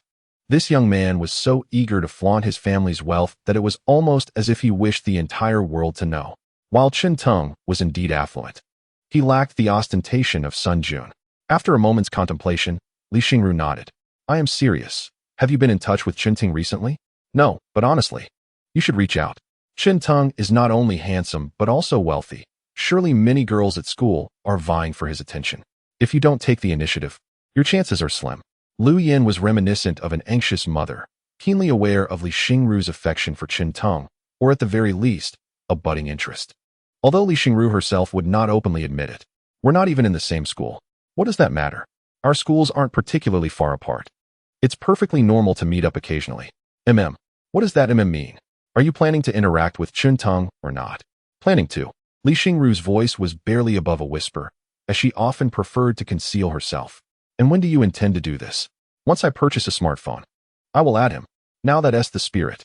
Secure Chun Tang's attention sooner rather than later. You're bound to succeed. Li Xingru nodded, but nearby, Sun Jun erupted into a derisive laugh. Ha ha ha, Chun Tung. No matter how capable he may be, running a business is not something just anyone can do. My father faced numerous challenges to bring his company to its current state. Sun Jun had finished boasting and was eager to interject upon hearing Lu Yin discuss Chun Tung. The revelation of Linya acknowledging Chun Tung as her superior had shocked Sun Jun immensely. How could he, Sun Jun, have no company while Chun Tung had established one? Nevertheless, Sun Jun remained unconvinced of Chun Tang's potential for success. Business is not that simple. Even if Chun Ting manages to carve out a name for himself, it might never surpass the prowess of his father's company. Chapter 58. Are you asking me for money? I'm here. Chun Ting noticed a professor from Qiming University beckoning him. He hurriedly jogged over, for though there was little difference in speed between jogging and walking, the former imparted a sense of urgency and importance. As introduced by Professor L, the professor in question was surnamed Pang, serving as a vice dean at the Entrepreneurship College. A title that sounded quite impressive. Greetings, Dean Pang. I am Chun Tung, the person responsible for Have You Eaten, as introduced by Professor L. Hello, Chun Tung. No need for such formality. Just call me Professor Pang. Titles like Dean feel too official. Very well, Professor Pang. Chun Tung. I assume you have not had a meal yet? Allow me to treat you to one. Teacher Pang, in the midst of middle age, has gained some weight and exhibits a somewhat balding head. However, he possesses a remarkably amiable demeanor, radiating a certain warmth. With utmost respect, I express my gratitude to Teacher Pang for treating us to a meal. It is exceedingly kind of him. Our school cafeteria has recently inaugurated a beef noodle restaurant, which, according to reports, boasts quite delightful flavors. Teacher Pang, accompanied by Chun Tang, strides into the school cafeteria. This marks Chun Tang's inaugural visit to the cafeteria of Qiming University. The cafeteria, having been established for 11 years, impresses Chun Tang with its decor, which surpasses that of certain 24-year-old restaurants. Most importantly, the cafeteria is rather spacious. This observation compels Chun Tang to reflect on the significance of attending a prestigious university. At the very least, the food here is delectable. The beef noodles are served promptly, and even before classes have concluded, both Chun Tang and Teacher Pang are soon holding bowls of noodles. They carry their meals to a small table nestled in a corner and settle down. No sooner have they taken their seats than Teacher Pang candidly states, "I heard from Teacher LV about your project and found it quite intriguing. I spent some time yesterday familiarizing myself with it. Could you elaborate on your business model?" "Certainly," Chun Tang replies. "Currently, the business model of Have You Eaten is not a closely guarded secret. With a little inquiry, it can be easily uncovered." Consequently, Chun Tang provides a straightforward explanation to Teacher Pang, who nods in understanding. "Actually, our university has recently initiated a delivery team as well, albeit their approach involves charging delivery fees from students, which differs somewhat from your model." After absorbing the gist of the conversation, Teacher Pang shares his perspective. Chun Tang nods in acknowledgement. To be candid, between the two approaches, I have greater faith in your Have You Eaten. I am curious, though, are you not concerned that large capital might attempt to seize market share through aggressive spending? Or are you considering a future sale? Teacher Pang's astute insight reveals potential challenges that Have You Eaten may face. He is markedly different from the instructor Chun Tang encountered earlier that morning at the Foreign Languages College. "I am not worried because I have financial backing," Chun Tang replies, his words imbued with confidence. This declaration momentarily stuns Teacher Pang. After a brief pause, he tentatively inquires, "Are you a second-generation wealthy individual?" "No." "Has someone already invested in you?" "In a sense, yes. You could interpret it that way. Tsingtao Games has invested in Tsingtao Life." Teacher Pang nods slightly, consuming his noodles while seemingly engaged in contemplation. Chun Tang perceives that Teacher Pang has more to say. Thus, he boldly states, "Teacher Pang, please feel free to speak your mind. Keeping things concealed does not benefit our dialogue." Teacher Pang chuckles awkwardly. Addressing this matter does indeed feel somewhat embarrassing. "No worries, teacher. As long as you do not find it embarrassing, the embarrassment belongs to others." Teacher Pang was momentarily taken aback by Chun Tang's words, yet he nodded and began to speak. "In truth, aside from my role as an educator, I am also a businessman." "Oh." Chun Tang straightened slightly in his seat. Indeed, Qiming University lived up to its reputation as a professor specializing in entrepreneurship possessed real entrepreneurial experience. He recalled the entrepreneurship guidance class he attended in his previous life, where the instructor was exceedingly young and lacked any practical experience in business. It was bewildering to have someone who had never ventured into entrepreneurship leading such a course. Chun Tang honestly did not know where to begin his critique. The audacity of the instructor was beyond comprehension, even more so than that of the employment guidance teacher, who at least had real job experience. Does Teacher Pang have any insights to share? Chun Tang was eager to learn. Regardless of whether Teacher Pang's experiences were of failure or success, he deemed them meaningful. Insights are perhaps too grand a term. "I am more curious about the availability of funds at your disposal," Pang inquired. "Abundant, exceedingly so. Therefore, if you have something to convey, please do so directly," Chun Tang replied, sensing the direction of the conversation. When it comes to matters of business and finance, there are typically only a few avenues to explore, and he surmised that Pang was likely seeking financial support. "The rapid development of the internet in recent years has led me to initiate several projects within the industry. Some have yielded profits while others have incurred losses, yet my company is currently in need of capital. Thus, I wish to inquire if you might be interested in investing or acquiring," Pang proposed. "Investing or acquiring?" Chun Tang pondered while absent-mindedly pushing the beef around in his bowl. To be candid, he had not anticipated that Teacher Pang's visit would be for this purpose. "Perhaps you could elaborate on your projects, and I will see if any align with my interests." Although he was taken aback by Pang's intention, Chen-tung was not opposed to the idea of stepping into the role of an angel investor. After all, one could not overlook the numerous companies that Nanshan Pizza Hut has invested in, domestic and international, across various industries. Chen-tung aspired for his own venture to become a colossal entity. Thus, he was open to acquisitions and investments. There are primarily 5 projects. Teacher Pang began to outline his initiatives. As the students poured into the cafeteria after class, the once empty space quickly filled to capacity. With no alternatives, Li Xingru and Lu Yin were left with no choice but to sit in a corner. Shall we share a table? Sun Jun approached them. No, we shall not. Lu Yin curtly declined. Li classmate, Sun Jun attempted to leverage Li Xingru to achieve his own ends, knowing her kind nature would likely prevent her from turning him down. She was the perfect candidate for his request. To his surprise, Li Xingru shook her head. You spoke ill of Chen-tung. I will not assist you.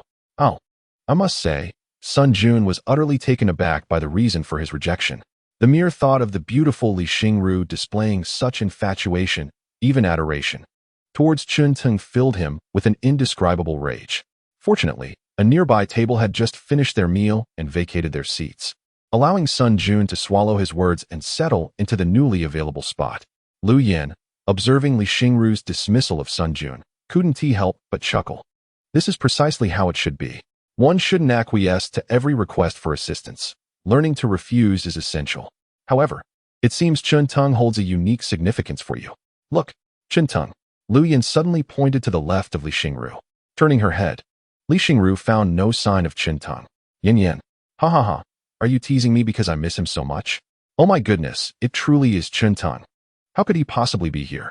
Lu Yan's eyes widened in astonishment as she gazed to the right of Li Xingru, her voice nearly faltering. Li Xingru, fuming, retorted. Yin Yin. Making the same joke twice is simply not amusing. Lu Yin raised 4 fingers in oath. I swear. It is indeed Chen-tung. Just look. Chapter 59. Unique insight. Li Xingru ultimately decided to trust Lu Yin and glanced in the direction she indicated. To her surprise, the figure seated opposite Chen-tung seemed quite familiar. It appeared to be their entrepreneurship guidance instructor. Li Xingru felt a sense of recognition wash over her. Lu Yin scrutinized the figure across from Chen-tung, the instructor, Mr. Pang, and mused aloud. It does seem like him. But how could Chen-tung be seated alongside a teacher? They appear to be quite jovial. Lu Yin was perplexed. She knew Chen-tung was from the neighboring business school and had no apparent ties to Qiming University. The more she pondered, the stronger her curiosity grew. Ah, Mr. Pang. I know him, Sun Jun interjected, shaking his leg, drawing the attention of the group, including Zhao Xueshi. The thrill of being the center of attention was exhilarating for him. Let me tell you, this Mr. Pang possesses considerable prowess. He owns a business in Qiming City, and it's quite substantial. Teaching at the university is merely a pastime. After all, there are only a handful of classes in entrepreneurship guidance each semester, making it rather effortless. Many seniors at our university seek him out as an investor for their entrepreneurial ventures. Just the other day, I had a conversation with Mr. Pang regarding entrepreneurship. After a brief pause, Sun Jun eagerly awaited someone to pick up the thread of conversation, hoping to seamlessly transition to discussing his own entrepreneurial ambitions. Yet, neither Zhao Xueshi, Lu Yin, nor Li Xingru showed any inclination to engage with him. It was Zhao Xueshi's roommate who finally reacted, prompting with a question. Wow, Sun Jun. You aspire to venture into entrepreneurship? Recently, there has been a surge of interest in food delivery services within our school, which I believe holds great potential. I am considering pursuing this venture, especially since Professor Pang has indicated that the project is feasible. After Sun Jun expressed his thoughts, he felt a sense of relief. Unfortunately, the scene he had envisioned, filled with applause and admiration, did not materialize. Li Xingru remained fixated on Chen-tung's profile, while Zhao Xueshi also glanced in his direction. Lost in her own thoughts, Lu Yin observed both Li Xingru and Chen-tung, her attention entirely diverted from Sun Jun, leaving him feeling somewhat disheartened. How could it be that, although he was the one speaking, everyone seemed captivated by Chen-tung? Was Chen-tung truly that magnetic? Consequently, he ceased his self-promotion and redirected the conversation towards Chen-tung. I believe that Chen-tung is likely in dire financial straits following a failed investment and is seeking Professor Pang's support. As for how he managed to approach Professor Pang, I surmise it may be due to the latter's status as a teacher, which could make such connections easier. Alas, Teng's family situation seems quite unfortunate.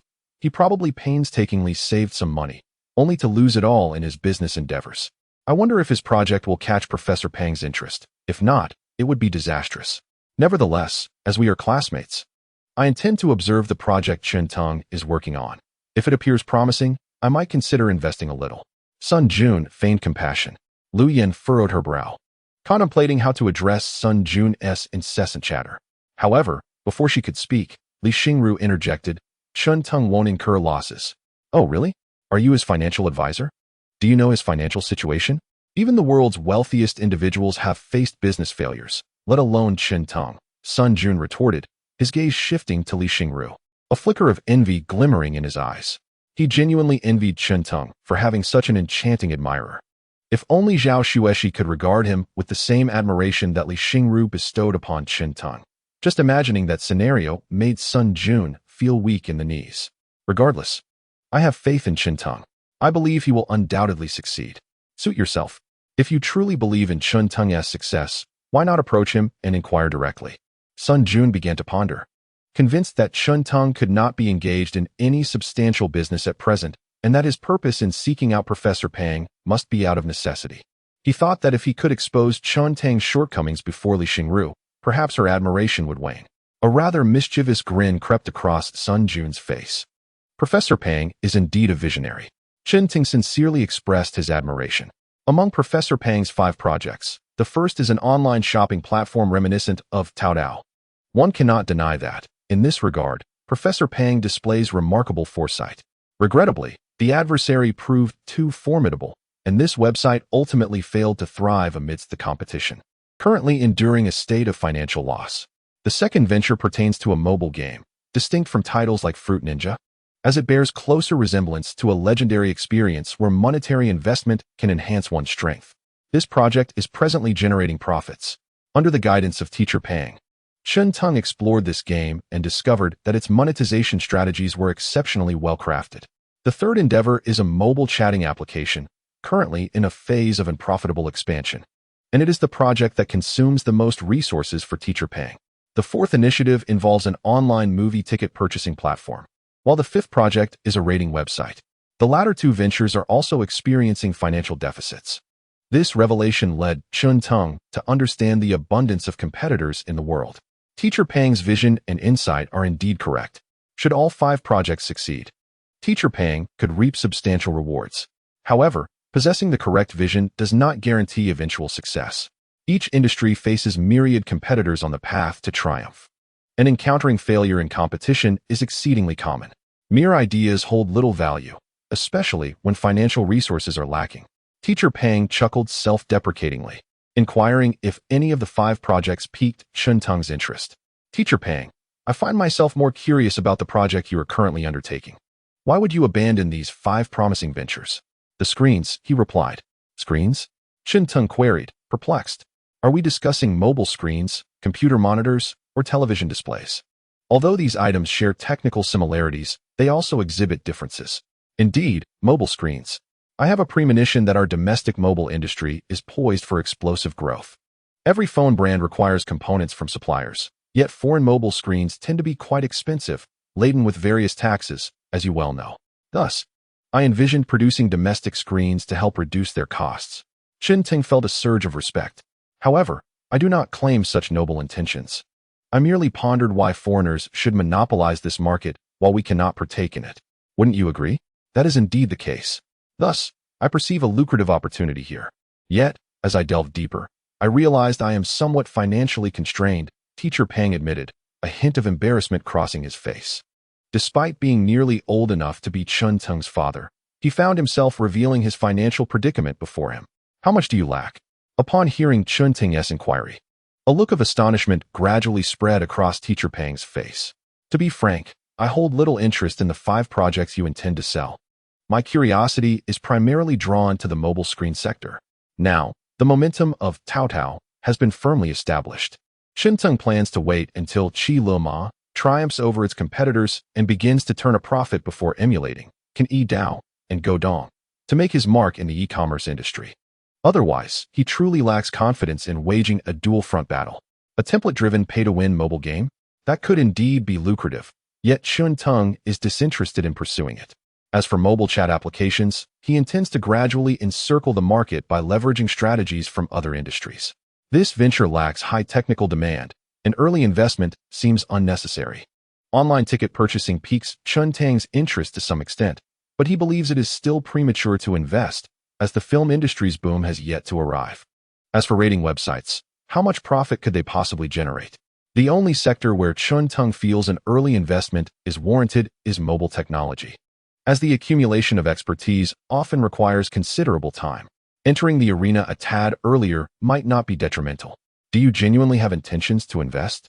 We are currently lagging in technology, and catching up will necessitate substantial financial resources, Professor Pang cautioned, concerned that Chun-Tung might underestimate the costs involved in this industry.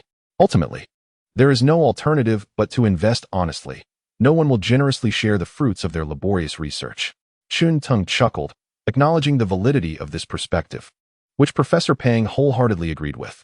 Consequently, Professor Pang directly inquired about the amount needed, hoping to see if he could accommodate it. 50 million, Chun-Tung stated. 50 million isn't exorbitant. Professor Pang's eyelids twitched in surprise. 50 million? Who is this extraordinary individual? Are today's students so affluent? He pondered how, at Chun-Tung's age, he had not possessed such capabilities. Surely, Professor Pang was not overly anxious? Not overly anxious. Here's the deal. Please compile your materials and provide an introduction to your company. I would like to see whether there are any discrepancies between your development plans and my thoughts. All right, I shall return and organize the materials, Professor Pang replied, elated. Initially, he had merely sought to obtain a modest sum from Chun-Tung. Securing a few million would have been a significant achievement. Never did he anticipate Chun-Tung's generosity. The only lingering doubt was whether Chun-Tung truly possessed such capital. 50 million. This was not a mere 5,000. Such an amount seemed far beyond what an ordinary student could afford. However, Chun-Tung's subsequent actions quickly alleviated his concerns. He produced paper and pen, jotting down a phone number. Tengdao Games, Linya. Call her when you're ready. Tengdao Games? The same Tengdao Games behind Plants vs. Zombies? Professor Pang exclaimed with immense excitement. Tengdao Games. That's the one. A game that has generated over $1 billion in revenue. May I inquire if you are addressing Teacher Pang with the utmost respect? The proprietor of Tengda, it seems, has hearkened to Teacher Pang's words. Has he merely heard of Tengda? Indeed, not only has he heard of it, but I have also contemplated a collaboration with Tengda Games. Is that so? Chun-Tung is indeed somewhat taken aback. Teacher Pang has considered a partnership with Tengda? Alas, it was declined by General Manager Lin. A hint of embarrassment crossed Teacher Pang's face. What sort of collaboration are you envisioning? Please, do share. If the proposed partnership proves beneficial, Chun-Tung would not hesitate to extend a helping hand. Do you recall our company's game? I aspire to collaborate on a fashion line. Oh, I see. Perhaps it would be prudent to reconsider. For a brand, maintaining a positive image is of paramount importance. While that game may be quite lucrative, associating with it could potentially tarnish the reputation of Plants vs. Zombies. Chun-Tung places great emphasis on this matter. In any case, once Teacher Pang is prepared, he may reach out to our manager Lin, as she oversees all company affairs. There are certain matters I must also confer with her about. Understood, understood. Teacher Pang recognizes that Chun-Tung's last remark was intended to preserve his dignity. Should he ultimately not be favored by Tengda, Chun-Tung could assert that he was optimistic about the collaboration, only to be met with Linya's disapproval. In such a scenario, Teacher Pang's reputation would remain intact. By the way, Chun-Tung, do you enjoy milk tea? The milk tea shop in our school cafeteria offers exquisite flavors. No. Chun-Tung waved his hand, feeling a mix of amusement and exasperation. In that case, Chun-Tung. Before Teacher Pang could finish, a voice called out from a distance. Chun-Tung turned his head, raising an eyebrow slightly. How could they be together? I didn't expect you to know Teacher Pang. Are you seeking investment due to a lack of funds in your entrepreneurial venture? Entrepreneurship is no easy feat. After a brief lecture, Sun Jun turned his attention to Teacher Pang. He obediently greeted, "Hello, Teacher Pang." Following Sun Jun's statement, a hushed silence enveloped the surroundings. Chun-Tung's expression was quite peculiar. How did this fellow manage to tread so precisely on sensitive ground? Teacher Pang disregarded Sun Jun, instead directing his gaze towards Chun-Tung. Chun-Tung, do you know him? A high school classmate. Oh, Teacher Pang nodded. From Chun Tung's succinct introduction, he discerned that the relationship between the two was not particularly cordial. Had they been close, Chun Tung would have introduced him as a dear friend rather than merely a high school classmate. Thus, Teacher Pang's gaze toward Sun Jun turned somewhat frosty. Who are you? Do I know you? Teacher Pang, I am Sun Jun. Sun Jun? Who? Teacher Pang scrutinized Sun Jun closely. However, after a careful scrutiny, she ultimately relinquished the attempt to recall the visage. Truly, she could not remember. Did she genuinely know this individual? Lu Yan let out a soft chuckle. Sun Jun felt a twinge of embarrassment. It's me, Teacher Pang. I previously mentioned my intention to establish a delivery service at school. You even remarked on the feasibility of my project. Have you forgotten? Upon hearing Sun Jun's words, Teacher Pang finally recalled. It is you. Were you not the particularly lively student in class? Yes, indeed, that's me. Oh. This indifferent exclamation rendered the atmosphere somewhat awkward. Even the most naive of students could discern Teacher Pang's aloofness. Sun Jun pondered why Teacher Pang exhibited such coldness towards him. Let us converse again next time, classmate Chun Tung. Teacher Pang turned her gaze towards Chun Tung, her expression softening and a smile gracing her lips. The rapidity of this transformation truly astonished Sun Jun. A national intangible cultural heritage inheritor of face-changing? Very well, Teacher Pang. I appreciate your efforts regarding the incubator's residency. Not at all. I assure you that this matter will proceed smoothly. Teacher Pang's gentle and somewhat ingratiating smile stirred a tempest within the hearts of the students. Chapter 61. The entire venue's expenses covered by young Master Sun, am I mistaken, Chun Tung? It seems Teacher Pang's demeanor towards you is remarkably amiable. Lu Yan gazed in astonishment at the departing Teacher Pang. Comparing her attitude towards Sun Jun and Chun Tung was truly astonishing. Li Xingru looked at Chun Tung with admiration, her eyes sparkling like stars. How did you manage that? At that moment, Sun Jun was also uncertain if Chun Tung was merely an investor. Teacher Pang's favorable view of him should not account for such disparate attitudes. A glint of mischief danced in Chun Tung's eyes. Curious to know? Sun Jun nodded eagerly. I am. In light of our high school camaraderie. Yes. Sun Jun gazed at Chun Tung with excitement, anticipating some valuable insight. However, to his surprise, Chun Tung extended a hand. I'll give you a discount. 500. Sun Jun was taken aback. 500? You want my money? Indeed, I typically charge others 1,000. But since we are high school friends, I'm offering you a special rate, Chun Tung stated with utmost seriousness. Sun Jun gritted his teeth and eventually retrieved his wallet. 500 was not a considerable sum for him. At this point, he was more eager to understand how to garner Teacher Pang's favor. Chun Tung accepted the 500 Sun Jun offered, placing it in his pocket, and then grinned, saying, Teacher Pang appreciates those who are generous and spirited. Sun Jun furrowed his brow, inquiring, what do you mean? Should I give money to Teacher Pang? If you can provide a sum that would impress him, that would certainly be acceptable. However, offering an insufficient amount is out of the question. What if I cannot afford it? Sun Jun pressed on, his desire to gain Teacher Pang's favor palpable. Yet, he lacked the confidence that his current funds would be sufficient to sway Pang. That's simple. You merely need to demonstrate your generosity, came the response. But how exactly does one achieve that? Sun Jun pondered, racking his brain for a solution. Isn't it straightforward? Chun Tung replied, exuding exasperation. Just walk to the center of the cafeteria and boldly declare that today's lunch expenses will be covered by young Master Sun. Tomorrow, the campus forum will be abuzz with tales of your magnificence. Indeed, Sun Jun exclaimed, slapping his thigh in realization. If I do that in the cafeteria, won't everyone know? Such a tale of generosity would surely spread throughout the campus forum. Yet, he couldn't shake the feeling that something was amiss, though he couldn't quite articulate what it was. Just think about how impressive that sounds. Today's lunch expenses will be covered by young Master Sun. It's incredibly cool, don't you think? Chun Tung said earnestly. Sun Jun contemplated what it would be like to utter that statement amidst a crowd, envisioning the attention of all upon him. Would this not change Zhao Xuexi's perception of him? A smile crept onto his face. This could work. It seems my 500 yuan will be well spent. Elated, he cast a glance at Zhao Xuexi before striding towards the center of the cafeteria. Chun Tung, on the other hand, was taken aback. Wait, are you really going to do it? He exclaimed, disbelief etched on his face. Lu Yan's mouth fell agape. She understood Sun Jun's penchant for the spotlight and his desire to exist within the gaze of others. Yet, she never anticipated he would take it to such an extreme. It was evident to her that Chen Tong was joking, but could Sun Jun truly be oblivious? Li Xingru's gaze remained fixed on Chen Tong, never wavering. Standing at the center of the cafeteria, Sun Jun drew the attention of students, who curiously glanced his way while balancing their bowls and trays. All eyes on me. Today at noon, the expenses for this gathering will be covered by me, young Master Sun. He raised his arms triumphantly, eager for the students' cheers. Chen Tong's brows twitched slightly. To be honest, he merely sought to claim the 500 yuan from Sun Jun and had no genuine desire to witness a performance. Yet, if Sun Jun dared to perform, he found himself unable to watch. Let us go, Chen Tong declared, slurping up the last of his noodles before beckoning Lu Yin and Li Xingru to leave. If he continued to watch, he feared his toes might suffer from overexertion.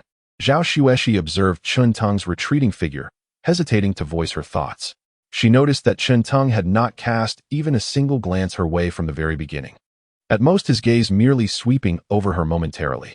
Yet, could it be that Chen Tong truly harbored no thoughts about her? The girl's pride and self-esteem made it unbearable for her to accept such disregard. An inexplicable discomfort and annoyance compelled Zhao Xueshi to yearn to confront Chen Tong. On what grounds? On what grounds could he ignore her? However, Chen Tong remained oblivious to her inner turmoil, leaving Zhao Xueshi only with his retreating figure. It was only when that figure vanished from sight that she, in a flurry of emotions, withdrew her gaze. Sun Jun felt somewhat awkward as well. Although some had paused to watch, the way they looked at him was akin to observing a monkey. He thought perhaps his voice was not loud enough. So he cleared his throat and continued. Today's expenses for this afternoon shall be covered by me, Sun Gong. His shrill voice sliced through the air, the faltering of the word gong causing his face to redden visibly. He could hardly believe he had cracked his voice at such a moment. Uft, uft, ha ha ha. Laughter erupted like a series of uncontrollable bursts in the crowded cafeteria. It dawned on Sun Jun that Chen Tong had set him up. Zhao Xueshi, witnessing this scene, felt a twinge of embarrassment. Let us go, she suggested. By the time Sun Jun returned to his previous spot, the corner that had once been occupied was now filled with a different crowd. Chen Tong, Zhao Xueshi, and Li Xingru had all vanished. Damn Chen Tong. Sun Jun seethed. Veins bulging, breath heavy. He slammed his hand down on the nearby table, wincing as pain contorted his features. Meanwhile, Chen Tong had already arrived downstairs in the cafeteria. You're so wicked, Chen Tong, Lu Yin remarked with a smile. Don't speak nonsense. I'm merely stating the plain truth, Chen Tong replied, standing his ground. Teacher Pang's favorable attitude towards him was simply because Chen Tong himself was amiable and approachable. It was true that Teacher Pang favored those who were generous and spirited. His willingness to express an interest in investment was precisely what had endeared him to Teacher Pang. Is there a problem? I stand by what I said. Besides, Sun Jun had it coming. Oh, you dislike Sun Jun too? Not a single person in the class doesn't dislike him.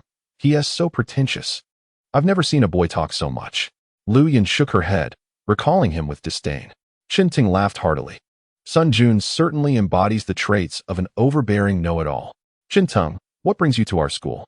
Li Xingru inquired, raising her gaze to meet his. Her eyes as clear and pure as spring water. She stood quietly, awaiting his response. Chapter 62, Dreams and Reality. Chen Tong turned his attention to Li Xingru. Upon that fair and delicate visage lies a myriad of hopes, while the unadorned white short sleeves elegantly outline her alluring figure. The denim shorts do not conceal her long and fair legs. Rather, they accentuate the voluptuousness of her shapely limbs. You must have overheard a hint of our recent endeavors, right? We have embarked on a small business venture and are seeking a supportive ally within your esteemed institution. Will this endeavor extend to our university as well? Certainly. Have you heard of the business school's delicacies?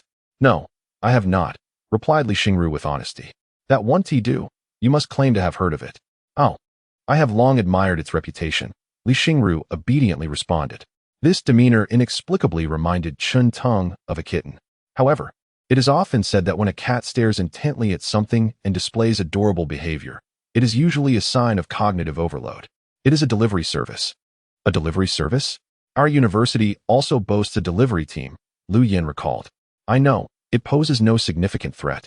Perhaps the students of Qiming University have an abundance of opportunities and thus do not regard this venture with much esteem. There is only one team here that has chosen this path. Chen Tong conducted some research last night. With a delivery fee of 5 yuan, the business appears rather mediocre.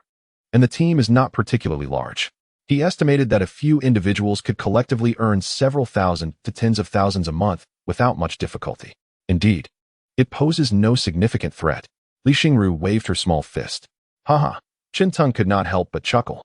The emotional value she provided was indeed quite substantial. Qintung, I would like to seek your opinion on a matter. Please speak. If I can be of assistance, I shall offer my thoughts. Qintung mused that, having lived 2 lives, he was quite capable of giving advice to others. What scenes had he not witnessed? Li Xingru nodded in trust. I wish to change my major. Change my major? Qintung was taken aback. What prompted such a thought? Because I believe that my English major may be constraining my true talents. What on earth? Qintung questioned whether he had not slept well the previous night, as the words he heard seemed to diverge from what others expressed. At this moment, Liu Yan stepped in to clarify for Qintung. Although we are in the English department, we are required to take mathematics courses. Wait, the English major requires mathematics? Qintung sensed something amiss. In his recollection, mathematics was a subject that virtually every discipline required, yet the English major was an exception. In his previous life, he had even lamented the difficulties of advanced mathematics, only to have a fellow student in the English major claim that they had not encountered mathematics in 4 years. He had envied that for a time. Our university is somewhat unique. Although it is an English major, the curriculum includes mathematics.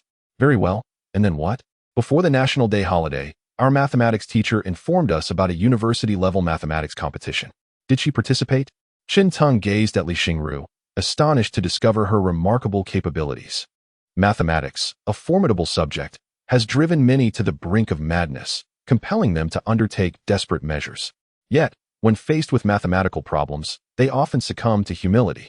Having participated in our school's preliminary competition, she achieved the highest score in our class, ranking 7th in the entire grade. However, can one truly excel in mathematics solely through innate talent? I presume that your specialized mathematical studies did not delve too deeply into the subject matter.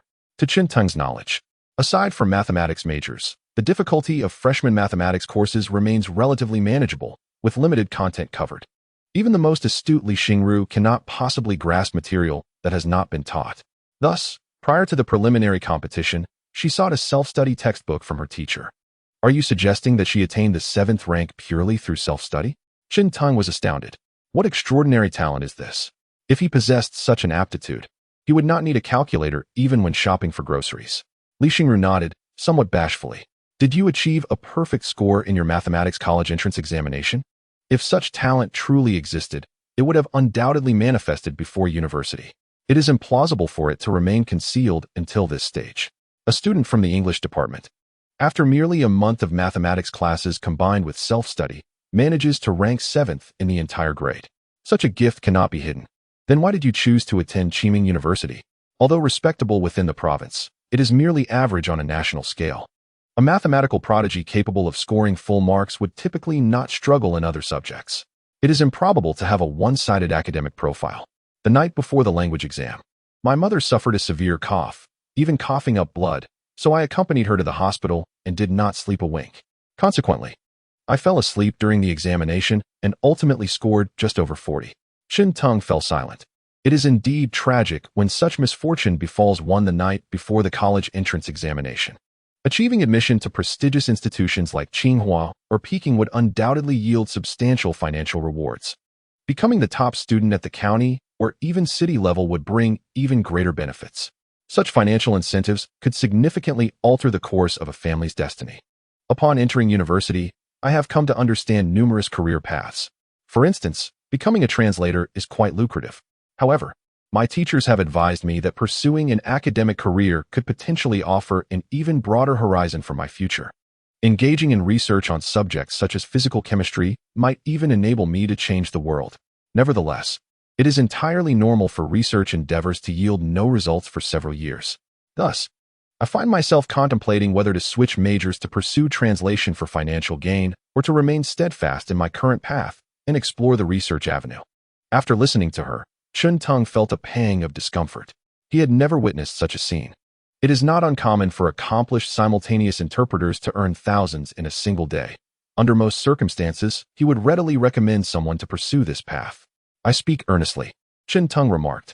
Am I not switching majors? Li Xingru's eyes were filled with confusion. But I would like to inquire about your thoughts. My thoughts. Have you never had your own ideas? For instance, my childhood dream was to win 5 million. Li Xingru shook her head, her large eyes brimming with bewilderment. Since her birth into such a family, she understood that studying was her sole escape. She had no opportunity for hobbies, and naturally, her own thoughts were non-existent. All she knew was to study, study, study, and then gain admission to a prestigious university to secure a lucrative job. No hobbies at all. None. Yet. I believe that when I solve problems, each correct answer brings me a sense of accomplishment. During that math competition, I encountered problems that stumped me completely. I felt a desire to challenge myself, yet I was also afraid. Chen Teng remarked, "Buddy, we're connected at the heart, yet you stab me with your words. You've been invincible for over a decade, and only in college do you meet problems you can't solve? I've faced unsolvable math problems since elementary school. Since then, the number of unsolved math problems has multiplied like stars in the sky." However, he calmly continued, "In that case, pursue your dreams. But what if I don't achieve results for several years?" Chen Teng could see that this was the crux of Li Xingru's dilemma. On one hand, she yearned for challenges and to scale new heights. On the other, she feared failure and was burdened by family expectations. This stood as a mountain named reality before her dreams. It's simple. I have money. The only thing standing in the way of your success is a lack of funds. Chen Teng revealed his broad, white smile, looking like a shrewd businessman. I can lend you some. Borrow. Before Li Xingru could respond, Lu Yan's eyes widened in astonishment. She expected Chen Teng to declare, "No matter how much you lack, I can cover it," but instead, it was a loan. As for interest, just go by the bank's fixed deposit rate. No need for the high interest rates on large deposits. Huh. Lu Yan's eyes grew even wider. Dude, are you obsessed with money? Lu Yan had seen Chen Teng's cultured side and his temperamental outbursts on the street, but she never imagined he could also be so mercenary. Not only did he not offer money outright like a wealthy tycoon, but he also wanted to charge interest for a loan. Thank you. Upon hearing this, Li Xingru displayed a look of gratitude. Lu Yan was incredulous. You're thanking him? Is it she who has lost her mind? Or is it the world that has gone mad? Little sister, watch fewer idle dramas. Why should I watch less? Wait, how do you know I often watch idle dramas? Chen Teng smirked, but did not answer Lu Yan's question. In truth, assisting others requires a certain finesse. Some individuals possess a sensitive and self-effacing nature. Offering unsolicited assistance may inadvertently convey a sense of disdain. The idiom reflects a profound truth. Though equally sensitive, some may feel an overwhelming sense of inferiority in the presence of their benefactor. When the debt of gratitude becomes too substantial, the balance of power between the parties shifts, leading to an imbalance. Those who are both sensitive and astute often find themselves ensnared in an endless internal struggle when accepting kindness. Their self-esteem cannot reconcile with the act of receiving help, yet rational contemplation compels them to acquiesce. Had Chen Teng directly bestowed money upon Li Xingru, she would likely have felt too ashamed to accept his assistance. Thus, Chen Teng opted to lend money instead. This transition from a gift to a loan subtly alters the dynamics, rendering the help more palatable for Li Xingru. Her expressions reveal that she can accept this level of assistance. Ah, I see. Establishing a debtor relationship creates a bond between you two. Perhaps you should watch fewer idle dramas, Chen Teng remarked with exasperation. From Lu Yan's words, Chen Teng was reminded of certain plot lines from idle dramas, where relationships often commence from a debt.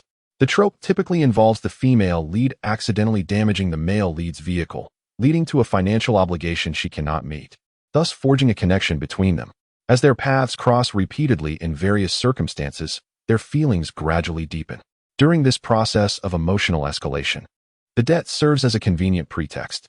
Chen Teng mused that if he continued along this train of thought, he might conjure an entire idle drama narrative. I shall have someone draft a loan agreement for you. I look forward to your growth. Chen Teng wished fervently for the ability to glimpse Li Xingru's potential. Should she indeed possess talent, he would reap considerable rewards. Conversely, if she lacked such gifts, he would at least have aided a family in need and salvaged a life deserving of rescue. Success entails benefiting the world at large. Such formality for a loan agreement? Lu Yan expressed concern. What if Roro cannot repay it? Then we shall let the law take its course, Chen Teng shrugged, adopting the demeanor of a callous capitalist. So, will you sign? Upon signing the contract, your monetary worries will momentarily dissipate, yet your future will bear immense pressure, akin to a grand gamble. Actually, it is not a gamble. Li Xingru's reasoning is quite clear. I have a fallback, as my spoken English is proficient. Excellent. Chun Ting nodded in satisfaction. At present, you resemble the big bad wolf attempting to deceive Little Red Riding Hood, Lu Yin observed, exasperated. Nonsense. No wolf could be this handsome, Chun Tung retorted. Exactly. Li Xingru emphatically agreed. Lu Yin rolled her eyes and remarked, Ruo, make sure you thoroughly understand the contract before you unwittingly sign away your life. Li Xingruo responded with a bright smile, I want tea. Unlawful clauses are invalid. Lu Yin gave a thumbs up, adding, moreover, Chun Tung is a good person. Li Xingruo turned her gaze towards Chun Tung, her happiness evident in her smile. Chun Tung, captivated by her sweet expression, felt his heart race. Indeed, those with striking features look appealing regardless of their expressions. Well then, I shall return to school, he announced. All right, goodbye, Li Xingruo waved at him. Chun Tung returned the gesture, opened his car door, and took a seat inside. As they watched the departing vehicle, the two made their way towards the dormitory. As they walked, a subtle smile appeared on Lu Yan's face. Not bad, Ruo, you've established a connection with Chun Tung. Doesn't that mean you can come up with various excuses to meet him in the future? I won tea. Li Xingruo shook her head resolutely. I need to focus on my studies. Oh, you're putting on an act, Lu Yin replied with a knowing expression. Chun Tung lent me money to alleviate my worries and allow me to study diligently. I cannot let him down, so I must study hard. Until I achieve something academically. I won't see him too often. What? Lu Yin exclaimed, placing her hand on Li Xingruo's forehead in astonishment. You're not feverish. So why are you speaking nonsense? I am serious, Li Xingruo insisted, gently moving Lu Yan's hand away. Before I arrived at university, I encountered a good person, and I wished to help him. Upon entering university, I discovered a vast world, and I want to experience the most beautiful scenery this world has to offer. Fortunately, these two aspirations do not conflict. Lu Yin, pondering Li Xingruo's words, felt somewhat bewildered. Yes, they don't conflict. If you and Chun Tung become close, he will take you to see the most beautiful sights in the world. No, only by climbing the mountains myself and experiencing the hardships and bitterness along the way will I truly appreciate the beauty of the view from the summit. Are you trying to write an essay here? Lu Yin teased. I'm merely illustrating a point. His taking me to see the scenery is not the same as experiencing it together with him. Lu Yin fell silent, realizing that Li Xingruo's perspective differed significantly from her own, even challenging her worldview. So, is this how all you top students enjoy dissecting words? She inquired. I simply hope that one day in the future, I can genuinely assist him, not with trivial help that anyone can provide, but with something irreplaceable, something only I can offer. Ambitious, aren't we? Lu Yin reflected on Li Xingruo's diligent study habits. Industrious, hardworking, feeling a twinge of guilt. Lu Yin recognized that she had once been a high achiever herself, but had become somewhat lax since entering university. Therefore, I must study diligently. At our next meeting, I hope it will no longer be a one-sided assistance from him. I wish to offer my support in return. With unwavering spirit, I stand by you. The midday sun casts its warm glow upon the young girl, yet the sweltering heat does not deter her resolute stride, which remains as steadfast as ever. Chapter 64, Have you eaten? Upon returning from Qiming University, Chun Tung briefed Linya on the situation. This versatile general manager swiftly put Chun Tung's ideas into action. The following day, Chun Tung met with the leadership of the School of Traditional Chinese Medicine, successfully negotiating the establishment of an incubator within the university. The team, led by Miao Zhengzhong and others, acted with remarkable speed. Within approximately a week, they had expanded their team significantly. In this area, at least 50% of the merchants had partnered with Have You Eaten? This is quite an astonishing figure, considering that for a substantial portion of these merchants, the business brought by Have You Eaten had gone unnoticed. Chun Tung was confident that he could persuade the remaining 50% to join him within a week, who would refuse the prospect of their business flourishing.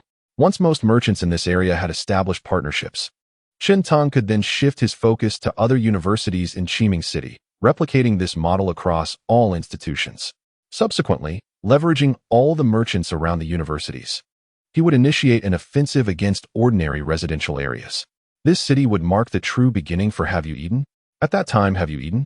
Would certainly attract the attention of investors, including the now thriving Blue Knight.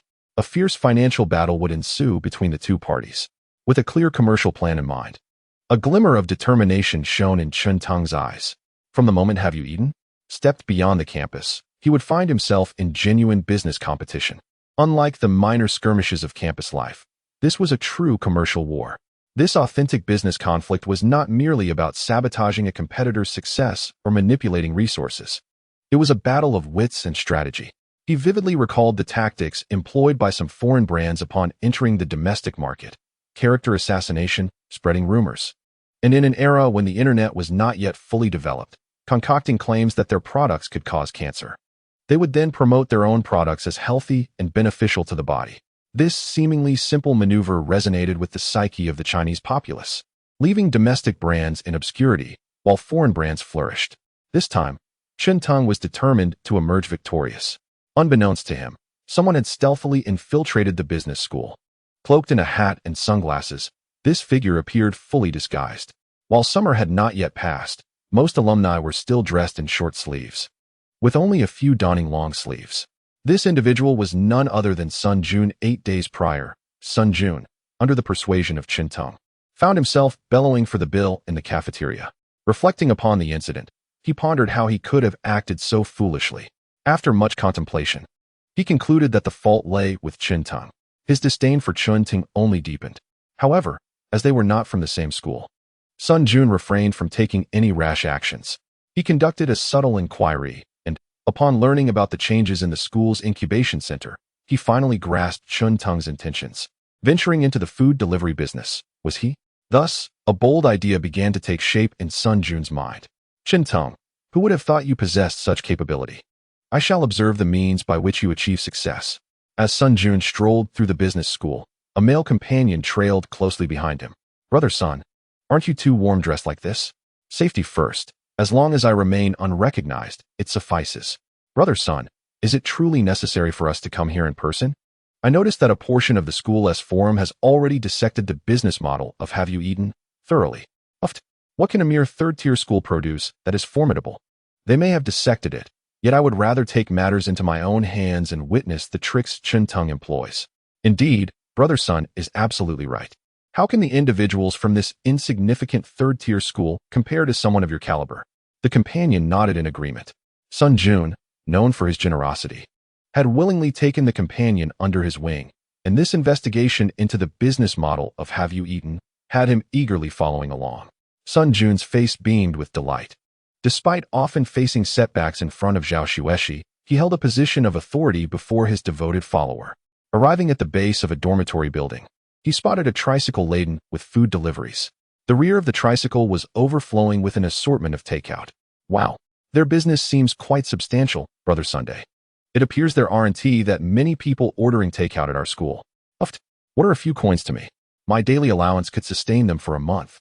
Sun Jun remarked, a mixture of envy and disdain apparent in his voice. His companion nodded in affirmation. Indeed, they cannot possibly compare to Brother Sun. Why don't you go ask them where they procure their deliveries? What about their suppliers? Sun Jun inquired, eager to uncover how the food made its way from the campus to the outside world. Me? Of course you. Who else would it be?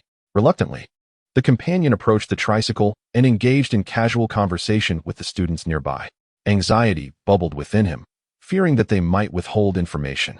To his surprise, they candidly shared the process of acquiring the deliveries. Elated, he swiftly relayed the information back to Sun Junha. I never expected to obtain the news so easily. They source it at the school gate? Let us go check it out.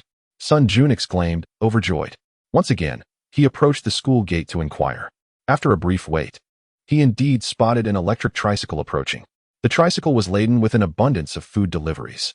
Thus, layer by layer, Sun Jun gradually comprehended the operational model. To summarize, students place orders online, the vendors prepare the meals, and the electric tricycles retrieve and deliver them to the school entrance. As Sun Jun meticulously pieced together the process, he couldn't help but notice the striking similarity to what they had summarized on their forum.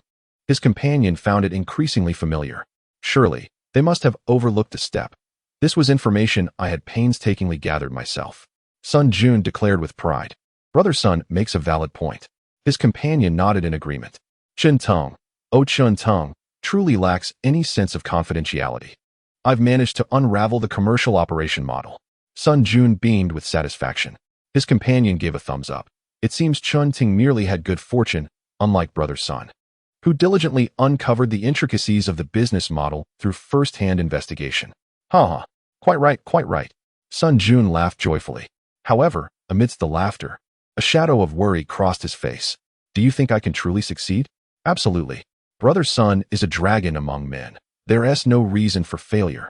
His companion flattered him extravagantly.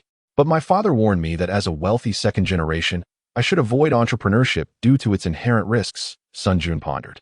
Brother Sun, if even someone from a mediocre background can achieve success, why can't you? Are you somehow inferior to Qinteng? His companion continued. Those words struck a chord with Sun Jun. He questioned himself, believing he was indeed superior to Qinteng. Observing Qinteng's flourishing business stirred a certain restlessness within him. So, do you think I should proceed? Of course. Just imagine, if you succeed, your father will surely regard you with newfound respect. He realized that the notion of wealthy second-generation individuals avoiding entrepreneurship applies to ordinary people.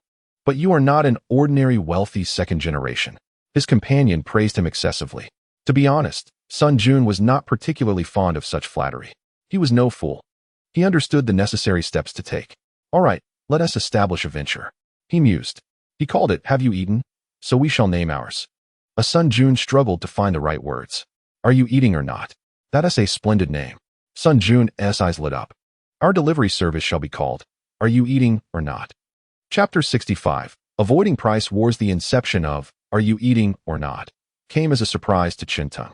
Due to his keen interest in the food delivery market, he noticed the emergence of, Are You Eating or Not? The very next day. Learn from him. Qinteng found this notion somewhat absurd. If it were a well-established competitor like Blue Knight challenging him directly, he would certainly take it seriously. If a wealthy investor were to intervene due to the butterfly effect, he would also regard it with due seriousness. But Sun Jun? It was not that he looked down upon Sun Jun. Although his business model is easily replicable, it still requires a certain amount of time to establish. The website, after all, cannot be completed in a brief period, can it? After a brief investigation, Qinteng realized that Sun Jun possessed a modicum of cleverness. Sun Jun had directly appropriated the forum of Qiming University. Each day, he would post updates listing the merchants he had negotiated with and their signature dishes. Individuals would then place their orders through Sun Jun. On the first day, the responses were few and far between. By the second day, a price war erupted between Sun Jun and Qinteng. If Qinteng lowered his prices by 3 yuan, Sun Jun would undercut him by 4. If Qinteng reduced his prices by 4, Sun Jun would retaliate with a 5 yuan decrease. Boss, should we lower our prices in response to Qiming University? Someone in the work group inquired. Qinteng's response was unequivocal. No need. He wished to ascertain just how much capital Sun Jun had at his disposal. The essence of a price war is rather straightforward. It is merely a contest of financial endurance. Qinteng was aware that Sun Jun had resources, but he was confident that Sun Jun could not sustain this price war for long. Perhaps his father could assist him. But what if the market at Qiming University was seized? Do not worry. The future will reveal all, Qinteng replied, refraining from further explanation. He silenced the group messages and laid his head down on the desk, dutifully listening to the lecture. However, since he was attending a lecture, it was quite reasonable for Qinteng to close his eyes, much like one would while listening to music or an audiobook, without the need to keep his eyes open. When the class concluded, Qinteng reopened his eyes and lazily rose, only to find a person standing before him, accompanied by a faint fragrance. It was Lu Jiajia. Qinteng, after all this commotion, it's time we had a proper conversation, I assent it? This statement struck Qinteng with an intensity that left him momentarily stunned. He began to question whether he and Lu Jiajia shared some undisclosed past, perhaps lost to him due to an unforeseen event. If I recall correctly, we haven't seen each other much during this time, have we? I know you're still upset. Can't I just offer my apology? I'm truly sorry. But I no longer have any contact with Senior Du, Lu Jiajia said, her expression one of earnest distress. The 3 roommates who had originally intended to accompany Qinteng back to the dormitory were left dumbfounded upon hearing her words. Lu Jiajia apologizing to Qinteng? What exactly had transpired between them? It sounded rather ambiguous, particularly to Luo Jinbin. Over the past few days, he had frequently enjoyed the breakfast that Lu Jiajia brought for Qinteng. He felt as though he and Lu Jiajia had reached a certain tacit understanding, using Qinteng as an excuse to share breakfast. This thought filled Luo Jinbin with a sense of happiness. However, He was taken aback to discover that Chun Teng was not merely a pretext for their interactions. Had he, Luo Zhenbin, truly become a fool in this scenario? He felt a twinge of discomfort. Chun Teng scrutinized Lu Jiajia with curiosity. What does your relationship with Senior do have to do with me? Lu Jiajia, I know Chun Teng. You are merely too shy to admit it. You may as well keep quiet. I have no feelings for you, understand? How could that be? What has led you to entertain such a delusion? Gradually, Chun Teng began to comprehend Lu Jiajia's perspective. It seemed she believed that Chun Teng harbored feelings for her. Yet, how could such an idea have arisen? Chun Teng had done nothing at all. Chun Teng, do not overstep your bounds. I have delivered breakfast to you for so long. You ought to feel some gratitude. Lu Jiajia was becoming increasingly agitated. She was accustomed to being adored and had already shown remarkable restraint by enduring Chun Teng's presence for this long. Firstly, it was not that you delivered breakfast to me. Rather, you forcibly placed it at my seat. Secondly, I did not touch a single item from the breakfast you left on my desk. All of it was consumed by Luo Zhenbin. Thirdly, my lack of feelings for you is irrelevant. You should have understood this from our very first meeting. Having stated his piece, Chun Teng glanced at the disheartened Luo Zhenbin. This fellow seemed to have been shaken yet again. Fourthly, shouldn't you also feel some gratitude towards Luo Zhenbin for your previous interactions? Upon hearing Chun Teng's words, Lu Jiajia looked from Chun Teng to Luo Zhenbin, her expression one of disbelief. Her proud disposition found it difficult to accept such a response. Chun Teng cast another glance at Lu Jiajia and then at Luo Zhenbin before striding away. He had expressed himself quite clearly. Whether she understood was her own concern. As for Luo Zhenbin's personal growth, that was a matter only he could navigate. Chun Teng could not guide him step by step on how to proceed. Miao Xingzhong and Kai Heng followed closely behind Chun Teng. Brother Chun, don't you think that was a bit harsh? Kai Heng's face reflected concern. That is Lu Jiajia.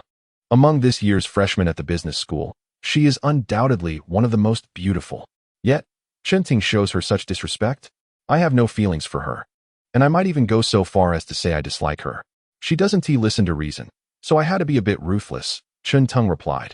Shrugging his shoulders, feeling powerless in the situation, Lu Jiajia stood pouting in place, contemplating that now she would certainly sever any ties with Chun Teng, determined to make him regret it. All right, you make a valid point, Kai Heng conceded, acknowledging that there seemed to be no better solution. Brother Chun, how does one actually win a girl's affection? Luo Zhenbin could not help but inquire. He had resolved to learn from Chun Teng, to become exceptional, so that girls would approach him voluntarily. Except that, regardless, the other party may refuse you. Do not cling desperately to them. It is that simple. Is it truly that simple? Luo Zhenbin remained skeptical. However, Miao Xingzhong interjected. I believe what Brother Chun says holds merit. Lately, I have been preoccupied with work. But during this time, I sense that a junior has taken an interest in me. Chun Teng and the others widened their eyes in astonishment. You're only a freshman. You are the youngest in this university. Where could you possibly find a junior? Miao Xingzhong retorted confidently. I am older than her. Moreover, she refers to me as senior. Kai Heng chimed in. So you're just old? Chun Teng added. So it's merely a matter of romantic interest? Luo Zhenbin pondered aloud. Should I say something? Miao Xingzhong earnestly expressed his thoughts. Old Luo, trust me. As long as you focus on being yourself and hone your skills, someone will eventually recognize the brilliance within you. Kai Heng suggested, but I think you should pursue her relentlessly. That might catch her attention. However, this time, Luo Zhenbin chose not to heed Kai Heng's advice and began reflecting on the words of Miao Xingzhong and Chun Teng. Chun Teng felt somewhat gratified. What is the point of being a sycophant? It is far better to improve oneself. I hope my roommate can put this into action soon. Chapter 66. Newcomer Benefits? Haha. It turns out Chun Teng is indeed short on funds. During the break, Sun Jun exclaimed excitedly. This was the second day of Sun Jun's price war. Chun Teng did not respond at all, nor did he make any move. Reflecting on the previous days when Chun Teng approached Teacher Pang, Sun Jun returned to his original speculation. Chun Teng was out of money and needed to borrow from Teacher Pang. As for why Teacher Pang had that expression in the end, Sun Jun could only interpret it as Teacher Pang recognizing Chun Teng's potential and thus treating him particularly well. Brother Sun is brilliant. A follower shouted loudly in the class. It's no big deal. It's just a little entrepreneurial venture, Sun Jun proclaimed loudly, eager for everyone to know about his recent entrepreneurial activities. Zhao Xueshi cast her gaze towards Sun Jun, lingering on him for a moment. The concept of college entrepreneurship was quite novel to her. However, recalling Sun Jun's previous antics in the cafeteria, Zhao Xueshi discreetly averted her eyes. Yet some girls in the class became intrigued by the matter. Sun Jun, are you still pursuing entrepreneurship? Indeed. The trending topic on the campus forum, are you eating? Is my initiative. I encourage everyone to support and help promote it. After boasting in the university class, Sun Jun felt a certain emptiness lingering. What was missing? During class, Sun Jun suddenly slapped his forehead, finally realizing what was absent. The sense of belonging to a high school class. With just over a month since the start of university, most students had yet to develop a deep connection to their new class. Compared to the bonds formed over 3 years in high school, it simply did not measure up. Sun Jun quickly began typing on his phone. Are there any fellow students from Qiming University? The food delivery service Eat or Not has officially launched, and I hope everyone will support it. After sharing this, Sun Jun reposted his announcement on the campus forum. Moments later, the group was abuzz with messages. Wow, brother Sun, we're still in college, living off our parents' allowances, and here you are, diving straight into entrepreneurship. That's impressive. Sun Jun's former high school buddy chimed in. While he referred to him as a close friend, he was more of a follower due to Sun Jun's generous nature, which made them eager to praise him. Soon enough, a flurry of messages continued to extol Sun Jun's virtues, and he reveled in the adulation. However, no gathering would be complete without Qinteng. Sun Jun decided to personally tag Qinteng. Hey Qinteng, today as food delivery business at our school is all thanks to Eat or Not. Your Have You Eaten seems to be going unnoticed. Qinteng's service had recently commenced its delivery operations at Qiming University, but user loyalty was evidently lacking. Wasn't Eat or Not currently in the lead? After a considerable wait, Qinteng had yet to respond, leaving Sun Jun anxious. What was the point of boasting if he couldn't do so directly to Qinteng? Unable to contain himself, he posted again in the group. Qinteng, could it be that you're too embarrassed to show your face because of the situation? No worries, we're all classmates here. I won't go too hard on you. Sun Jun chuckled with delight. Yet, when class ended, his amusement faded. Zhao Xueshi had posed a question. Is Have You Eaten something Qinteng created? Sun Jun felt a pang of dread. How had the focus shifted to Qinteng? This was not the outcome he desired. He was at a loss for how to respond to Zhao Xueshi's inquiry. Should he confirm or deny? Ultimately, he chose to remain silent. Meanwhile, Zhao Xueshi, still curious, began searching for information on Have You Eaten? Despite not owning the latest smartphone, her device was sufficiently smart. Through the campus forum, she discovered some pertinent details about Have You Eaten? It was affiliated with the business school and collaborated with over 100 merchants, boasting a user base exceeding 100,000. This figure astonished Zhao Xueshi. What did it mean to have 100,000 users? It implied that more than 70% of the 6 universities were likely Qinteng's clientele. How remarkable was he? Zhao Xueshi found herself wavering in her perceptions. In truth, since the last encounter between Professor Pang and Qinteng, her curiosity about him had reignited. She could discern the meaning behind Professor Pang's smile. It was not merely a sign of goodwill, but rather an obsequious gesture. It was the kind of flattery one might expect from a subordinate towards a superior, indicative of someone who sought favors. The smile proved difficult for her to accept. She had always believed that students like Qinteng, who struggled academically, would inevitably descend to the lowest rungs of society after entering university, leading to a life devoid of hope. Only students like herself, with exemplary grades, were destined for prosperous futures. Yet now, she was confronted with the reality that even the teachers at their school wore obsequious smiles for Qinteng. Did this not imply that his social standing had risen? How could they, as students, possibly rank higher than Qinteng in terms of societal status? Zhao Xueshi's worldview was once again shaken. Did she still possess the right to look down upon Qinteng? She fell into silence. Recent events suggested that Qinteng's casual inquiry about her well-being was likely quite successful. Otherwise, Linya would not be working for him. Teacher Pang would not be smiling so ingratiatingly, and Sun Jun would not be comparing Qinteng to others in the group chat. Qinteng, how did you achieve this? Is this the reason you began to disregard me? Zhao Xueshi murmured to herself. Just then, she noticed a message from Qinteng in the group chat. Keep it up. I believe in you. His response was remarkably simple. From these few words, Zhao Xueshi could not discern whether Qinteng was genuinely indifferent or merely feigning composure.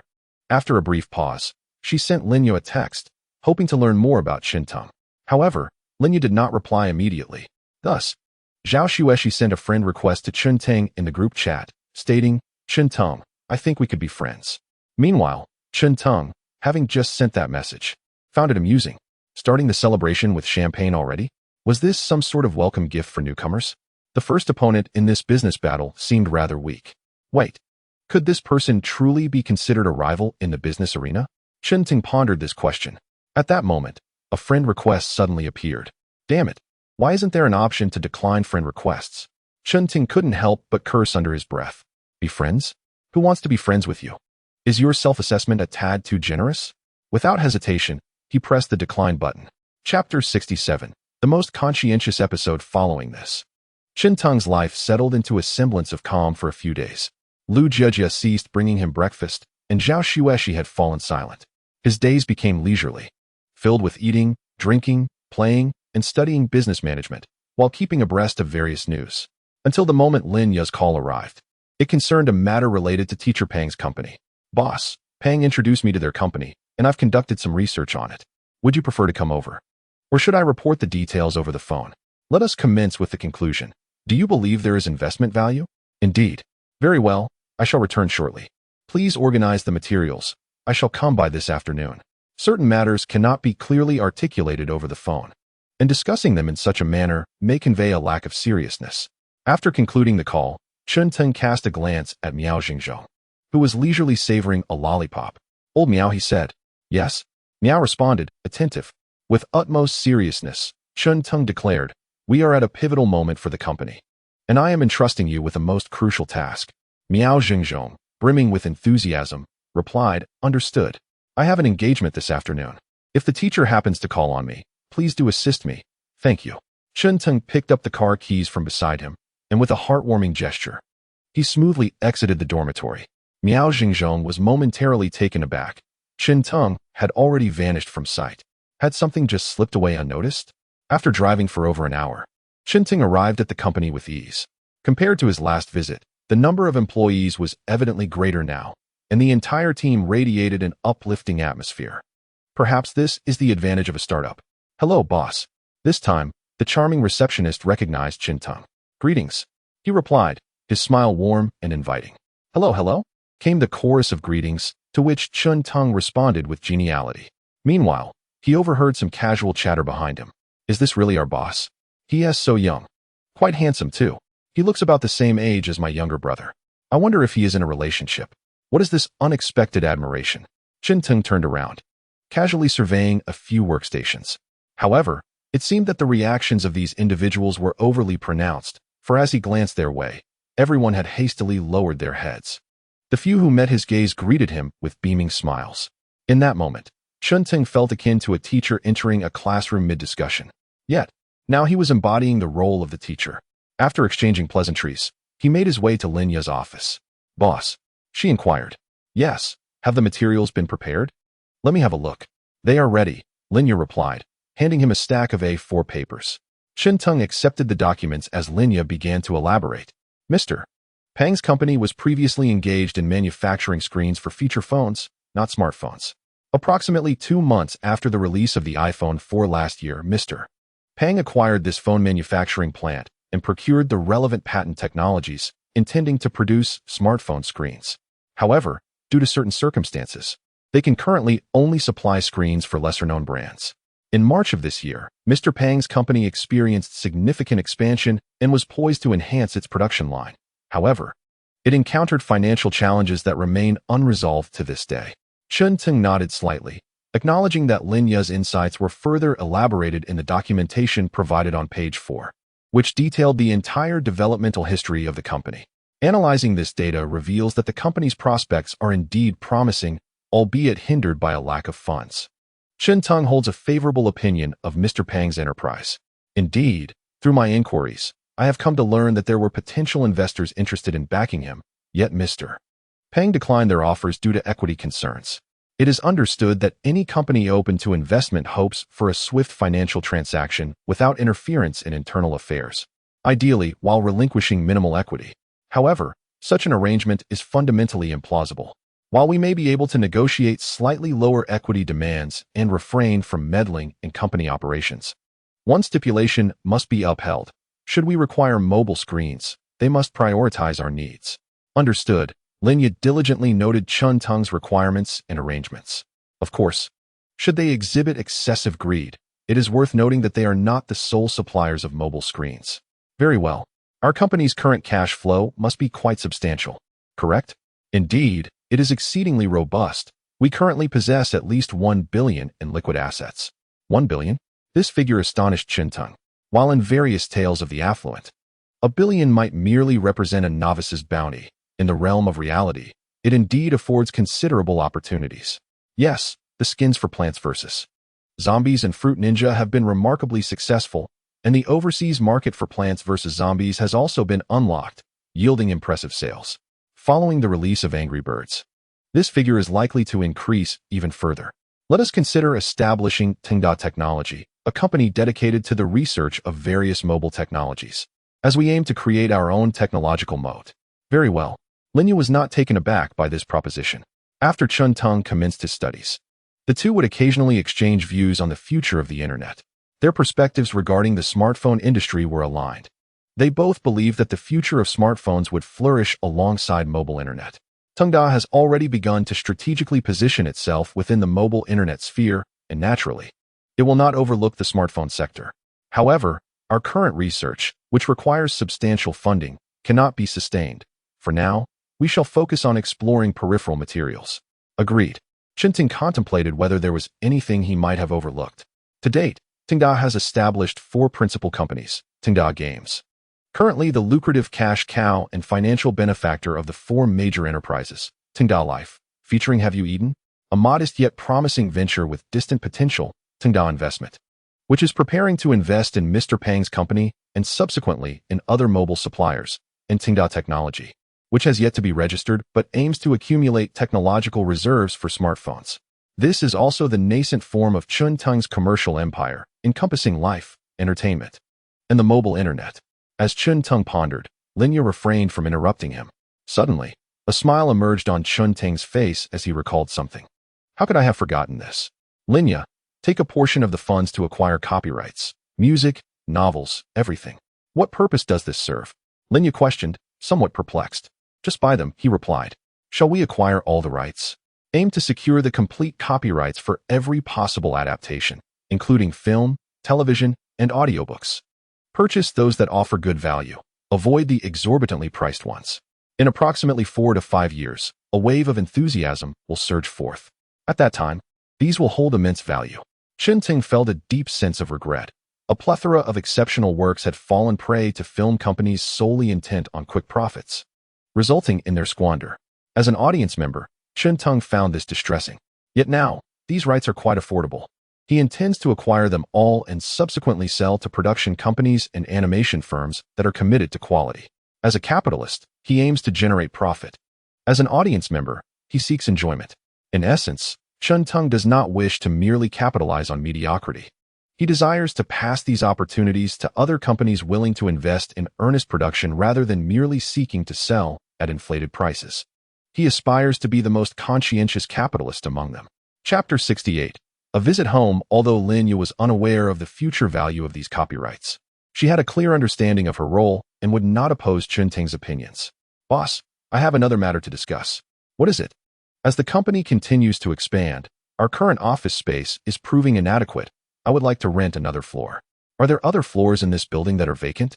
Yes, the floor above us is indeed unoccupied. Very well, let us proceed with the rental. Chinting reminisced about his initial arrival when the surrounding workstations were indeed quite crowded.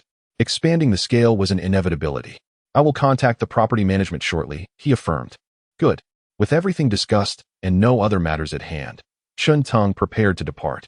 However, out of humane concern, he decided to inquire further. Is the workload particularly taxing lately? If it becomes too overwhelming, we can always bring in someone to share the load. Rest assured, boss, I have hired a presidential assistant. A recent graduate brimming with vitality and enthusiasm.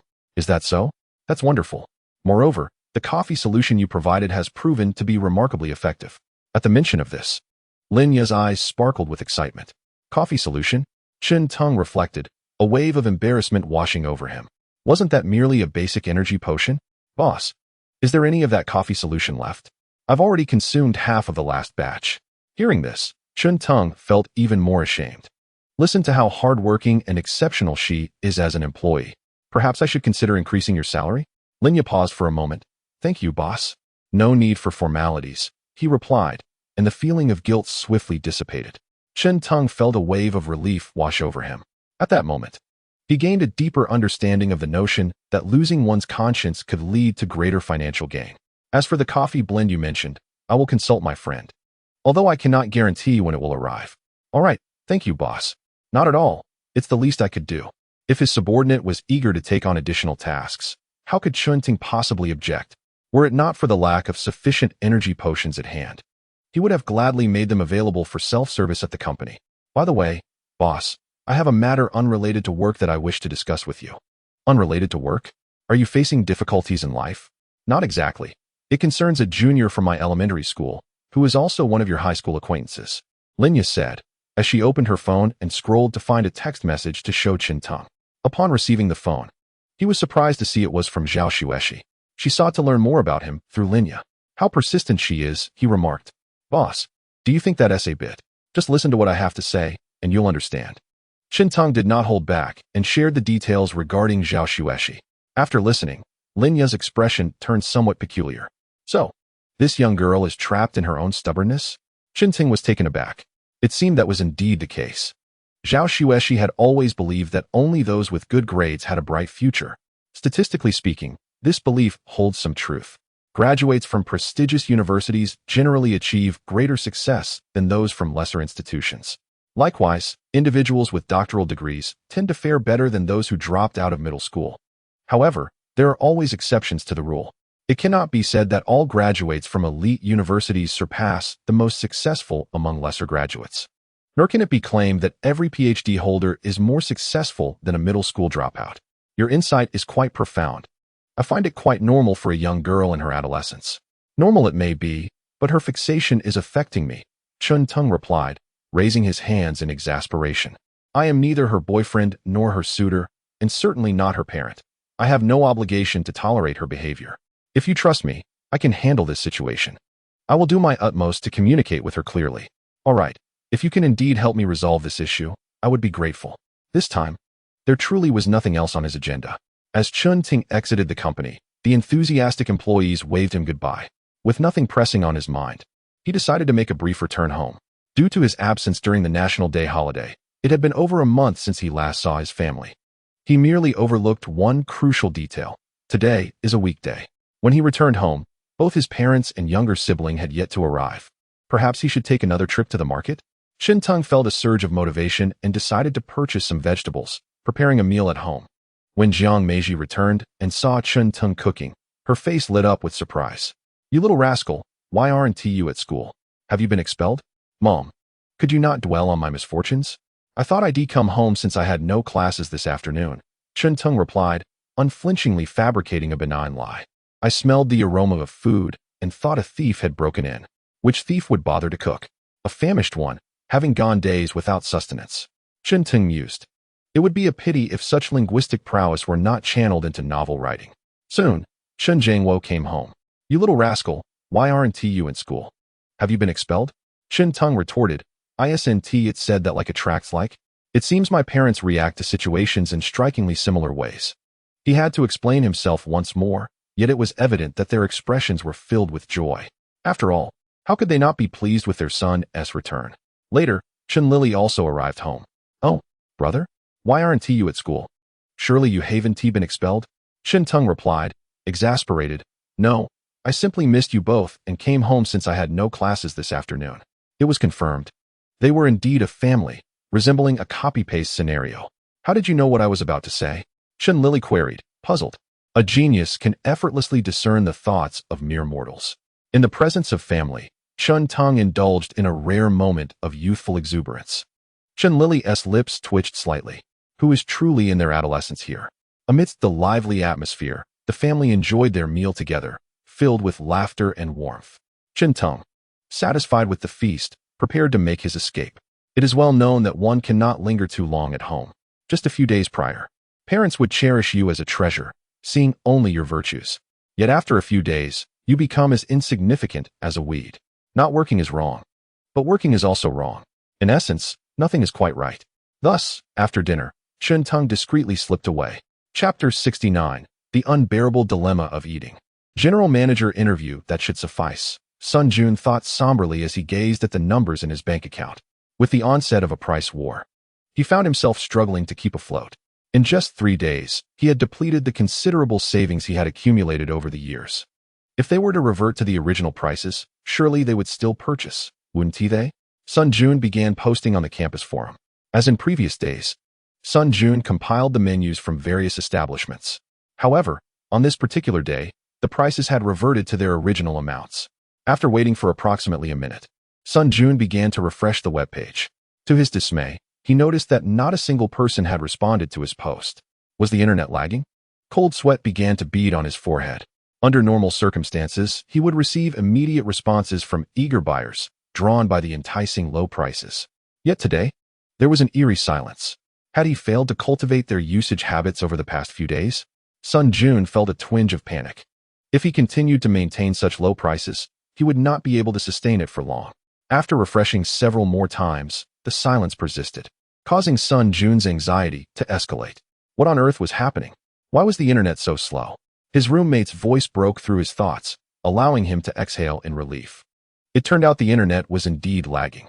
He had feared that no one was utilizing his delivery platform anymore.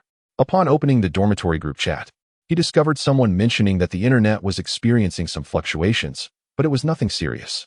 A few minutes later, the connection began to stabilize, and Sun Jun's heartbeat gradually returned to normal. He had nearly been frightened to death, thinking that no one was using the service. After refreshing once more, he was greeted by a flurry of replies. The flying mother monkey. What the heck? Why are the prices so high? They're almost the same as in the store. Fish who loves to eat cats. It seems like it's not cheaper than next door's. Have you eaten? Invincible Tyrannosaurus Rex. 1 order of stir-fried shredded pork with green peppers. The address is Invincible Tyrannosaurus Rex. Sorry, I misread the price. Please disregard my previous message. Not wanting to eat seaweed. I'm out of here. Today, I got a big red envelope from Have You Eaten? A bowl of noodles for just $4. And the delivery was quick, unlike yesterday when the noodles here were all mushy. A myriad of responses flooded the thread. Sun Jun was taken aback. He had not anticipated such a lack of loyalty from these individuals. After benefiting from his subsidies for so long, they swiftly turned to, Have you eaten? At that moment, he recognized a significant flaw in utilizing the campus forum. While the website might have saved costs, it could not control the comments that emerged beneath. The users began to fervently discuss and promote, Have you eaten? And he found himself powerless to intervene. He could only watch as the reputation of, Have you eaten? Grew louder. Invincible Tyrannosaurus Rex. How do you use Have you eaten? Not wanting to eat seaweed. Hold on. I'll post the website. You can just access it directly from there.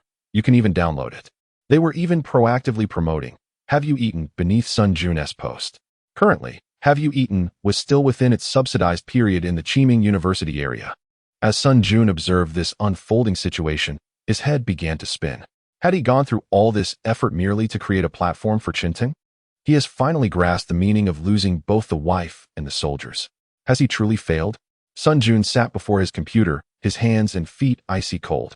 After scrolling for an extended period, he realized that not a single person had placed an order on this side. He slumped in his chair, 2 words surfacing in his mind. It's over.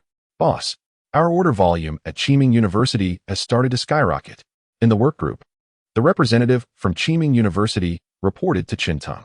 Upon reading this message, Qinteng immediately understood that Sun Jun could no longer sustain the pressure. How could one individual support an entire university? What a laugh. The student body at Qiming University is more than double that of the business school.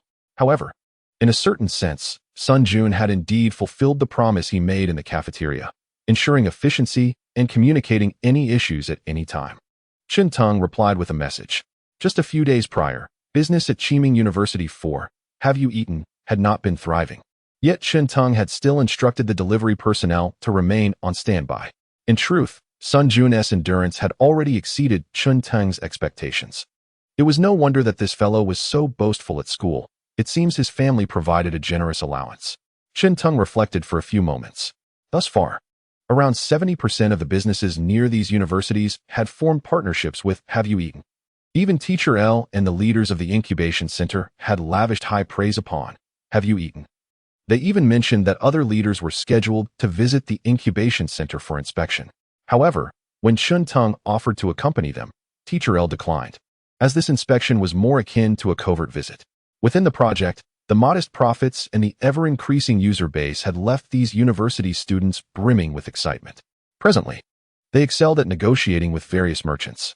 Observing the data in the website's backend, Chun Teng decided to send a message to the group in the afternoon. Is there anyone interested in becoming the head of Have You Eaten, essentially the general manager of our company, responsible for expanding our business outreach? Chun Teng directly tagged all group members. Miao Jingzhong, upon seeing this message, jumped up in excitement. Wow, Chen Gu, is something big about to happen? Indeed. Within a span of 3 to 7 days, we would begin to expand our scale. Once we initiate this expansion, we would require someone to manage the specific affairs. And for this, I hope to rely on our own team. Over this period of observation, Chun Teng had gained some understanding of the individuals within his small team. Among the dozens of members, Wu Xian, Wang Ji, Zhang Ningxin, approximately 7 or 8 could meet Chun Teng's minimum standards for this managerial position. Just like a small Peixian could yield exceptional talents such as Xiao He, Chao Can, and Fan Kuai, perhaps the majority of individuals possess sufficient talent, merely lacking the opportunity for refinement. Of course, Chun Teng also considered the possibility that he might be misjudging their capabilities. Regarding the highest standards, Chun Teng felt he needed to observe a bit longer. Are you interested? I am not. It feels somewhat juvenile for someone like me to assume the role of a general manager. Miao Jingzhong scratched his head, finding the notion rather peculiar. Chun Teng did not press him further. A freshman, barely 2 months into university, perhaps had not yet psychologically embraced the identity of a bona fide adult and member of society. Chun Teng had felt similarly during his own university days. Soon, someone in the group volunteered eagerly. Within 3 days, a detailed proposal for expansion was to be prepared. The more thorough, the better. The more thought put into it, the greater the outcome. I will personally discuss it with you in room 108 after 3 days.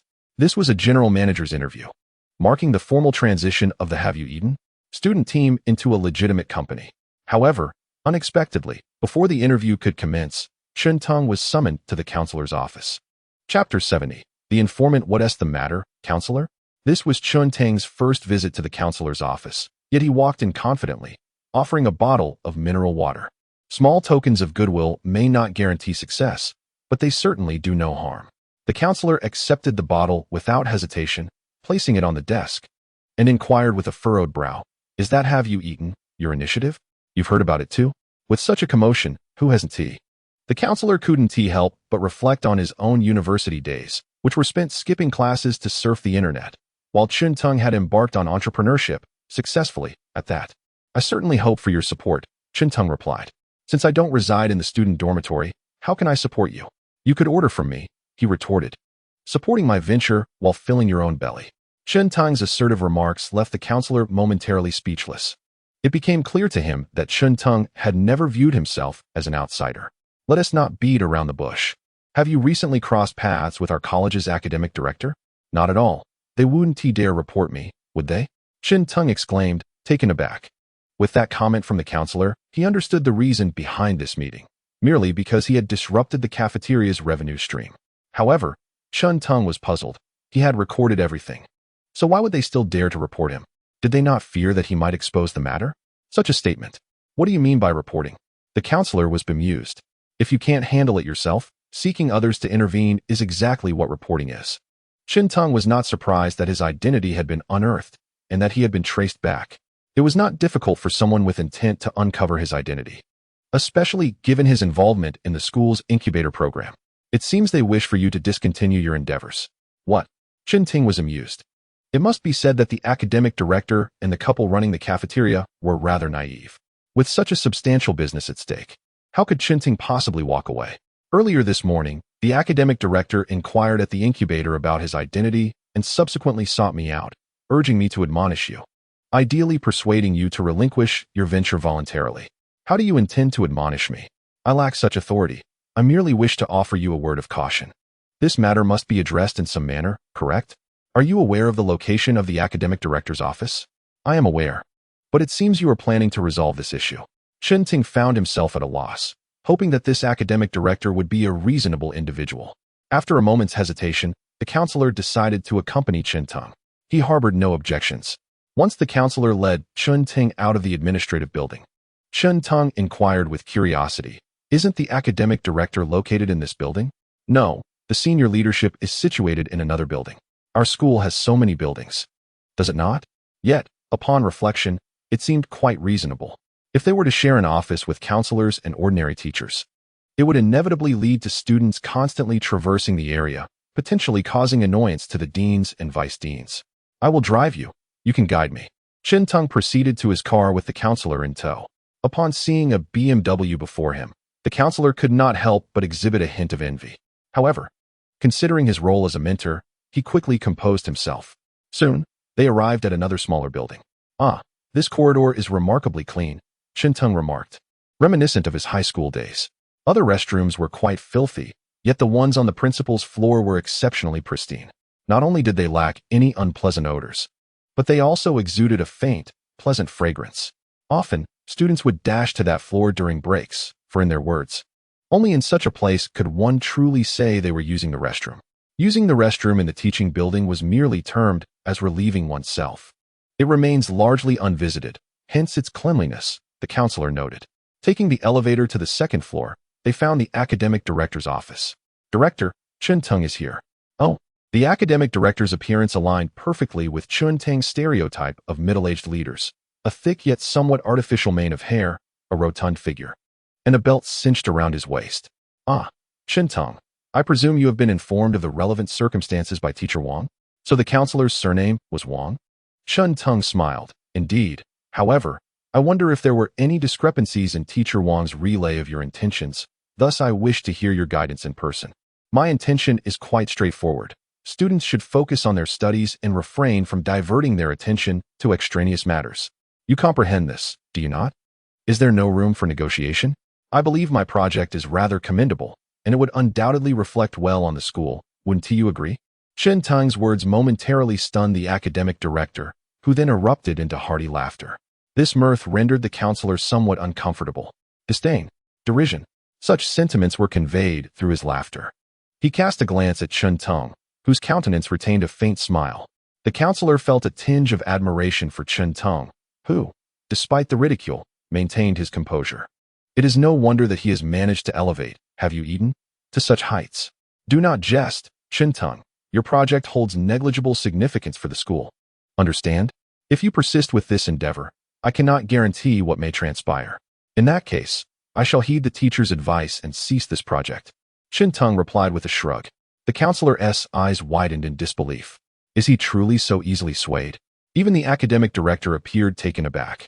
Based on the information gleaned from the supermarket owner, Chen-Ting seemed far from an easy adversary. Such an acquiescence seems too simplistic. Could there be a hidden agenda? Nevertheless, Chen-Ting exited the office. You have consented so readily? Ah, obediently following the teacher's instructions. Yet, I must make a small report, Chen-Tung remarked, reaching for his phone. The counselor glanced at the screen, which displayed the contact name, Teacher LV. Hello, Teacher LV. I apologize for the interruption. I wish to report a situation. I intend to remove this project from our school, as our academic director insists that students should prioritize their studies. Thus, I plan to abandon it. I regret this and can only express my apologies. With that, Chen-Tung ended the call. The counselor's expression grew troubled. Is this truly feasible? Why concern oneself with such matters? Would Teacher Wang care to take my car for a spin around the campus? May I? Of course. Chapter 71. The anger of the college leadership moments prior. In the Entrepreneurship Incubation Center, Room 106. Teacher LV was leading the leaders on a tour. Following Have You Eaten? S establishment, Teacher LV requested a report on its operational data. This information astonished both Teacher LV and the campus leaders. Consequently, he submitted the data, seemingly piquing the interest of higher-ups, who expressed a desire to visit the incubation center. The efficiency displayed was so remarkable that Teacher LV could scarcely believe it. This is our incubation center's second-ranked project in terms of revenue and profit. The individuals in Office 106 were somewhat taken aback by the unexpected visit from Teacher L and others. However, the leader's demeanor was exceedingly amiable, posing only a few routine inquiries before departing, leaving the people in 106 somewhat perplexed. Let us go and take a look at your top-ranking project, one suggested. All right, came the response. As the students in 106 observed the expressions of the leaders, they began to realize the significance of this inspection. The leaders entered office 108, where Zhang Ningxin was quite surprised by their presence. Leaders, this is our school's Have You Eaten project. Very good, very good. You all seem quite spirited. The central leader remarked with a smile, directing his gaze towards Zhang Ningxin. Are you the head of this project? No, I am merely an ordinary employee. The project head is not present.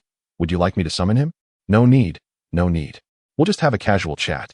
I have heard that your project's user count has reached 50,000? 50,000. Zhang Ningxin was taken aback and shook her head. Not 50,000. Is it 40,000 then? 50,000 was data from over a week ago. Our current user count has now reached 100,000. 100,000. Upon hearing this figure, the leaders exhibited clear signs of astonishment. Such a user count was no trivial matter. Even Teacher L appeared somewhat shocked. 100,000? When did that happen? How come I was unaware? If I recall correctly, your school has a total enrollment of around 10,000, correct? Yes, but our Have You Eaten project has now expanded beyond just the business school, encompassing Huaza Foreign Language College, Qiming University, Huaza Traditional Chinese Medicine College, Qiming Finance College, and Qiming Media University, Zhang Ningxin proudly stated.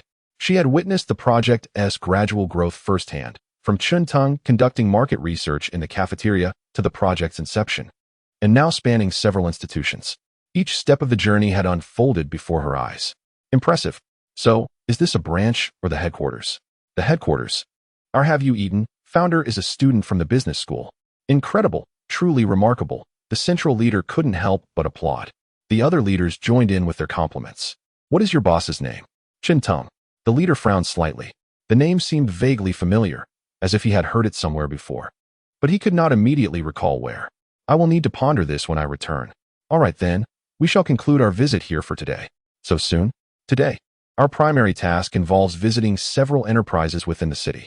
A few days ago, I came across some data from your esteemed institution, which prompted this impromptu visit. Teacher Lu suddenly realized that their presence was not solely for the benefit of their school. He mused, after all. How could such a modest business school attract so many prominent leaders? Teacher Lu, accompanied by the college leaders, bid farewell to the city officials. Once they departed, a satisfied smile graced the faces of the college leaders. Remarkable. I never anticipated our school would produce such talent. Teacher Lu, you must ensure that this project maintains a fruitful partnership with our institution. Rest assured, Dean, I will, he replied. As they conversed, Teacher Lu's phone rang, and an awkward smile appeared on his face. He hastily reached for his phone, intending to disconnect the call. However, upon seeing the caller ID, he hesitated. Dean, it's a call from Chunteng. Should I answer it? Yes, the dean nodded, maintaining his good spirits after receiving praise from the city officials. Hello, Teacher Lu. I apologize for the interruption. I need to discuss a situation with you. Before Teacher Lu could respond, Chunteng's voice came through the line. What is it? Are you leaving the school? Teacher Lu lowered his voice, sensing something was amiss. Speak to me. I will assist you. The dean is right here. What is going on? The academic affairs director? Can he interfere with our incubation center? Teacher Lu understood Chunteng's concerns. After ending the call, he glanced at the dean with a hint of embarrassment. What troubles you, Teacher Lu? Your expression seems rather unusual. Is there an issue with Chunteng's funding? The dean contemplated the challenges one might encounter on the entrepreneurial path, suspecting this was the matter at hand. No, Dean. It appears Chunteng may wish to terminate our collaboration with the incubation center. Why? It is due to the academic affairs director. Teacher Lu recounted Chunteng's concerns in detail. The expressions of the college leaders turned grave. This director Xia has gone too far. What authority does he have to act in such a manner? Indeed, I do not recall an academic affairs director wielding such power. Since we have the time, why don't we pay a visit to the academic affairs director's office? Suggested one of the vice deans. Teacher Lu had no objections to this proposal. I will inform Chunteng of the situation. In his heart, Teacher Lu silently mourned for the academic affairs director, who had an uncanny knack for seizing the opportune moment. Had this situation arisen earlier, the outcome might have remained unresolved. Had it occurred later, once the dean's excitement subsided, the resolution might have been more convoluted. Yet, it was precisely on this day, following the commendation of Chunteng by the municipal leaders, that events took an unexpected turn. One must recognize that such praise is not given lightly. A BMW roamed freely across the campus, driven by the counselor, who was enjoying a leisurely drive in a vehicle he had never previously operated. Chen Teng, with nowhere particular to go, found delight in having a free chauffeur at his disposal. This, it seems, epitomizes a win-win situation. However, after a while, the counselor began to express some concerns. Chen Teng, are you not worried about the methods of the academic affairs director? Chapter 72. Have I become a life mentor? Why worry about such matters? I have heard that Director Xia has a close relationship with one of the leaders at our school, Chen Teng replied, a bright smile illuminating his face. To be honest, even in the worst-case scenario, it would merely mean that he would face the consequences of being expelled from the school. But what of it? The counselor was initially taken aback, struggling to comprehend Chen Teng's calm demeanor. Upon further reflection, he realized how absurd his concerns truly were. Here he was, someone who could not even afford a car, worrying about a student who could easily own a BMW. For an ordinary student, expulsion might indeed be a source of genuine concern for their future. But is Chen Teng an ordinary student? Some say that a degree is an essential stepping stone. Without one, it is difficult to establish oneself in society. Yet Chen Teng is thriving in his endeavors and possesses a considerable amount of savings. A stepping stone? He already holds the key, so why bother with a mere brick? I sometimes envy people like you, the counselor admitted with a wry smile. Mr. Wang, one must occasionally adjust their mindset, Chen Teng responded. Are you suggesting I should recognize my position and not aspire to the unattainable? The counselor's wry smile widened. No. What I mean is, if you envy, then strive to achieve. If you are dissatisfied with your current life, take steps to change it. Merely envying is futile.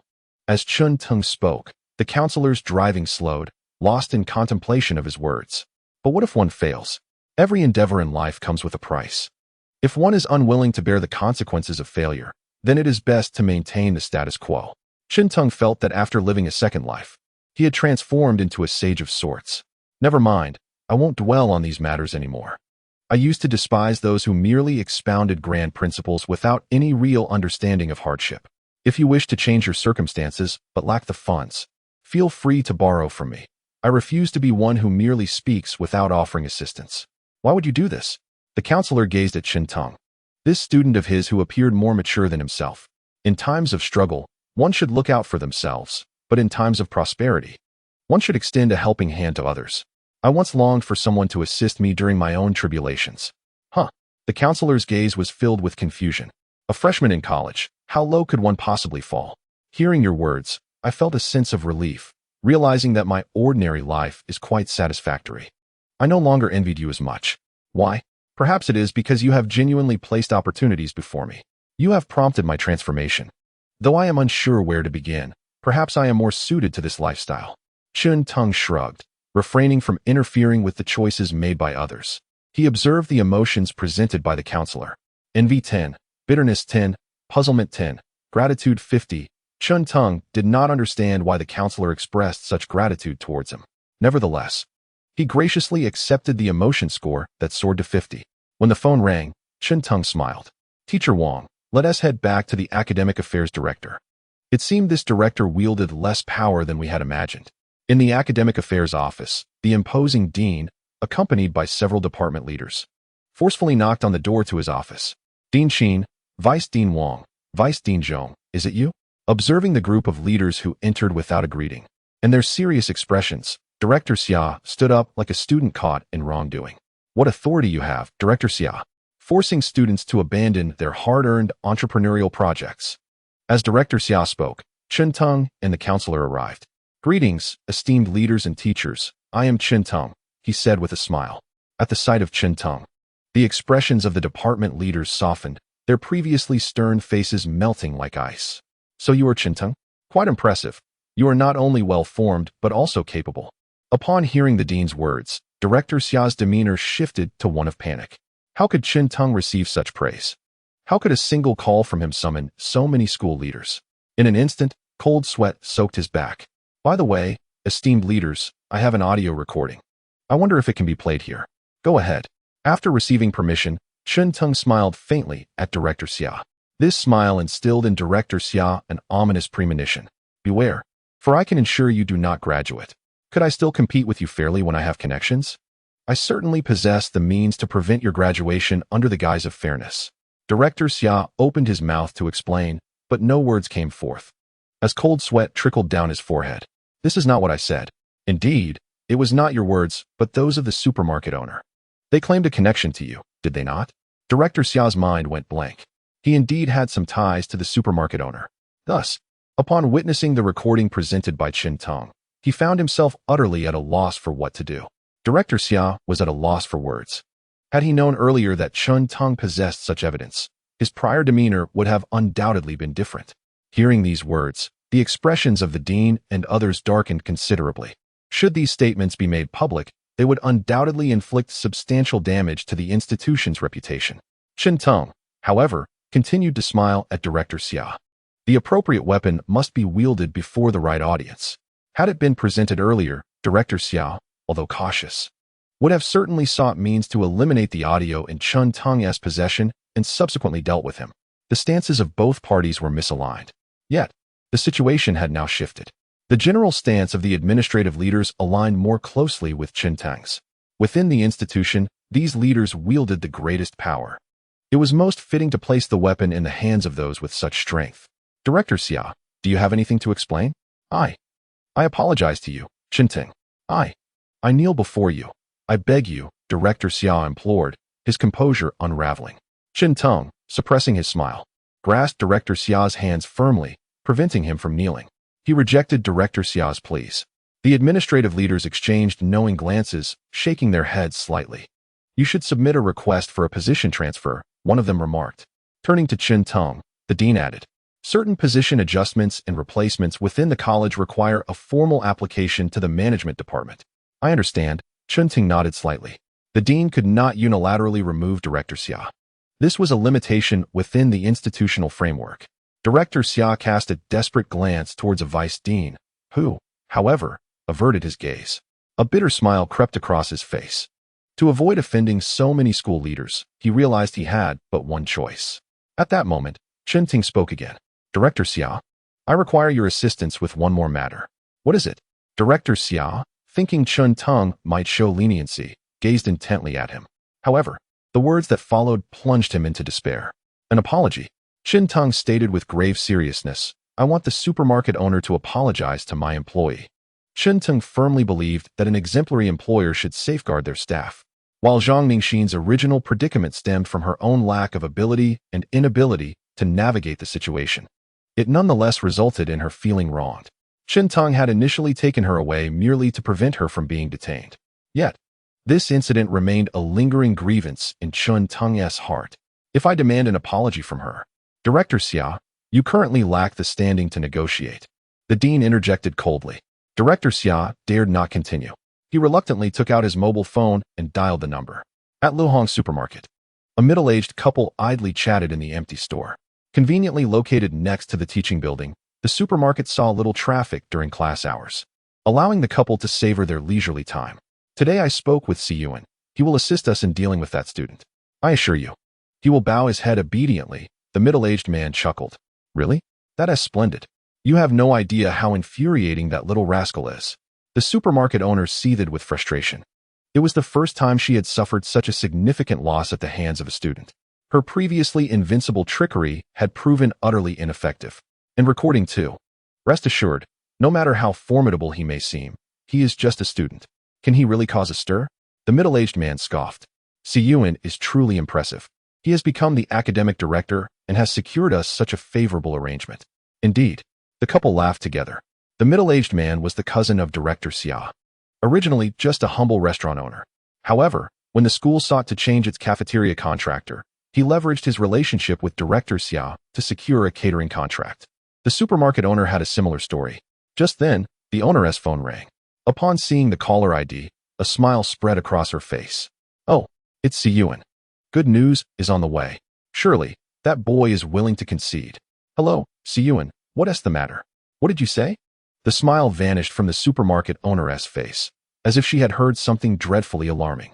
The middle-aged man noticed the abrupt change in his wife's expression and furrowed his brow. What did he say? He mentioned that the boy has powerful connections. The dean, the vice dean, and all the school leaders are currently in his office. The supermarket owner could not help but swallow hard. If you had that connection, why didn't you use it sooner? Wouldn't that have solved everything? The middle-aged man was taken aback. Are they all backing that boy? The supermarket owner nodded slowly, her face exhibiting shock. That boy demands I apologize to his employee. He is truly bullying us. She recalled Zhang Ningxin. He wants us to apologize? The middle-aged man was thoroughly disgruntled. Just then, Director Xia's voice crackled through the phone. Brother, sister-in-law, if you do not apologize, it's uncertain whether your business can continue here. The phrase struck them like a direct hit to their most vulnerable spot. Why had they always been displeased with Qintang? Was it not because his presence had negatively impacted their business? Ultimately, it all boiled down to money. Should we apologize then? The middle-aged man tentatively inquired. Why should we? Just because he has connections with the leadership, must we bow to him? Isn't that simply bullying? The supermarket owner felt a sense of grievance, while Director Xia found himself somewhat at a loss. Nevertheless, the middle-aged man understood his wife well. If we do not apologize, we may lose our apartment. The supermarket owner remained silent for an extended period. Eventually, he conceded with a resigned, all right then. When Zhang Ningxin was summoned to the office of the academic director, she felt somewhat dazed, unclear about the purpose of her visit. She merely greeted the teachers as they arrived. Once everyone was present, it was time to apologize. The supermarket owner stood before Zhang Ningxin, reluctantly beginning, I am sorry, classmate. I should not have stopped you from leaving at the supermarket entrance last time. Huh. Zhang Ningxin was completely taken aback, her beautiful eyes filled with confusion. The incident had occurred several days prior, and she had nearly forgotten it. To her surprise, Qintang still remembered and had even prompted the supermarket owner to apologize. This was something Zhang Ningxin had never anticipated. Oh, it's all right. It's all in the past now, she replied. The supermarket owner glanced at Director Xia, who then looked toward Qintang. Qintang nodded, expressing his gratitude. Thank you, Director Xia, for making this call. Director Xia smiled in response, saying, it was my duty. The dean appeared quite satisfied. In that case, let us consider this matter resolved. Qintang, you must put forth your best effort. The higher-ups hold great expectations for your project. It is all thanks to the dean's nurturing. Qintang felt that dealing with someone as astute as the dean was indeed convenient. By sharing the news of the dean's support with Director Xia, he no longer worried that they would conspire against him. Hearing Qintang's words, the dean smiled broadly, offering a few token words of encouragement before departing. Other leaders followed suit, each offering a brief word of support before leaving in turn. The counselor, Qintang, and Zhang Ningxin then exited Director Xia's office. How impressive. I now understand what it means to be a young hero, Qintang mused. The phrase felt slightly odd, but young and accomplished seemed a better fit. The counselor chuckled and patted Qintang on the shoulder. I won't disturb you any longer. I'll take my leave. The counselor hastily walked ahead, eager not to intrude upon Qintang and Zhang Ningxin. Now, only Qintang and Zhang Ningxin remained. Thank you, boss, she said. It is the duty of a boss to protect an employee. Your responsibility is to work hard so that your boss can drive luxury cars and reside in grand houses. All right, I will certainly help you achieve that, Zhang Ningxin replied earnestly. This left Qintang somewhat flustered. After all, sincerity is indeed a powerful tool. Initially, he intended to make a clever remark, but Zhang Ningxin seemed to be quite serious. Then let me escort you back to the incubation park. Okay. Throughout the journey, the two individuals engaged in minimal conversation. Zhang Ningxin, seated in the passenger seat, was lost in her thoughts. Upon arriving at the incubation center, she earnestly turned to Qintang and remarked, Qintang, you are a remarkable boss. Qintang chuckled softly, gesturing for her to leave. Understanding his cue, Zhang Ningxin turned and departed. Chapter 74, Forward-Thinking Ideas and Personal Brand Image. 3 days later, at the Business School's Entrepreneurial Incubation Center, in Office 108. Qintang settled into a corner of the office. It was the day designated for interviewing candidates for the general manager position. 5 individuals had expressed interest in the role, including Wang Ji, Wu Xian, and Zhang Ningxin, along with 2 others whom Qintang also deemed promising. I have previously shared the compensation and responsibilities in our group discussion. Who among you would like to go first? I will, Wang Ji volunteered, raising his hand. Qintang nodded slightly, indicating that he could proceed. Wang Ji connected his device to the laptop on the desk and opened a presentation. You've prepared something? Impressive, Qintang remarked. I read online that having a presentation might help convey my ideas more effectively, so I created one, Wang Ji replied. Very good, Qintang acknowledged. Wang Ji was the first in the business school to establish a delivery team, and the subsequent services like Lele Delivery and Lightning Delivery merely adopted Wang Ji's model. From this perspective, Wang Ji indeed possessed some merit. The month of work had fostered significant growth in Wang Ji. Now, please elaborate on your plans for expansion if you were to become the general manager. I intend to approach it in 3 phases. Wang Ji stated as he began to present his strategy. Although his plan differed somewhat from Chun Tang's internal vision, it was not a significant concern. How do you intend to tackle the competition from Blue Knight?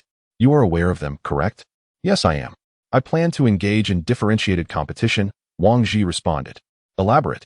Please, Chun Tang expressed interest. We can target the high-end market. The high-end market? Are you suggesting we cater to affluent clients? Precisely. We could collaborate with upscale restaurants to deliver meals to wealthy individuals.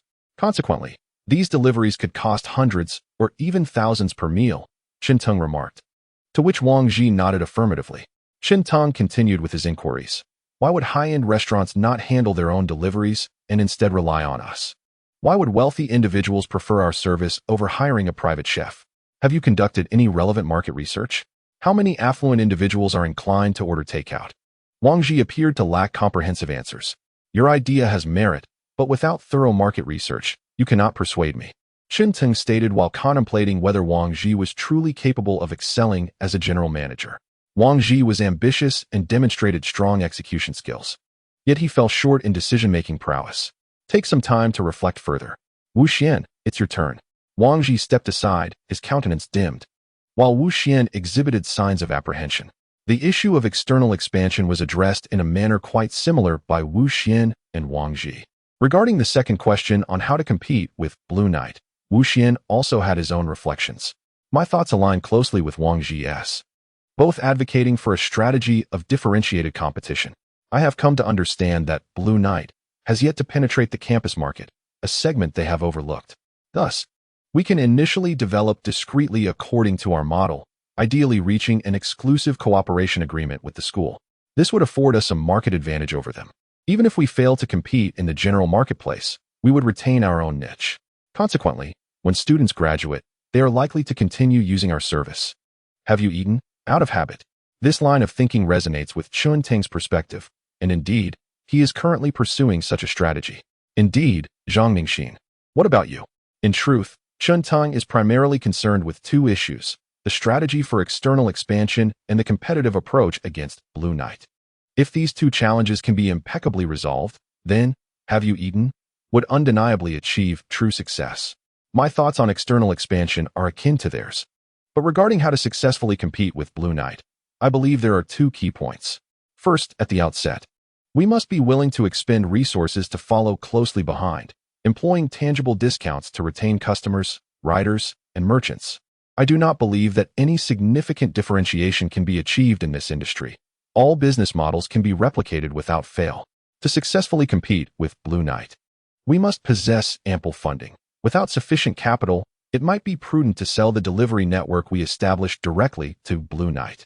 With adequate resources, regardless of their actions, we can find a way to keep pace. As long as we pursue them relentlessly, they will ultimately be defeated.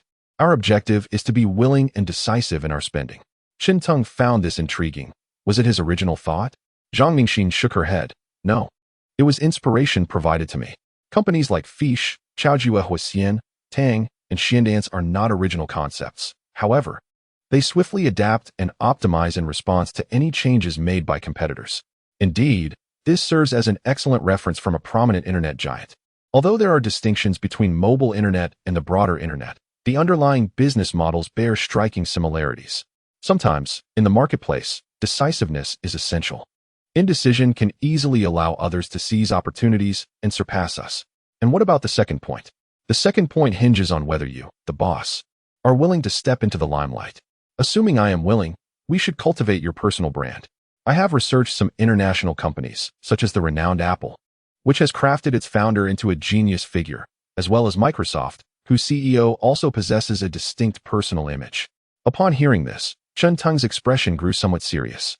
The endeavor of a company's leader to cultivate a personal brand is indeed a pursuit that certain firms have undertaken, with some achieving remarkable success. Take, for instance, The once revered e-commerce magnate or the illustrious figure of Rice, both represent quintessential personal brands. It is challenging to ascertain the exact extent to which their personas have contributed to the growth of their companies. Yet to assert that their personal images have had no impact whatsoever would be utterly preposterous. Upon examining international enterprises, one begins to grasp this notion. However, I remain uncertain regarding its applicability. I perceive a striking resemblance to the practice of enlisting celebrities as brand ambassadors, although a celebrity typically endorses only a single product.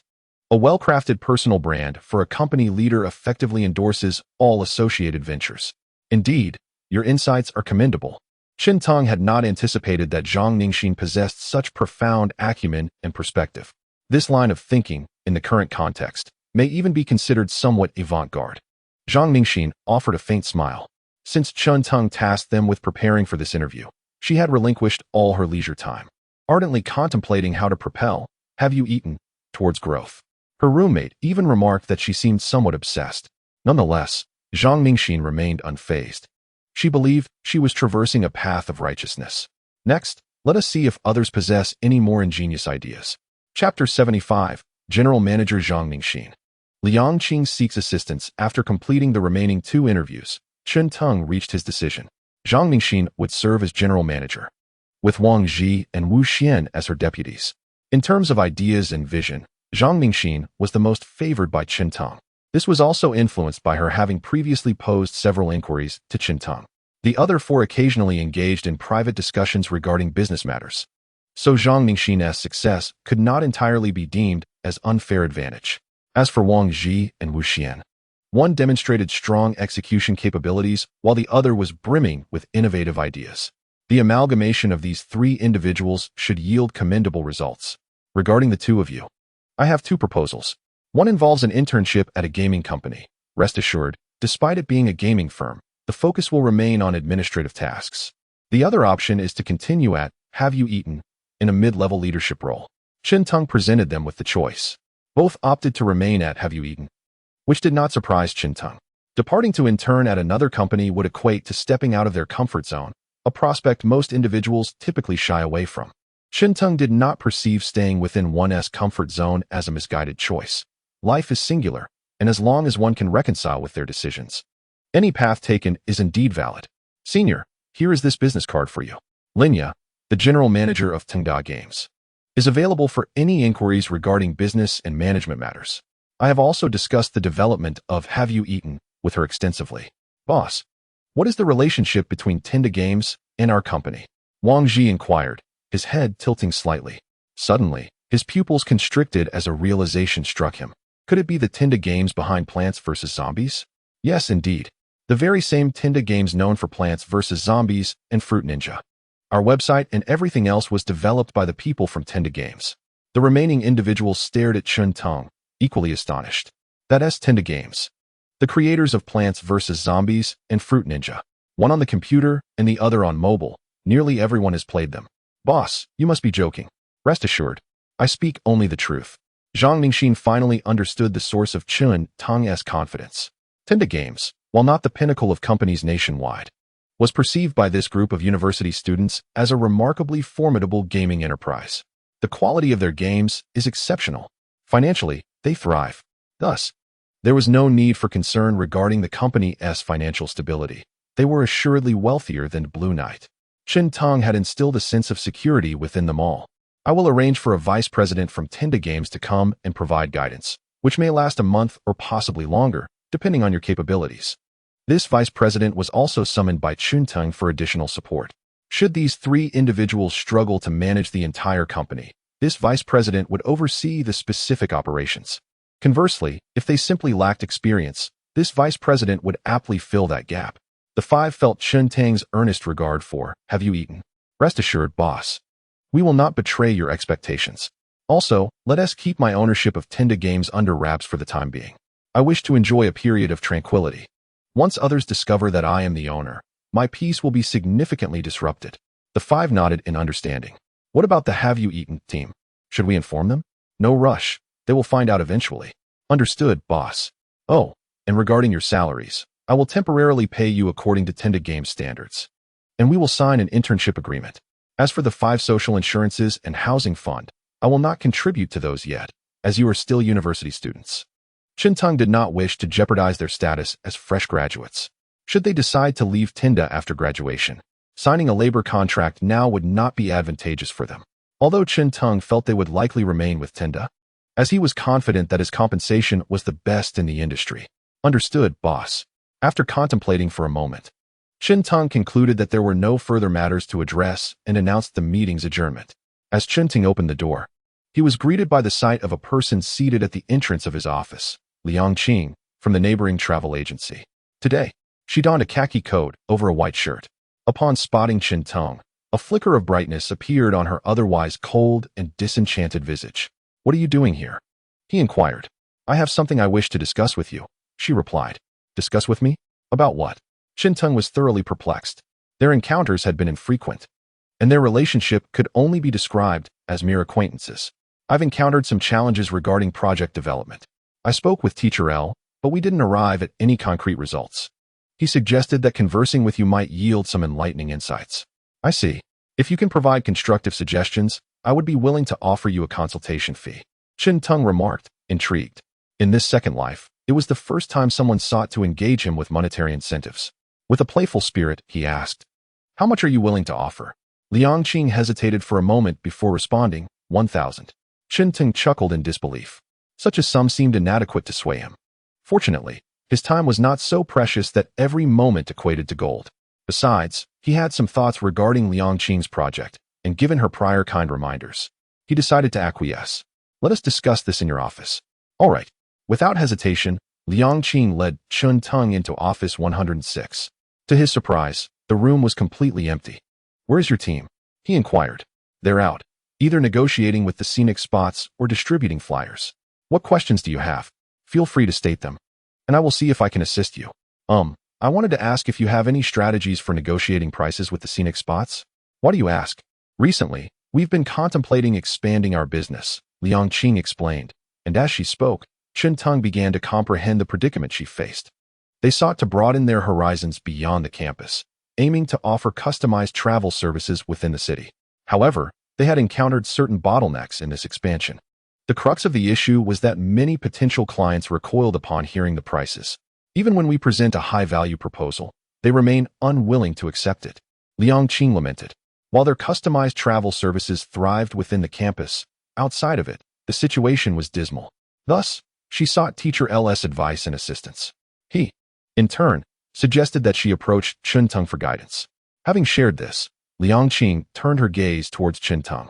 "So, you intend to renegotiate prices with the scenic spots, hoping to lower costs and attract others with more affordable rates, correct?" "Yes." "Wrong.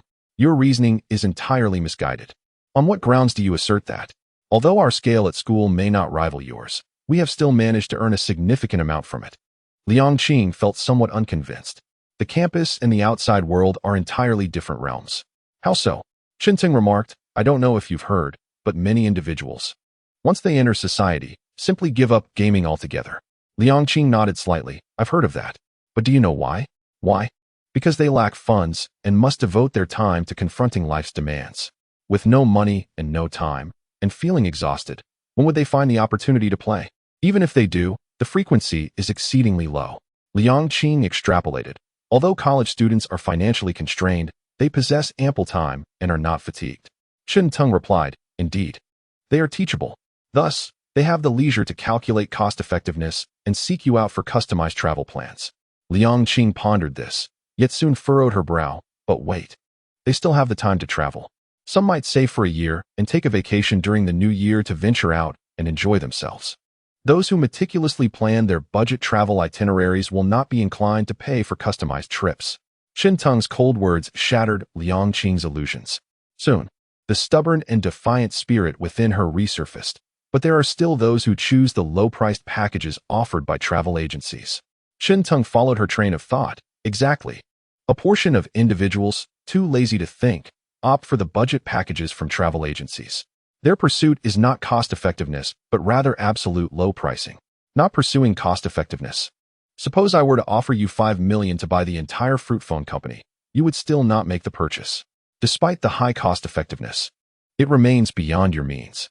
Liang Qing expressed her reluctance. So, according to your argument, customized travel with good cost-effectiveness is meaningless? Chen Ting nodded. Precisely. In fact, I believe you have yet to grasp the most crucial aspect of customized travel. What is it? Emotional value.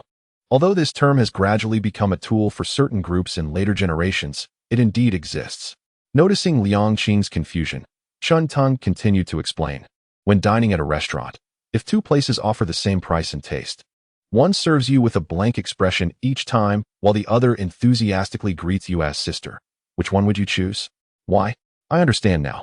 So, your point is that in customized travel, the most important factor is not cost-effectiveness but emotional value? Exactly. In essence, travelers can be categorized into two types, those with money and those without. To make those without money happy, you must offer something affordable. This is an area where you cannot compete with travel agencies. To please the affluent, however, there are numerous methods. How do you make them happy? Would you prefer to hear the broadcastable or the unbroadcastable? What do you mean by unbroadcastable? Liang Qing was perplexed. For instance, during your journey, you might have several charming companions who cheerfully exclaim brother repeatedly until he is utterly enchanted. Stop. Liang Qing felt a shiver run down her spine. There is no need for Chen Ting to continue the narrative. She could already predict the subsequent developments of the plot. What can be broadcasted then? This presents a seemingly simple, yet profoundly intricate dilemma. In essence, the individual accompanying the journey must possess a high emotional intelligence, be adept in social nuances, and possess the ability to uplift spirits. Chen Ting shrugged her shoulders, expressing a hint of exasperation. Such individuals are akin to top sales champions. Everyone acknowledges their necessity. Yet few comprehend how to recruit them. It indeed sounds challenging. Must I abandon my aspirations for travel if there are no alternative avenues? Liang Qing was taken aback. The bespoke travel services she prided herself on seemed to hold no prospects in Chen Ting's eyes. To me, it appears your thought process ultimately aligns with that of a conventional travel agency, luring the financially constrained with low prices while pitching customized services to affluent travelers. Liang Qing lowered her head, feeling profoundly disheartened. She had believed she was forging an entirely new path, only to find herself indistinguishable from the masses. Moreover, why did you choose to post in the local forum? Shouldn't you be asking yourself how many individuals in your vicinity are willing to embark on intraprovincial trips? What you propose is not even an interprovincial journey, but a mere intra-city excursion. You ought to inquire with individuals from other cities whether they harbor an interest in visiting our Qiming tourism. Providing them with tailored services would indeed afford you a competitive edge. Chen Ting's words pierced Liang Qing's heart like a sharp blade. It dawned on her that her previous expansion plans had consistently veered off course. Indeed, her travel resources were centered in Qiming, and the potential for negotiation was limited to a few local attractions. The pertinent question should have been whether others were willing to travel to Qiming. Thank you, Liang Qing uttered weakly. Observing her crestfallen demeanor, Chen Ting couldn't help but smile. In truth, I have a commendable proposal at hand. Would you be interested in knowing more? Absolutely. Liang Qing's eyes sparkled with intrigue. Conquering a commercial endeavor is a process of identifying and resolving issues. The mere ability of Chen Ting to pose questions already impressed Liang Qing significantly. However, she was astonished to discover that Chen Ting also possessed solutions to these problems, further deepening her admiration. Nevertheless, this would come at an additional cost. How could Chen Ting casually dispense her core business insights? Offering solutions to problems was already a significant act of kindness on her part. Oh, it's not entirely free. Chen Ting stands to earn 1,000 from it. I understand now. Liang Qing summoned her courage, a hint of pink gracing her fair face. Brother, what? Chen Ting was taken aback. Liang Qing lowered her gaze. Is this sufficient? No. What exactly is occupying your mind? Did you not say you would call me brother until I was utterly softened? I merely provide an example that cannot be broadcast. Liang Qing remained with her head bowed. For just a moment, I was possessed. That person was not me. So please do not speak of it. Chen Ting found himself in a mix of laughter and tears. Truthfully, he had not anticipated Liang Qing would suddenly behave in such a manner. With a visage marked by a cold indifference, radiating an aura that deterred strangers, she nonetheless shyly called out brother. Quite remarkable. Fortunately, Chen Ting harbored no thoughts of romance at present. His sole ambition was to transform Tingda into the largest commercial empire in the world. What I mean to convey is that if you wish to learn of the subsequent plans, You must acquiesce to my acquisition proposal. After a circuitous discourse, Chen Teng returned to the topic from their initial meeting. Liang Qing shook her head, unwilling to live under another's roof. That is of no concern. You have ample time to contemplate. I am not in a hurry regarding this project. Travel is not a necessity for the masses. There remains a considerable interval before it becomes a trend. Furthermore, unlike the mobile phone industry, which possesses a high technological barrier, a delayed strategy here is permissible. In summary, if your intention is merely to develop within the campus, the current approach is quite viable. Continuing along this path could yield substantial profits. However, if you aspire to extend beyond campus business, a shift in strategy is imperative. Of course, I must caution you, should I personally intervene, no matter your maneuvers, the outcome will be grim. With that said, I wish you well. After speaking, Chen Teng turned to leave. Yet, before he could exit, a figure obstructed his path. Chapter 77. Idleness breeds trouble. Who are you? Why are you bullying her? Chen Teng scrutinized the individual before him, clad in Rolex and Armani, wielding a smartphone. It was evident he belonged to the affluent. At least within the confines of the university, he could be deemed wealthy.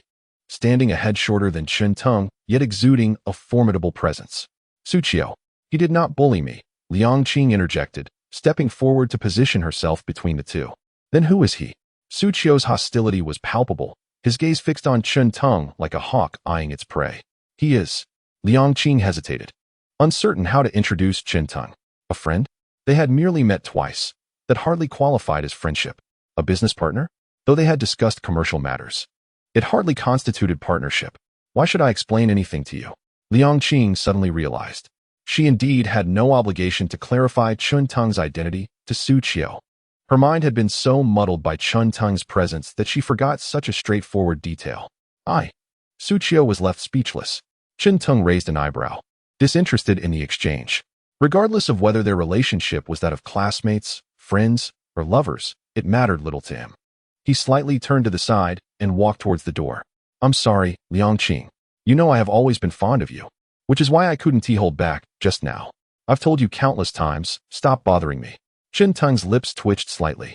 Goodness, who does he think he is? It turns out to be Sun Jun number 2.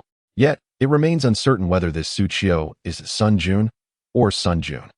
As she gazed at Chen Teng's receding figure, Liang Qing withdrew her gaze. She cast a cold glance at Suqiu, dismissing him. I have matters to attend to. You may leave. I've just arrived, Suqiu pleaded, his tone nearly desperate. Moreover, I genuinely have something important to discuss. What is it? Liang Qing inquired. I've managed to secure some funds from my family. If your project is in need of financial support, I can invest. Rest assured, I will not seek any shares nor interfere with the project's development, Suqiu vowed earnestly. However, Liang Qing shook her head, stating, currently, my project does not require additional funds, and I may need to alter the company's operational direction. After her conversation with Chen Teng, Liang Qing realized she needed to contemplate how to address the issues at hand. Her feelings towards Chen Teng were quite intricate. Gratitude? Perhaps a bit. 1,000 yuan in exchange for uncovering potential problems in her project seemed quite worthwhile. Yet, she felt a tinge of indignation. Why did Chen Teng believe that his involvement would render her incapable of succeeding in competition? Why must it inevitably end in despair? Did Liang Qing appear so inadequate in Chen Teng's eyes? Suqiu stared blankly at Liang Qing. After finally persuading his family to provide him a substantial amount of money for investment in Liang Qing's project, he was taken aback when she stated it was unnecessary. Now, he found himself at a loss for how to win her favor. Upon returning to the dormitory, Chen Teng quickly set aside thoughts of Suqiu and Liang Qing. Miao Xingzhong was absent, presumably occupied elsewhere. Inside the dorm, only Luo Jinbin and Kai Heng were engaged in a game. You're back? Yes, I'm back. Chen Teng climbed onto his bed and lay down with a sense of clean, refreshing comfort, as if he had completed all his tasks for the day. Brother Chen, may I ask you a question? Kai Heng, who had just been shot in the game, decided to strike up a conversation with Chen Teng. Sure, go ahead. Are you quite wealthy? Yes. There was no need for concealment in this regard. Driving around in a BMW every day while attempting to feign poverty in front of his roommates seemed rather naive. Then why do you still personally manage, have you eaten, bustling about? Kai Heng found this perplexing. He was someone who pondered more than he acted. He had considered starting a business, but ultimately refrained due to laziness. He had thought about joining Chun Tung's Have You Eaten, yet his inertia held him back. Desiring to attend class diligently and absorb knowledge, yet succumbing to laziness, one finds oneself inattentive. A yearning arises to engage in gaming, to log in. Kai-hung muses that had he possessed several 100,000, he certainly would not dabble as Chen-ting does. If one must dabble, why not employ someone to do it for oneself? Why does Chen-ting insist on undertaking it personally? This query momentarily stuns Chen-tung. Upon reflection, he provides a response: sheer idleness. Kai-hung anticipated that Chen-tung might articulate something idealistic. However, he was taken aback by such an answer. Chen-ting chuckles heartily. Indeed, it is a blend of idleness and a hint of dissatisfaction. Throughout his past, Chen-tung perceived himself as a failure. He possessed wealth, albeit modest, owned a car, yet it was not extravagant, and he had a home, burdened with a mortgage. Observing the glamorous lives of others, Chen-ting often contemplated whether embarking on entrepreneurial ventures could yield him a thriving existence. Alas, he lacked the courage to take the leap. Failure would spell the end of his aspirations. This reflects the stark reality of the ordinary individual's margin for error in life. There is none. For the affluent, a failed venture is merely a stepping stone for future attempts. Those with substantial resources may endure several failures without consequence, while the average person cannot afford such luxuries. With the advent of a new life, Chen-tang's tolerance for risk has increased. Coupled with a newfound leisure, he is inspired to attempt once more. In moments of idleness, one often seeks to confront formidable challenges. Though Chen-tang's latest endeavor is not solely reliant on his own efforts, it is significantly influenced by a visionary outlook on the future. Ultimately, he has achieved a measure of success, akin to solving a mathematical conundrum with a teacher's guidance. While it may not have stemmed entirely from his own exertions, it nonetheless imparts a sense of accomplishment. Kai-hung scratches his head, yet with the character revived, he refrains from further inquiries. His earlier questions were merely a diversion to alleviate the awkwardness following the character's demise. Chen-tung, unfazed, reclines on his bed, indulging in the new Plants vs. Zombies. He has yet to experience this world, though the phone screen is somewhat diminutive. The development of the game on the mobile platform is commendable. Aside from minor discomfort to the eyes, there are no discernible flaws. The optimization is remarkably well executed. Truly, a testament to the prowess of my company's developers. Chen-ting cannot help but commend them, savoring a leisurely and delightful afternoon in his dormitory. Chapter 78. The discovery of the transmission chain. Time flies, and the years weave swiftly. In the blink of an eye, we find ourselves in November. Chen-tung occupies the last row, listening as the class committee members take turns presenting. What is the subject of their reports? A summary of October. Indeed, there is no mishearing. It is the October summary. This manifestation, characterized by form over substance, has been orchestrated by the class committee led by Chen-tung and his peers. At the commencement of each month, a summary of the previous month's occurrences in the committee's undertakings is required, followed by a forecast of the forthcoming month's events. Those who have experienced university life are well aware that, typically, the individuals who truly engage in activities are the class leader and the Communist Youth League secretary. The remaining committee members generally have little to contribute, while it is somewhat feasible for the class leader and secretary to provide a summary and outlook. Expecting the other committee members to do so seems rather unreasonable. Yet, the individuals on stage appear to revel in this routine. This marks the third instance of hearing the phrase "time flies" for Chen-tung. He lowered his head and perused his phone. As October passed, Tongda Games unveiled its third creation, Angry Birds. Building on the momentum established by its predecessors, Angry Birds garnered immense anticipation even before its release. Various gaming forums buzzed with discussions regarding this game and its formidable achievements. 1 million sales on the first day? Yet again, 1 million on the first day? Unlike the previous Fruit Ninja, which reached 1 million sales in 20 hours, Angry Birds achieved this milestone in merely 17 hours. Notably, while Angry Birds was priced at 6 yuan, the total revenue did not equate to 6 million due to certain individuals utilizing the creator revenue from Tongda's game forum, resulting in domestic sales being less than 6 times the volume. However, the scenario was different for Chen-tung abroad. He once again employed a dual pricing strategy, setting the price at $6 overseas. Upon conversion, the total revenue exceeded 6 million, and this was merely within the first day. This was just the game itself. Future innovations would transform this game into an even more lucrative venture. Joy emanated from gamers across the nation and indeed from around the globe, as they fervently contributed emotional value to Qintang. In terms of emotional value, Qintang had thoroughly grasped the concept. The more intense the emotion, the shorter the transmission chain, resulting in a greater increase in emotional value. Conversely, the farther away, the lesser the emotional value augmented. This transmission chain was a term of Qintang's own invention. If an individual finds Plants vs. Zombies enjoyable, they may experience emotions such as happiness, delight, or joy while playing. Consequently, they might perceive the company that developed the game in a favorable light, even if such thoughts are not overt, merely residing in the subconscious.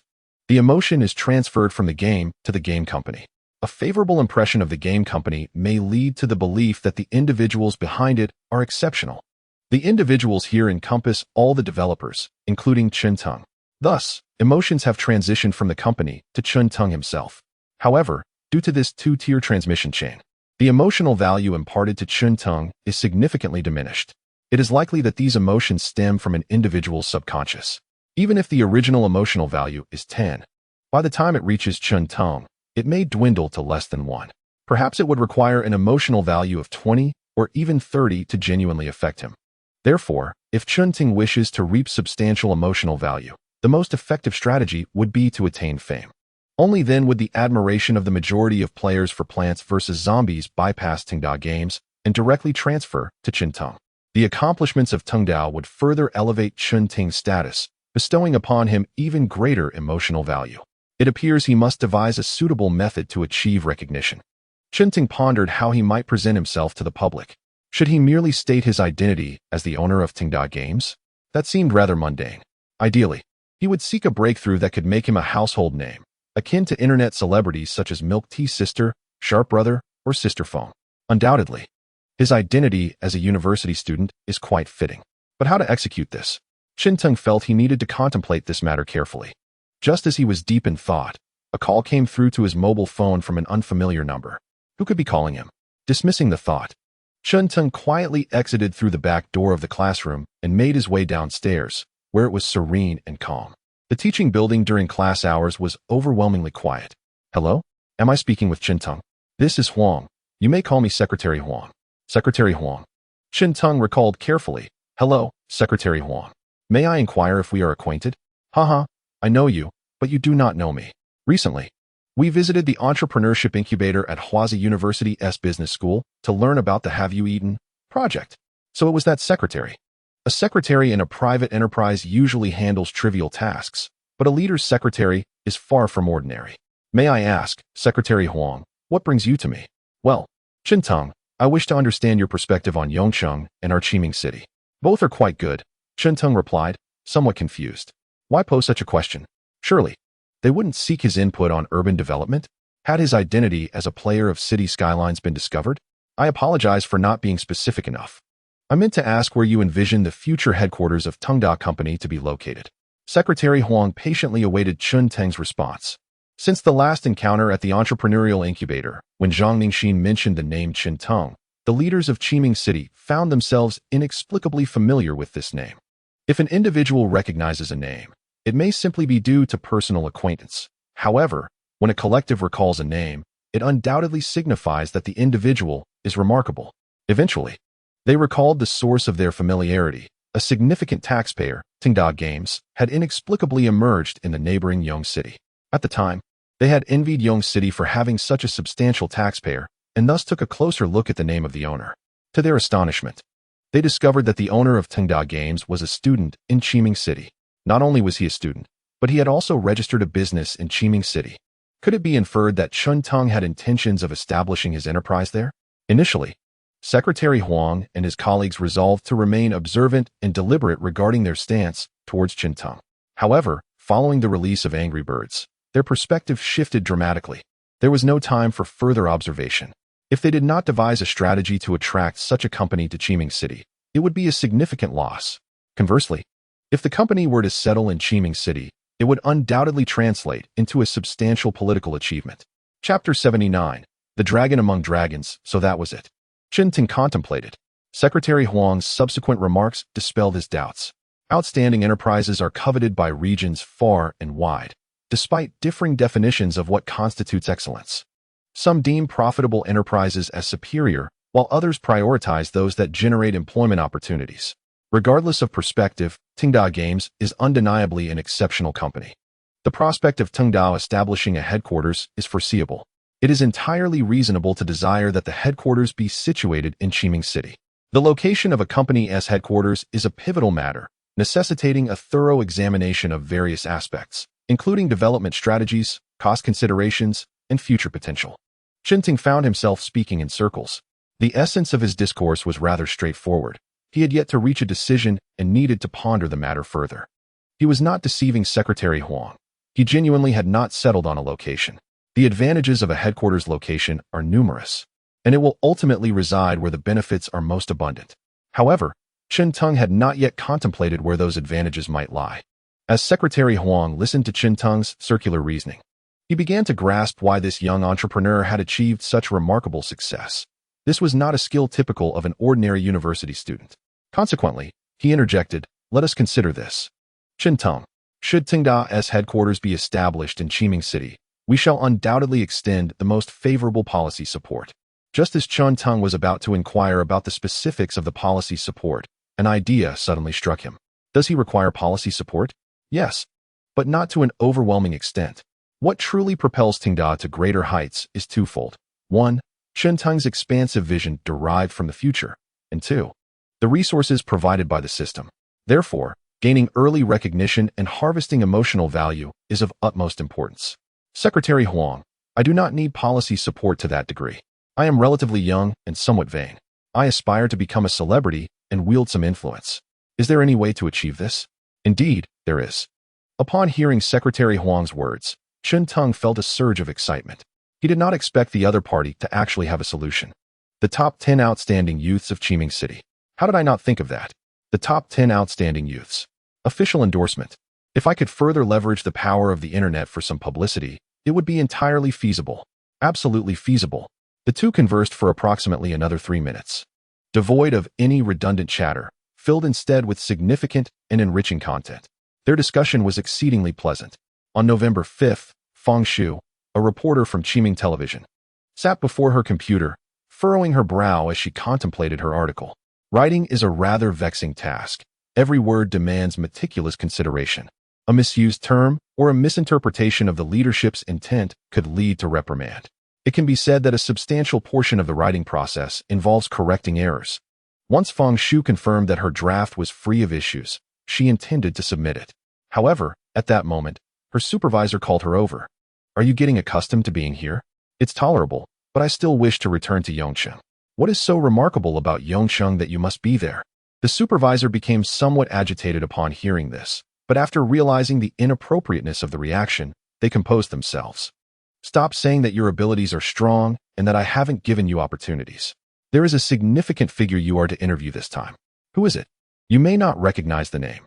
It is Qintung, the owner of Tongda Games, and have you eaten? He is one of our city's top 10 outstanding youths." Has the list of top 10 outstanding youths been finalized so swiftly? Fang Shu was taken aback. "Indeed, the higher-ups have instructed us to conduct an interview. Do some online research, and I will send you the contact details later. Make sure to reach out to him properly." Understood. The supervisor waved her off. The following day, Fang Shu arrived at the business school accompanied by a photographer. The photographer, noticing Fang Shu's somewhat fatigued demeanor, couldn't help but chuckle and ask, "Did you not sleep well?"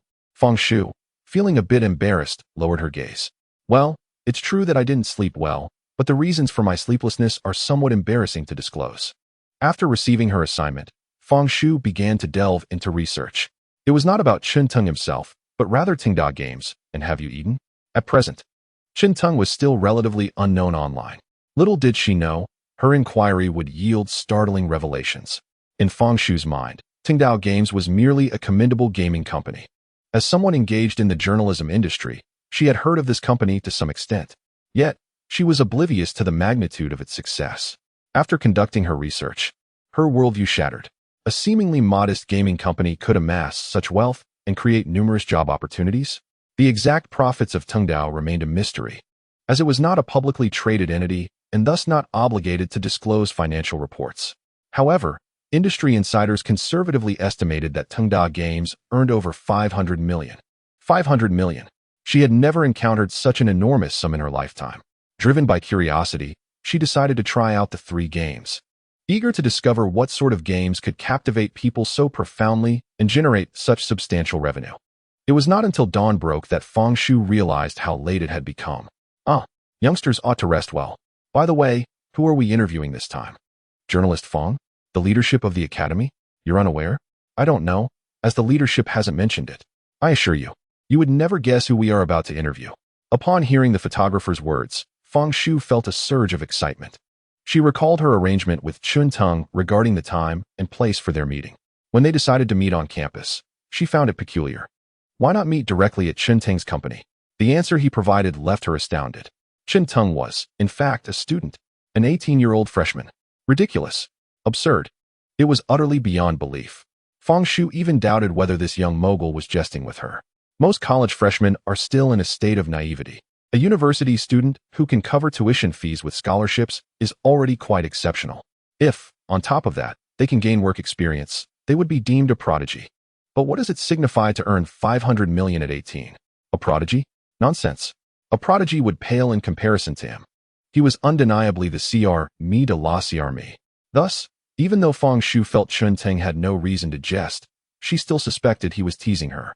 Yet, after multiple confirmations, she ultimately uncovered a despairing truth. The gap between individuals was vaster than that between humans and swine. Chun Teng was indeed the epitome of excellence. Chapter 80. The second interview. The photographer was perplexed. Who could it possibly be that was so hard to guess? This was hardly a challenge. The photographer was no novice at the television station. They had followed a myriad of interviews. Municipal leaders, academic authorities, business magnates, school children, rising stars, and ordinary office workers. What kind of individual had they not encountered? The more the situation unfolded, the brighter Feng Shu's expression became. Resembling a child on the verge of executing a mischievous prank. Having made prior arrangements, a vice dean from the academy joined them in their news vehicle to guide the way. Soon, they arrived at the entrepreneurial incubation park of the business school. So, we are here to interview the head of this incubator, correct? The photographer speculated. Reporting on an entrepreneurial incubation park is not particularly common, yet not entirely rare either. You will find out shortly, Feng Shu chuckled, determined not to be the sole recipient of Chun Teng's astonishment. This is our pride from the business school, Chun Teng. The vice dean introduced Chun Teng as they exited the vehicle, and he greeted the reporters at the entrance of the incubation park. The moment Feng Shu laid eyes on Chun Teng, her smile waned. It's you? Shocked 28, memories from months prior flooded her mind. Back then, she was in Yongcheng, interviewing a recent high school graduate due to the college entrance examination. It was indeed laughable. This high school student had boasted of aspiring to become the world's richest person. When asked how far he had come, he claimed to be worth millions, considering it the first step of a long journey. As a journalist, she was obliged to refrain from mocking the interviewee, yet Feng Shu found it impossible to contain her amusement. A high school student, boasting of millions and claiming he would become the world's richest. How ridiculous. Yet now, this very student reappeared before her. Do you know each other? Vice Dean Wang inquired. Somewhat taken aback, Chun Teng shook his head. He did not recognize the reporter, but the reporter seemed to possess a familiarity with him. He had not engaged with the press before. No, that wasn't quite accurate. He had indeed interacted with reporters after hastily exiting the examination hall, as dormant memories resurfaced. Chun Teng recalled events from several months ago. So it was you. Yes. I can't believe you are Chun Teng. Feng Shu's heart surged with tumultuous waves. In that instant, she realized that Chun Teng had not been speaking frivolously during their previous encounter. Perhaps his ambition truly was to become the world's richest. And he likely did possess millions back then. Do you know each other? The photographer was perplexed. Feng Shu briefly clarified the situation, which helped the photographer grasp the context. How fortuitous. Well then, Chun Teng, shall we proceed inside for a discussion? It is indeed essential to communicate with interviewees beforehand. Understanding what can and cannot be asked is crucial. If inappropriate questions are posed, it may lead to displeasure, resulting in unfortunate consequences for the journalist. All right, follow me. The four of them arrived at Office 108. Nearby, Liang Qing from Office 106 observed the scene, his mind momentarily in disarray. The news van from Chiming Television was conspicuously parked at the entrance of the incubation park. Anyone could discern that a television station was here for an interview. Yet, why was it Chintang? The scale of "have you eaten" is indeed formidable, with impressive earning potential. However, such prominence should not automatically warrant a television interview. Should it? Or perhaps there were other factors prompting this coverage. Inside Office 108, the photographer did not unveil the camera lens, but instead curiously surveyed the modest workspace, which appeared somewhat disheveled, bearing the unmistakable marks of diligent labor.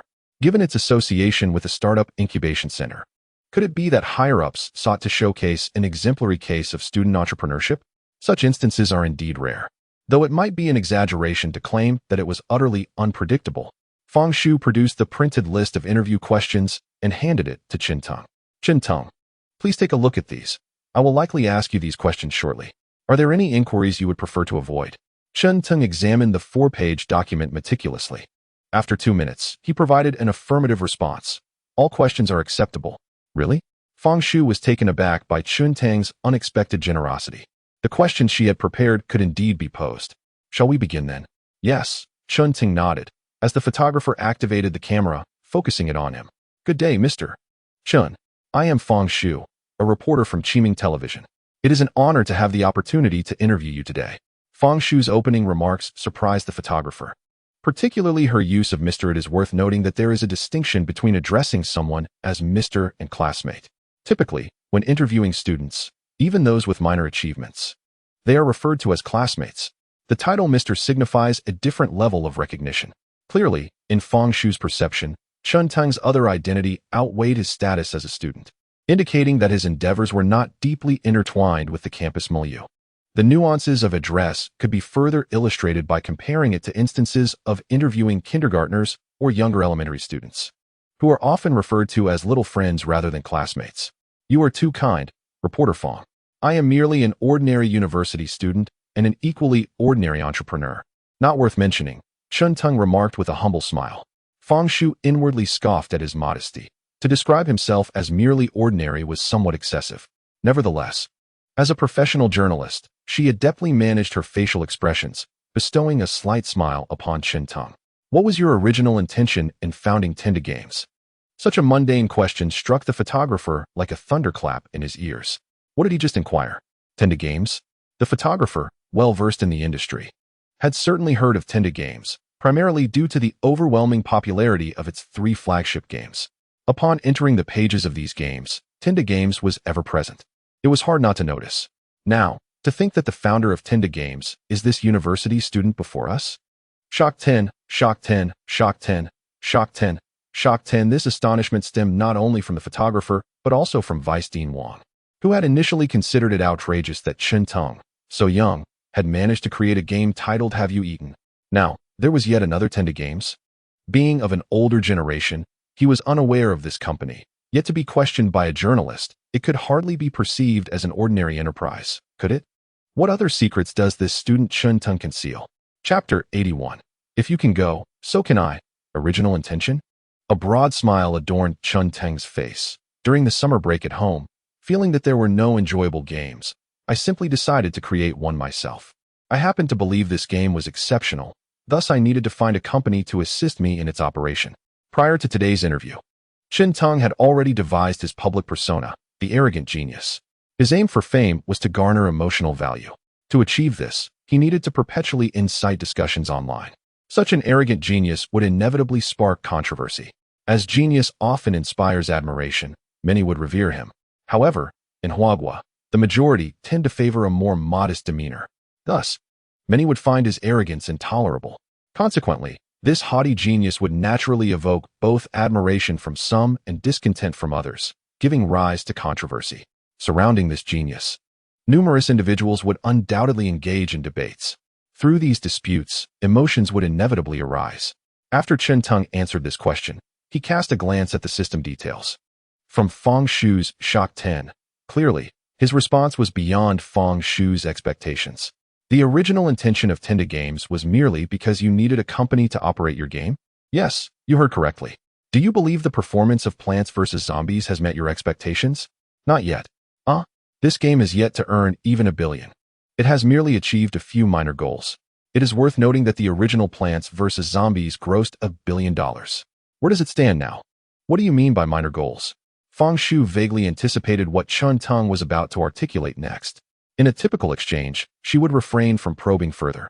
However, as a journalist, a professional journalist, she felt compelled to persist in her inquiries. I am of the belief that one should adopt a pragmatic approach to tasks, taking measured steps toward success. Let us first establish a modest objective, say, 100 million. A gasp echoed in the air, a sound of disbelief. A modest objective? 100 million? Do you perhaps have a misinterpretation of the term modest? Even Fang Shu, who considered herself well acquainted with grand spectacles, found Chun Tong's statements rather extravagant. Furthermore, the game did not generate sufficient foreign exchange. Its current overseas sales had yet to reach even 100 million, which is indeed regrettable. Does this game actually yield profits abroad? Fang Shu was astonished that the game was so popular, even among foreign audiences. However, upon reflection, it was reasonable to conclude that, being human, everyone enjoys engaging in entertaining games. May I inquire about the overseas sales figures for this game? 70 to 80 million, perhaps. In yuan or dollars? Dollars? Shock 20. Just moments ago, Fang Shu had acknowledged the game's entertainment value and its sizable foreign player base. Yet no one had informed her that the number of players was so substantial. 70 to 80 million dollars, converted, would equate to 5 modest objectives. I apologize for my momentary loss of composure.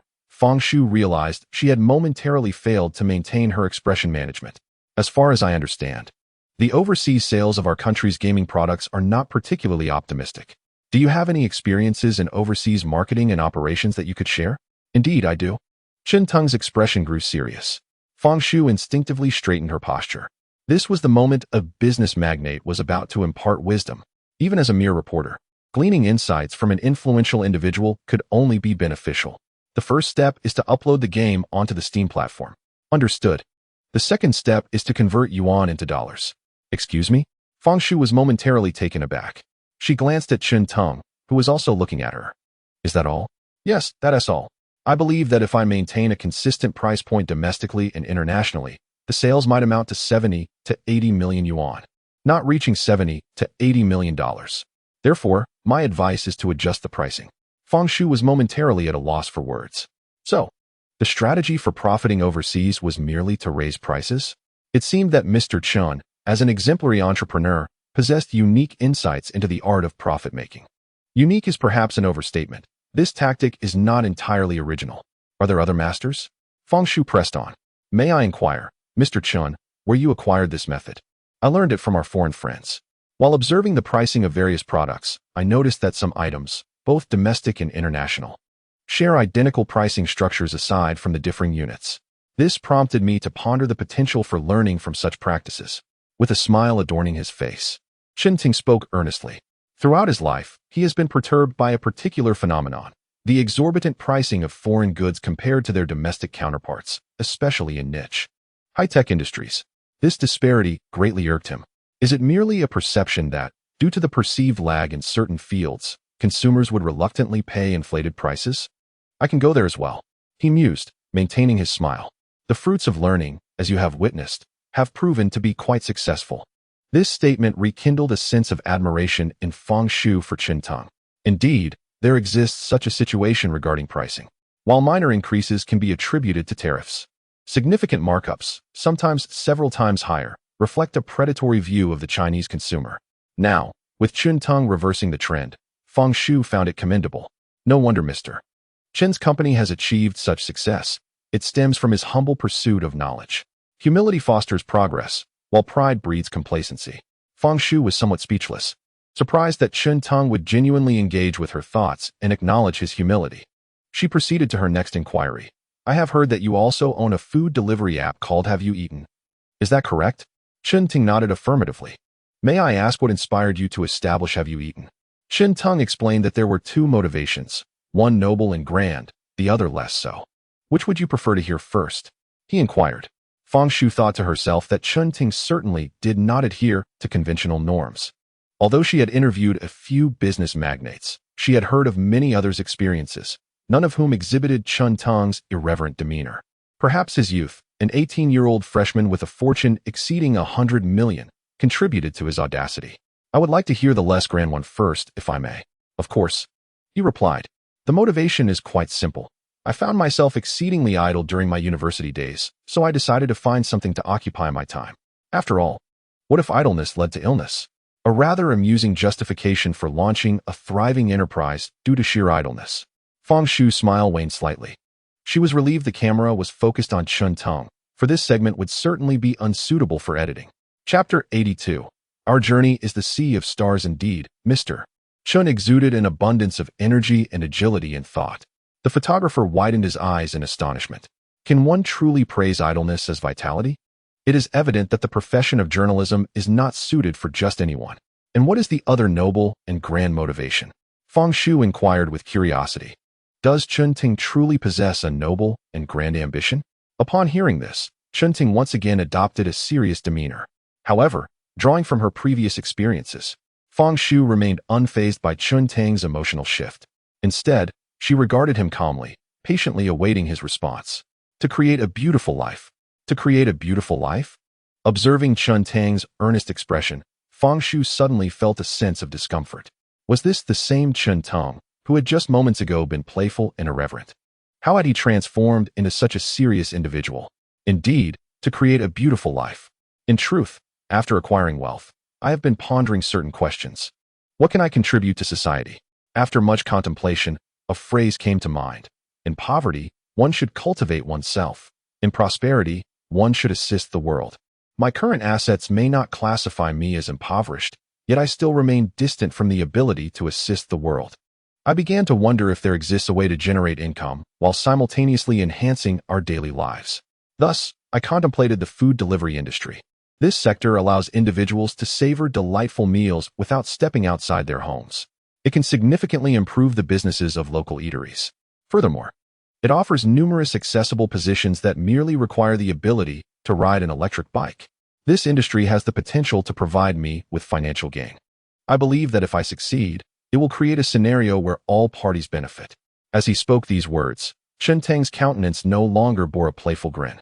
In its place was a benevolent and expansive spirit, one that seemed to transcend the youthful visage of an 18-year-old college freshman, transforming him into a remarkable entrepreneur. Mr. Chun Tang possesses a grand vision. It is merely about earning money while engaging in endeavors that benefit society to the best of my abilities. That alone constitutes a significant vision. Fang Shu felt a genuine admiration.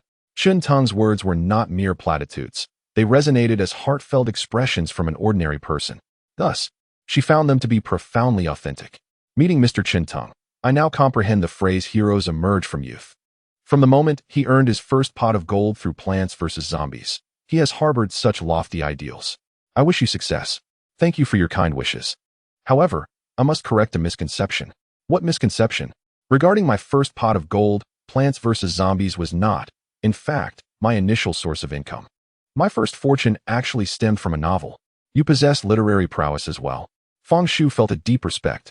Indeed, the disparity between individuals is greater than that between humans and pigs. The first fortune of a commercial genius surprisingly originated from literature. I cannot claim any significant literary achievement. I merely penned the currently lucrative online novel Martial Movement of the Heavens.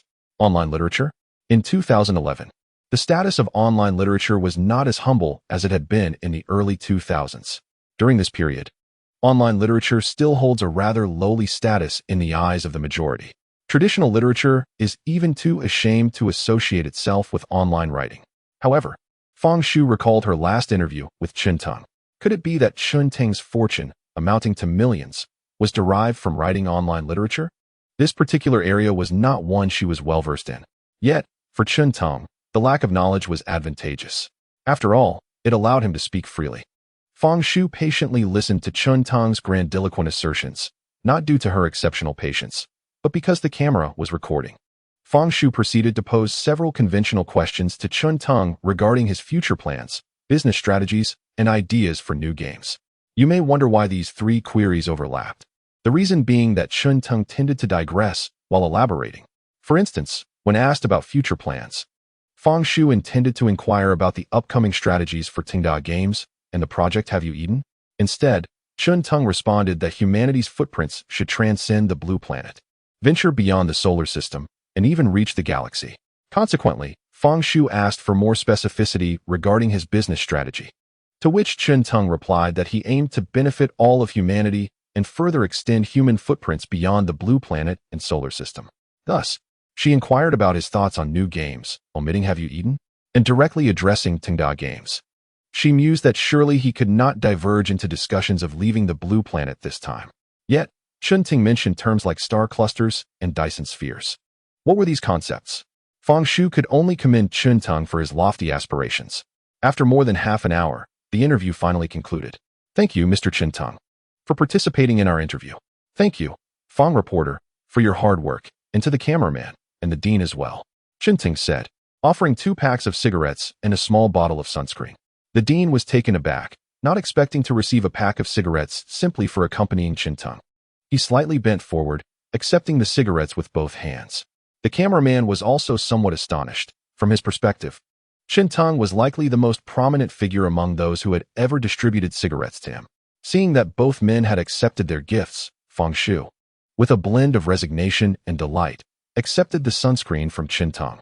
We shall take our leave now. You should see yourself in the news next week.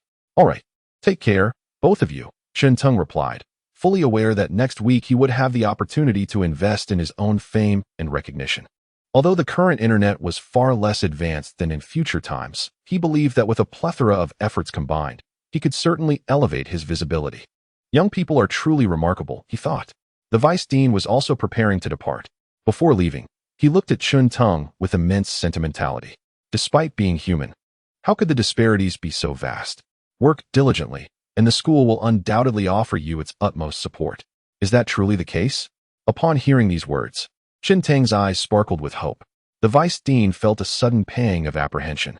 A mogul like Chun-Tung, with a fortune exceeding 100 million, surely would not be swayed by the meager resources of the institution. Nevertheless, having made such a statement, the vice dean reluctantly nodded in agreement. In that case, how about the school installs an air conditioner for us? An air conditioner? The vice dean was taken aback.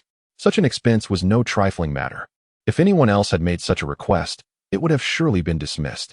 However, Chun-Tung's words, I will inquire on your behalf, it should not pose a problem, left the vice dean somewhat reassured. Excellent. Thank you, Dean Wan.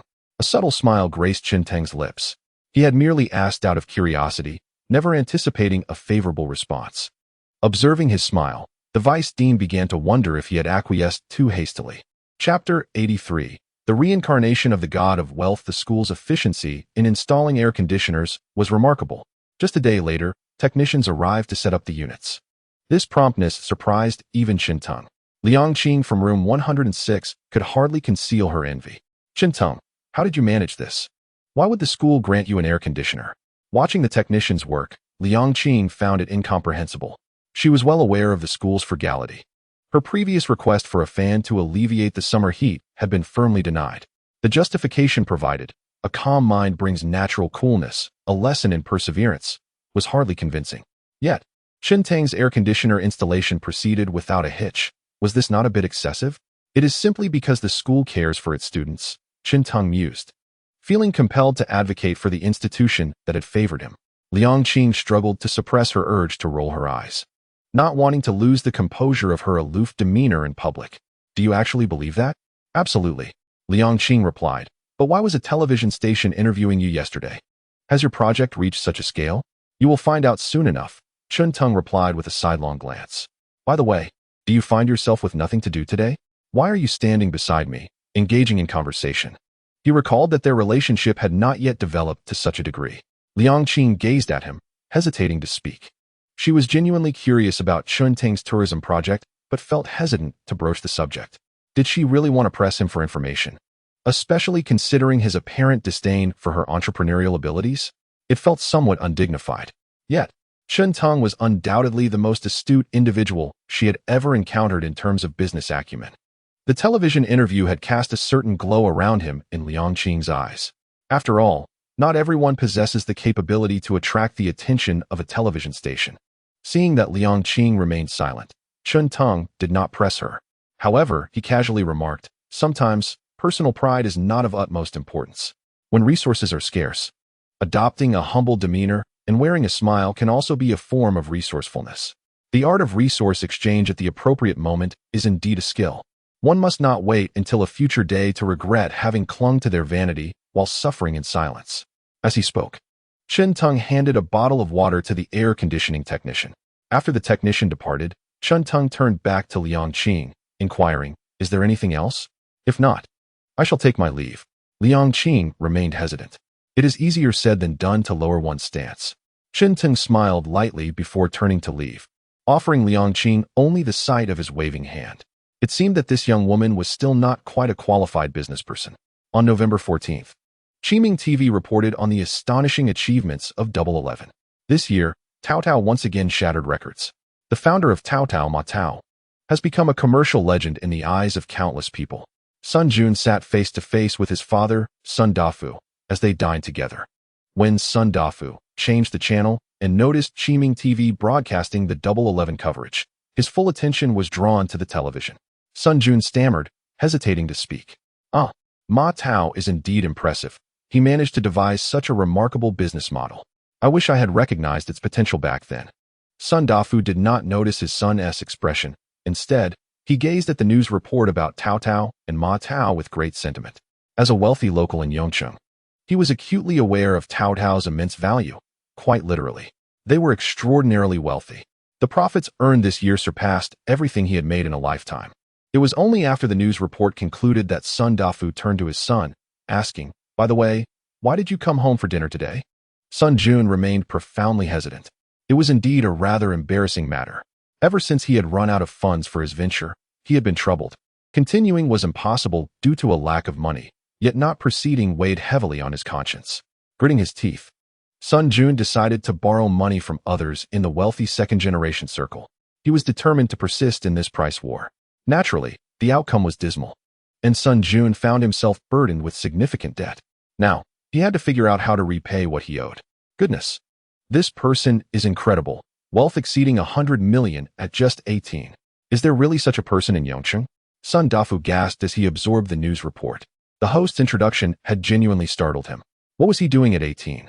Working in someone else's restaurant? Or laboring in a factory? The memories are somewhat hazy. Sun Dafu struggles to recall the days of his youth, remembering only that he was financially constrained, living a life of hardship. Upon hearing Sun Dafu's words, Sun Jun could not help but glance back at the television. Is there truly such an impressive individual? An 18-year-old with a fortune exceeding 100 million? It was a startling revelation. Sun Jun's expression transformed, as if he had encountered a ghost. During the subsequent interview segment, he beheld a familiar face. One he had known for 3 long years, a visage he was certain he would never forget. Chen Teng. This was the boy, often surrounded by rumors alongside Zhao Xueshi in their class, whom Sun Jun had always looked down upon. Yet now, Chen Teng appeared on the television screen. A bolt from the blue. Sun Jun felt as if struck by lightning, unable to comprehend the words of the reporter or Chen Teng's responses. He merely captured one piece of information. Chen Teng, at 18, founder of Tingda Games and the creator of Did You Eat? A fortune in the hundreds of millions. In an instant, he recalled a news story from 4 months prior, where Chen Teng had boasted of his 10 million fortune. At that time, Sun Jun had considered it a mere jest. However, it now seemed anything but a joke. Incredible, truly astonishing. Sun Dafu, watching the interview, was flushed with excitement. This was no ordinary student.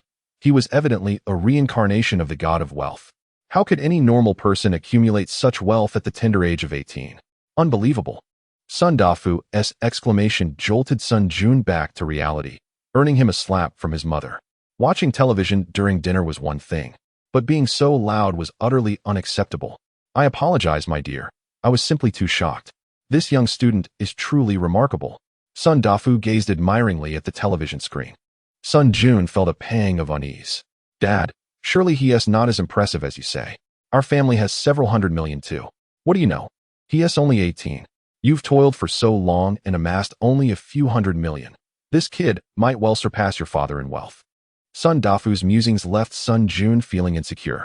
In his eyes, his father was the wealthiest man. Now, Sun Dafu had audibly acknowledged that Chen Teng might be wealthier than him. Was that not a tad exaggerated? Dad, I actually know this person. Chapter 84, A World Recognized. Part 1. What? You know him? Sun Dafu exclaimed once more. He received another slap, but this time, it did little to calm him. Ha ha. Excellent. My dear son, I never imagined you would know such a person. Ha ha. Could you arrange for your father to meet him? You mentioned that Aston Martin. And your father bought it for you. Sun Dafu exclaimed, his face beaming with joy. However, this excitement only stirred unease within Sun Jun. In the past, hearing that his father would buy him a car would have sent him into a frenzy of joy. Yet now, he found it impossible to feel elated. He was acutely aware that he could not reach Qintung.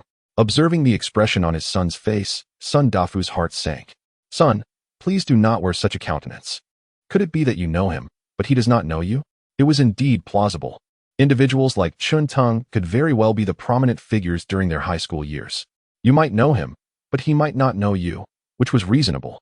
Yet, Sun Jun's face remained a portrait of despair. Sun Dafu regained his composure and licked his lips. What is the nature of your relationship? Rivals in love? Sun Jun muttered, lowering his head like a child caught in wrongdoing. Rivals in love? Sun Dafu felt as though he might faint. How could his promising son offend such a remarkable talent? He began to remove his slippers, brandishing them towards Sun Jun. Fortunately, Sun Jun's mother swiftly intervened, preventing a calamity. Enough. Stop threatening the child. He is no longer a little boy. But, Sun Dafu held the slipper aloft, tears welling in his eyes. Sun Jun's revelation had led him to believe he might have the opportunity to meet someone as significant as Qintung. Yet, in mere moments, he experienced the profound descent from grace. Unfilial son. Unfilial son. Sun Dafu could only drop the slipper and shout. Sun Jun's mother was displeased. Why speak of our Jun in such a manner? It is merely a matter of offending a wealthy individual. I read in the news that he is in the internet business. It has nothing to do with your affairs. What does wealth matter? Sun Dafu, exasperated, replied. A mother's indulgence often leads to a child's downfall. A young man of 18 with a fortune exceeding 100 million could very well become the richest man in Qiming City. So what? Is it merely about having money? You do not understand. Sun Dafu sank back into his chair, defeated. Once a person reaches a certain height, many matters need not be personally addressed. Take myself, for example. If I were to attend a dinner and compliment a secretary on her attire, no need to state her beauty directly. I would find her calling me within a day. Sun Jun's mother did not dwell on Sun Dafu's inappropriate analogy. At that moment, she began to grasp the gravity of the situation. Are you suggesting that if he attains a certain status in the future and discovers that Jun is his rival, he might seek to win his favor through you? Indeed, Sun Dafu nodded wearily. But how can you be certain he will reach that height? At 18, with a fortune exceeding 100 million, either he is exceptional, or his family is. Regardless of the circumstances, he is undeniably impressive. When the future reaches that level, it will be too late to ponder this issue. Sun Dafu is well aware of the wisdom in taking precautions. At present, Qintang's wealth may be on par with his own. In a few years, he might not even be able to glimpse the tail lights of Qintang's car. Tell me, how have you offended him? Sun Dafu inquired with a calm demeanor.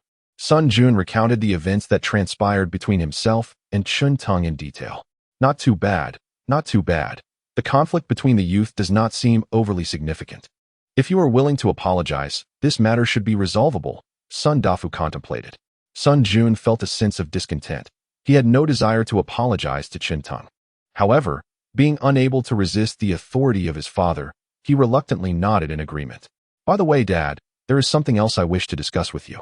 The following morning, in the library of Qiming University, Li Xingru was quietly engrossed in her studies. Her attire was as simple as ever, yet her striking beauty drew the gaze of countless individuals within the library.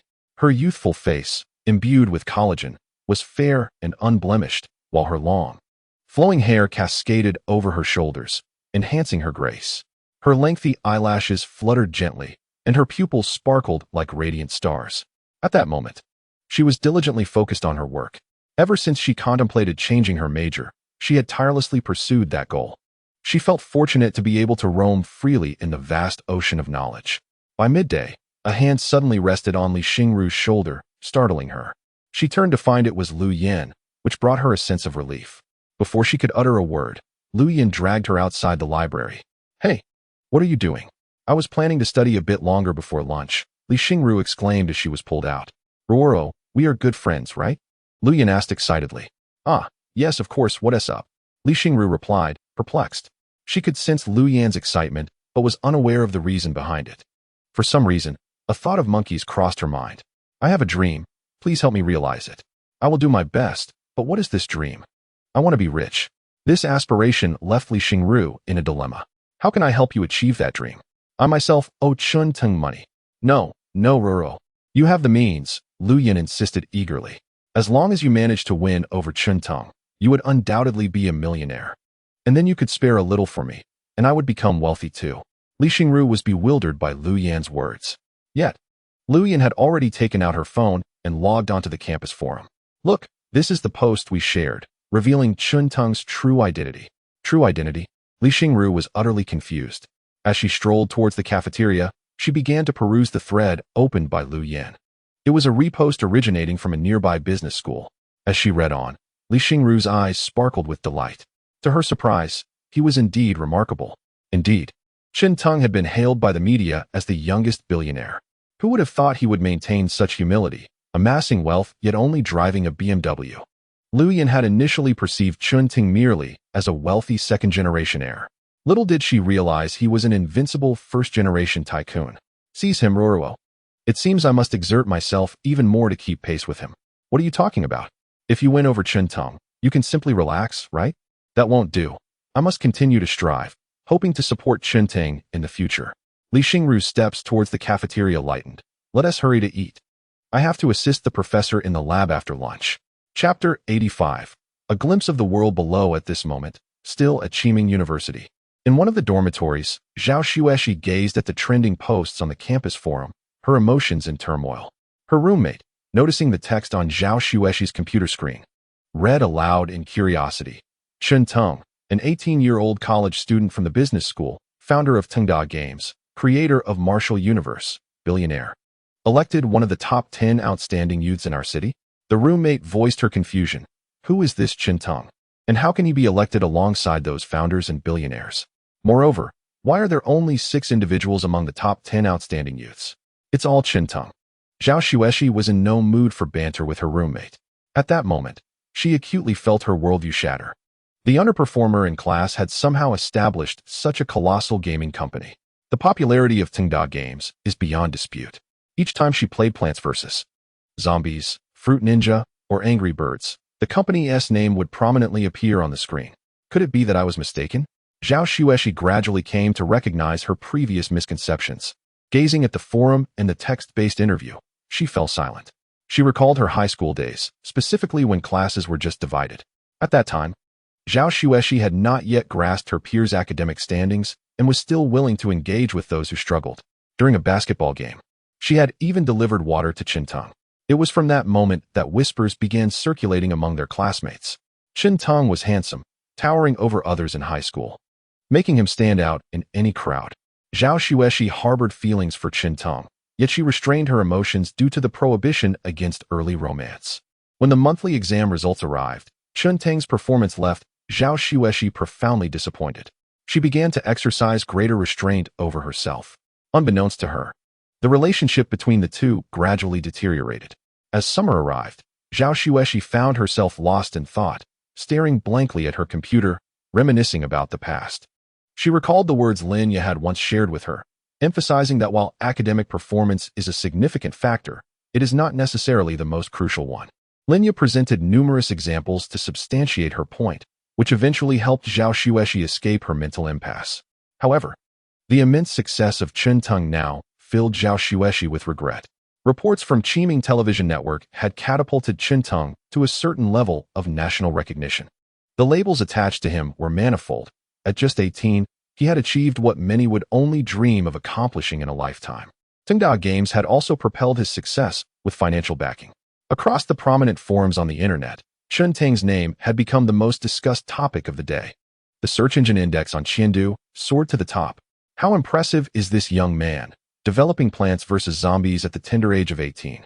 The true genius isn't Lin Yin from Martial Movement of the Sky, but rather Chun Teng, the author of this remarkable work.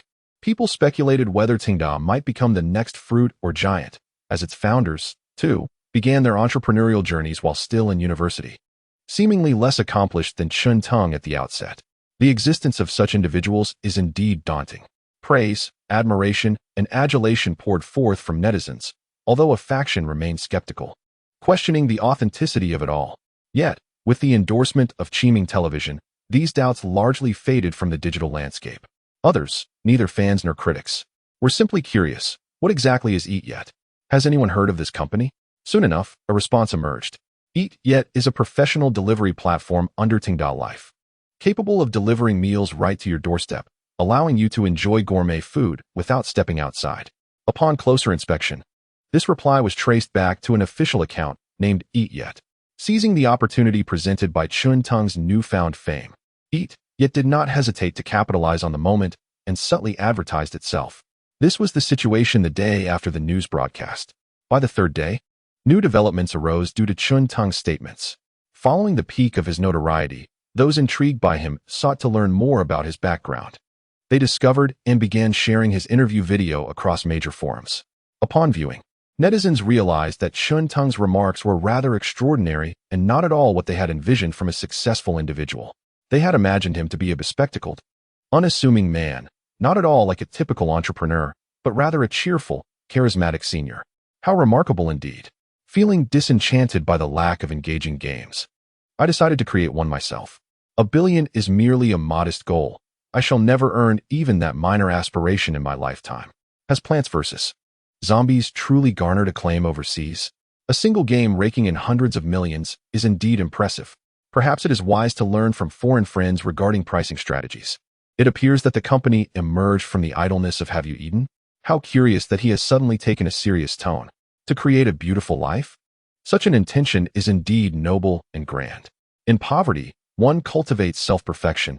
In prosperity, one aids the world. How well articulated. Is it not remarkable for an 18-year-old university student to possess such vision? This is the perspective of a billionaire. There he goes again, jesting about breaking free from Blue Star, escaping the solar system, and transcending the galaxy. What are these celestial bodies and Dyson spheres he speaks of? Could they be elements of future flourishing games? Truly, heroes emerge from youth.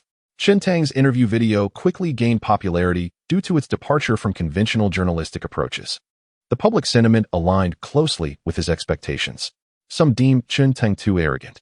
What nonsense is this about a lack of enjoyable games? Has he achieved a modicum of success and now looks down upon others' creations? With so many delightful games in the world, how significant are his offerings? Observe his expression during the interview. He appears as if a petty individual has found success. Breaking free from Blue Star, indeed. Is it not merely luck that propelled one game to fame? Does he genuinely believe he stands shoulder to shoulder with formidable business magnates, creating a beautiful life? Is it not simply a pursuit of wealth? Various reasons, sound and unsound, have emerged in critique of Chun Tung. However, upon closer inspection, it appears there are more admirers than detractors. If I were to achieve his success, I would revel in it as well. Achieving fame from a single game? Good sir. 3 of his games rank among the most notable in the domestic market. Chun Tung has not only popularized games, but also authored an online literary work. Is there any fault in his desire to earn money? What issue lies in creating a beautiful life while pursuing wealth? Pray tell. Which magnates achieved accomplishments that overshadowed Chun Tung at the age of 18? Observing these comments, Chun Tung felt a wave of contentment wash over him. With each positive comment, he bestowed a like. It was only when fatigue set in that he finally set down his phone. Surely, his emotional value must have accumulated sufficiently by now. Let me see how much emotional value I possess. Chun Tung eagerly opened the system. Chapter 86. 10 consecutive draws. 476,521. 8 dazzling 470. 000 emotional value glimmered before Chun Tung's eyes. Undoubtedly, this is the highest emotional value he has amassed thus far, and this figure continues to rise in real time. 5, 3, 3, 3, 3. Most of this emotional value has accrued slowly due to distance. Exceeding 5, they are predominantly within the same city. Surpassing 10, they are primarily confined to the same province. This figure has left Chun Tung relatively satisfied. It is now time to contemplate what delightful treasures I might procure. In the intermediate lottery, one cannot expect to draw something extraordinary, can one? Brother Tongzi, let us aim for a tenfold draw.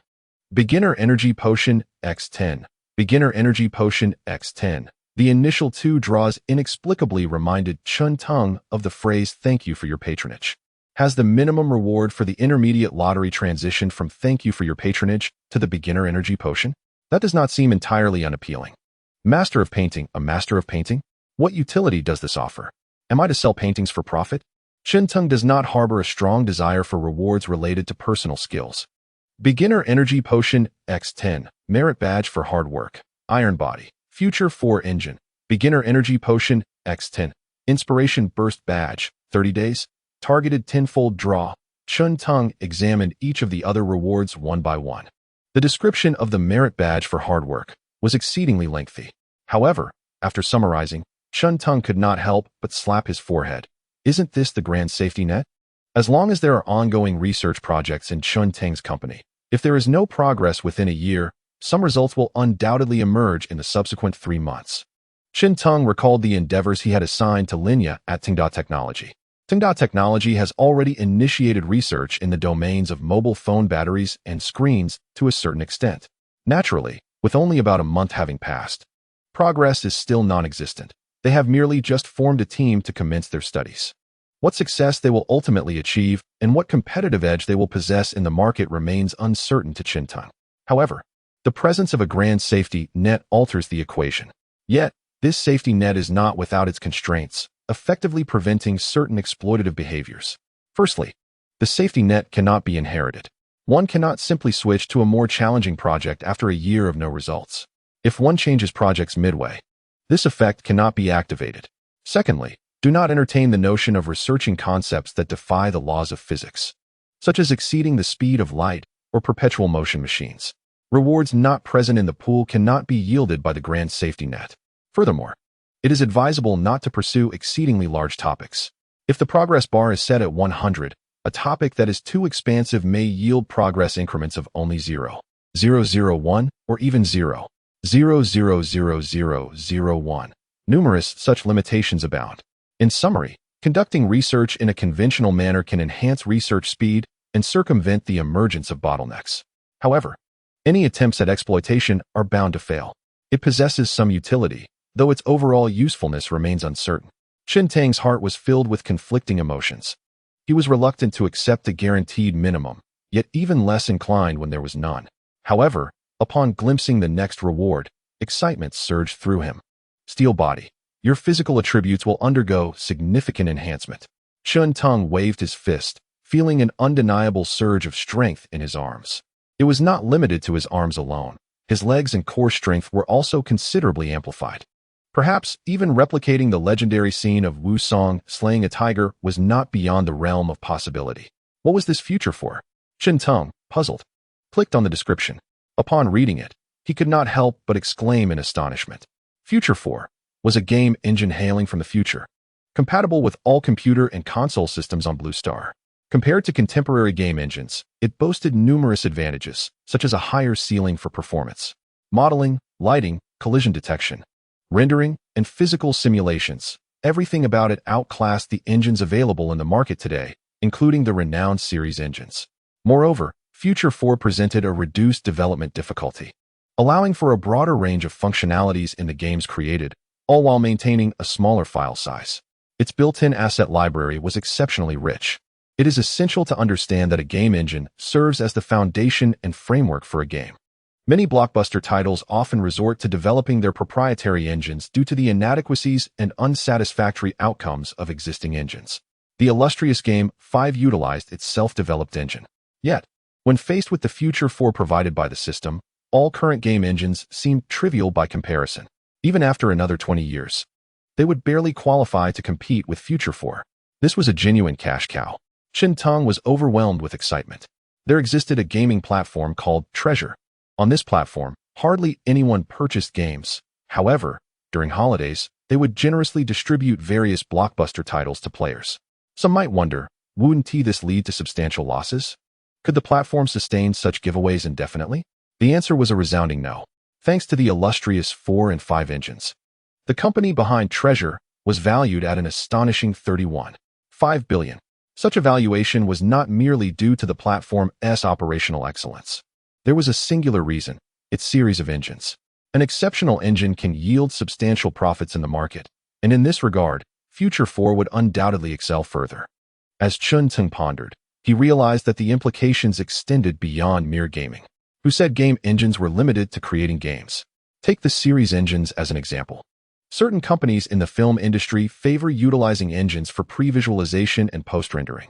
What does pre-visualization entail?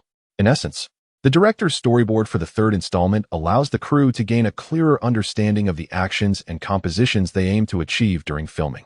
Post-production rendering becomes increasingly crucial. To put it simply, exceptional post-production rendering can significantly enhance the visual quality. This feature proves to be immensely beneficial for animation. As the capabilities of the fifth iteration expanded, numerous film companies began utilizing the fifth engine during post-production. Furthermore, the upcoming fourth iteration, a comprehensive powerhouse among game engines, evidently has the potential to disrupt the current film industry on a fundamental level. Chun Teng could even tailor specific optimizations for the film industry's needs based on the fourth iteration. Although visual effects are not the forte of the fourth iteration, its advanced technology surpasses that of the conventional tools currently employed in the film sector. It appears I can instigate a seismic transformation in the intersection of the gaming and film industries. A devilish grin spread across Chun Teng's face. It is time to bring about a thrilling and profound change to this world.